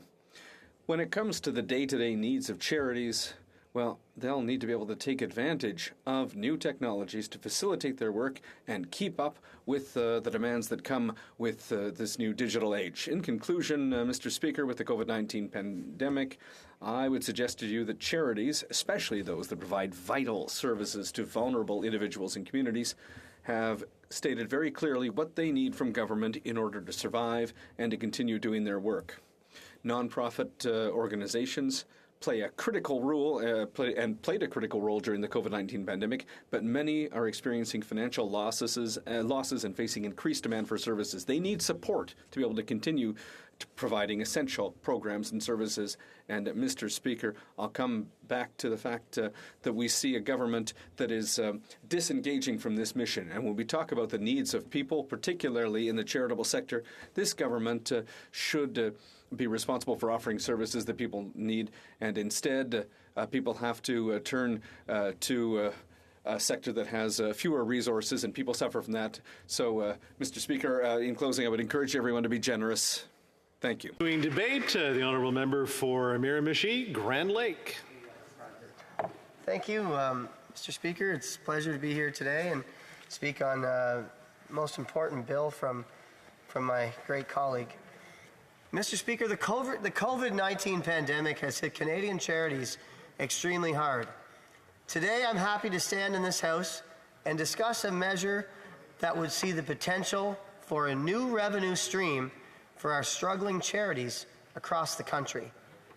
Amending the Income Tax Act to provide an exemption from capital gains tax in respect of certain arm's-length dispositions of either real estate or private corporation shares to charities is an extremely important measure to see implemented.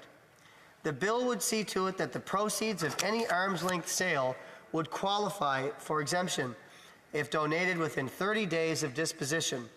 The value is, of course, determined in the market by the sale and not determined by the seller. Now, Mr. Speaker, each of us in this House has a charity, or in fact several, that would be near and dear to our own hearts. About 10 years ago, I created a not-for-profit organization called the Josie Foundation. That's one that's very near and dear to mine, along with so many others. And it's important that we understand just how difficult it was for charities to raise funds as they normally would because of the pandemic and the strain it put on charitable organizations.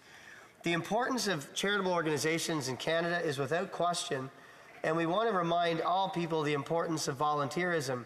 So many hardworking Canadians volunteer their time.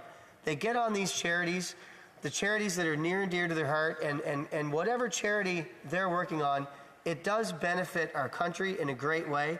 And I think all the members of this House and every political party in Canada inside these walls would agree that we must do anything we can to help charities.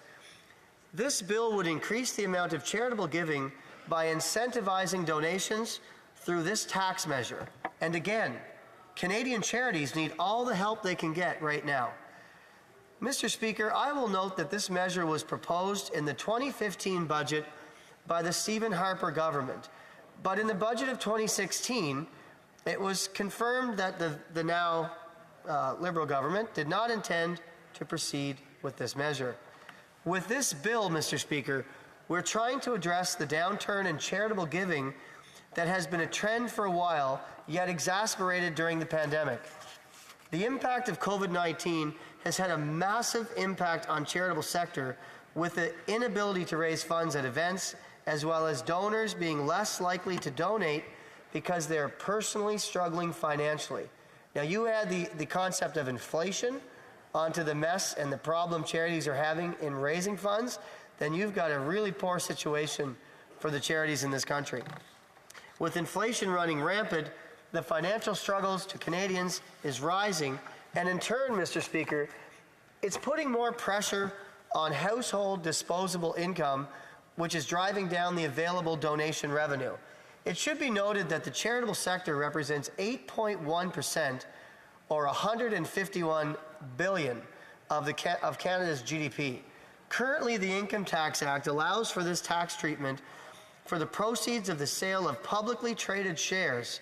This bill would provide similar tax treatment on the sale of private shares and real estate. Special Senate Committee on the Charitable Sector recommended the government implement this measure as a pilot project in June 2019 in their Catalyst for Change report, recommendation number 34. Mr. Speaker, people at home and potentially people in the chamber here are wondering, does the bill seem to disproportionately favor those who are high-income learners? Answer. It's important to note that not a single donated dollar remains in the hands of the donor. Each dollar benefits the charity that receives it. What this bill does is to make these donations more affordable to the actual donor, no matter what their income level is. Very good for charitable organizations. Many small business people are not necessarily high-income earners, but would be incentivized to make a donation if they did not have to pay the capital gains tax associated with the sale of their business. As to whether the nature of the tax is regressive or not, this is something that could be ascertained through expert testimony at the Finance Committee if the bill were ever to pass. And Mr. Speaker, we know we have to pass this bill. If this bill does not pass, every charitable organization in the country is going to feel, they're going to feel sad, but they're also going to feel ashamed. Government members and parliamentarians know that this is the type of bill that each of us can represent, and it transcends partisanship. We can look at this bill and each of us can understand how important it is for us to help this sector. So, Mr. Speaker, there's probably another question that people might have. How does the benefit flow from the tax incentive to the charity? Where any business owner decides they wish to sell the shares in their business, under this bill, the proceeds from the sale of those privately held shares would qualify for capital gains tax exemption if donated to a charity by the donor within 30 days of the close of the transaction. Great news for charitable organizations. For the purpose of clarity, the shares of the donor's company cannot be donated, but rather the proceeds derived from the sale of those shares. This mechanism helps avoid any valuation ambiguity, as the sale must be an arm's length sale for the purpose of value. Mr. Speaker, some may often wonder, how often do people gift shares? How often do people gift real estate outside of a will in particular? The bill does not incentivize the gifting of private company shares or real estate. Rather, it incentivizes the donation of the sale proceeds derived from the sale of the private company shares or real estate. One example, and this is important, as it pertains to real estate, Mr. Speaker, where someone invested a small apartment building or a duplex several years ago. Now they are retiring and decide, I'm going to sell this. I'm going to sell this place. Currently, when they sell, they will be required to pay the capital gains tax, which would roughly be the equivalent of 25% of the increase in value of the property during the period of time it was owned. Under Bill C-240, those proceeds could be donated in whole, in their entirety, or in part, to a charity of the donor's choice and receive an exemption from the tax. But in the end, Mr. Speaker, we incentivize somebody to be more charitable inside of our country, which benefits charitable organizations. How much time, Mr. Speaker? 2. Thank you so much. Some might ask, Mr. Speaker, what is the benefit to the cost associated with this legislation? Someone correctly pointed out, and the Library of Parliament report references 2 different types of tax cost. The first is the tax cost related to the foregone capital gains taxes. As I mentioned earlier, this equates to roughly 25% of the actual gain. The second cost is the cost due to behavioral change, as the goal of the bill is to increase charitable giving. Additional charitable tax receipts would also be issued. Mr. Speaker, this is a win, win, win, win. All day for charitable organizations, the people that benefit from the great work of charitable organizations, and to our great country when we put forth legislation like this that actually makes a real difference in our society. The federal tax costs related to the issuance of tax receipts may vary based on the amount of the contribution and the individual income, but my understanding, Mr. Speaker, is that the cost is roughly 25 to 30% of the contribution, and this too can be clarified by testimony. I want to thank you again, Mr. Speaker, for allowing me to bring forth this insightful commentary. I'd be happy to meet with any of the members of the House, but I want to say it again, Bill C-240 and my great friend from Winnipeg who sponsored this bill, this is the type of bill that every political party can be proud of, every member of this House can support. You are not supporting a political party here. You're supporting every charitable organization in this country, and we will proudly take all of your support. We need it. We want to thank you, Mr. Speaker. This is good for Canadians. Thank you so much. Continuing debate. I see no other interventions, so I recognize the honourable member for Charleswood, St. James, Assiniboia, Headingley, with your 5-minute right of reply.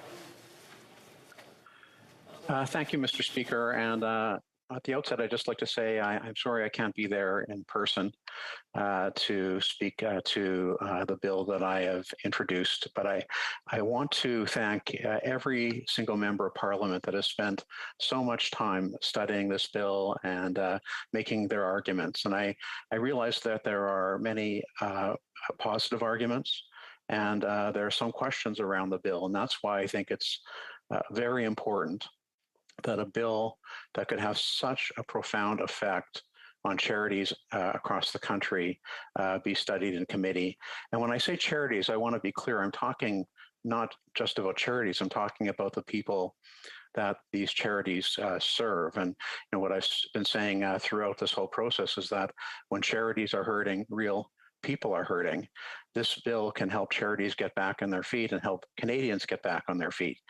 It's a bill, the idea of the bill came from Mr. Don Johnson, which I'm sure many of the members listening know. He's been advocating for this. He advocated for the tax change that led to the exemption for publicly traded securities, and he's advocated for this change, and I worked with him very closely.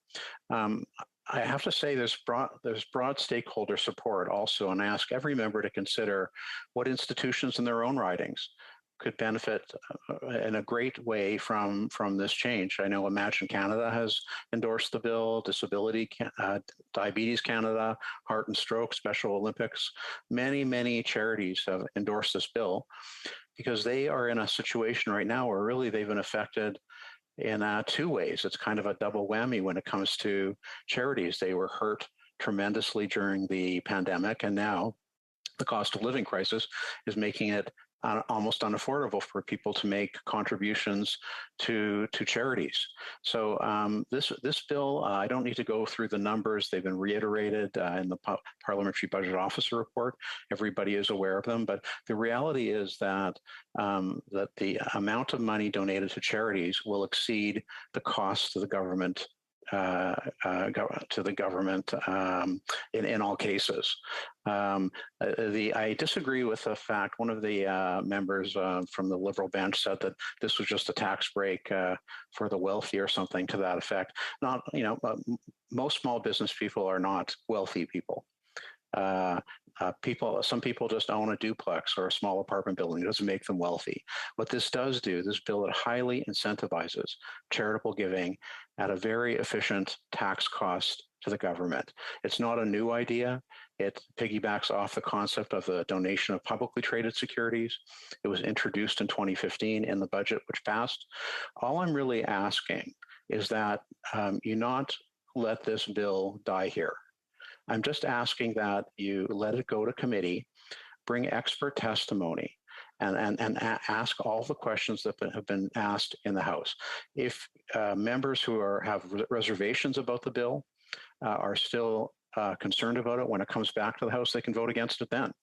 But I don't think it would be fair to the people who will benefit from this bill, I really don't, to essentially kill this bill right here when it comes up for a vote next week. This bill deserves the attention of the Finance Committee. It was, as some of my colleagues have mentioned, a recommendation in the Senate report on charities just a few years ago. It's an idea that is worth every member's consideration in this House. I just want to say on the issue of regressivity, that's also another issue that could be debated at committee. I personally don't think it's regressive because the reality is that whoever is making these donations doesn't get to keep any of the money. Every single dollar goes to charity. So I don't know how someone, whether they're wealthy or not, when they're parting with every single dollar is being benefited, other than they've been incentivized to give. So those are my general comments. I want to thank, again, everybody for their serious consideration and thought to this bill. Please vote for it. And with that, Mr. Speaker, I'd like to ask for a recorded vote. I'll wait for a second here. The question is as follows. Mr. Morant, seconded by Ms. Landsman, move that Bill C-240, an act to amend the Income Tax Act, donations involving private corporation shares or real estate, be now read a second time and referred to the Standing Committee on Finance. If a member of a recognized party present in the House wishes to request a recorded division or the motion be readopted on a division, I'd invite them to rise and indicate it to the chair. And I'm sure the honourable member for Charles Wood in the House. Well, okay, the honourable member for Winnipeg North. Yes, Mr. Speaker, I would ask that there be a recorded vote, please. Pursuant to order made on Thursday, November 25th, 2021, the division stands deferred until Wednesday, June 8th, 2022, at the expiry of the time provided for oral questions. So thanks everybody for their interventions on that this evening. In accordance with Standing Order 38, a motion to adjourn the House is deemed to have been made and seconded at this time. Therefore, the question is that this House do now adjourned. And I'll recognize the honourable member for Edmonton Strathcona. Thank you, Madam. Thank you, Mr. Speaker. Mr. Speaker, Canadians are united in their support for Ukraine and their condemnation of the horrific and appalling illegal war and genocide being perpetrated against Ukrainians by Vladimir Putin and the Russian Federation. Canadians want Canada to support Ukraine and Ukrainians. Canadians want their government to act, and again, this government has promised to act. The government has promised to sanction Putin and the oligarchs. The government has said all the right things about backing Ukraine. And the government has, once again, made grand announcements about supporting Ukrainians fleeing the war and seeking refuge in Canada. But like so many other pronouncements this government makes, when it comes to support for Ukraine and Ukrainians, this government is missing the mark, Mr. Speaker. For 3 months, myself and my fellow New Democrats have been calling on this government to impose sanctions on Putin and the Russian oligarchs who are financing this illegal war. And yet we know now that while the Prime Minister was making these announcements, millions of dollars were being diverted Millions of dollars that should have gone to Ukraine, that should have been used to support Ukrainians settling in Canada, were able to be taken away from the country. And this government has missed the mark when it comes to humanitarian support. From the beginning of this illegal war, I have called on this government to commit to working with Canadian organizations already on the ground. Organizations that have the connections and experience to ensure that our humanitarian response is effective. The Canadian organizations, like the Ukrainian Canadian Congress and the Canada-Ukraine Foundation, have to do their own work, have to fundraise separately to get humanitarian aid to where it needs to go in Ukraine. And now, once again, when it comes to supporting Ukrainians fleeing the war, we have yet another example of this government making big promises while again missing the mark. The Ukrainians fleeing this war are incredibly vulnerable, and they are deeply traumatized. I met with many Ukrainians fleeing the war in Ukraine when I traveled to Poland and to the border towns. What I saw was heartbreaking. Mr. Speaker, I can't help but think of my parents, to think of my children, to think of myself in those situations when I see those fleeing that violence.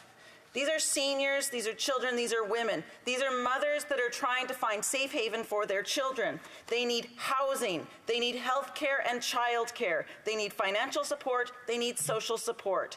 And they need to know that they are safe and secure for the long term. But instead of providing these things, instead of living up to those promises, the government is providing work permits. Work permits, Mr. Speaker, for seniors and women who can't leave their children. The problem here is that the government either doesn't understand the issue or doesn't want to understand the issue. These refugees are refugees from conflict, and they need to be treated as such. They need to be named as refugees. They need to receive housing and financial supports and a path to permanent residency and citizenship if that is what they desire. Refugee status would give Ukrainians the chance to actually find refuge in Canada, but this government is not granting them that status. Why not? Because if they acknowledge that these women and children are refugees, they would be obligated to support them. So instead, the Liberals pretend. The Liberals pretend that Canada is giving refuge to these beleaguered and traumatized women and children. The Liberals pretend that Canada is living up to its promises. The Liberals pretend to care. And this is sickening me, Mr. Speaker. It is time to stop pretending. Will the government finally commit to providing real support for Ukrainian refugees? L'honorable secrétaire parlementaire du ministre de l'Immigration, Réfugiés. The Honourable Minister for Immigration. Thank you very much, Mr. Speaker. Response to the honourable member's questions, because I don't need to pretend we care. We care. Canada is firm in its support of Ukraine. Ukrainian immigrants are an important part of Canada's cultural history, and we continue to support the courageous people of Ukraine. As part of our commitment to support those fleeing Russia's unjustifiable invasion of Ukraine, our government has put in place immigration measures to help Ukrainians fleeing the war find safe haven here in Canada. The Canada-Ukrainian Authorization for Emergency Travel is an accelerated temporary residence pathway that is designed to help Ukrainians who are seeking safe haven in Canada while the war in their home country continues.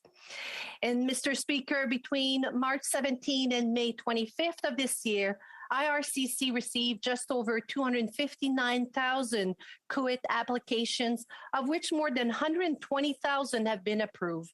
As well, between January 1st and May 22nd, more than 35,455 Ukrainian citizens arrived in Canada at our land and airports of entry. These arrival statistics cover all Ukrainian passport holders, including returning Canadian permanent residents of Ukraine origin. On April 9 of this year, the Prime Minister announced a series of additional measures to help Ukrainians find a safe haven in Canada. Working closely with our partners, including provinces and territories, settlement organizations, NGOs across the country, we've implemented these key support measures. While Ukrainians are not coming to Canada as refugees, we are working hard to make sure that they have the travel support, transitional financial assistance and settlement services they need so they can come to Canada and thrive in their communities. And I'm extremely pleased to announce that the third federal charter flight carrying 319 Ukrainians arrived moments ago in Halifax, combined with 2 other federal charter flights on Winnipeg in May 23rd and in Montreal, Mr. Speaker, on May 29, when I had the great honor and the pleasure of welcoming our new Ukrainian communities. We've helped more than 900 Ukrainian travel to Canada. These charters were available to Ukrainian national and their family member approved through the Canada-Ukraine Authorization for Emergency Travel Program. As well, those arriving on the charter flights who do not have suitable arrangement have been provided with temporary accommodation of up to 14 nights. And in the coming weeks, we expect to extend these measures to include Ukrainians who arrive under the COIT programs in other Canadian cities and who have no other confirmed accommodation. We have also put in place the necessary support so Ukrainian and their family can thrive in their new community after they arrive. Starting today, June 2nd, Ukrainian arriving in Canada under the COIT program are also able to receive transitional financial assistance. The benefit, a direct one-time payment of $3,000 per adult and $1,500 per child, 17 years and under, will help Ukrainians and their family meet their immediate and basic needs, such as transportation and long-term housing, as they settle in their new communities and look for work. Ukrainian arriving under the COIT program, as well as those who were already in Canada when the war broke out, are also receiving vital settlement program services. And these services include language training, enrolling children in school, and employment counseling and mentoring. Mr. Speaker, we will continue to be there for our Ukrainian community, and I'm happy that I was able to answer the question. The honourable member for Edmonton Strathcona. Well, that didn't answer the question, Mr. Speaker. And frankly, I made it very clear in my question that it wasn't how many are coming here, it's providing the support for them when they're here. This is basically the answer of thoughts and prayers. This is basically like hearing, if we had, this government is so good at promising things and delivering absolutely nothing for the people that need this. Canada's resettlement agencies and Ukrainian organizations in Canada have been raising the alarm for weeks now that we are headed towards a crisis unless the government changes course. Because Ukrainians are not considered refugees, they are arriving in Canada without access to support networks that they need. As the UCC, the Ukrainian Canada Congress National President has noted, Canada is failing Ukrainians. Mr. Speaker, it doesn't have to be this way. The government could act today, right now, and make this right. Don't leave it up to donors. Don't leave it up to sponsored flights. Grant Ukrainian refugee status and give resettlement agencies and Ukrainian organizations the ground and support and tools they need to assist Ukrainian refugees. Thank you, Mr. The Honourable Parliamentary Secretary.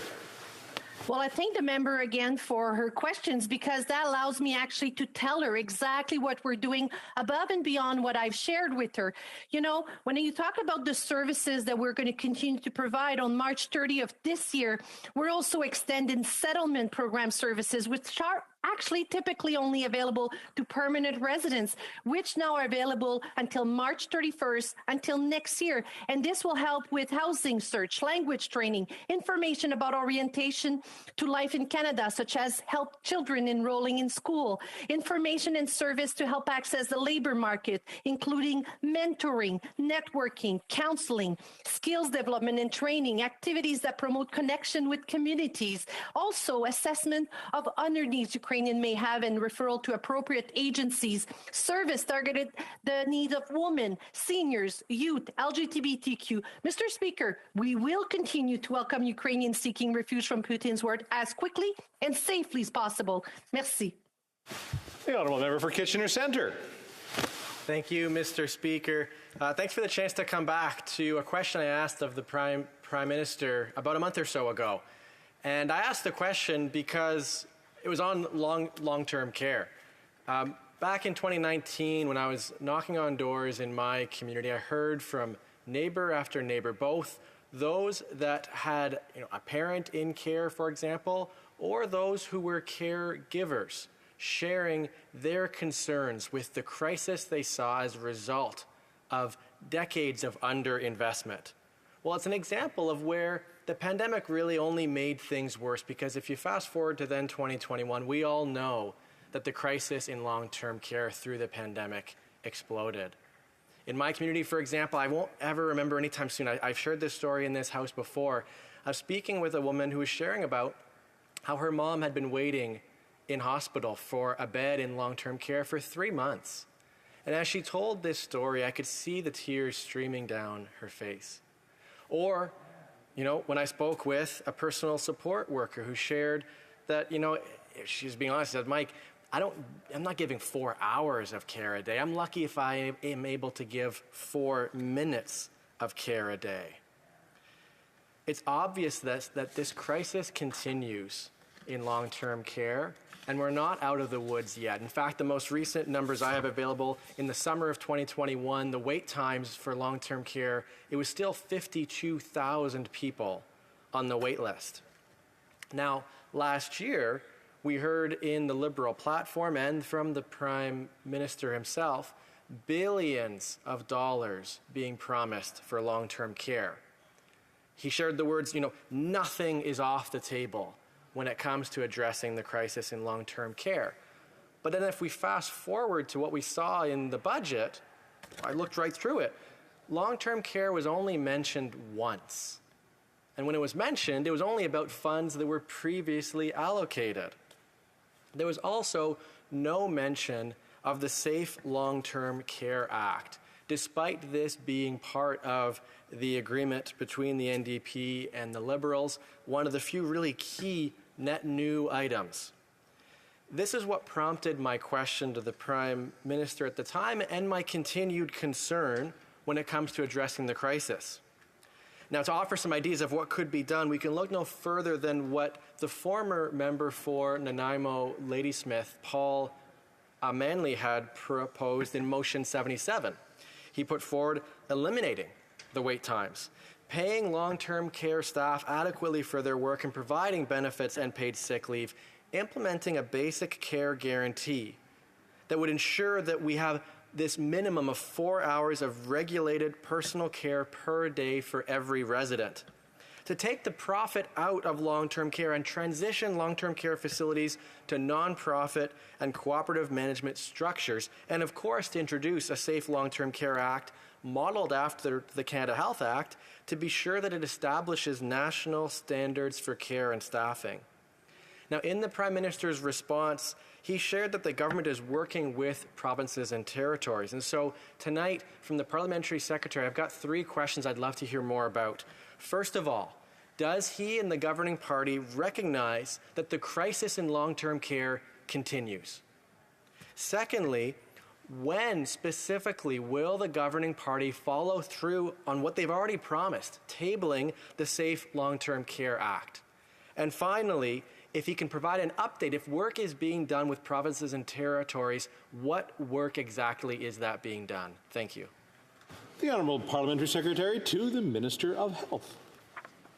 Thank you very much, Mr. Speaker, and I'd like to thank my friend and colleague from Kitchener Centre for his question, but also his work on this file and his dedication to seniors living in his riding and across the country. Many seniors have faced significant health, economic and social challenges due to COVID-19, which has really showed bare systematic challenges in Canada's long-term care system. As soon as COVID-19 exposed some of these challenges in our long-term care system, our government was there to help provinces and territories with additional PPE, with the armed forces and the long-term care facilities in Quebec and Ontario, and much more. Our government has also stressed the need for permanent long-term solutions for long-term care facilities where Canadians living and working in them are safe and treated with respect and dignity. Key to achieving that level of safety and comfort are national standards for long-term care. I would remind the member opposite that in March of 2021, the Standards Council of Canada, which is a federal crown corporation, the Health Standards Organization, and the Canadian Standards Association announced that they would be collaborating on the development of 2 new complementary federal long-term care standards.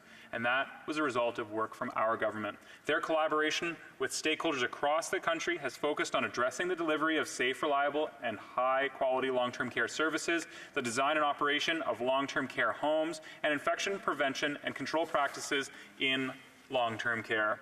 For HSO standard, this means resident-centered care practices, which is a respectful, team-based environment, a healthy, competent, and resilient workforce with healthy working conditions and strong governance practices and operations. For the CSA group standard, this means cleaning and disinfecting processes, waste removal, HVAC, plumbing, medical gas systems, and the use of more modern technology in their care systems. We expect that the final release of those standards will be done at the end of this year.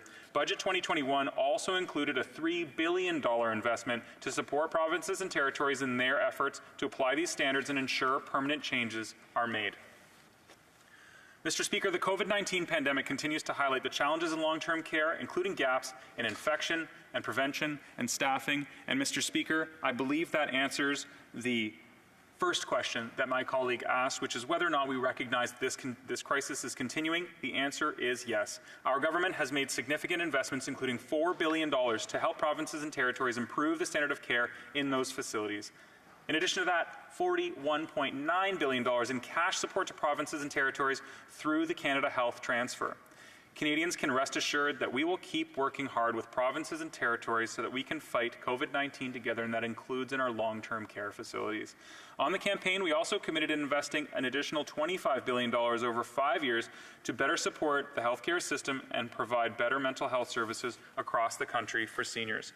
The provinces and territories would now receive over $47 billion through the Canadian Healthcare Transfer in 2021 and 2022, and territories $500 million to help them prepare for outbreaks of COVID-19. Mr. Speaker, to date, our government has spent more than 8 out of 10 of every dollar in this country to fight this pandemic. Mr. Speaker, there's a couple of other questions. When will the tabling of the Safe Long-Term Care Act commence? I believe work is underway, and we are working expeditiously on that because it is a priority for this government. I don't have any updates on work with the provinces, but I look forward to the next round of questions from my friend and colleague from Kitchener Centre. Thank you, Mr. Speaker. The honourable member for Kitchener Centre. Thank you, Mr. Speaker, and thank you to the Parliamentary Secretary, not just for his kind words, but for actually answering the questions that were offered this evening. I think both the respectful approach, but also a discourse that feels like exactly that, is what we should see more of in this place. And so I thank him for that. I understand he might not be able to share more about when the Safe Long-Term Care Act would be introduced. And so I wonder if with this final bit of time we've got available, if he could share more about any of his reflections on why there wasn't new funds allocated in the most recent budget, recognizing there is a crisis we are still in, and if there's more specificity he can offer for what would be in the Safe Long-Term Care Act and what all parliamentarians can do to advance it more quickly, recognizing that a crisis requires urgent action. Thank you. The Honourable Parliamentary Secretary. Thank you, Mr. Speaker. And while I know that it's challenging for Green members to appear at committee, I would invite him to the Health Committee at some point. Work is underway. We've been addressing human resources in healthcare, which is related to this challenge. But I would also highlight what I said in the previous round, which is that we are investing $3 billion through Budget 2021 to ensure standards for long-term care are applied and permanent changes made. Mr. Speaker, we all agree that living and working in long-term care deserves to be treated with respect and dignity in a safe environment. Our government has invested in immediate solutions while supporting efforts to permanently correct what needs correcting in the long-term care system, not only to better protect against a future pandemic, but to make every single day a day of safety and good living. Mr. Speaker, we owe it to our seniors in this country. They built this country. We are grateful for this country. It's a great place to live, and we owe them a life of dignity and respect, and that's what we are achieving together, collaborating in this place. Thank you, Mr. Speaker. The honourable member for North Okanagan-Shuswap. Mr. Speaker, I rise in adjournment debate tonight to address concerns raised by constituents in my riding of North Okanagan-Shuswap and shared by Canadians across the country regarding this government's continuing attacks on manufacturing jobs and the tourism sector. Mr. Speaker, the government was asked if the finance minister understands that her high tax regime will do nothing but kill jobs in the manufacturing and tourism sectors, and the response was frankly unacceptable. In his response to the question, the parliamentary secretary stated, quote, "To make sure that we have the resources needed to invest in Canadians and help our economy continue to recover from the pandemic, we are ensuring that the wealthiest pay their fair share," end quote. This shows just how out of touch this government is with reality. The Liberals do not realize that their tax and spend policies are killing jobs in small businesses and tourism sectors. The government did not do an impact analysis of their proposed new surtax before they proposed the tax on vehicles, vessels, and aircraft. However, the parliamentary budget officer did undertake such analysis, and he concluded the proposed new surtax will result in over $2.8 billion in lost sales over the next 5 years, a 15% reduction that will devastate Canada's car manufacturing sector, boating sector, and aerospace sector. It's not the wealthy that are going to pay for this tax policy. It is the workers in the plants no longer building these products and the rental and charter companies who do not have new vessels coming into their rental fleets. This new surtax will cost Canadian workers in Canada's tourism sector and peripheral sectors and supply chains whose jobs are being put at risk. These are the people who will pay for this government's damaging and short-sighted legislation. As Canadian workers break free from the stranglehold of the pandemic and businesses struggle to recover, only the Liberals would conceive that imposing such a tax on sales that support good manufacturing jobs right here in Canada is the right path forward. This surtax will drive jobs and contracts out of Canada and make purchases more expensive for Canadians, because the new surtax will not just tax specified items, it will also tax the sales tax on the purchase, another tax on tax by this government. Mr. Speaker, many charter vessel fleet operators rely on individual purchasers to invest in new vessels, to renew their fleets, and sustain standards that will attract tourists from across Canada and around the world. If those vessels aren't renewed and up to standards, customers from here in Canada and abroad will take their money elsewhere, the U.S., for example, and support tourism, jobs, and incomes there. The resultant loss of investment, plus the spin-off loss of rental, tourism, and service revenues, will far outweigh any benefits this government thinks it will rake in from this new tax.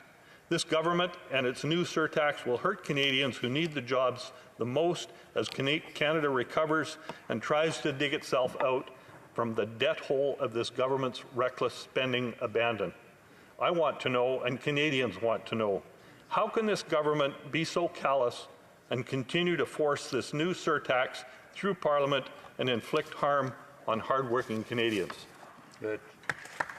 The Honourable Parliamentary Secretary to the Minister of Health. Thank you very much, Mr. Speaker. I'd like to thank my honourable colleague from North Okanagan, Shuswap, for raising this question of the luxury tax this evening in adjournment debate. As we all know, taxes help pay for the government programs and services that all Canadians depend on, and they provide a social safety net on which all Canadians can rely. The usefulness of this social safety net was very obvious during the pandemic. While many Canadians have sacrificed a lot to keep our economy going through the pandemic, we also know that some of the wealthiest have done quite well. And we believe, Mr. Speaker, that it's only fair to ask those who can afford to buy luxury goods to contribute a little bit more. That is why the government followed through on its commitment to introduce a tax on select luxury goods in Budget 2021. As you know, Mr. Speaker, our government proposed in Budget 2021 the introduction of a tax on the sale of new luxury cars and aircraft with a retail price of over $100,000 and on new boats over $250,000. It's estimated that by this measure, we will increase federal revenues by $654 million over 5 years, starting in 2021-2022. I'd like to reassure my colleagues that the luxury tax only applies to boats above $250,000 and has an effective rate less than 10% for boats less than $500,000. I think we should also all be mindful that $250,000 price threshold is 3.3 times the median household income in Canada before taxes. We also have seen recent reports that demand for luxury goods is strong and has continued throughout the pandemic. We are definitely not targeting middle-class Canadians with this measure. We are simply asking those who can buy these luxury goods to make an additional contribution. I understand that my honourable colleague is concerned that the luxury tax will negatively impact the tourism industry in his region. However, I would like to reassure him that families that are renting or chartering new houseboats in the Shuswap region would only bear a very small portion of this tax, as it would be spread out over all the charters over the useful life of the houseboat. Finally, the government's not implementing this new tax alone or blindly. Canadians have been consulted about it, and the draft legislative proposals have been released in March of this year. And subject to parliamentary approval, this tax would come into effect on September 1st, 2022. Thank you, Mr. Speaker. I look forward to following up with my honourable colleague if he has any further questions or comments. Honourable member for North Okanagan, Shuswap. Thank you, Mr. Speaker, and it's clear from this answer, again, that the member doesn't understand and his government doesn't understand that it's not the wealthy that are going to be suffering the implications of this tax. It's the jobs that are going to be lost because of the loss of sales. $2.8 billion in lost sales is what the Parliamentary Budget Officer has identified will be the loss directly from this proposed tax. It just shows that the government has not looked at the final numbers to understand what they're going to do to job creation and job continuity in the country. I hope that the member can do better in the 1-minute response that he has now than he did in the previous 4-minute response. Thank you. Honourable Parliamentary Secretary. Thank you, Mr. Speaker, and I will do my best. I would like to conclude by reminding my colleagues and the honourable member that this government has been there to support Canadians as we navigated through the pandemic, and that taxes are necessary to pay for the social programs that Canadians depend on. And we believe that it's only fair that those who can afford vessels worth more than $250,000 contribute a little bit more than others. Mr. Speaker, in conclusion, I would just state that previous Conservative governments recognized that taxes are what pays for these government programs that are essential for Canadians, particularly vulnerable Canadians. As I've said many times in this House, Mr. Speaker, I grew up in social housing. I grew up in a co-op, and those co-ops would not have existed if it wasn't for good tax structures similar to the one that the Mulroney government brought forth with the GST. We wouldn't be here today without that good Conservative idea of the general sales tax. So, in closing, I'd like to thank former Prime Minister Brian Mulroney for bringing forward the GST, and we're following up with this luxury tax because Canadians rely on these services more than ever. Thank you, Mr. Speaker. Thanks for the interventions tonight. The motion to adjourn the House is now deemed to have been adopted. Accordingly, this House stands adjourned until tomorrow at 10 o'clock, pursuant to Standing Order 24-1.